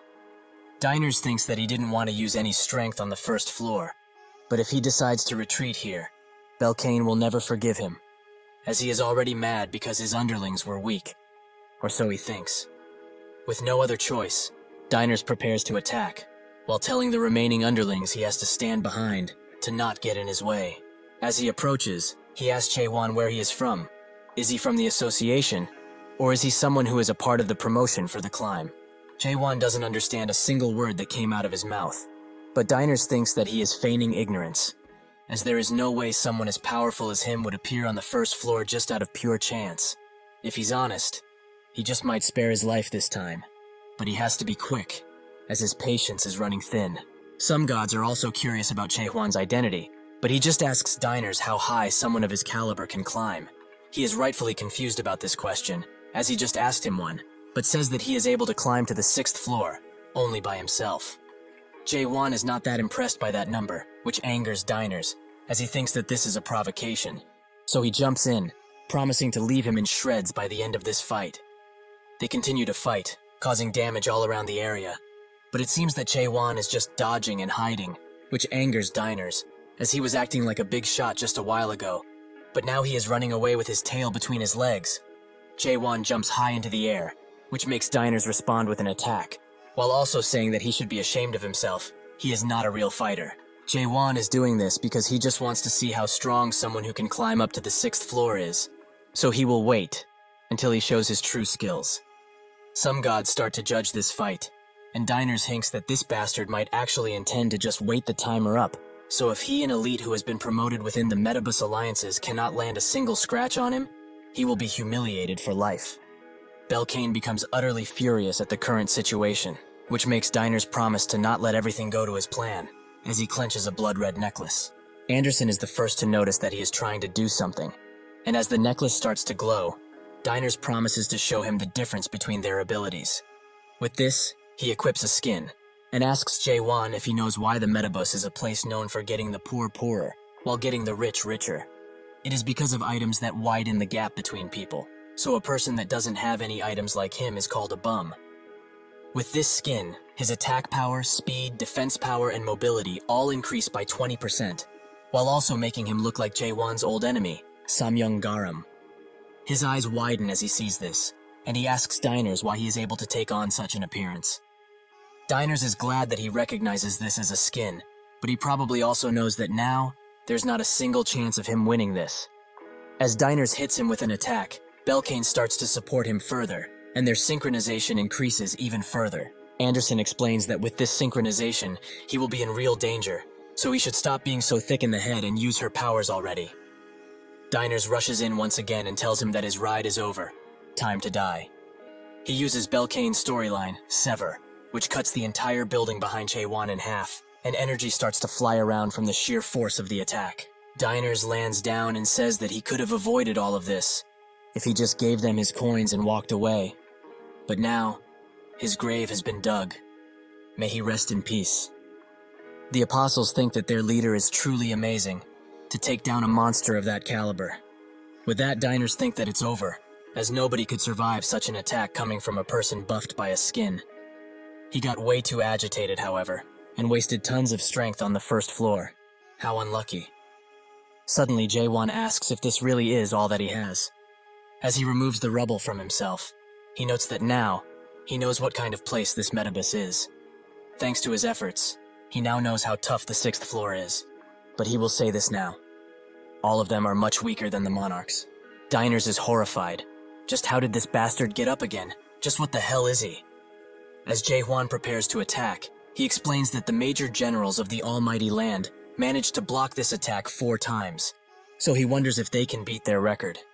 Diners almost freezes in place as he sees that attack, but comes back to his senses and orders everyone to connect their world power together, as they should be able to deploy a sanctuary with Belkane's help. They all charge in while unleashing as much world power as possible, but it's too late, as Jae-won has already prepared the attack.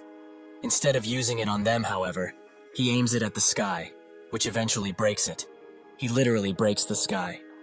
Belkane becomes shocked, furious, and fearful, and after taking a lot of damage from this, he falls asleep.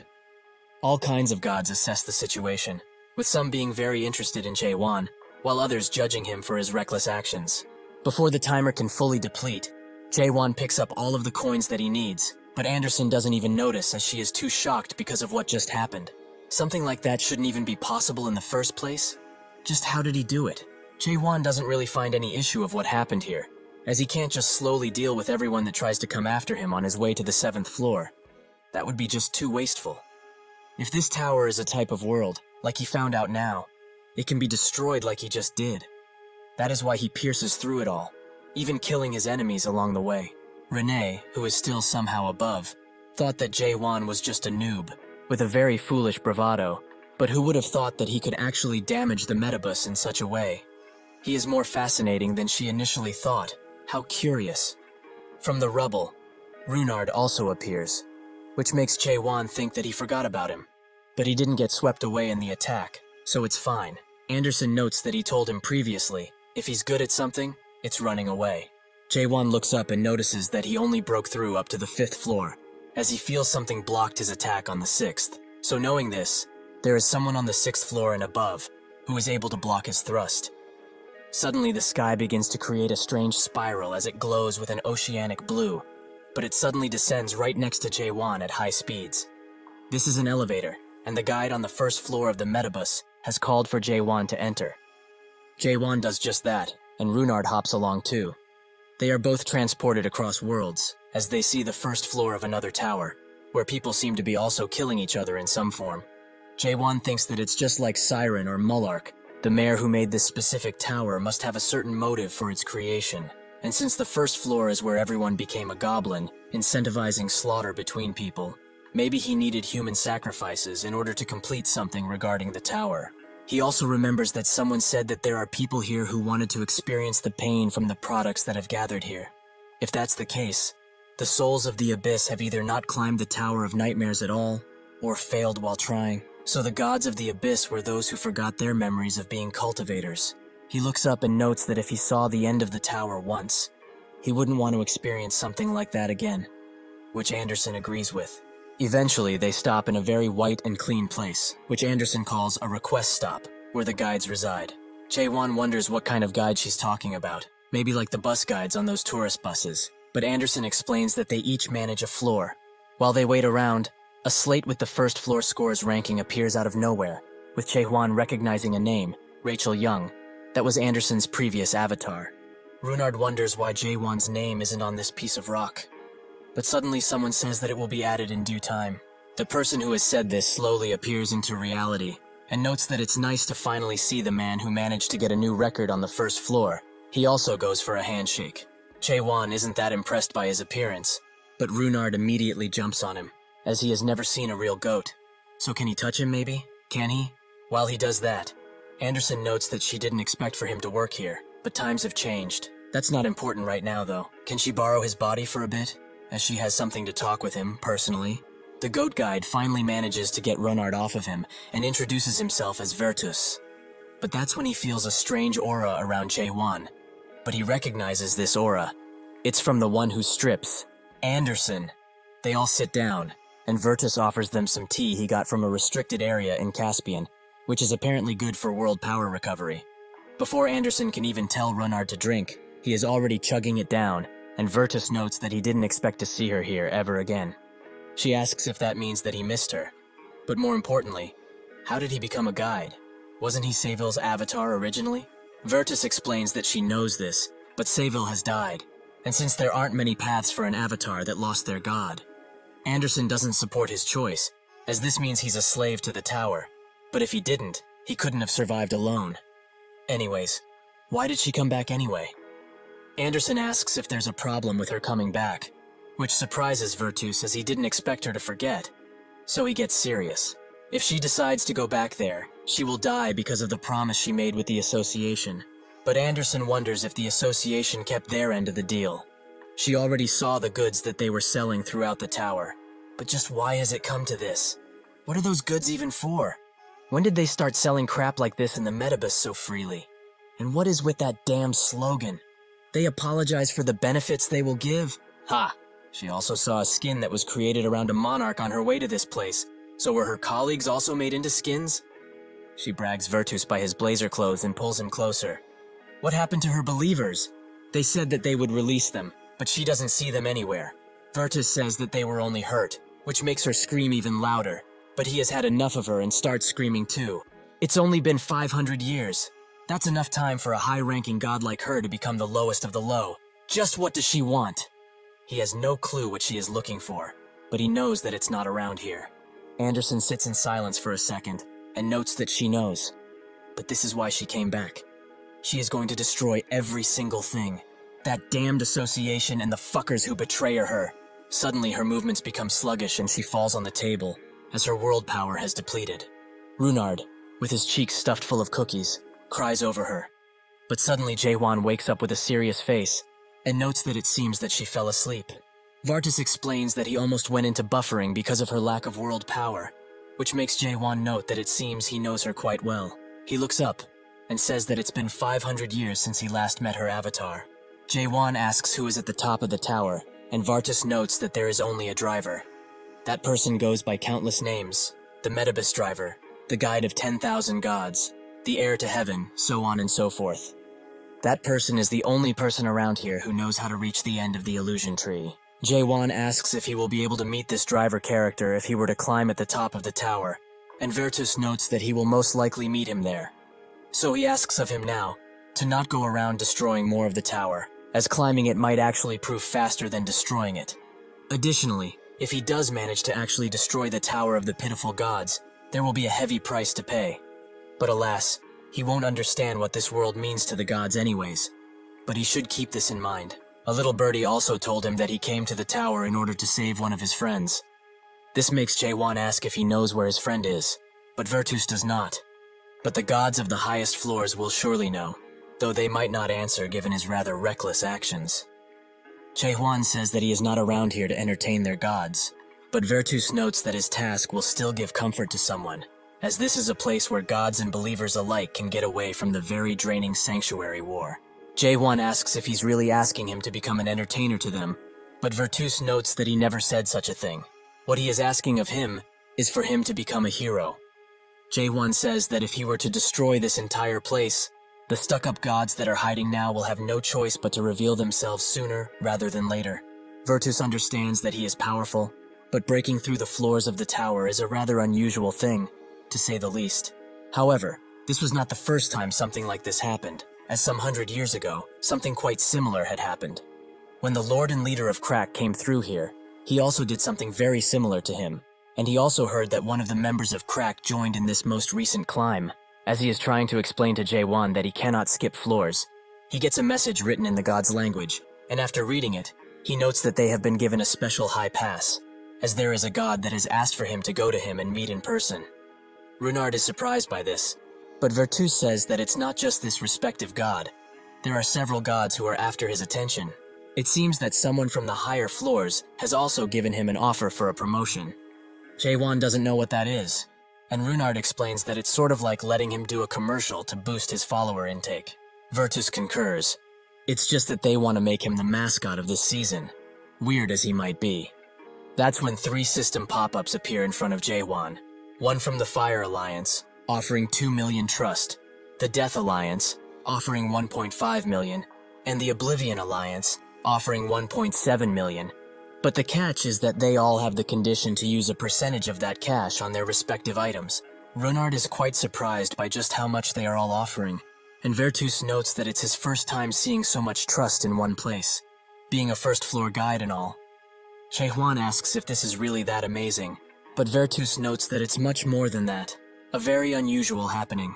It seems that the souls of the Abyss will gather here after looking at his road to success. But to further explain his promotion, he will show him the items that he will have to purchase if he accepts any of these. They are run by a gacha, but he may get the God of Thunderskin or the God of Fireskin. He is sure that he already knows, but with a skin, his outer appearance would change while he gets a stat boost, and he is also able to use skin-related skills. The most popular skin as of now is this one, the Ugliest King, Kim Dokya, which will give him 40% increased movement and attack speed. Jae-won finds his name strange, but Runard is excited and encourages him to choose one. Jae-won asks why the gods would want him to buy skin, and Virtus explains that it's to promote it, since other gods will see him use it, and they will be pushed to buy it. Jae-won thinks that this is unfair. He thought that the tower was the most fair place, but Virtus notes that that is not something he should concern himself with. He has other matters to attend to. Anderson also decides to wake up, apparently having woken up for quite a while, so she has heard the talk about promotions, which makes talk Jae-won's ear out as a result. She will not let him pick a sponsor, no matter what. Virtus asks if he will really leave all of these offers, which Jae-won confirms. The gods of the Fire Alliance find his choice rather amusing, while the gods of the Death Alliance are speechless. Virtus knows what he's doing. He's going to increase his worth by not picking any sponsor. How wise. But no matter what happens, as he asked him before, he should not destroy the tower. Jae-won thinks that nothing will come out of antagonizing the gods like this, so he will let this matter go for now. Virtus says that even though he declined the sponsorships, he hopes he likes this reward, which is given to the highest scorer of the first floor. Jae-won is suddenly equipped slowly with a combat outfit cape set, which has a few nice functions, since it is an exclusive item. Runard also gets one of these outfits, and Virtus notes that an additional reward has been given to him, so he should check to see if it was sent. Sure enough, he gains 2,000 trust and a ticket to the 6th floor. Jae-won asks if he can just go to the 6th floor now, and Virtus confirms it, since he has a special pass, free of charge from a certain god. He can leave and go as he pleases. With that, Jae-won turns to leave, but not before Virtus asks him to take care of Anderson to the best of his abilities. Even if 200 years have passed, Virtus still remembers her fondly. Suddenly, Renee appears behind him and asks if the noob has left. Virtus confirms it, and she notes that he didn't take a single sponsorship offer. Truly, he is someone worth following. Virtus does not understand why her, the god of destiny, still likes to cosplay as a broadcaster. But why did she decide to give him a pass in the first place? Renee says that it was on a whim, which makes Virtus scared that she will be interfering with the tower, which is dangerous. As if the gods of the Alliance find out, she is cooked. With a terrifying presence, Renee grabs his shoulder and asks if she thinks they are afraid of those bastards. Virtus musters up the courage to ask that the 7 great gods may actually find out. But she's still going to interfere? Renee asks if she thinks this is not a waste. With a flick of her fingers, a few screens appear, and she notes that every believer out there is stuck in this measly tower, chasing a goal not worth chasing at all. Virtus says that they need this world, since it's the only paradise for them. But Renee doesn't see it as such, as putting one's life on the line and buying things to keep climbing. This cycle, repeating again and again, does that sound like a paradise? The true worth of this place has fallen, a long, long time ago. Virtus notes that it's too late. She already knows what happened 500 years ago. After their revolution has failed that eventful day, the system is never broken down. She knows how many high-ranked gods died. Renee says that she is doing it differently this time, but Virtus thinks that there is no chance Jae-won will reach the top floor. She thinks otherwise, as he is the first ranked on the first floor, something which hasn't changed in a long time. Virtus says that if he was not to be Anderson's proxy, then it would have been possible. She asks what he means. Did he receive a prophecy from the Alliance? Virtus says that it's not that, but did she forget what the sixth floor was? If he is Anderson's proxy, he won't walk past that place. He will die, together with his god. Once Jae-hwan enters the sixth floor, he is welcomed by the system, and it explains that his task is to choose 3 doors and complete their associated tasks. Anderson wants to explain things to him, but Jae-hwan refuses, as he will do things his way from now on. He walks to his first door, a Starstream collaboration event, an urgent defense war. His task is to survive for 8 hours. Jae-hwan says that they will continue doing things this way, as the clear time for everything is very short anyway. The scenario that Jae-hwan is facing now would be considered weird by many, but it is actually a scenario that the ugliest king performed his best in. Jae-hwan doesn't care, however, as he is ready to face anything that can be finished quickly. When they get on the other side of the portal, they are sent to a completely normal train station, although it is rather dark. Runard asks him if he really has a plan for this place, as this place seems quite grim, but Jae-hwan assures him that he indeed has a plan, one that works every time. Runard is glad that he could trust him, but that's when a bunch of creatures appear in front of them and are ready to pounce on them at any second.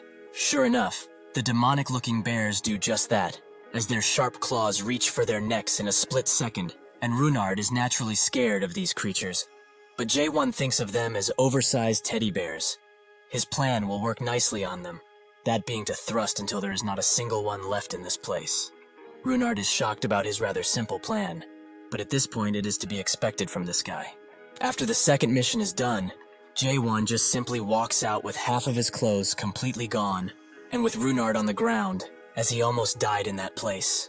He asks if this was how they were supposed to clear this mission, as the first map was based on survival, and they did just that, so there were no problems with them clearing it. But in the second map, the strongest sacrificial lamb, other people were also joining the map, but their clear conditions were as such: for 50% of the people there to perish, or for the strongest person here to die. Naturally, Jae-hwan was the strongest person in that place, despite the other people. So he came up with the genius idea of destroying the world that appears in this mission, like he did on the first floor. The other people immediately charged him, as they need to kill only him in order for this mission to be completed. A much more human option, considering their other one is to kill 50% of the people here. Jae-hwan pays them little to no mind, but as he unleashes the attack, it also hits at least 50% of the other passengers, ending the mission instantly. He was not aiming for that, but it turned out that way, so it's whatever. Runard likes that he ends things quickly, but he's curious as to how the ugliest king managed to complete this mission, since it seems to be tied to him in some way. A few gods start expressing their feelings for Jae-hwan. The god of illusion flames is furious at him. The god of emotions also hates him, with the gods of floods not thinking much differently. The only god that liked what he did is the god of flames, Ignis, with Runard guessing that now they are expressing their feelings because they were a part of this previous mission. The system congratulates Jae-hwan for clearing the strongest sacrificial lamb and thus rewards him with 300,000 coins as reward, with the possibility of exchanging those coins into trust. Jae-hwan does just that, and Runard holds the money very greedily, as now that they have this much trust, they can renew their entrance tickets as much as they want to. Ignis is quite curious as to which mission they would like to choose next, making Anderson wonder if this could be the Ignis that she knew, but it's highly unlikely. Jae-hwan asks if she knew that god previously, and she confirms it, but that goes for every god in the Abyss, as Ignis is a famous god. However, it is most likely a fake, as there is no way that Ignis would actually watch this type of broadcast. Jae-hwan tries to use the messenger inside of the system, but it's not working that well, with Anderson explaining that her little brother's account level is too low for this feature to work. Jae-hwan finds it odd, as that Renee woman has no problems using it at all, as he saw her use it before. Anderson finds this insulting, so she starts pouting and tells him to go with her if that's the case, as it seems he only likes women with message capabilities. Jae-hwan notices that she is upset by this, so as to calm her down, he lets her choose the next door that they're going to go through. The system notifies them that they completed 2 missions, so now they have to choose their last. But all of the event maps that have not been cleared are blocked, as stated by Runard. Jae-hwan wonders if they will be forced to choose a normal map for this last mission, as all of the event maps are closed. Anderson closely analyzes the versions of the unlocked missions, and Jae-won thinks that the version they were previously in was 9.61. These are very old versions, so old that even version 1.54 is in here. Anderson explains that this is simply the nature of the 6th floor, as when a large update occurs, the previous version would disappear and be transferred to the 6th floor. This place is basically a museum of what the Metabus once was. Runard notices that most of the versions here are old, classics of the olden times. Anderson notes that is how they gather a lot of passengers to this place, as the early days of this place were very fair, and one could get tons of rewards as long as they worked hard for them. Runard is surprised that he can hear her now, even though he cannot see her. She guesses that Jae-won's world power increases a little when he cleared the 1st floor. While it's only for a little while, they can talk. That's when she cuts off, and Runard cannot hear her anymore, something which annoys her. Runard keeps looking at room reviews and notes that he wants to find one with spectacular ones, but there's not a single place with more than 2 review points in this whole place, so he doesn't know if they will actually find one he likes. Anderson says that most people think like that at first, which is quite naive, as reviews are extremely subjective. But that's when Runard gets the idea to go to the 1st version of the tower, the true Blue Classic, as that should be the fairest and funnest to do. When he gets to the place he wants to go in, it is unfortunately out of order, as it is being repaired. Runard's face drops, and he falls to the ground while sobbing. Jae-won continues to walk, thinking that it seems that the gods are having fun in these pathetic towers. And Anderson also finds it strange, as this place was not like this 500 years ago. It used to feel like anyone could reach the end of this world, if they worked hard enough. Jae-won asks her if she came all of the way here because she wanted to play these dumb games. But Anderson denies it completely, as she came here for similar reasons to his, to rescue a friend. She tells him to choose this door, which is the 3.12 version, but has a 0.7 review score, which Runard warns Jae-won about, but he simply just doesn't care about that. Runard starts to think about it, and says that since it will probably be a harder map, then they should get a much better reward, right? Without much hesitation, Jae-won pulls the door handle, and they are sent to version 3.12 of the Metabus, a dark and freezing place that Anderson never expected to come back to. After walking for a while, Jae-won notices something interesting, a crater, created by the thrust that he shot up from the 1st floor. It seems that it pierces through this world too, but the sky is clear of any damage, so the person who managed to stop his attack must be in this place. The system explains that the world view of this entire floor is 500 years ago, the age of the Great Revolution. They get their objective, but it is riddled with question marks, as it seems that not even the system knows what they have to do, or it's just withholding that information for some odd reason. Anderson notes that this place never changes, and the revolution wasn't great to begin with. Why are they even naming it as such? Haewon thinks about their objective, to destroy something, which makes Anderson wonder what they will even have to destroy, considering that this place is already a destroyed world.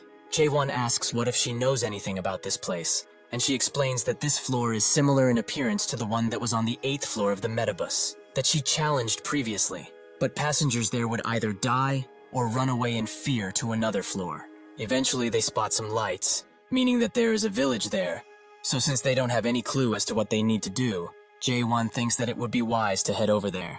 Runard is hesitant, as the review on this place told them to not go to the village. Will they really be okay? Jae-won looks at him and says that they will find out once they arrive there. When they get close to the village gates, a guard that is stationed there and is shirtless in this frozen wasteland for some reason notices them and immediately points his spear in their direction, demanding identification. Naturally, Jae-won pulls out his sword while telling him to step aside, as communication isn't his strong suit. But that's when he starts to feel strange, and his hand starts to shake, as Anderson uses her influence to slowly take over his body. Her aura starts permeating throughout the area, and Runard thinks that he felt this world power before. It is rather warm and gentle. The guard cannot believe it. As he drops his spear, he asks if this is really the energy of Anderson. She starts rushing to Hans, the guard, and Jae-won's body. They all get inside of a house, and Hans gives them a few things to eat while saying that it's not much, but still, he hopes it is enough. Anderson thanks him, and Runard, as per usual, keeps gulping down anything in front of him. Hans pats his head and asks if he is the new follower that Anderson got, and also asks if this new body she descended upon is her new avatar. Anderson confirms both, while Jae-hwan says no. But nobody can hear him at this point, only Anderson.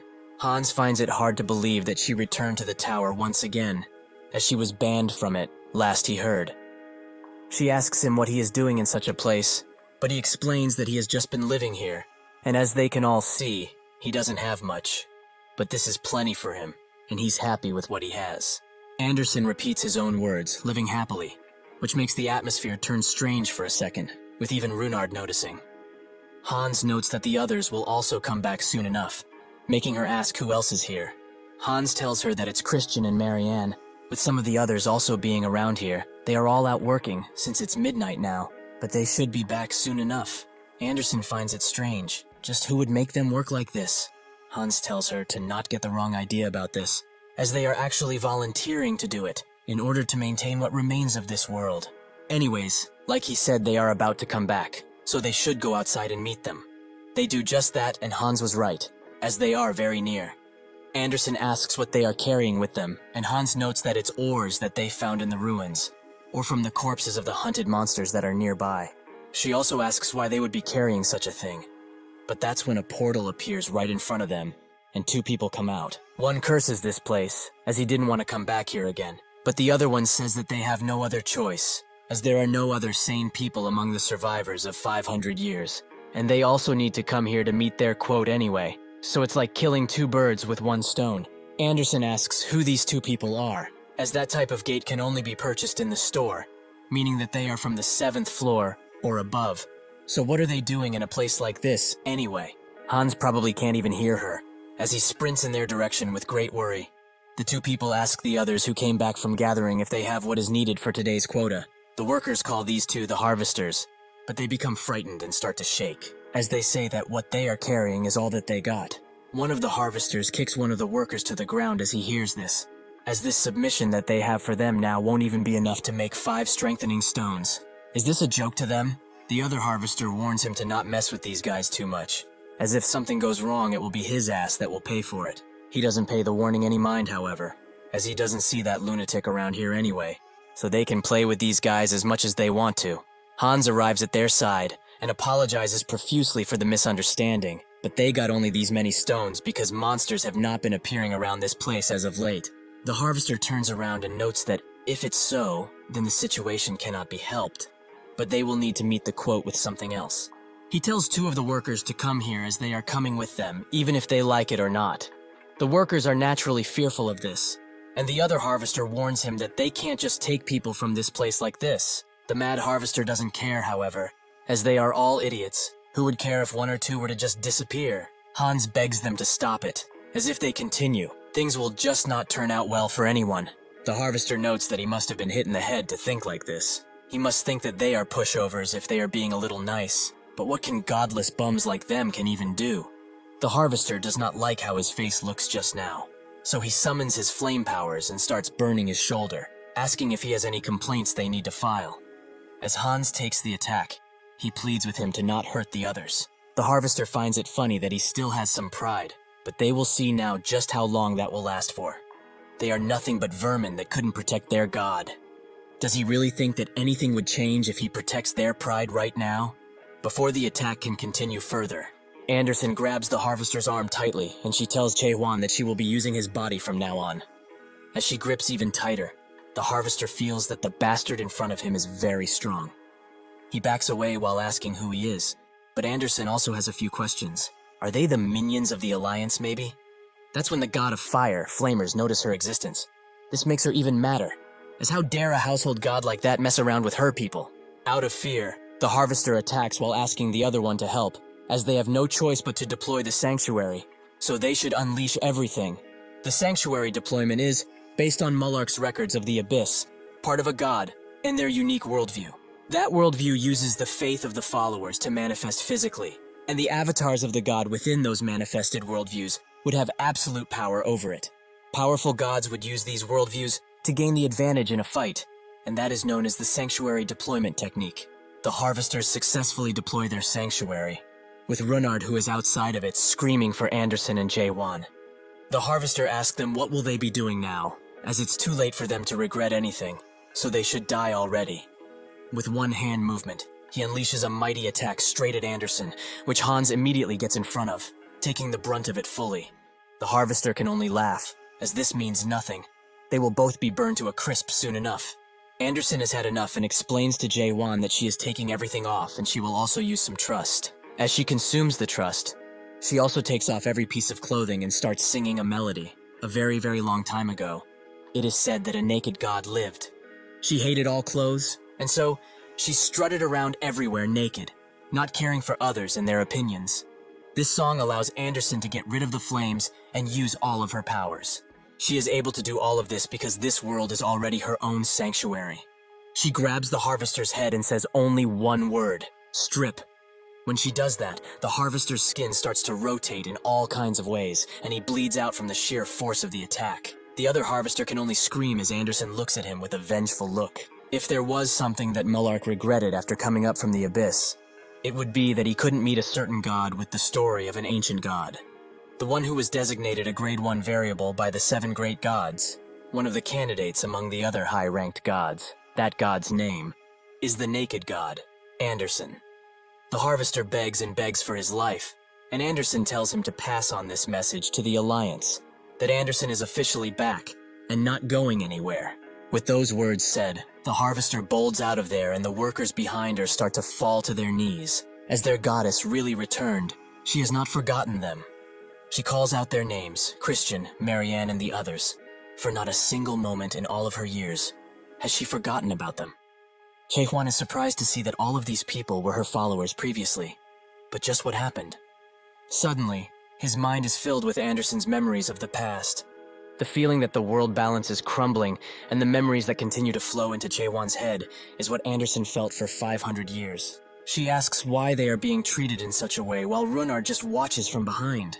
Anderson fought to protect this world 500 years ago, so she is naturally angry. Who dared to make all of them, who were supposed to die 500 years ago, into puppets? Now, the objective of their mission here is clear. What they need to destroy is the entire world.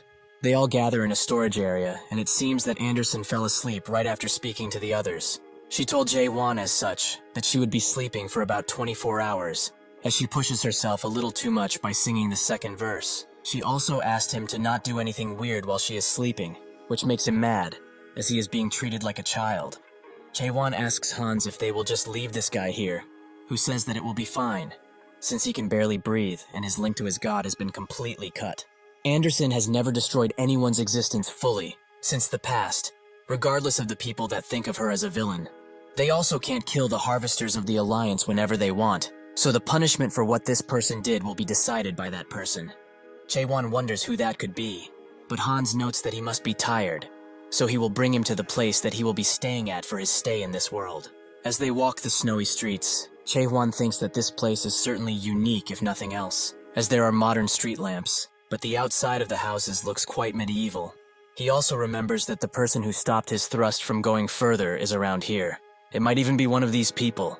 Knowing this, he starts using his abilities to analyze each of them, but he doesn't see anyone who would possess enough energy to block his attack. Suddenly, Runar notes that he has something to say, but he stops himself and says that it's nothing as they will talk about it tomorrow, since now wouldn't be the right time. They eventually arrive at the place they are going to stay out, and also get a change of clothes, which Runar is very happy about, as even the bed is very cushy. As Jae-won takes his sword off, he notices another lap in their room, which feels very out of place in this tavern-like room. What are technologies not fitting of this world doing in this place?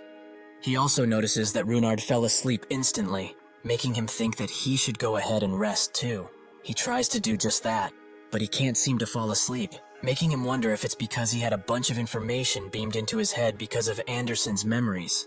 This makes him reminisce of the past, as he remembers the times he was climbing the Tower of Nightmares, his first successful hunt of monsters, his first time falling asleep in the inn after selling some monster leather, the times he struggled day by day to survive, the memories he rarely thinks about anymore. This makes him wonder, though, how he looked back then.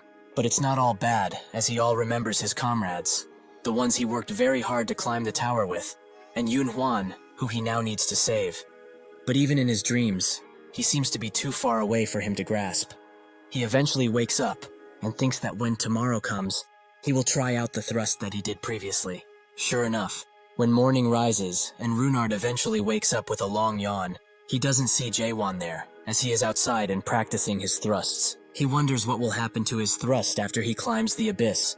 Will it become his story, perhaps? Runard watches for a bit, as he is mesmerized by Jaewon's movements. He notices him, and Runard finds the courage to ask him to teach him how to thrust like him. Jaewon explains that a thrust like this was forged over thousands of years. It is not something that can be learned in a day. Runard explains that he was able to realize very early in their journey that he is weak, much weaker than anyone else, and at this rate, he will only become more of a burden the more they climb. But he doesn't want that. He wants to become stronger as well, in order to protect what matters to him. Jaewon saw the determination in Runard's eyes, so he accepted to train him, and now he is practicing his first thrusts. He doesn't even know how much he will be able to learn at this point, considering they won't stay here for long, but it's better than learning nothing probably. All thrusts depend on the first thrust, as they all start from there, but it most definitely takes a lot of time, as even if it does appear to be rather simple, the time it takes to train this single movement is not that simple at all. In order to do these thrusts in a perfect line, it takes a lot of thrusts, again and again, until the process is finished, and from the sprout of the first thrust grows a powerful and thick tree. Hans and the others see what is happening, and they also want to join in, as what they are doing seems to be fun. One even asks if this is a new story or something. As Runard rests for a bit, he notes that they must really want to try doing this. Someone else appears next to Jaewon and apologizes for her friends, as they are rather noisy, right? But in a village like this, even training is sort of an event. She also thanks him for saving them yesterday and introduces herself as Marianne. She was the fourth apostle of Anderson.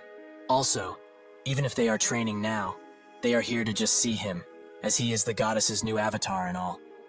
Jaewon explains that he is nobody's avatar, but it is true that she is inside of him now, however. Marianne seems quite surprised by this, which makes Jaewon apologize, as he was not trying to lie to them or something, but they just assumed he is the avatar. She already thought that something like that might have happened, but even with this, just the simple fact that she is here with him is like an amazing gift to these people. In response, Jaewon smiles. After the sun starts to set, Hans notices that the time passed, so they should go. Jaewon asks where they are going, and Marianne tells him that it's festival day today, at the temple, so he should join them if he would like. Jaewon says that he is too lazy, based, but Marianne insists, as everyone looks forward to his presence there, and it will surely be fun. Runard, who barely crawls to Jaewon's leg to exhaustion, says that he wants to go too, even though he looks like he's about to pass any second now. Jaewon has been remembering tons of memories from a long time ago, but he does not know why. Maybe because the Metabus is also a tower of nightmares? If Yunhwan or Seo Yul were here, they would tease him, as he does not know how to say no most of the time. As they walk to the temple, Jaewon notes that the worldview of this place is rather unique, and Marianne agrees, as Anderson was also a very unique god, as even though she was a god, who stood above others, she also had a more human side to her. She also called her fellow gods friends, and it was one of those gods who built this entire village. Jaewon asks her, if they were her followers previously, will they go back to being her followers now? Marianne notes that she would very much like that, but it would be impossible because they are in no position to become anyone's followers right now. They arrive at the temple, which under the moonlight glow is quite stunning. As they walk the stairs, they see all of the statues of the different gods. The god of righteousness and his avatar Ilium, the god of yesterday and his avatar Yuvin, the god that does not have an avatar, Eden Kart. These statues were made in honor of these four gods that participated in the 500-year revolution with Anderson. Jaewon is surprised that there's actually a god without an avatar here, but Runard has heard of him some time ago. Only baseless rumors, though. But to think that he was Anderson's dear comrade, truly, she doesn't stop amazing him even now. This makes Jaewon ask if she really didn't tell him a single thing, which he confirms, as she avoided speaking of what happened 500 years ago, even if he were to beg her to tell. When they arrive inside of the temple, they see a depiction of Anderson in stained glass, and a few people that are praying, naked down to their underwear. Runard notes that it really is her temple, since everyone around here is almost naked.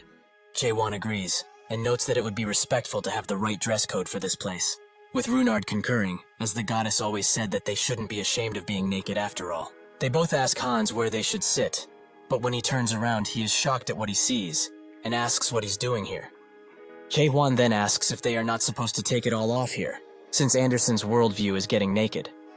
Hans explains that the heart of getting naked is pretty important, but there is no need to take off his clothes like this, really.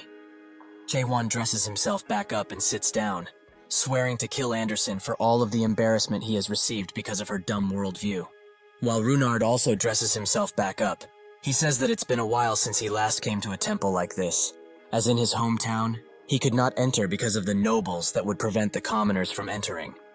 This is why he likes the fact that in the Abyss, anyone can have their own god, no matter what.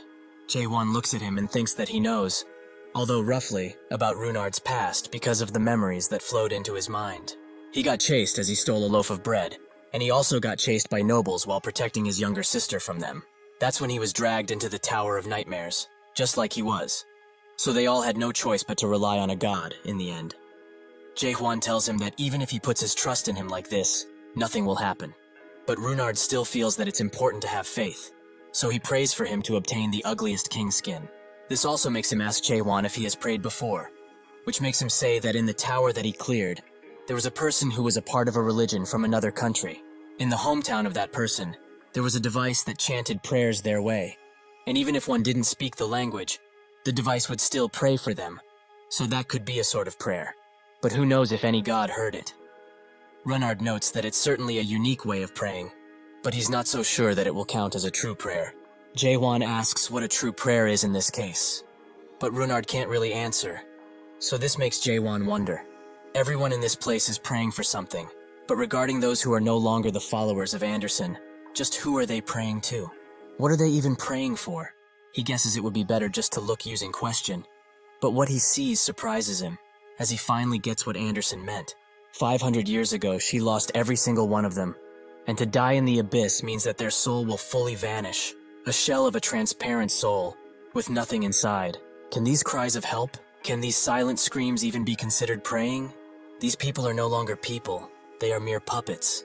As Marianne walks to the podium, she says that she has been waiting for a while for this to happen, and asks Jae-hwan to say a few words of blessing for everyone in this place.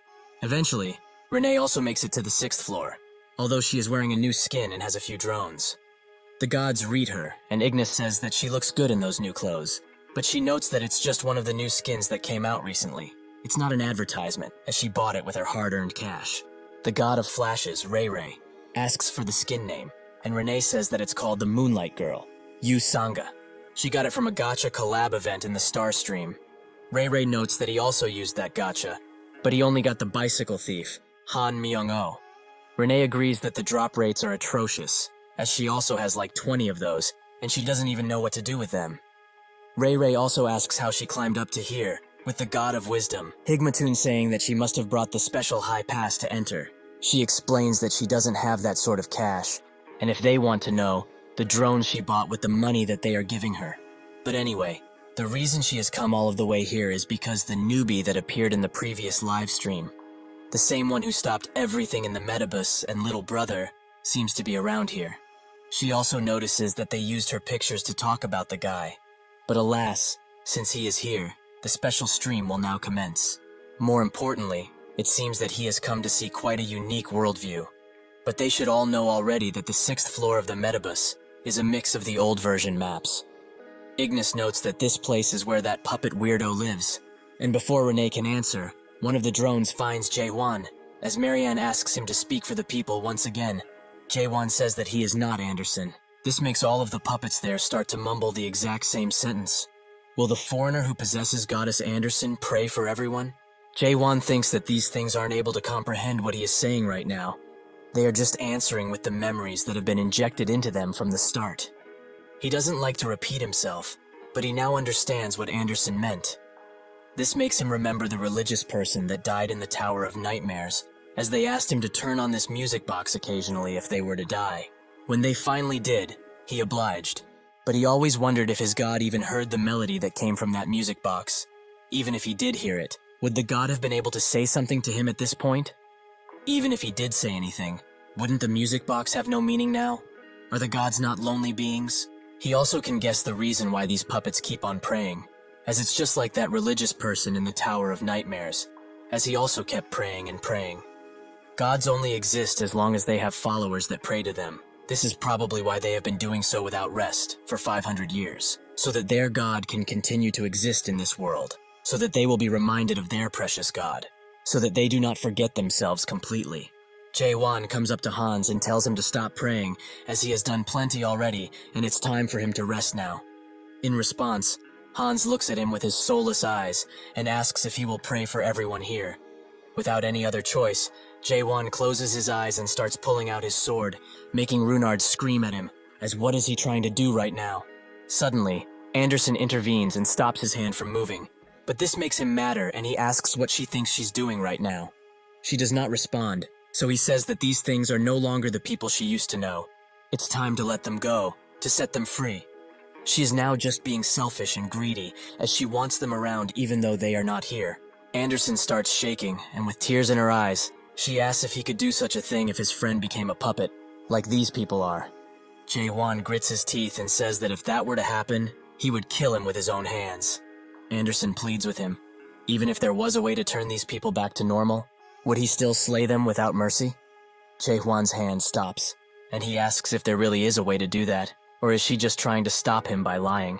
She explains that there is a way, although she is not 100% sure, but it could be entirely possible for the person who made these puppets.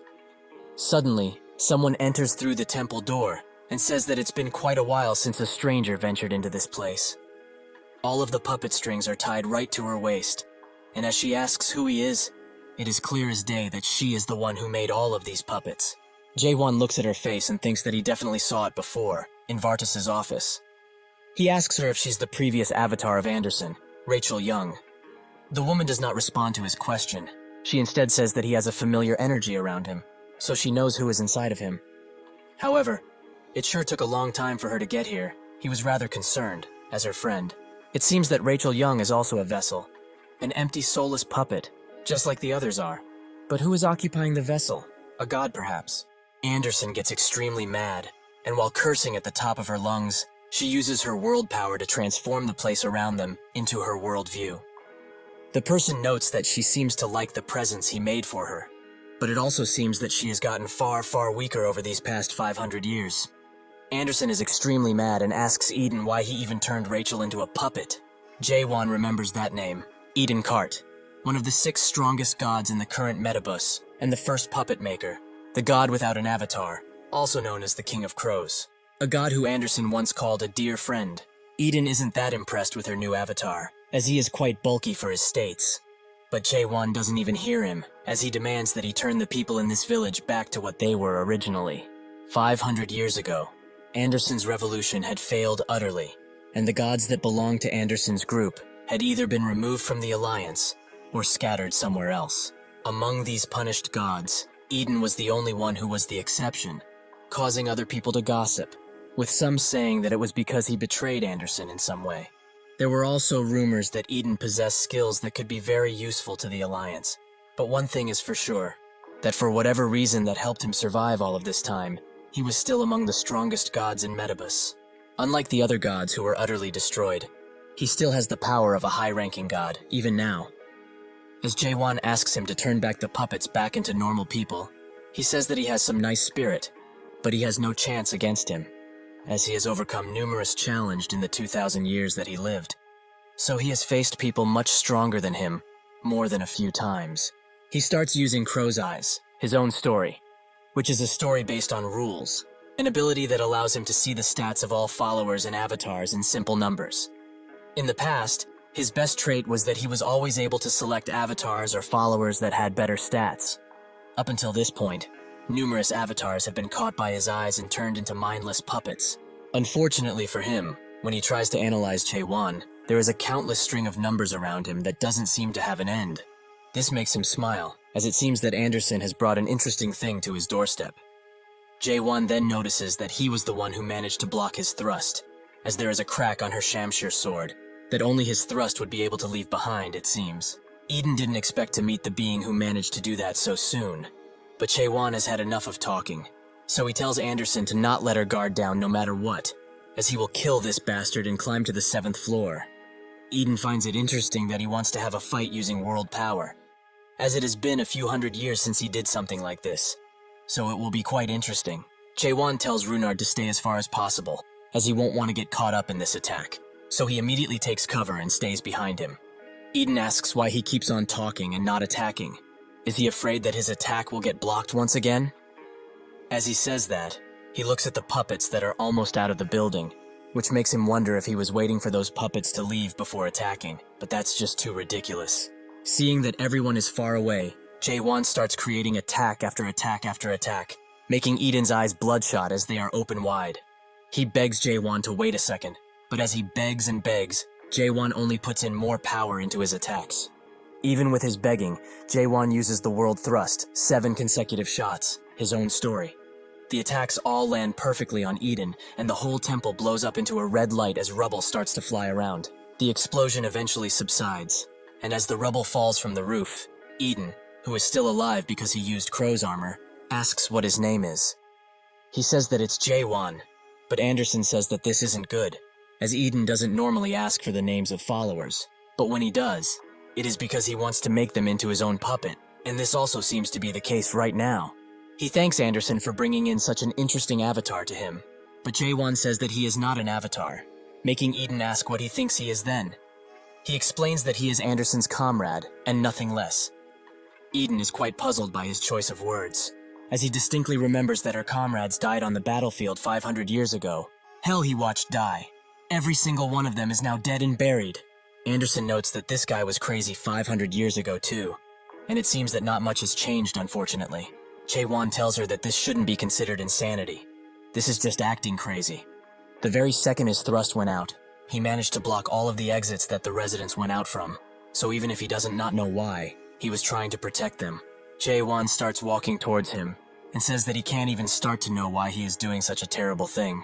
But a world that has disappeared will not come back just because he created fake followers by making them mindless puppets. Eden asks him what he knows about that, as their prayers were once real, even if they aren't right now. This makes Jaewon remember a conversation between Seo-yul and Yoon-hwan, where Seo-yul said that one day, everyone will say that it's a lie, that the tower appeared to destroy Earth, but humans from the future returned as a powerful group to defend it. Yoon-hwan agreed that it sounded like something from a fantasy novel, which made Seo-yul wonder who even would believe the things that happened to them. Yoon-hwan said that they will be the only ones to remember, and the various people that already escaped. Seo-yul and Yoon-hwan, who used to say things like these while laughing out loud, had now forgotten what happened back then too.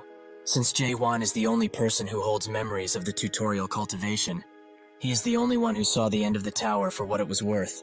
The numerous times when they fought with their lives on the line and climbed the tower so that they could protect the present that everyone returned to, that time seemingly stopped existing in the world. If Eden hasn't been able to forget the past 500 years, like how he still remembers those times with a bitter taste, perhaps that is why he has not been able to leave this world behind and continue forwards. Eden says that a mere follower like him just wouldn't get it. It's not something that a human could even comprehend in the first place. If he truly thinks and believes that he is Anderson's comrade, he should prove it in battle, as he won't go easy on him from now on. As he reaches his hand forwards, Jaewon tells Runard to get away as fast as he can, and he books it out of there, barely managing to escape Eden's sanctuary deployment, Crow's Grave. Anderson can't believe that he actually deployed his sanctuary, and as Jaewon's feet are engulfed in a strange goo, 2 arms appear around his waist, forcing him to look down, where his comrades, new and old, are begging for help and asking to not be left alone. Eden says that these are the memories that he loves the most, so he should be happy that he gets to die in them.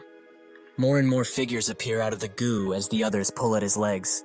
In an attempt to find a weakness, he tries to use questions, but the threats break, as this place is not as easy to comprehend as he previously thought. If things continue like this, he will surely be devoured by it in no time. Jaewon uses self-surrender to accelerate his thought process, but this also accelerates the speed of his engulfing into the goo. Anderson explains that only another sanctuary can deal with a sanctuary, but they don't have enough trust to deploy one. Jaewon thinks about it and comes to the conclusion that the difference between a sanctuary and a unique world is whether physical force is used or not. So that means if he adds theory to his own unique world, he might have a way to get out of this. With his new hypothesis, he uses the 4th stage of awakening theory to slowly but surely erase Eden's sanctuary, who is extremely shocked to see this. But he is even more shocked to see that he got pulled into another sanctuary. that is blood red and filled with anguish. He says that only gods are able to use a sanctuary, and since this is clearly not Anderson's sanctuary, what kind of imaginary trick is he pulling right now? Jae-won says that it's not important, but Eden continues talking, as if this world he chose belongs to Anderson. It could be possible that she would be able to create such a horrid sanctuary, but he had higher expectations from her, as this is quite grim and ugly. That's when the sanctuary fully deploys, Jae-won's own sanctuary, the world after the end. Tons of skulls appear out of the blood-red water, and Jae-won says that his worldview wasn't all that special too, so he should stop dissing others. Eden looks up and wonders what that gigantic eye is doing here. Jae-won doesn't give him any time to reassess his choices as he charges in, but Eden has already made up his mind. With a smile, he surrenders, as there is no way that he can win now. In the now ruined temple, Jae-won uses 1,000 trust to get a few items in order to restrain Eden, who is happy to see that the items he invented are being used so well. Jae-won wonders if he should just kill this bastard right now, but Anderson tells him to hold it in, as this guy will be useful, since he is one of the Metabus's 6 gods. Runard just can't figure this guy out, as not only did he surrender, but he also sold his own products to them after he asked them to restrain him. The villagers arrive back at the temple, and Marianne asks if they are intending to kill him. Jae-won notes that they were all turned into soulless puppets because of him, so why are they worried right now? Hans comes around and explains that they were the ones who asked to become puppets. Anderson thinks that it was so that she could live, because as he already knows, gods that are not remembered disappear over time. Jae-won thinks that the source of any god is a concept. It's only natural for a concept that most people have forgotten to disappear entirely, so the prayers of the puppets may have helped, which allowed her to return to the tower like this. She notes that she was only scared that her followers would become his puppets, but it seems that nobody was forced into it. Even though he is a crazy bastard, he is not all bad, as he would even ask followers who were about to pass away if they wanted to become puppets and continue living. Jae-won asks why she went crazy and tried to kill him then, and she says that it's because he messed with her former avatar, which ticked her off. Jae-won asks Eden why he didn't explain these things before they got into a fight, but Eden says that he didn't get a chance to talk, as they got to fighting instantly. Runard agrees that they barely talk, but Eden says since he is completely restrained, they can talk about anything. Jae-won explains that he is looking for a friend that was captured and dragged into the abyss. He heard that he was dragged here as a puppet, so he wants to find that friend and rescue him. Eden is truly touched by his story, but he can't really help, as he doesn't buy souls to turn into puppets. Jae-won says that even so, he is the first puppet maker, so he must know other puppet makers within the tower. Eden agrees that there are ways to find that out, but why would he help him? Jae-won starts pulling out his sword and says that he will kill him, but Eden warns him, if he dies, the puppets die too, and then Anderson will get mad. Suddenly, a large fiery explosion happens in the village's storage, where they kept the guy that literally has firepower, a truly genius idea. They all help to put the fire out, as Eden can only watch. Eventually it is put out, but the storage is ruined, and the only thing that is left is the charred body of the captured person. Anderson notes that it was the Alliance that was behind this attack, as that stigma belongs to the Alliance. It is a form of divine punishment that was also used 500 years ago too. The villages that carried this stigma on them disappeared in a fiery explosion. It was like a declaration that they will burn everything that stands in their way. Eden gets extremely mad, and he asks what they did to his precious village, which makes Jae-won stare back. After Eden eventually calms down, he explains that there are 2 things they need to keep in mind. The first one would be that the Alliance will get here in 1 week, and that would most certainly be the doom of this village. Jae-won notes that he previously heard he is one of the strongest gods in the tower, which Eden agrees with, as he is one of the 6 Metabus gods, and that surely means something. If that is the case, Jae-won suggests that all they need to do is fight and win, simple and easy. Eden is quite tired of his simple ideas, as if that were possible, he would have had a position in the Alliance a long time ago. Secondly, he wants them to leave before those Alliance people arrive, unless they want to meet a brutal death, that is.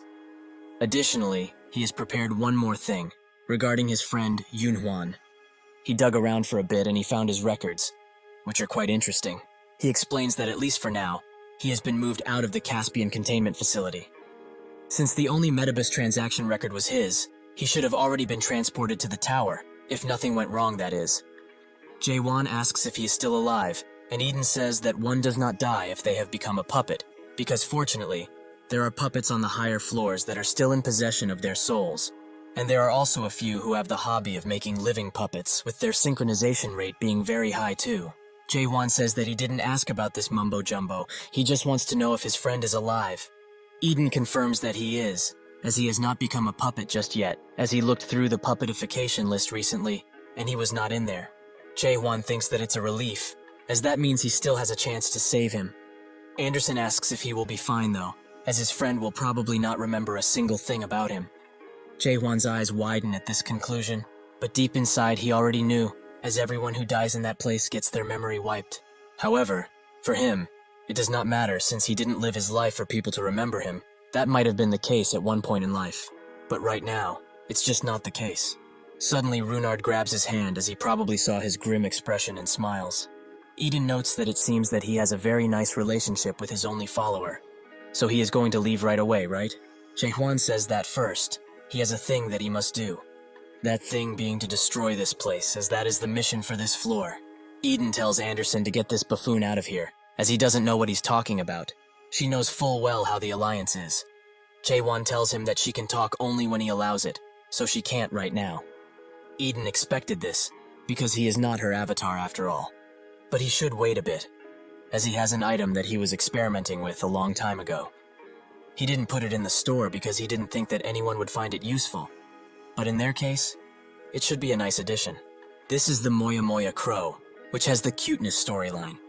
As he hands Jae-won the bird, he tells him to put this into his worldview. Then he will no longer need to lend his body to Anderson. After Jae-won winds the bird up, it makes a link connection to Anderson, and she jumps high into the air, as finally she can talk of her own volition.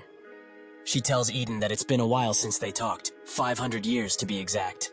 Somewhere else on the 7th floor, a man named Varys is quite annoyed at the drop rates of the gacha that he rolled, as he didn't get a single good thing from it after so many rolls, besides some growth skins. But to him they are useless. The god of shame, Ned notes that his luck is not on his side on this day, while the god of gambling, Vakara, urges him to buy more trust and continue to gamble.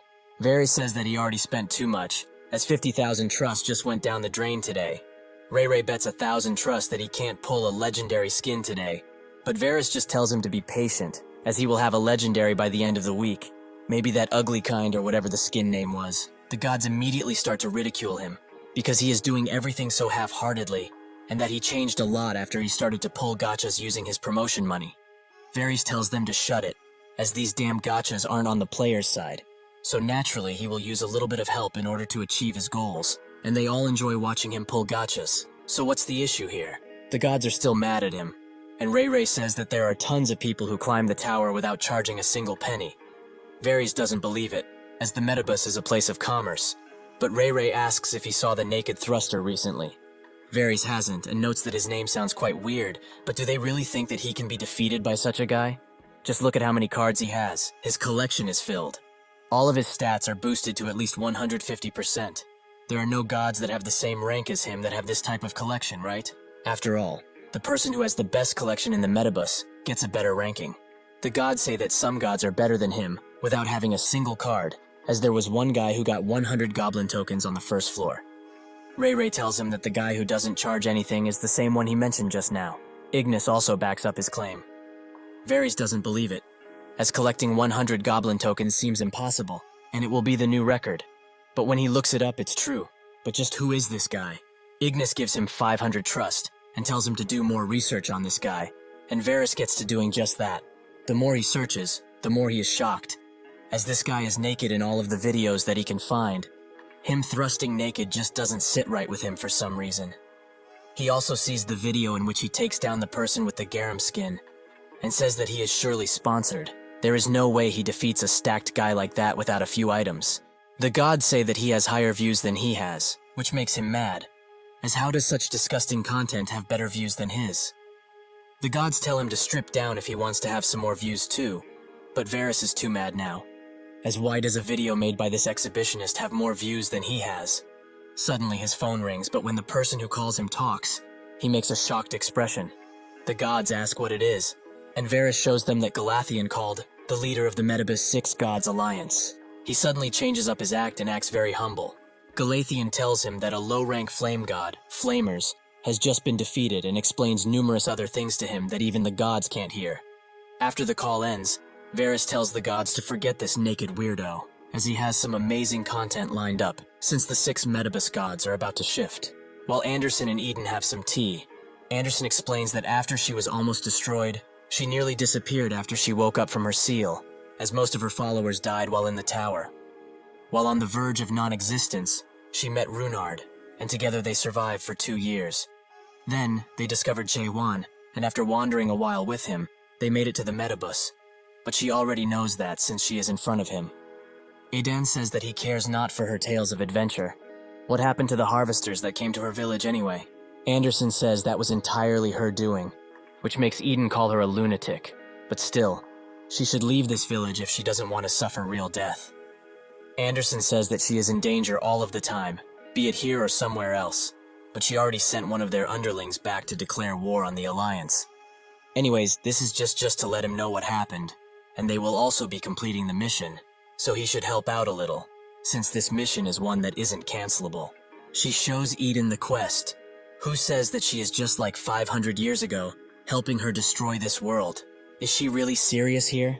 Anderson then asks him, how long will he stay cooped up in this world? She knows that he is unable to leave it, and she is really thankful for looking after her dead avatars and followers. But he must know too that he can't stay here forever. 500 years passed. Is he really fine with how things are going? Eden slams the cup on the table and says that it's not too late. As long as the Alliance doesn't mess with the Metabus, they will not chase after her. So she should give up and escape the tower, go back where she came from, as he will point her to the Bell of Alignment. Anderson says that she will not be alighting, as if she was always intending to do that. She wouldn't have come for him.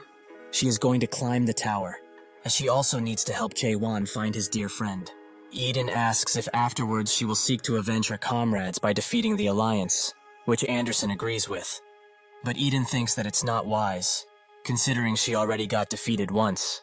Anderson already knows that, as she is well prepared for that eventuality. Eden tells her that she knows she can't win against them, even if their powers are combined. Their comrades from 500 years ago will not come back to life. Nobody in the entire Metabus can defeat that person, the true leader of the Alliance, Oblivion. After he appeared, the title of the strongest changed people, because to fight him would mean that she would take up all of the 7 great gods in a fight. Anderson does not care, as Rachel and her other followers are dead for real. Is there even a way to bring them back using the dolls? Eden notes that he does not know of any, however it would be possible with the Metabus. Anderson says that it should be possible with the driver who moves the tower. It has to be. Within the rules of the passengers that visit the Metabus, there is a famous clause that everyone knows about, but it's rather impossible to get the 7th clause of the passenger rules. The person who reaches the last floor will be granted a wish by the driver, the Metabus owner. She says that all of the deaths of this place have happened within the Metabus. Eden says that her dream is too far-fetched, as now the times have changed. She no longer has any followers or comrades to speak of. Anderson says that it's not true, as she has a comrade and she also has him. This makes Eden wonder, after the many horrible things that she went through, how can she still see the world in this manner even now?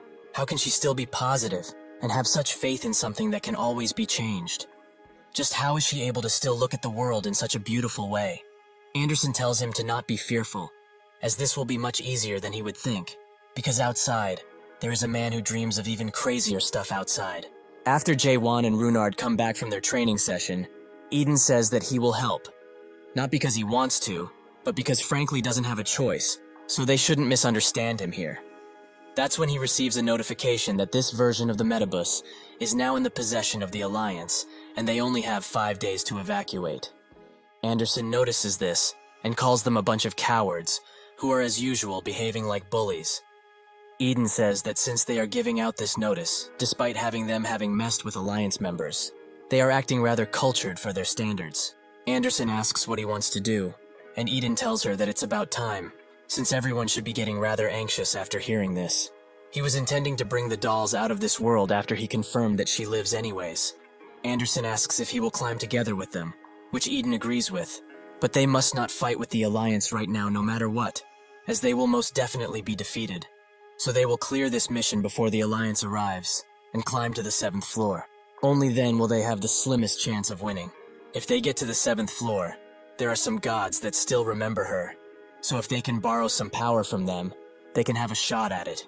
Jae-hwan notes that getting to the 7th floor and destroying the 6th are their top priorities, so he will start doing just that.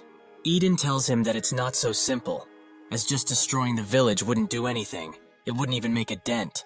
Jae-hwan picks up his sword and notes that he just needs to destroy the world if that is the case. But Eden tells him to stop if he's gonna try to pierce through the ceiling again, as he is not the only person that is able to block his thrust. Unfortunately for him, Jae-hwan wasn't listening for a while, and he also figures that out when he hears the thrust that he unleashes behind the house. He creates a large hole that creates a certain light all across, but it is shortly after repaired. Eden says that this is what would happen, as even if he is strong, it's hard for him to destroy the world with only a single thrust. Even with a more powerful attack, it would be hard, as this world wasn't made for people to clear in such a crude manner. Jae-hwan asks if there is another way, and Eden explains that 500 years ago, this world was destroyed, as there is a volcano in the center of the map, and when a meteor fell into that volcano, it caused pandemonium. So if he can cause the volcano to explode, he will destroy the world, but it has been dormant all of this time, so activating it will prove to be a challenge, although if he puts enough world power into it, he should be fine. Suddenly, Jae-hwan's eyes widen as he looks up, as tons of electric energy appears from the sky and tons of portals appear. The others are shocked to see them so early, but it seems that this was caused by Jae-hwan's thrust, as it was all a meticulous trap set up by Varys, who seems to be a part of the hunting squad. The hunting party charges in all at once, but Jae-hwan uses his storyline to create small but powerful attacks that tear through the weaker attackers like butter. As Jae-hwan defends, Eden deploys his sanctuary around the village, which stops the attackers for a second, but they notice that they are intending to turn this village into a world view, which they can hide in, so they all rush to stop them. As they run, Eden asks Jae-hwan if he really thinks that this plan will work, but he notes that there's no other way, and since it has come to this, they have no choice but to try and see what happens. Tons of gods join Varys' stream, and he welcomes them all warmly, as they must have been attracted by the title he put. Ignis is quite sarcastic, as this seems like another stream of just bullying weaklings, something very unoriginal. But Varys tells him that it's not just any walking, as their target is the famous Naked Thruster, but he has some spicy insider information, as if they remember that certain god that caused the disaster from 500 years ago, the legendary Anderson who killed 3 of the 6 Metabus gods. That naked person is her avatar. Some of the gods are rather confused by this, but Varys continues to explain that he heard a rumor that one of the current 6 Metabus gods, the King of Crows, is teaming up with them. So this can only mean one thing, that this group full of evil people is scheming to once again try and destroy the Metabus. In actuality, the situation was far away from Varys' yapping that sounded true, as the Alliance didn't even consider the situation to be serious. Based on the results by the World Power Measuring Center, Anderson dropped to a low-ranked god, and while the Naked Thruster was indeed powerful, he was just an avatar, so there was no need to only be worried about him. In their eyes, the only opponent that they should be scared of is the King of Crows, as while he is one of the current 6 Metabus gods, his powers were last checked 500 years ago, as he was isolated for that time. There is close to 0 chance that he would be able to maintain his prime strength when he hasn't had any new followers. But the reason that Varys is making such a big deal out of this is because this will earn him tons of cash, something which he is desperate for. He tells his audience that the leader of the Alliance, Galateon, has been generous enough to warn him about the situation already, and thus he also dispatched forces to this place. He also warned him that the revolution that took place 500 years ago would most likely happen again. Ignis asks if they are the ones that attacked first, but Varys says it's not so, as they started it by killing some harvesters, so they just need to exert their justice, like they have always done.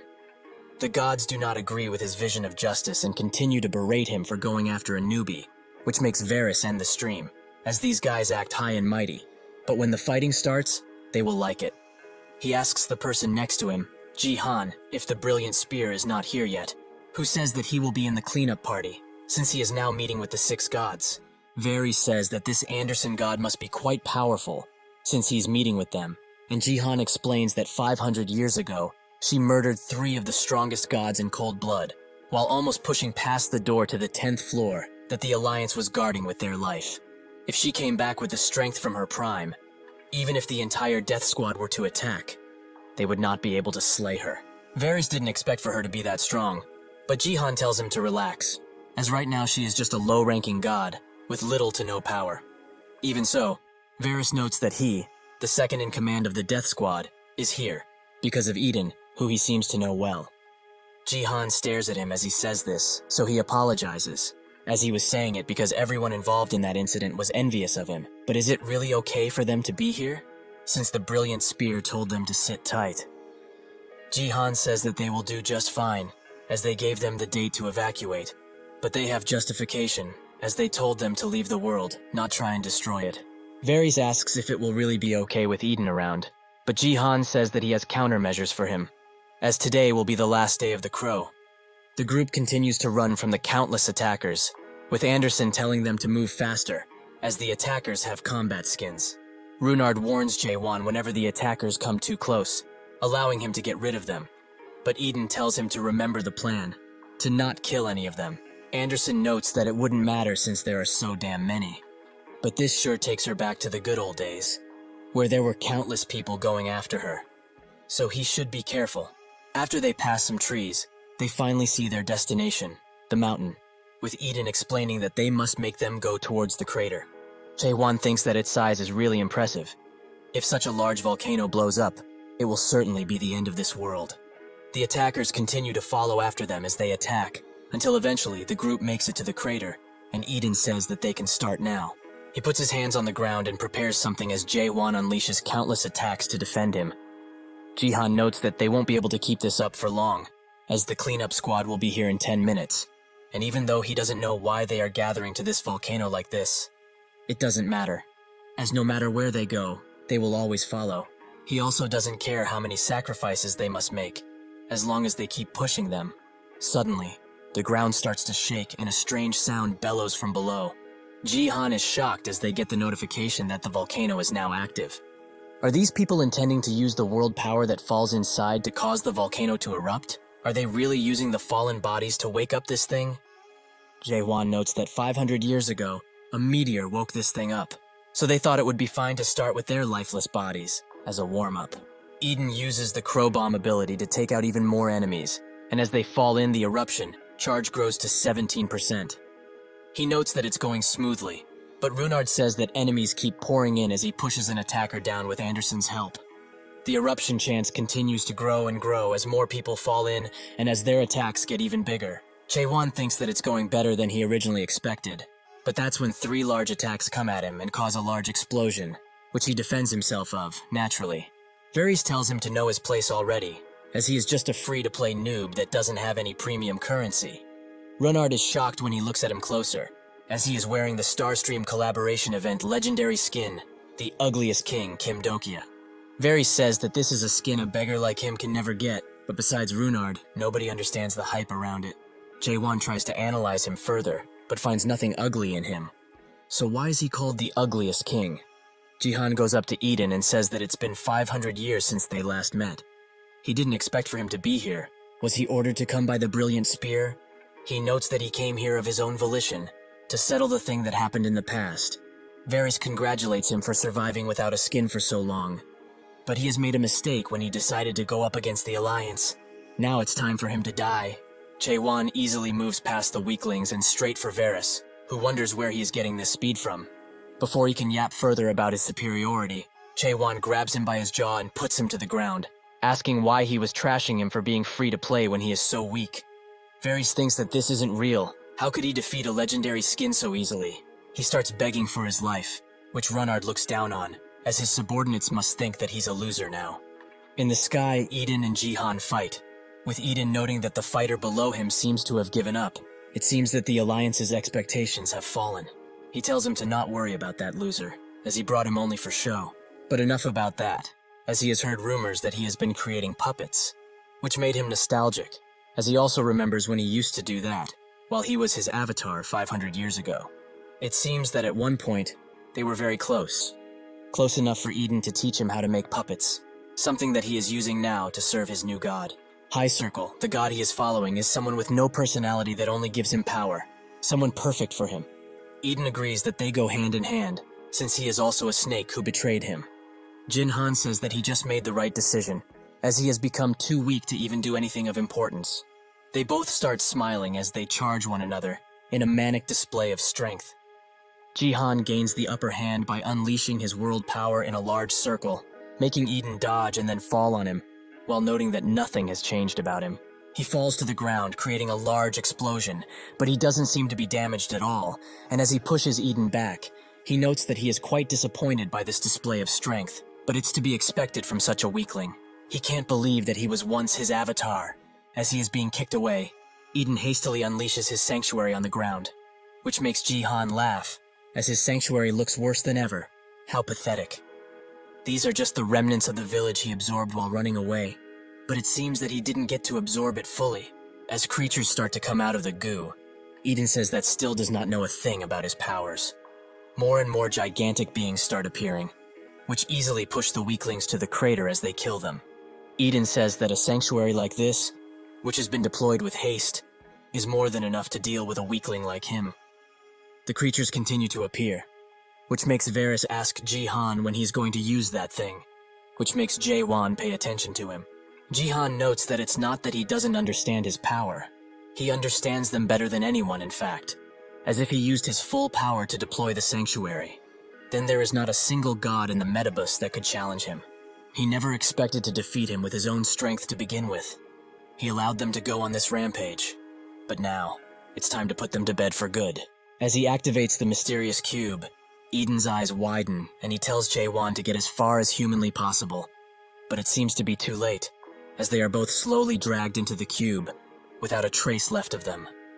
Runnard is shocked when he sees this, and Anderson asks where he got that damn time cube. Jihan is surprised that she knows of its existence, but even so, even the gods of the Metabus would have a difficult time with this thing. Some might never get out. As Varys drags both Anderson and Runnard with him, he damns this legendary skin, as its durability is trash. But it's fine, as their plan seems to have been a success. Varys notes that the cube is really an amazing item, which Jihan agrees with, as it's the same one that subdued Anderson 500 years ago. Suddenly it starts to shake, as even if it said that it can hold one of the 6 Metabus gods inside, it seems that it won't last long, so they should wrap things up. They will feed Anderson to the Alliance and kill this brat in order to make him into a mindless puppet. Varys then equips another legendary skin, the Illusion Demon, Khan Namwoon, as it's the perfect skin for butchering. Before he can do anything, Anderson escapes his grasp and attacks, while telling Runnard to run away as fast as possible. She tells him to last as much as possible since that item doesn't last long.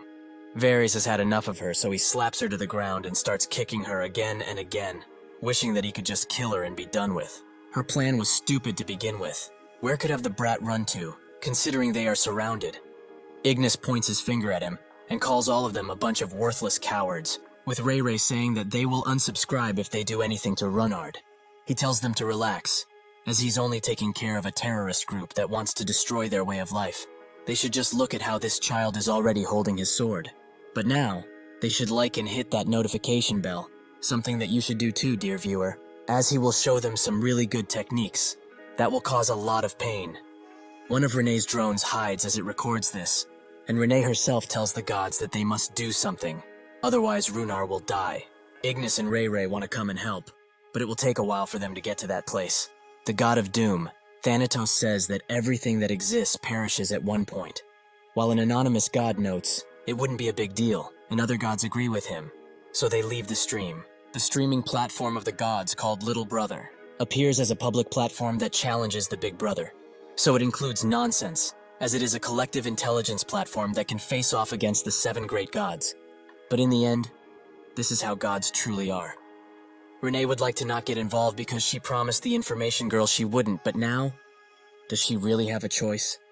Suddenly, someone asks for their location, which she is happy about, but when she sees who it is, she is shocked.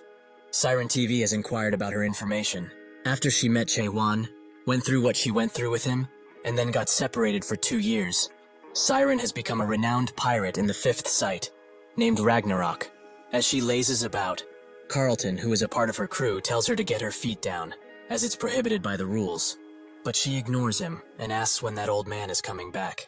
He says that he should arrive soon, which makes her say that the higher-ranked gods will find their location if they dilly-daddle around here, so they should move quickly. She's also mad that she can't stream or upload anymore since they are on the run. Carlton notes that she is also not watching any other streams, with her saying that it is because everyone uploads the same stuff. There is not a hint of originality in their videos. She opens up her message box where tons of people are spamming her to upload, showing that people really do like her. Since she also opened up the interface, she gets to look through the most popular clips on trending and spots one girl named Renee that copies how she talks. Even her hairstyle is similar. What a joke. Carlton asks if that's not how many streamers dress, but Siren says that he wouldn't know, since he doesn't watch any streamers to begin with.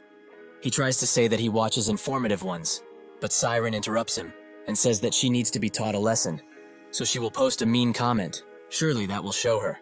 Carlton says that doing that would break the law, but she says that being a pirate is also a crime, more so than posting a mean comment, making him sit in a corner as he can't believe that he's actually a criminal. As she looks through her videos, Siren spots something strange, as a certain silhouette looks similar, and when they get a closer look, they notice who he is. The old man, Chung Heo, who was behind them apparently, jumps on them as he screams out Jae-won's name. He begs her to tell him where he is located, while Carlton says that he didn't change a bit. Even in this world, he is already at war with the biggest alliance there is. Chung Hyo starts to cheer him on, but that's when they get to the part of the video where he is sucked into the cube, and they also hear Renee's invitation to help, as they cannot allow things to end like this. Siren finally find the location, that being on the 6th floor of the Metabus, which is too far for them. Even if they ignore the gods that will certainly tail them, it will take a whole 15 days to get there, so they can't get there in time. Siren bites her nail as she thinks that they have wandered everywhere in order to look for him. They even stole the treasure of the 7 great gods and made the unofficial destruction ship, just so that they could find him. But now, there's nothing that they can do. Chung Heo gets off of the chair and says that there is a place which could help Jae-won. He pulls out a broken coin and says that it's this place. Both Carlton and Siren are shocked by the coin. He explains that there is only one group that can help him, that is within the illusion tree. The terrorist group, Crack. Varys has been playing with Runard for a while now, slashing him all over and telling the gods that this is just punishment to a terrorist, who is probably not even a kid. Who knows how old he is? The gods agree with him, and Runard charges him once again. But Varys takes him down again with a single punch that makes him fall to the ground and cough up blood. He feels like his whole body will fall apart at the seams, just because of this single punch. With this, he can finally understand what Jae-won was fighting this entire time. One of the gods tells him to finish him off already, which Varys agrees with, as his viewership isn't increasing at all now. He also tells Runard that he is to blame for all of this. If he was so weak from the start, he should have chosen a stronger god. This makes Runard cry, as he knew that he was weak, because he was also weak back home, where he came from. Even with that, even though he is a weakling, that does not mean that the god he serves and the man who trained him are weaklings. He uses the trauma he received and his emotions in order to finally use a slight thrust on Varys, who is now extremely mad that he hit him, so he punts him to the ground and punches him again and again without stopping. Since he has decided to be a little rebel, he will have to rip his limbs out one by one and show him the true meaning of pain.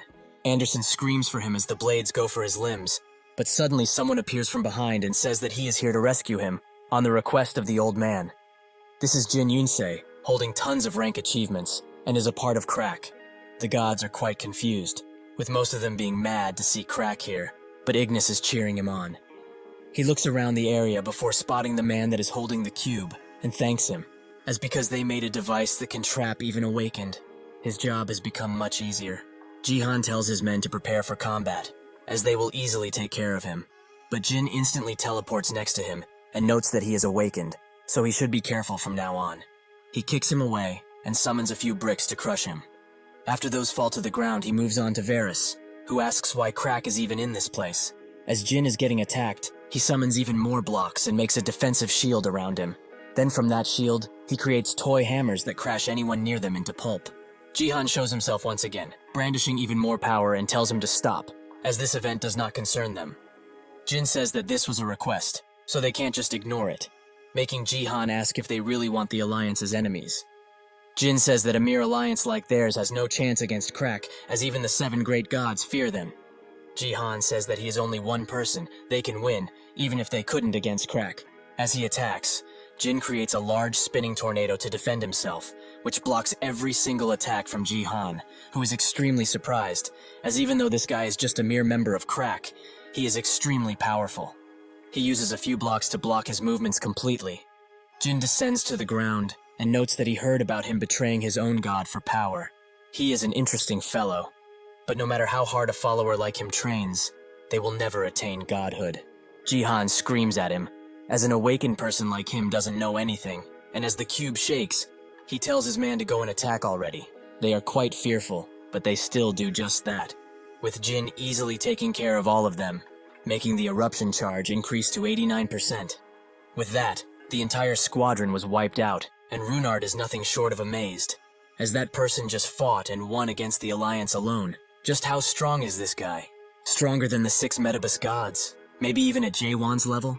Anderson has had her cage opened because of the constant fighting, and while Jin is occupied with monologuing to a few other underlings that remain, she swoops in and yoinks the cube from him, noting that this is the power of the naked Anderson. Suddenly, from the sky, a large thunder is heard as it splits the clouds in two. The god who did this descends down, and notes that it seems an uninvited guest has meddled in Metabus matters, but he should leave now, as this has nothing to do with him. This is the god of spear, the brilliant spear, Galatean. Anderson never expected for him to come in person, but Jin turns around and can only say one word before anything happens. Run. Galatean unleashes a mighty attack on the area, creating a large explosion that sends Runard flying and lights up the entire valley in an amazing show of power. Jin has barely managed to defend himself, saying that he heard the great gods are powerful, but it seems that their power is exaggerated. Or is it because he fights with a puppet and not an avatar? Galatean says that all gods like this, because it just wouldn't be fair otherwise, and even if he is from Crack, no insults to the gods will go unpunished.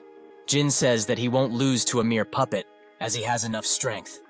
As those two fight, Runard and Anderson continue to run down the mountain, while he remembers what Jin told him through telepathy. To get to the 7th floor no matter what, and find the Black Moon Tavern. There, he will be safe. He continues to run, but a sudden attack stops him, as Jihan demands to have the cube, as he has had enough of their pitiful attempts at escape. Anderson pleads with him to let them go, as he was not like this before. Jihan says that they will become targets with the cube in hand, so they should just go, as he will spare the both of them, and he will also make sure that Eden is safe.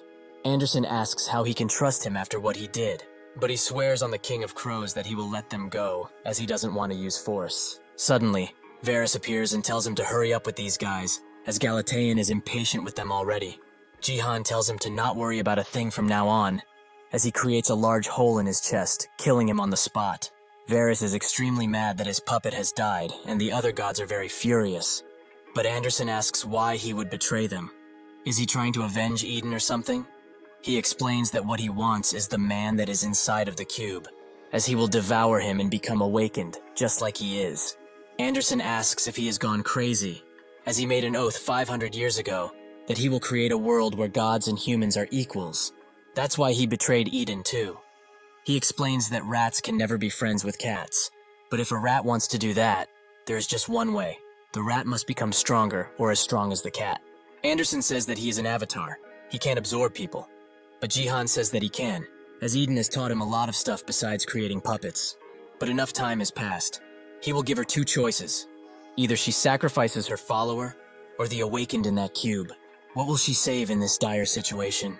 As Jin fights against Galatean, using skills that would send most apostles and gods into awe, there doesn't seem to be a clear victor among them.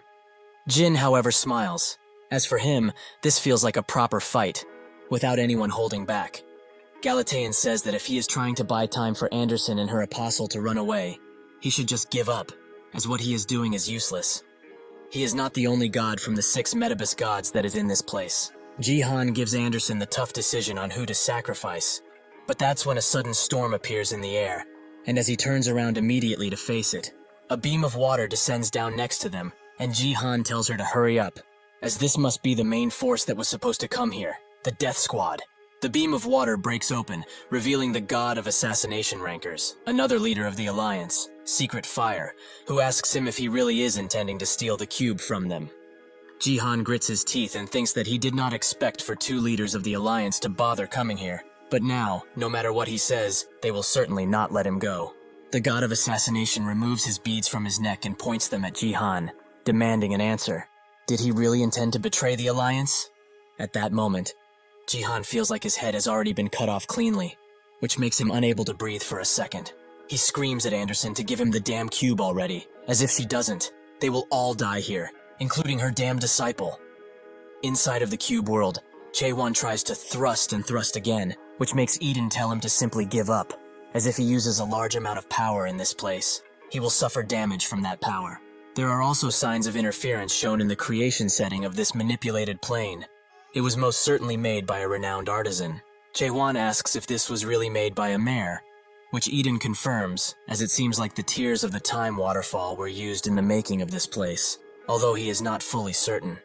Jaewon then asks how they get out, but Eden has no ideas, as it would take at least 10 days for him to disassemble this place.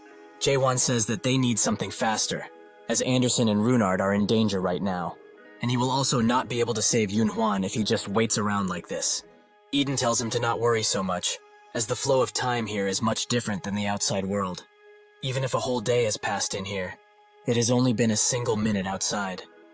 Jaewon asks why she is taking her time, but Eden explains that this is just a way for him to survive, as she needs to consume trust in order to maintain existence. Unlike him, Jaewon finds it strange, as that does not seem to be true for all the other gods, as Anderson has eaten trust before, but it was only to charge up her world power. Eden explains that gods who have followers don't need to eat trust, since their world power will increase and recover just by doing essentially nothing. But he is different, as he is a god without an avatar. His world power only decreases as time goes by, and it doesn't ever recover on its own, which is exactly why if he doesn't charge it, his existence will be no more. Jaewon notes that this must have been why he avoided fighting him earlier, but why doesn't he have any avatars? It's obvious that he got betrayed, could not bear the pain of the betrayal, and chose to not take an avatar ever again. Eden says that what he is talking about is a tad too romantic, but it was true that he was betrayed 500 years ago. Jaewon says that it's okay for him to not explain anything, but he continues nonetheless. He was someone who stole his production method of puppets, and he is also the one that went to the Alliance. Even though his personality isn't really that nice, he isn't a bad person, as he had previously made some good decisions before. Having had enough of his blabbering, Jaewon strikes his chair and asks if all the gods of this damn place talk this much. Eden explains that there are some like him and some that are not, as most Alliance members did not have an avatar. The gods of the tower also do not like followers, as they think that they are insects who only leech off of their existence.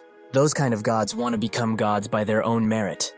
That is why they make things like puppets to use as an avatar, because they don't like other people. Jaewon says that without these insects, the gods wouldn't have existed in the first place. Eden agrees, as that is why the gods have no choice but to still raise those insects, to maintain their existences. Jaewon finds it really pathetic, as the followers need this, but they still serve the gods. Eden says that all followers need gods, because a worldview is needed to survive the abyss. Jaewon knows that, but what he is asking is, why don't they just follow better gods? As much as he doesn't like to admit it, Anderson is a pretty good god. She is kind and cherishes her followers, even if she doesn't have many left. Eden agrees that he is right, as there are some kind gods, but not all followers want kind gods, since followers need a strong god in order to prove their own worth. Did he really think that the followers act solely on behalf of their god? Did he think about the possibility that the gods could act on behalf of their followers? Jaewon thinks about the different experiences he had, and now gets what he is saying. Gods need followers and vice versa. To act on behalf of a god means to alight with their respective gods. In short, the Abyss is a world where those who cannot achieve a thing with their own strength rely on others. Eden says that this is why the followers of gods and monarchs despise him, because he acts on his own, his existence is only his. But he became curious after he saw him in the sanctuary. Does he truly act for himself? Or is he simply a follower that acts on behalf of his worldview?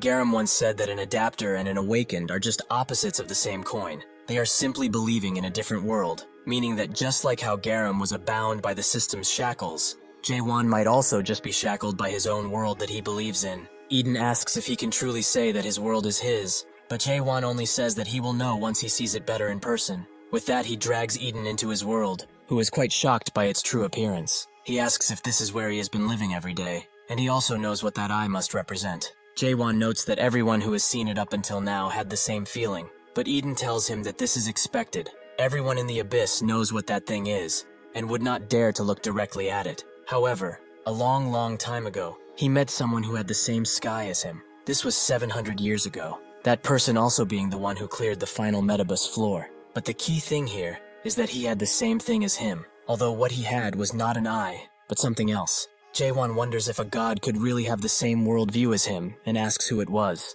Eden explains that he was a part of the worst terrorist organization of the Illusionary, the Crack Sovereign of Crack. Jae-won is pretty tired of hearing about that place, but Eden continues. His worldview was rather grim like his, but the difference is that his worldview was not just dark, it was also extremely lonely too. But the question is now, will he really try to fight something like that? Is this why he's dead set on destroying the illusion tree? Even if that's true, why does he plan on rescuing his friend if he intends to destroy the world? Isn't that selfish and contradictory? Jae-won slowly raises his sword up, and a gigantic tower appears from the blood-ridden ground. Jae-won tells Eden that it's because he is someone who truly deserves to see the world end. But enough about that, as he just might have found their way out of this. As they start to climb the tower, Eden's mind is filled with Jae-won's memories, who think that this could be the spitting image of the tower that he climbed. He sees everything, to the happy moments that he had with his numerous comrades, to the sorrowful goodbyes he had to give to each of them, and also the promise that he made to each, that he would end this world with his own hands.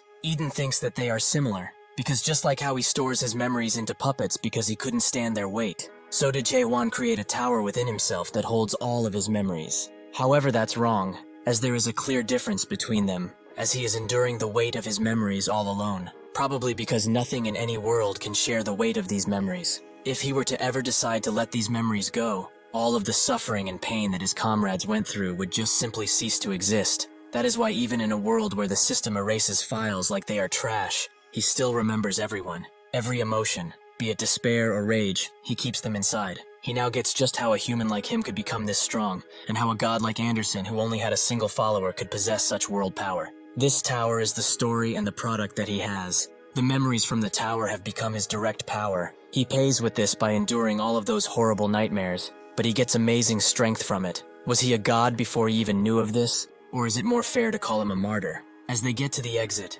Jae-won answers Eden's previous question. He doesn't know if his worldview belongs to him, but there is one thing that he can tell him with certainty, that he will see the end of this world one way or another. As they approach the exit, Jae-won feels something going on outside, something bad. Rakers makes a hole through Jihan's chest, and notes that he never trusted him, from the start in fact, and he expressed objection, even when the 6 gods agreed, because a snake like him who is used to betraying people is bound to betray again. He has left him to live as a human for far too long than needed. Perhaps now he will turn him into a puppet and be done with it. Anderson says that all of the attention is on that guy now, so they should try and run away while they are distracted. That's when the sky lights up in a beautiful green show, and someone calls Raker's name from above. Rakers notes that he already told him that Galatean and him would be enough for this bunch, but the person behind him says that it would be nice to just guarantee their success, right? This is the leader of the Fire Alliance 6 Metabus gods, rank 3, someone who Anderson knows much about, as he was one of the 4 heroes from over 500 years ago,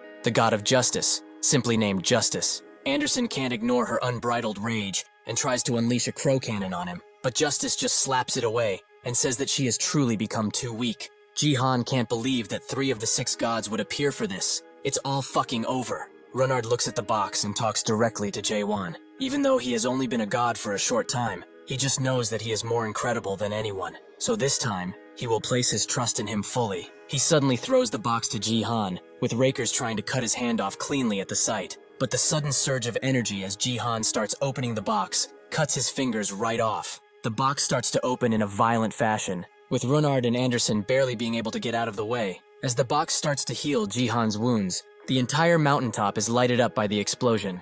The newly empowered Jihan notes that he will destroy Rakers, as he looked down on him the most, but they shouldn't worry, as they will get their turn as well. He starts charging up an attack, which makes the lackeys attack, but they can't hope to even approach him, as this one single attack cuts up everyone into tiny bits, with none of them being able to dodge. Jihan smiles, as he has finally tasted the power of an awakened. It is truly intoxicating. He thinks that nobody in the Alliance can beat him anymore. Not even his contracted god, High Circle, would be able to withstand this amount of power. As he's breaking down just by being associated with it, this is true power. Raker says that he understands he is powerful now, but is this truly all that he can do? He uses his superhuman regeneration story to grow back his fingers, with Jihan wondering how he is still alive after that amazing attack. In an instant, Rakers grabs his head and says that an insect is still an insect, though he congratulates him for reaching his limit. He smashes Jihan into the ground with extreme power, who wonders how he's still losing.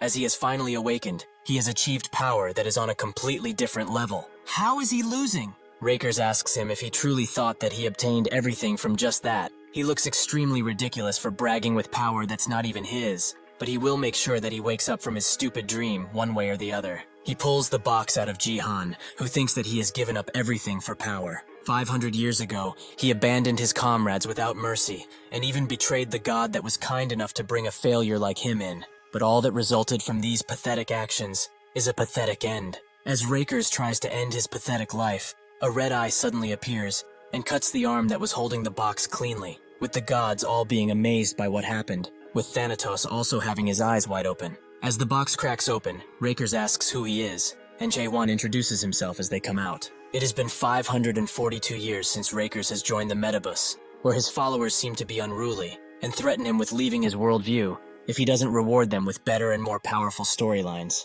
Rakers believe that the Metabus is a place where followers would rather run away than work for things, even though they do nothing but request and request. In order to even survive this place, he sold away all of the followers that had followed him. His beliefs were also sold, and all of the gods that put their trust in him. That is how he became one of the 6 Metabus gods 542 years ago. However, 500 years ago, when the Great Revolution happened, he also protected his position from the powerful 6 gods candidates that would always appear once every 10 years. When a new skill would appear, he would go on stream and get promotions. He would also reinvest the trust that the Alliance gave him to grow his world power. It has been centuries since he has lived in this way and ruled as a strong god. But now, when he is fully at the top, he finally understands that what he did was worthless, since he is sick and tired of everything. He notes that he previously thought that the only one able enough to entertain him would be the King of Crows. He must be that naked thruster that he heard a lot of things about. He can't lie. He's as interesting as people make him out to be.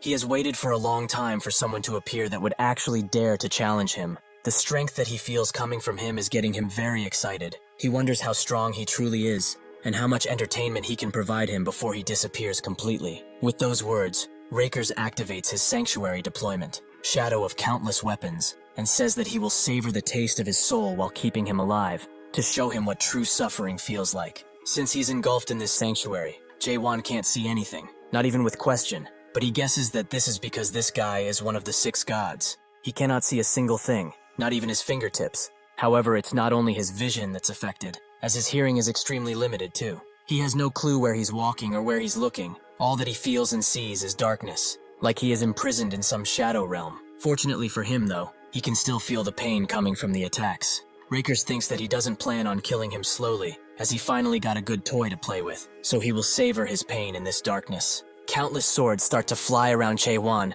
with them inching closer and closer, but that's when Jae-won directly looks at one of the blades and deflects every single one of them with a swing of his sword. Rakers is shocked by this, as he shouldn't be able to see a thing. So how is he doing all of this? The blades don't stop coming, but Jae-won doesn't stop deflecting them, almost as if he truly sees them. Rakers thinks that this must be because of his amazing reflexes, but this is also pretty fortunate for him, as this hunt will be even more fun than he expected at first. He pulls his arm out of his body and starts to draw something using his own blood, as he wants to get serious for him, but he better put in the effort this time too. As he finishes drawing, tons of large swords come out of the sky, with them crashing everywhere around Jae-won, creating tons of rubble. However, Jae-won is not out of the fight just yet, as he has used his story, the Sword of Destruction, to unleash his sword, which is eating all of the weapons that are coming their way. Something which Rakers most definitely did not expect. He damns Jae-won for eating his weapons and asks how he dares to do something like this, but Jae-won tells him that he should have kept them safe if he cared so much about them. Rakers continues to draw symbols while swords keep falling, but when he is finished, he enchants one of the swords with amazing power, which makes Jae-won dodge. But Rakers continues to use strikes to make him dodge. He tells Jae-won that he will not be able to dodge forever, as he uses another one of his stories, the Infinite Lightning Strikes. Jaewon isn't that impressed by this, and says that even if he tries his best, his strength doesn't seem to go above that of a lieutenant general, so he will end this now. He charges up his sword with world power, and then unleashes all of it towards Rakers, who can't seem to defend himself as his sanctuary deployment is shattered into pieces. As he falls to the ground, Rakers can't believe what he's seeing, as this was not a sanctuary clash, yet a mere story completely annihilated his sanctuary. All of the gods are shocked to see what happened, with more and more coming to watch the current stream. One god thinks that Rakers is a pathetic work, with the driver of the Metabus also watching intently. Rakers' mind is shattered, as he can't believe that all of the strength he has gained over such a long period of time would only amount to only this. He cannot fail. He must kill him right now. He tries to deploy his sanctuary once again, but it doesn't come out, as he is too afraid right now. As he looks up to Jaewon, something crosses his mind, that a monster that is out of this world would flip the tower upside down. 9 centuries ago, that monster was the legendary mare that reached the end. 7 centuries ago, it was the monster of Krak, who destroyed the 9th floor completely and annihilated all 6 gods. 6 centuries ago, it was the chief commander of the current alliance, who was given his nickname as one of the 7 great gods. Since 3 monsters appeared in the past millennia, he thought that he wouldn't be seeing one in his era, but he was wrong. At first, he thought that Jaewon was just a plaything that he would throw away after use, that he was just a fearless dumbass who would fail in his quest. He thought that at his best, he would be at candidate level, but he is wrong, as the one who is standing in front of him now is a true monster. Jaewon asks him if there's anything else for him to thrust. Since tons of gods are watching the stream, Renee becomes the #1 stream on Little Brother, with all of the gods at the edge of their seats, as they want to know what will happen to Jaewon next. Renee also notices that 2 of the 7 great gods are here. One isn't surprising, as Ignis has always watched, but even Dorian, the ruler of the pit, the owner of the storyline Black Flame Dragon, is also watching. That's not all, however, as the anonymous gods can't watch anymore since they are low level, so avatars and followers are using secondary streams to watch her stream, with more and more popping up as time goes by. The defeat of Rakers was enough to create huge news that would happen only once every few centuries. However, the real reason as to why this fight is so popular is because this incident won't end with just a change in the 6 god lineup. 5 of the current 6 gods belong to the Alliance, so the fact that one of them was defeated by a presumed god means that this could mean the defeat of the Alliance. In the last 600 years, the Alliance that rules over the tower is now wavering, so it's only natural that low-ranking gods are watching too, as they want to see the tower change. She tells her viewers that they are about to take part in something that might change everything. Jin continues to fight Galatean, but he seems pretty tired, as the battle has been raging on for quite some time. Galatean notices this too and charges in again, but that's when the volcano starts to rumble, with Jin having completely forgotten about it because of the fight, but it is bound to blow up soon, in 20 minutes in fact. He opens a portal and tells Galatean that he isn't running away. He is retreating only because of the volcano. Galatean just calls him a pesky worm, but Renee takes this as Jin having lost, which is not good at all, as even though Rakers will be defeated, Galatean will now join the main forces, and Jaewon will have much more trouble. However, if he defeated Rakers, he might have a chance. That's when a large ship starts to shadow over her, as it seems that the cavalry has arrived. Seeing that he has no hope of winning, Rakers runs away, with Eden noting that it ended before he could be of any use. Jaewon looks at Runard and asks if he's okay, to which he replies with a smile that he's fine, but what about him? Jaewon says that he's good, but Eden does not like their cheery attitude, as they didn't taste the feeling of betrayal just yet. Anderson tells her to let it go as it's been 500 years, but then Justice says that there is no time for reunions here, as this is a battlefield, so they should treat it as such. They all get the news that the eruption is about to happen, and Justice says that since they don't have any time to chat about other things, they should focus on fighting, as they have also gone back to their full fighting power. Runard sees Galatean and wonders if that strange kid really lost. Justice thanks them for showing him their struggle, but he definitely wasn't expecting for Raker's sanctuary to be destroyed without another sanctuary, so he would like to propose something to Jaewon, that he should join the Alliance, as he will give him the best spot there is, directly under him. Anderson asks how he dares to suggest something like that. Who would believe him who betrayed his comrades 500 years ago? Justice also throws in the guarantee that Anderson and her followers will be safe, but Anderson notes that this won't happen. He will definitely hold them hostage. Since it has come to this, Justice pulls out a contract to prove how serious he is about it, with Eden noting that he signed it himself, which makes his name even look more stooped,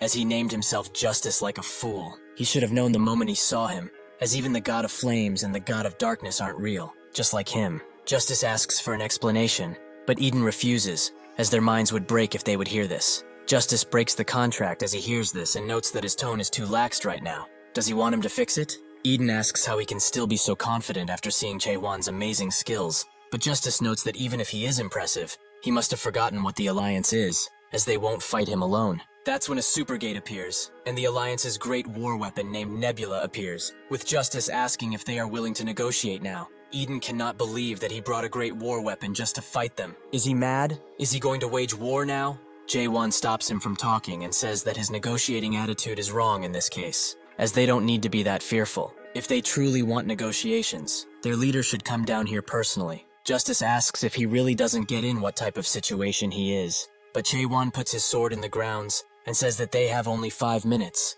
They will bring him the friend they dragged to the 7th floor as a puppet. Only then, he will even consider sparing their worthless lives. Justice notes that his demands are extremely ridiculous in this situation, but he relents and asks the name of his friend so he can search it up. Jae-won says Kim Yoon-hwan, which Justice starts looking for, but he doesn't appear in the search results. Either he was registered as a puppet already, or he's on standby for registration. Jae-won takes this as him not wanting to negotiate, but Justice told him he can't find that guy. Jae-won points his sword at them and says that he will only know if he climbs the tower and gets to that floor. His business is at the top of the tower anyways, so this doesn't matter anymore. Justice asks what he's trying to achieve by going there, with Jae-won noting that he just has some business to attend to. But Justice tells him that no matter what he wants, wealth, glory, or power, he can have it all if he joins them. But Jae-won tells him that what he wants can't simply be given by someone like them. Justice says that their conversation has been meaningless from the beginning, and they all start charging in as a result,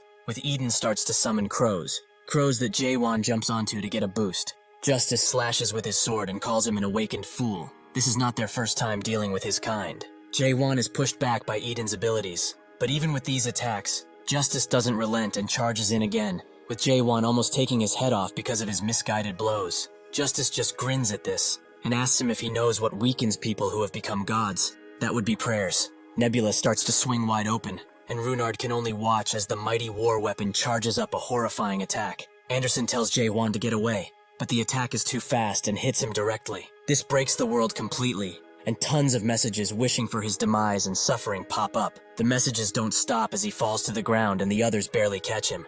Justice's demented laugh can be heard everywhere as he asks what he thinks of their world, the world of a god.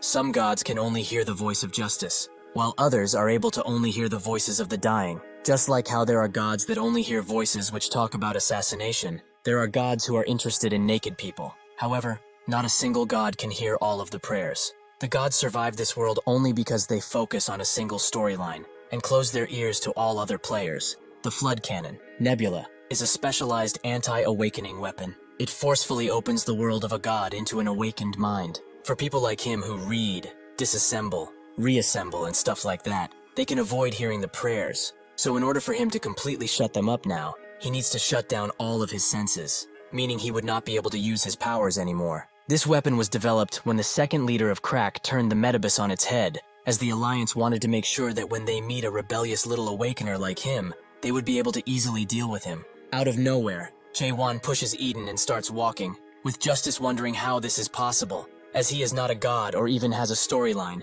So how is it possible for an awakener like him to resist the attack?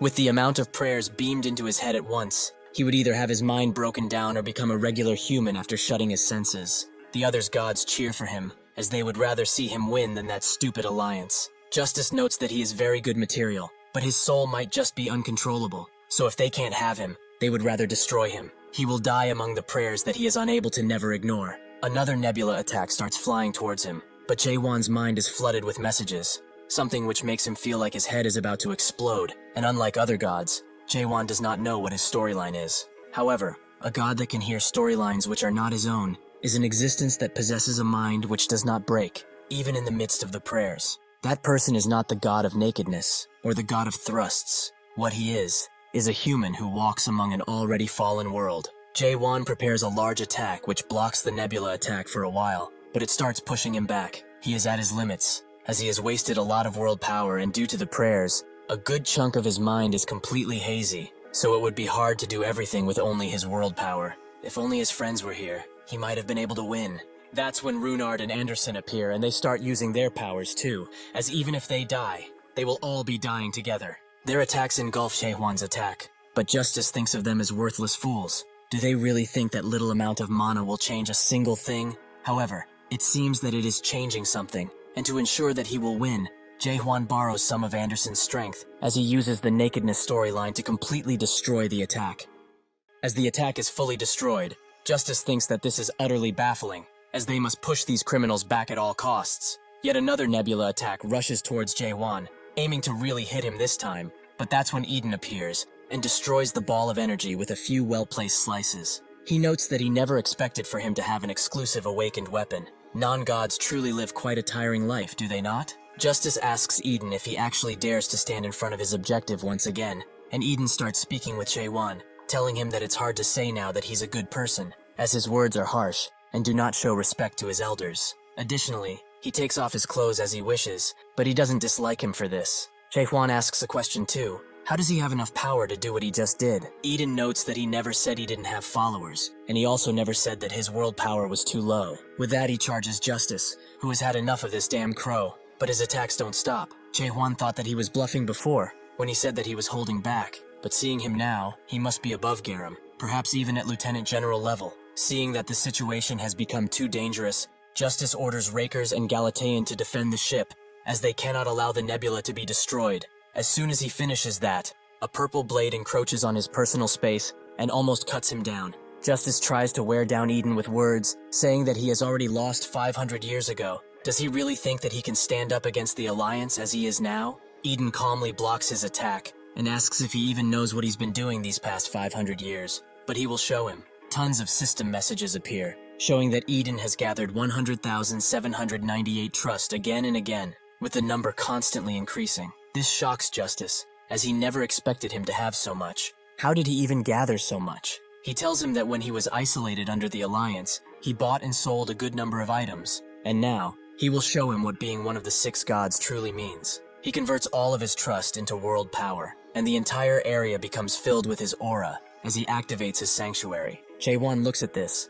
and thinks that if he had to fight this true sanctuary before, he wouldn't have had a chance. In a desperate act, Justice orders his other men to come out of the Nebula and deal with Eden, while also getting rid of the Awakener and capturing Anderson. They do as they are told and charge in, but Eden says that he seems to have forgotten. How sad. This place, his sanctuary, is the world where they fought 500 years ago. So as long as it's in effect, the courageous people who went to sleep back then will awaken constantly, without stopping at all. Now that he dared to start a war, he shouldn't feel remorse for what is about to happen. Among those who fell in battle are a few familiar faces, who charged in without any fear or hesitation, showing that Eden's words were true. Justice knows that this ability is probably the best one for a war, as defeating these puppets will result in nothing. He must defeat Eden, who is the one summoning them. He suddenly rushes in his direction and notes that he is surprised he dared to get distracted, but he also says that he has always hated him. Justice tells him not to worry, as he still hates him, with a passion.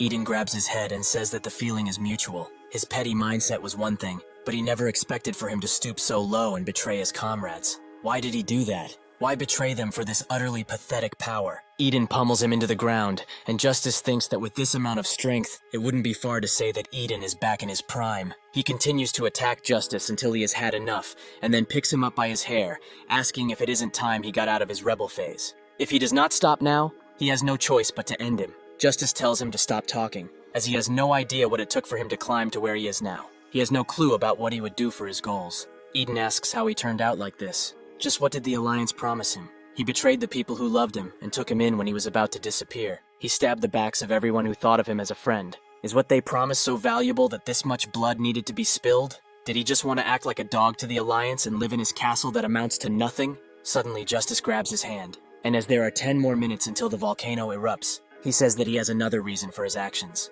A timer appears on his hand, and he deploys his sanctuary, the Sanctuary of Justice. He hugs Eden, and says that he is the one who did all of this, as he was the one who took Anderson away from him. A long time ago, Justice was defeated in the Holy War and chased out of the Metabus. He started dreaming about a comeback together with the remaining followers he had. One of his followers named Benzin refused to give up, as despite their defeat, they just needed to grow stronger together. And with him, he knew that they could. What went into the Metabus were the followers who trusted their god with every fiber, and the young god who still had a fighting spirit, and most importantly, passion. However, the cruel reality of the Metabus soon befell all of them. Justice didn't want to give up, and with his only follower being Benzin, he told him that they must not fail. Even if it takes longer, they need to walk the right path. Benzin apologized and dropped his praying necklace, as he is sick of his entire Justice Act. That is how Justice lost his followers and was betrayed. He was on his way to becoming the god of defeat, but someone saved him. As he stood defeated, Eden's avatar and someone else came around and asked if he had lost his way. He fell silent for a second and then told them to get lost, which annoyed the avatar. These were his comrades. This was actually Anderson at the time, and they started to live like family, bickering about portion sizes and sleeping together under the moon with another unknown woman. Justice began to have a thought every now and then. If Anderson was not there for him, what would have become of him? But he also started to wonder something else. What if Eden hadn't taken his rightful place beside her? As Justice activates his sanctuary, stabbing Eden meets the conditions, and for the next 10 minutes, a new justice will take place in the relevant storyline, that being that the King of Crows, Eden, is weaker than the God of Justice. Eden looks at this, and is surprised that he is capable of deploying his sanctuary on top of another. But it's the same old tricks with him. He should just call himself the Leech King or something, as that is all he does. Justice notes that he always made fun of him, but he told him a while back too that he is not the God of Justice. He is the God of definition. He is not the justice that protects the world order, but the definition that defines what things are in this world. His god name was given to him by other gods, who misunderstood him like they all did. Eden didn't know of this, but he could have explained it over the 500 years they had. Doesn't he think so? Still, with this in mind, shouldn't his name be changed to definition now? Justice kicks him away, as he has had enough of his provocations, and says that he shouldn't have ever dared to fight in his sanctuary. He must have gone senile from age after all. Even if it is only for a short moment, his storyline can change who has the advantage as long as all conditions are met. The only weakness the definition has is that it's quite short, as normally, one would be able to win if they got 10 minutes of power. But in that same amount of time, this world is going to blow up. It also seems that the compassion he showed him, which made him hesitate to kill him, has finally led to his death. Eden notes that if Anderson could see them now, she would be glowing with happiness, for sure. Justice says that the avatar he has now, Rachel Young, was Anderson's before. Did he know that Anderson actually came to this place to save him? She might be a little disappointed in him, but in the end, she will have no choice but to choose him. A real comrade, not a fake like him. Eden notices that he has gone completely insane, and notes that the one who was stuck in the past all of this time was him. Justice says that he can keep yapping, but he must say that he never expected for him to undermine his friendship with her. He will now die, with the worldview he loves so much. That's when Jae-Won appears, which Justice didn't expect. As he was hit by the prayer flood cannon, he is truly a monster. Jae-Won lets out a huge killing intent while telling him to get his hands off of Eden.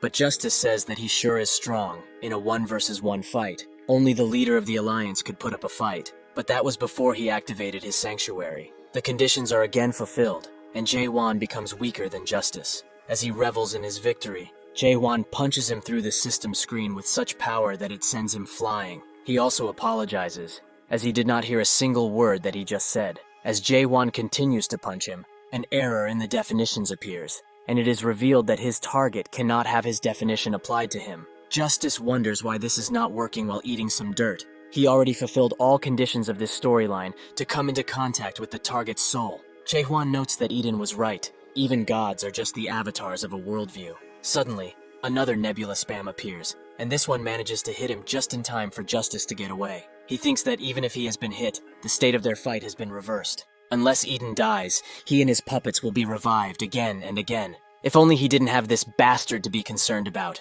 Suddenly, Anderson calls out for him and says that he has done enough. He should have woken up by now. Does he really think that Eden was fighting seriously against his sorry ass? He already knew about his ability, and wouldn't have lost against him. Justice calls that a bunch of bull. Does she really think that they are still the heroes of 500 years ago? Anderson says that it's not about that. Does he think that this is what they are talking about now? Does he truly not know? Did he come to fight them? He said earlier that he would guarantee the lives of her and her believers, but she can feel that he didn't come here to fight. The reason he is here is because he wants to protect her from the Alliance. After finding out about her, she knows that he is a coward, but he is still kind. Unfortunately, she cannot accept his proposal, as they are all going to fight the Alliance. Justice looks at her and notes that they will definitely lose, but Anderson knows that this is why she's speaking to him now. She will not ask why he betrayed them. She will not even hold a grudge, as he can redeem himself by helping them right now. Justice thinks about the reason he betrayed them and cannot bring himself to reveal the truth. So he just smiles and says that he has forgotten.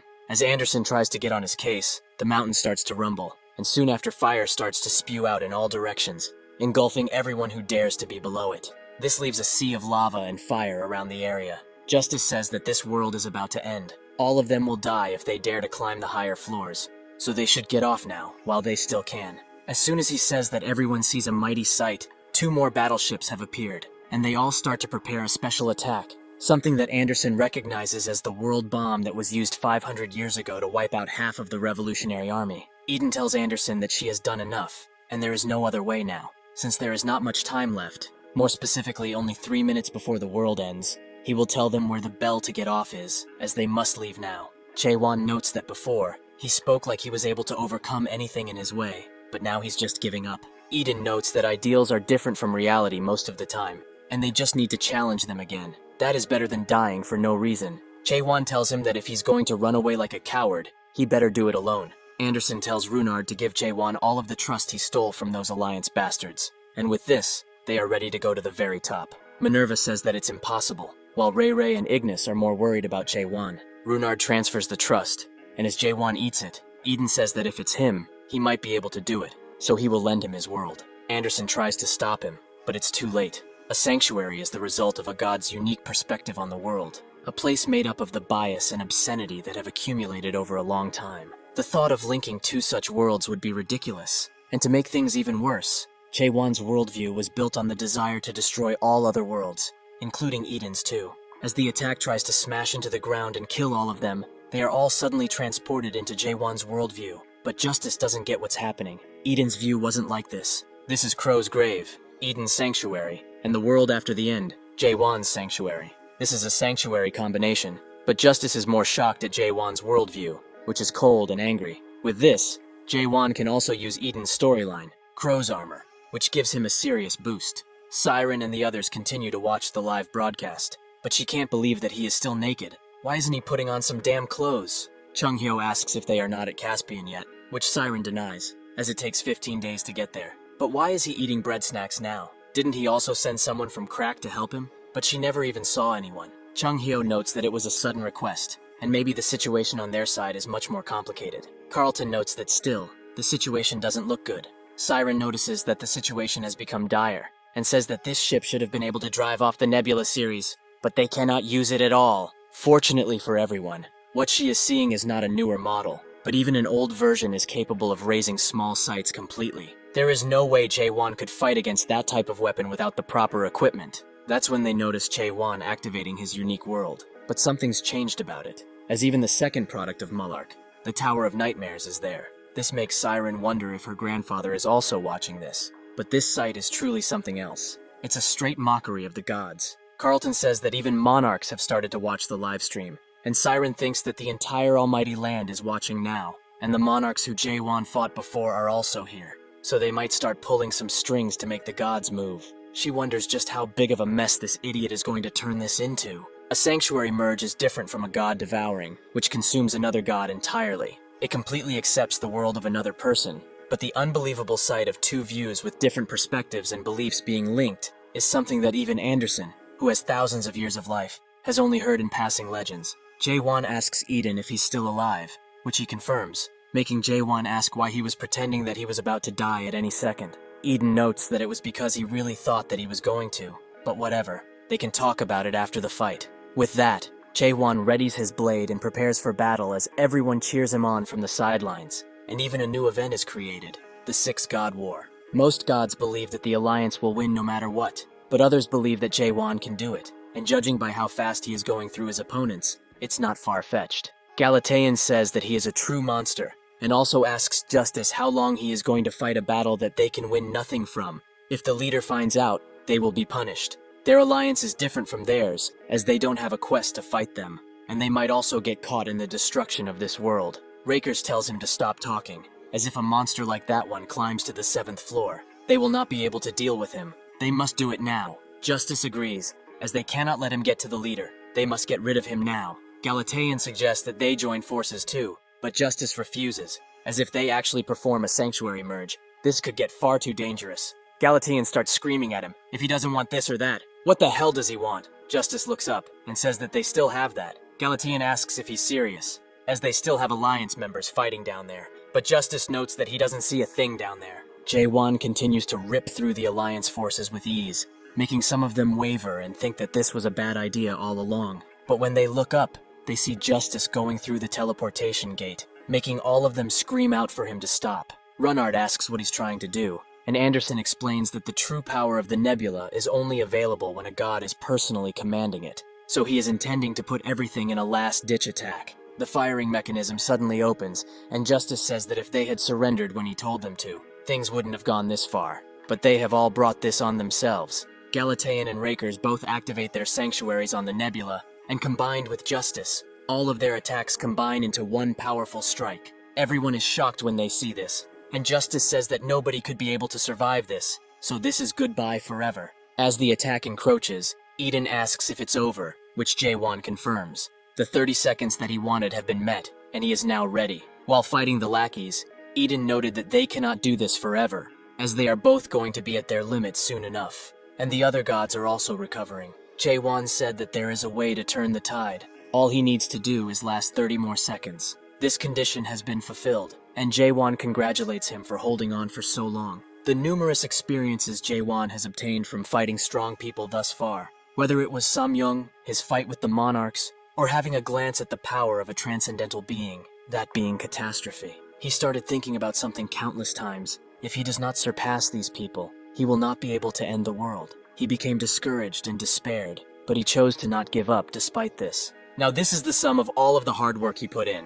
Jae-won style. First technique. The attack goes through the nebula attack and tries to impale it constantly, which Justice thought was impossible. How can one Awakener challenge 3 of the 6 gods? Eden tells Justice that they didn't stop at combining their worlds. They accepted them too, creating a constellation mutilation.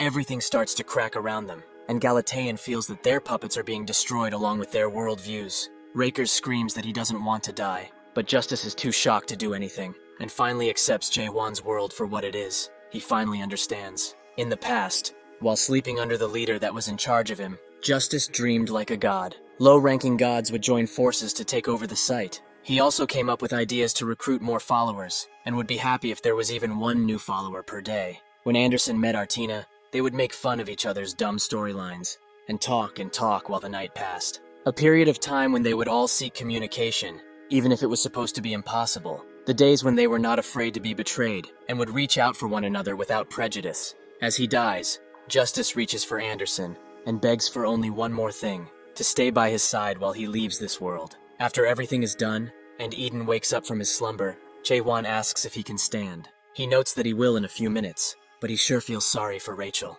Suddenly, behind them, craters start to burst with lava, as the world they once knew comes to a complete end. Eden asks Jae-won if he created this view in all of the worlds he visited, and he clearly remembers the world he saw when they performed the sanctuary merge. His world was truthful and lonely. No followers would want to live in that kind of world. He just hopes that the humans of this world will never have to see his, and hopes that the ending he dreams of will never come. Jae-won says that if he has the strength to spew nonsense, he can put him down, but Eden also hopes that he is less lonely. He also knows that no matter what he may say, his wish will probably come true, and in that case, he should do him a favor and protect Anderson until he destroys the world. He doesn't know if this is enough payment, but he will pass him his storyline, as it will be pretty useful. Jae-won tells him to stand up on his own already, but Eden notes that his business is not finished yet, so they should leave first. Anderson asks what he's talking about, and Eden explains that he's going to gather the puppets and leave together with them, so they should go, and he also has something for her.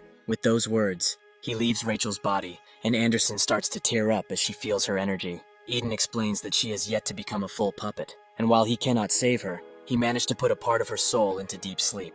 Anderson now knows the reason why he moved the puppet of Rachel personally. It was to bring it to her, although again, he cannot save her. Whoever it is at the end of this tower just might. Jae-won notes that he will put her in his sanctuary, and Eden tells them to go, as there is not much time left. Anderson asks if he's really coming afterwards, which he confirms as he still has some trust left. With that, the door to the 7th floor opens, and they all start leaving. But Eden tells Jae-won to not forget about their promise. He just nods and leaves, letting Eden say his final goodbye to Anderson. Insufficient trust pop-ups continue to appear, as Eden thinks that he fought for 500 long years. He gathered trust over a long time and managed with the puppets, and although he used everything, he is glad that he is able to see the end of this fight. However, he really paid too much for this kind of view. Suddenly, someone appears and notes that this is too pathetic to be the crow's grave, but Eden is surprised to see that he has survived all of that chaos. Was he waiting to devour him all of this time? Jihan notes that he won't be able to survive even if he does that, and his hands are also gone, meaning he can't do anything. This body is a goner anyway, as Rakers took his concept God. Even if he somehow survives, he will just become a dark soul. He sits next to Eden, who tells him to get lost, but Jihan asks if he really is satisfied with just this. He must want to see the world after it's destroyed, and since he believes he has not flown enough, he should make him into his crow, as he has enough world power and trust to leave. This way one of them can live on. Eden tells him to stop speaking nonsense and go to the next floor, as his wounds are severe. Yes, but he can survive. Jihan knows the condition of his body best, and knows that he doesn't have much. He also wonders if the rumor about a god without an avatar, being able to make followers that are dying into these puppets, is true. Eden tells him to regret this later, but Jihan tells him not to not worry about that, though he's kind of glad he can pray without hands. But he probably doesn't care about that either. He thinks that things like gods and humans being equal are something he has completely forgotten about. However, it's not even important now, as the era they lived in is all gone and dusted. The passion they held back then has been gone for too long, and even the people around them died. None of what they treasured remains in this world. He wandered around, looking for a god that could give him the world he wanted, but after searching, the world he found at the end was this place. Which, if he's honest, isn't that bad, seeing a world end. In his final moments, Jihan gives one last prayer for this god without an avatar to live on. Eden tries to desperately reach the portal, and with that, the world has been destroyed. No survivors remain. At the meeting location of the 7 great gods, the Sacred Hall, the avatar of the 3rd seat of the 7 great gods, the master of the 3rd sight, Caravan of Scorching Heat, waits around, while Ignis notes that the naked thruster has become quite interesting. Caravan notes that the other bastards are late again, but Ignis says that they have never been on time anyway. Caravan wonders if the 1st seat will show up, but Ignis never even saw him before, or he might be here, but they just can't see him. Eventually, the 2nd seat of the 7 great gods, the master of the 2nd sight, the dragon god Droyan arrives, and tells a thing called Mimi Cat to apologize for being late. He does just that, and notes that he will reflect on his actions. But aren't they also at fault for showing up so early? Caravan wonders if they should just kill the bastards, with Ignis certainly not being against it, but that's when the last member arrives. The 7th seat of the 7 great gods, master of Apash, the god of madness, who has no name. Caravan can't believe that they are having such a pathetic meeting, but since the others never show up, he guesses that it's fine. What is not fine is that one dares to bring a puppet here, and the other almost never speaks. But why are the 4th and 5th seats not around? As he tries to tell the others the reason for this meeting, Droyan starts to speak with Mimi Cat, saying that this must be about the Metabus, and he also heard that the 3rd seat is obsessed with the naked thruster. He kinda feels bad for poor little Caravan here. He explains that Ignis is not supporting him, he's just observing, which makes Droyan wonder if they can play with him instead. Caravan notes that they can do as they please, if they want to die, that is. Droyan notes that it was about time to see which was superior anyway, the black flame dragon or the red flame tortoise, as they bicker with their energies. No Name suddenly lets out sound, and they start cheering him on. Eventually he barely says that he didn't expect to be called here for a simple chat. They should both take their childish wars somewhere else. Caravan finally gets to the point, and says that one of the 7 great gods broke the neutrality treaty, which is where the 7 great gods do not interfere in the matters of the site designated as a neutral region. The location mentioned in the treaty was Caspian. Droyan asks who it is, and Caravan reveals that it was the 5th seat, the god of time, Kronos. Droyan asks for the evidence, so Caravan starts telling them about the Caption Alliance, which has been controlling the Metabus for a long time, and that the leader of this alliance is actually the right-hand man of Kronos. Although the leader isn't the level of a god, when people talk about the top 50 strongest gods within the Abyss, his name is frequently mentioned. The alliance led by this leader earned more than 100 billion trust from the Metabus. No Name says that the Metabus is a place where everyone can freely compete, and the alliance is the private army of this leader. He believes that this isn't enough for them to interfere, but Caravan asks if he will have the same thought when he finds out that the trust earned by the alliance is being leaked. They have recently discovered that the trust from Metabus has been flowing towards the 5th site. The Metabus is called the playground of the defeated, and the dump of the gods. The reason why the 7 gods have never interfered is because so far, The matters of Metabus have been taken care of and isolated there. However, if the Metabus starts to mess with reality, that would change the situation. Caravan notes that they are almost sure this is the case, but they discovered another strange thing. A few days ago, Kronos' strategy team, the Blind Watchmakers, illegally entered Caspian, and from what he got, they seem to be heading for the Metabus. Droyan thinks that they want to go and defeat the Awakener, which Caravan concurs with, as he cut down 3 of the 6 Metabus gods. But Droyan wonders what he wants them to do. Caravan would like to suggest a vote. The leader has brought the Alliance and Kronos into this. This is evidence that this alliance is not unrelated to the 5th site that Kronos controls. It's his belief that Kronos mobilized his squad in order to interfere in the neutral region. And if that really is true, the 3rd seat of the 7 great gods, Ignis, will have to personally get involved in the Metabus incident. At the bus stop on the 7th floor, Runard wonders if it's alright for them to go on ahead like this, as they have waited for a few hours by now. A newly armored Anderson says that it's fine. Eden is someone who always keeps his promises. Runard notices her new drip and asks if she really bought items for herself using the 6th floor rewards. Anderson tells him not to start anything, as she saw him steal stuff from the Alliance. But putting all of that aside, they have to worry about what they will do from now on. The main rankers of this tower live on floor 7 and above. They are on a completely different level than what they have faced up until now. Runard notes that Jaewan defeated the 6 Metabus gods, so it should be fine. But Anderson says that this is one of their main issues. As now, they are completely enemies of the Alliance, and from the 6 gods of Metabus, 2 are still alive, and much stronger than Justice. The leader is also going to be tough to even get to, even if they have Haewan. Runard wonders what kind of god the Alliance leader is, as she mentioned before that the revolution failed because of that guy. She explains that it's a pretty long story, but one thing is for sure, and that is that he must not be fought one-on-one. As long as they are in the Metabus, there is no way to fight him on equal footing and win. Additionally, since Eden will take some time, they should just go on the 7th floor and see what's up. That's when she notices that Jaewan is huffing, and asks if he's alright. He notes that he's a little worn out, but they can go in no problem. Anderson would have been worried if he wasn't tired after that battle, and says that they can rest a bit before moving on. There is no need to rush. Jaewan insists that they press forward, as he must find Yun Huan. He knows that Justice said he couldn't find any records with that name attached, but he must have missed it, be it on purpose or not. Nothing is for sure until he sees it with his own eyes. So with that, they enter the 7th floor. Unfortunately, the gang is split up, as the 7th floor only allows individual entries, and the quest for this worldview will be announced after they enter. Jaewan thought that they could enter together, but as he thinks,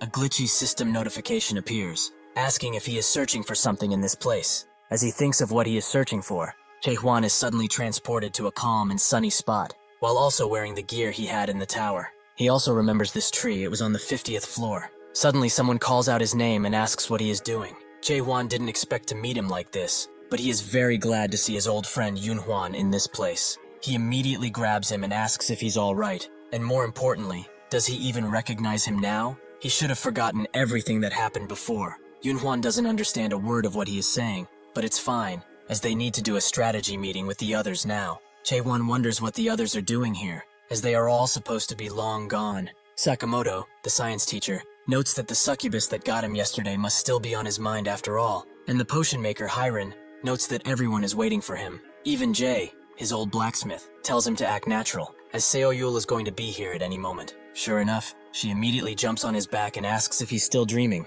Was the succubus from yesterday really that pretty? Jaewan wonders what they are talking about at first, but he eventually remembers that here, they just cleared the 66th floor and got out of a succubus's dream that they met there. Seoyul asks what kind of dream he had, as he still seems to be in a daze, and Jaewan says that it was a pretty long dream. The dream he had was about him climbing the tower alone. Sakamoto returned to his normal life. Jay and Hiron also left. Seoyul and Yunhua died while in the tower. He finally reached the 100th floor, destroyed the tower after many years, and went into chaos, where the roots of the illusion tree are. There he made new friends, like Mino, Chung Heo, Siren, and many others. He also fought the monarchs and chased after Mullark, who got him to the branch of the illusion tree, the Abyss. There he met Runard, Anderson, and Eden, and fought an alliance of gods. He continued to calmly explain everything that happened. Sakamoto notes that all of this could most certainly happen in a potential alternate universe, and Seoyul notes that he sure is saying some funny words. Jaewan smiles, as he would have liked for everything to really be a nightmare, that everything he experienced was a long and tiresome mind terror. If he is honest, he would like to act like he really believes in all of this. As he pulls out his sword, He thinks that perhaps this is how the people who used the return stone fell. They chose a fake reality and decided to just live in it. But he will not be deceived so easily, because awakening is a curse that will forever linger onto him. Seo Yul asks what's wrong, but he isn't even listening now, as he blasts everyone away with a powerful attack, be it friend or lover. He has faced far too many illusions to be tricked by something like this. Another system message appears, saying that he didn't seem bored at all, but Haehuan beckons this messenger forward, so he can end his pathetic life. The person behind the messages didn't expect a human like him to even exist, as the investigators said. Unfortunately for him, with this amount of strength, he will not be able to destroy this world, and all of his 5 senses should be telling him that this entire world is real, and so are the people. Every emotion he feels, and all the things he can hear are real. Does he not trust even himself? It is not too late to stop all of this. Seeing that Chaewon keeps attacking, the being asks how he can be so sure of himself. Chaewon tells him that he knew from the start that this place was not real. The being asks if he would deny his senses like this, but instead of answering, Chaewon finds where the being is hiding and starts pummeling the ground with his blade, making the being pull the entire ground up and leave Chaewon in one small place. He will admit that he is strong, and he also remembers him asking where his friend is. It is something everyone knows, yet he does not. His friend should be dead by now, whether in the metabus or confinement facility. There is no way that a followerless being would survive for long, right? Chaewon charges up his sword, and they don't seem to know where Yuwon is. Before Chaewon blasts them away, the being says that he will not change a thing with his strength, which is filled with loneliness and anger. With that, Chaewon passes the entry quest. Since this is a team quest, his team is decided based on how he has passed the quest so far, and he has been categorized as a terrorist. Anderson swiftly appears next to him and asks if he's up, with Chaewon wondering if she wasn't imprisoned. Anderson explains that she is dependent on his worldview, so basically, they share one body. Chaewon gets out of his pod and finds himself in the room of cocoons, making him quite weirded out. But Anderson tells him there's no time for that. They must find Renard quickly. Chaewon still observes the cocoons while walking away, and counts 1,000 or so cocoons. They all must be people who climbed to the 7th floor, but they all seem so happy. Anderson tells him the true purpose of this room. It's basically a glorified power station. It either produces thrusts that are handed as products, or extracts world power that is needed to maintain worldviews. Chaewon didn't and did expect such a place to exist, since it seems that these worldviews don't run themselves, though this seems quite sad. Anderson explains that this is the price one pays for climbing to the 7th floor without knowing anything. The system has gotten more and more vicious with each rendition. This was not how things were in the past, and she also feels the need to set them free. Chaewon eventually finds Runard, who appears to be having a nightmare rather than a dream, and he asks if he can get him out now. Anderson notes that normally it would not be possible, as he would get damaged, and his soul could experience some major problems. Chaewon rushed with his action and ripped the pod in half, though Anderson says that it was fine, since his link was not complete. After getting out, Runard starts puking the rest of the fluid, with Chaewon asking if he's alright. He says that he had the most horrible nightmare, as everyone was naked like he is. Anderson notes that it doesn't seem like much of a nightmare to her, but suddenly, the alarms start blaring, and a bunch of deadly wasps appear that start shooting beams at the group. Anderson tells everyone to run away, and asks Chaewon if they are able to get rid of them now. He tells her that his world power has yet to fully recover, so Anderson swiftly finds an escape, and they all rush to it. Even when inside, the wasps do not give up an attack, making Chaewon wonder what to do. He would like to keep running, but he sees that Runard is not in the greatest of shapes, and rightly so. He decides to turn around and pull out his sword, and besides Runard's and Anderson's cries, he believes that if he pulls through like he always does, everything will be fine. That's when someone from behind him says that they knew he would be here, and tons of small drones start blasting the wasps. She told him previously that she would bring him to the 7th floor, and it seems like she kept her promise. Chaewon notes that she reached this place much earlier than they did, but Renee told him previously that she's a grizzled veteran when it comes to this tower. Additionally, she has someone to introduce to him, a big fan. That fan comes from behind her and says that it's finally nice to meet him in person. Chaewon asks who he even is, who kind of disappoints the god of flashes, Ray Ray. Anderson tells him to turn his lightbulb ass head off, but Renee notes that he's shy, so they should understand. Chaewon finally remembers that he's the god with that strange name. Ray Ray wonders what he means by that, but it doesn't matter, as he has closely watched his journey to the tower, and never expected for him to defeat 3 of the 6 gods in one go. The other passengers have also been looking forward to his arrival. Chaewon didn't expect more people to be on this floor, and Ray Ray explains that they are people who want to get out of this place, and they are all gathered in a safe area, known as the Black Moon Tavern. Runard seems to know the place, as the person from Crack who saved him previously said to go there once they get on this floor. Ray Ray feels fortunate that they appeared so close to their spot. Under the moonlight, the entire sky starts to rotate as a door opens right below the group. Ray Ray notes that the drones might appear again, so they should get a move on. When they enter, Renee grabs everyone's attention and tells them that this is the guy everyone has been eagerly waiting for. They scream out and think that surely this time they will be able to win. Renee also introduces a few people from this place. First is this big and buff guy, Gale, the god of storms, who is a pretty good fighter. He tried to brag about his rank and his wish to fight, but Renee stops him and moves on to the avatar of Drake Pilgrim. She notices his mighty sword and asks if he's killed a dragon before. Jaewon notices the immense world pressure in this place, and it mostly comes from Pilgrim. She is not far off from the 6 gods in terms of power level. Renee feels that's enough introductions, so they should get started, as they have all been waiting for this. The quest content will be announced soon, so for those who have not read it yet, they should do that now. Everyone receives a quest notification that lights up their faces. In this quest, one can choose between the state or the terrorist factions. After that, they will have to lead their team to victory and obtain the authority to rule the 7th floor completely. The time limit will be announced at a later date, and the reward is an entry ticket to the 8th floor and 300 thrust, besides something else. They all become terrorists immediately, and the system explains how they are going to win. First, they have to occupy the plant and announce their name to the residents of the 7th floor. The more plants they release, the more notorious they will become. Second, they have to release the imprisoned residents from the plants and obtain supporters. Third, 24 hours after the beginning of the quest, an election will happen. They have to win this election, and their team will be considered the winners. Anderson notes that much didn't change from when she first came here, though it was probably tough to rebuild. Jaewon asks if she will be of help this time, but Anderson feels like she has been helping them too much at this point. Runard feels overwhelmed by the amount of information in this quest, but Anderson notes that it isn't that complicated. They just have to occupy a plant and release the residents in order to win the election. It's pretty easy. He should look outside the window too. Runard sees a medley of plants around the area, all pumping up energy. The plants are like the power rooms they came from just now. The residents are the imprisoned passengers in the cocoons,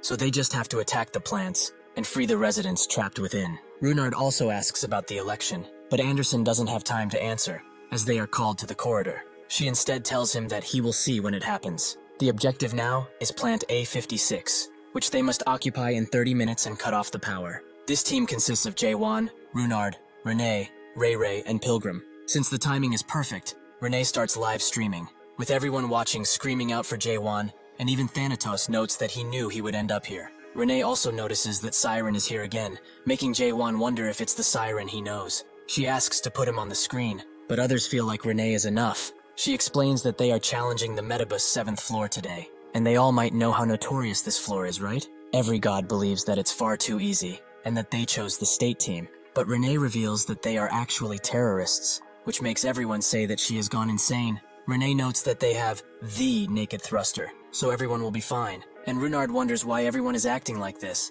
Is being a terrorist this hard? Anderson explains that it's also pretty troublesome, as on the 7th floor, if one chooses the right team, the quest basically does itself. The king, who is the leader of the state, can always open the door that leads to the 8th floor. Runard asks if it's not wise to switch teams, but Anderson notes that he wouldn't say that if he knew who the king of the 7th floor is. After the door opens, Renee tells everyone the strategy. They will take the plants on the perimeter that have Team Gale and the others. They will start at Plant A56, where a ferocious battle will likely take place. They will then take over the central area, which must have its 5 points of power cut off before occupying. Since they heard this a few times already, Ray Ray and Pilgrim charge forward, with Pilgrim noting that she has high hopes for him. Jaewon pulls out his sword and notes that he has a nice handful of world power recovered, so they can go too. Ray Ray and Pilgrim continue to run through their opponents, with Pilgrim feeling like there's too little opposition for some reason. The team that tries to hold them this time is quite confident in taking down 2 gods, but their faces drop once they see what's behind them. The infamous Naked Thruster. They know about the rumors saying that if he's naked, he will not stop until everyone in front of him is dead, so they run away in fear. It seems like Anderson came up with this plan, and Renee encouraged it, since Jaewon defeated 3 gods, meaning that he's the new symbol of fear. Everyone calls out his title, but Jaewon isn't at all glad to have it. When they enter one of the plants, Runard asks if these are all people who failed to clear the entrance quest. Anderson notes that half are what he said, while the other half are the teammates chosen by the state. Those who choose the state become residents of this floor and supply world power to the Metabus. She told him earlier that one does not need to do anything when joining the state team, and they can obtain the eternal yesterday, the name of the dream that they are dreaming about. Countless dreams are gathered in this place. In them, some gods become high-ranking and live out their lives as rulers, while some gods meet their followers again. The Metabus is a tower where such people gather anyway, a place where people who cannot grasp what they truly want appear, for the sake of running away from something, or perhaps to get something that they couldn't in reality. It goes back to the introductory message. Those who arrive at the last floor can make a wish to the owner of the Metabus, Driver. They would rather chase after a mirage that might be true instead of facing reality. Perhaps some of them found what they were looking for in that dream of theirs. Runard doesn't like this, as it's wrong and fake, but Anderson asks him, what is real? Before he can answer, Jae-won says that real things must not be proven, which Runard agrees with, as the only things that need proving are the fakes, trying to compare themselves to the real, which naturally makes sense. Anderson asks if he can say the same thing to those real expressions, which he really can't. Jae-won knows that some of the passengers must have found out that this is an illusion, yet they still choose to be happy and live in an illusion, just like the return stones were. Runard points at a screen and asks if these people are also living the same dream. Anderson explains that this place was named some time ago. It's something that was maintained yesterday. It is where the people who were trapped in yesterday gather, and that building there is the castle of the state. It is also where the king of the state is. Jae-won asks if she knows who that is. Anderson confirms that she does, and she really enjoyed the attention 500 years ago, so this is what she has become now. She is the god of yesterday, one of her past comrades, Artina. Jae-won looks at her and thinks that she's a god like Anderson, one of the 4 hero gods. She was also probably the one that threw him into an illusion during the entrance quest. Runard notices something strange. A few people bickering in that place that don't look happy at all, and one of them is even writing something on the system. Anderson explains that he's probably browsing Little Brother, as in that place, one can be completely anonymous on it. That same anonymous god says that the naked thruster isn't real. All he did was deal the final blow to the gods that were already weakened by the King of Crows. Runard tells him to shut it, but he continues nonetheless. He also defeated Rakers out of luck, and started causing confusion all around. Runard asks if this is truly the yesterday people want, but Anderson can't rightly answer him. Renee eventually finds the power switch and turns it off, allowing them 10 minutes to get the residents out of the plant. Runard still feels that nobody really wants to be in a fake world, so he thinks that persuading them is possible. It might be tough, but they will all come back to their senses after a bit of explanation. The person he ripped out of yesterday slowly wakes up, but as Runard is explaining everything to him, Jae-won notices that it's impossible to do it like that. Sure enough, the person they pulled out asks what he did to him. Why the hell did he take him out of his cocoon? He will fucking kill him for this! Jae-won tells the bastard to unhand Runard. He's not going to ask twice. The man realizes he's the naked thruster and begs for his life, apologizing and saying that he will not do it again. Jae-won says that he won't kill him, so he should just leave, but the man refuses and jumps right back in the cocoon as that is the only place for him. He will root for him, however, so he shouldn't ever wake up from his yesterday. The power comes back and they fail to rescue the residents. On the message board, the same god that jumped in his cocoon says that he met the naked thruster, who is only a wuss, who was so scared he couldn't say anything to him. Renee notices he failed, something she also did, though she expected him to do it. Anyway, they should get out of here before the wasps appear. They go to the plant's rooftop, where Runard notices just how many plants there are. Renee comes next to him and says that no matter what she does, people refuse to come out of yesterday. In that place, some are having a happy dream, and some are dreaming of a dream that is not different from reality. Whether happy or not, they are living in that dream. Jae-won thinks about this for a bit. People who are trapped in yesterday just refuse to live in today. No matter how hard they try, they don't want to face reality, to face today. Renee looks at him and asks what he's thinking about, and Haewon says that it's something that yesterday did not think of. Renee didn't expect this, and asks who's still in favor of still crushing the 7th floor, which is basically everyone. And Anderson asks what he's thinking about. Jae-won says that he's a bit tired, so he will be resting for 12 hours to completely recover his world power. Anderson says that they will be kicked out if they don't take over a plant in 12 hours, but Jae-won isn't listening anymore. The group meets up with Ray Ray and Pilgrim, boosting their efficiency, and they try to free a lot of residents, but they fail. Runard wonders why nobody wants to wake up. He thought that there would be a lot of gods who wish to go against the Alliance. Ray Ray notes that they just got used to the current situation, which Runard finds completely fake, but Ray Ray says that to them, it does not matter. When one becomes a god, there are a lot of things that they must take care of, like cultivating a worldview, gathering followers, and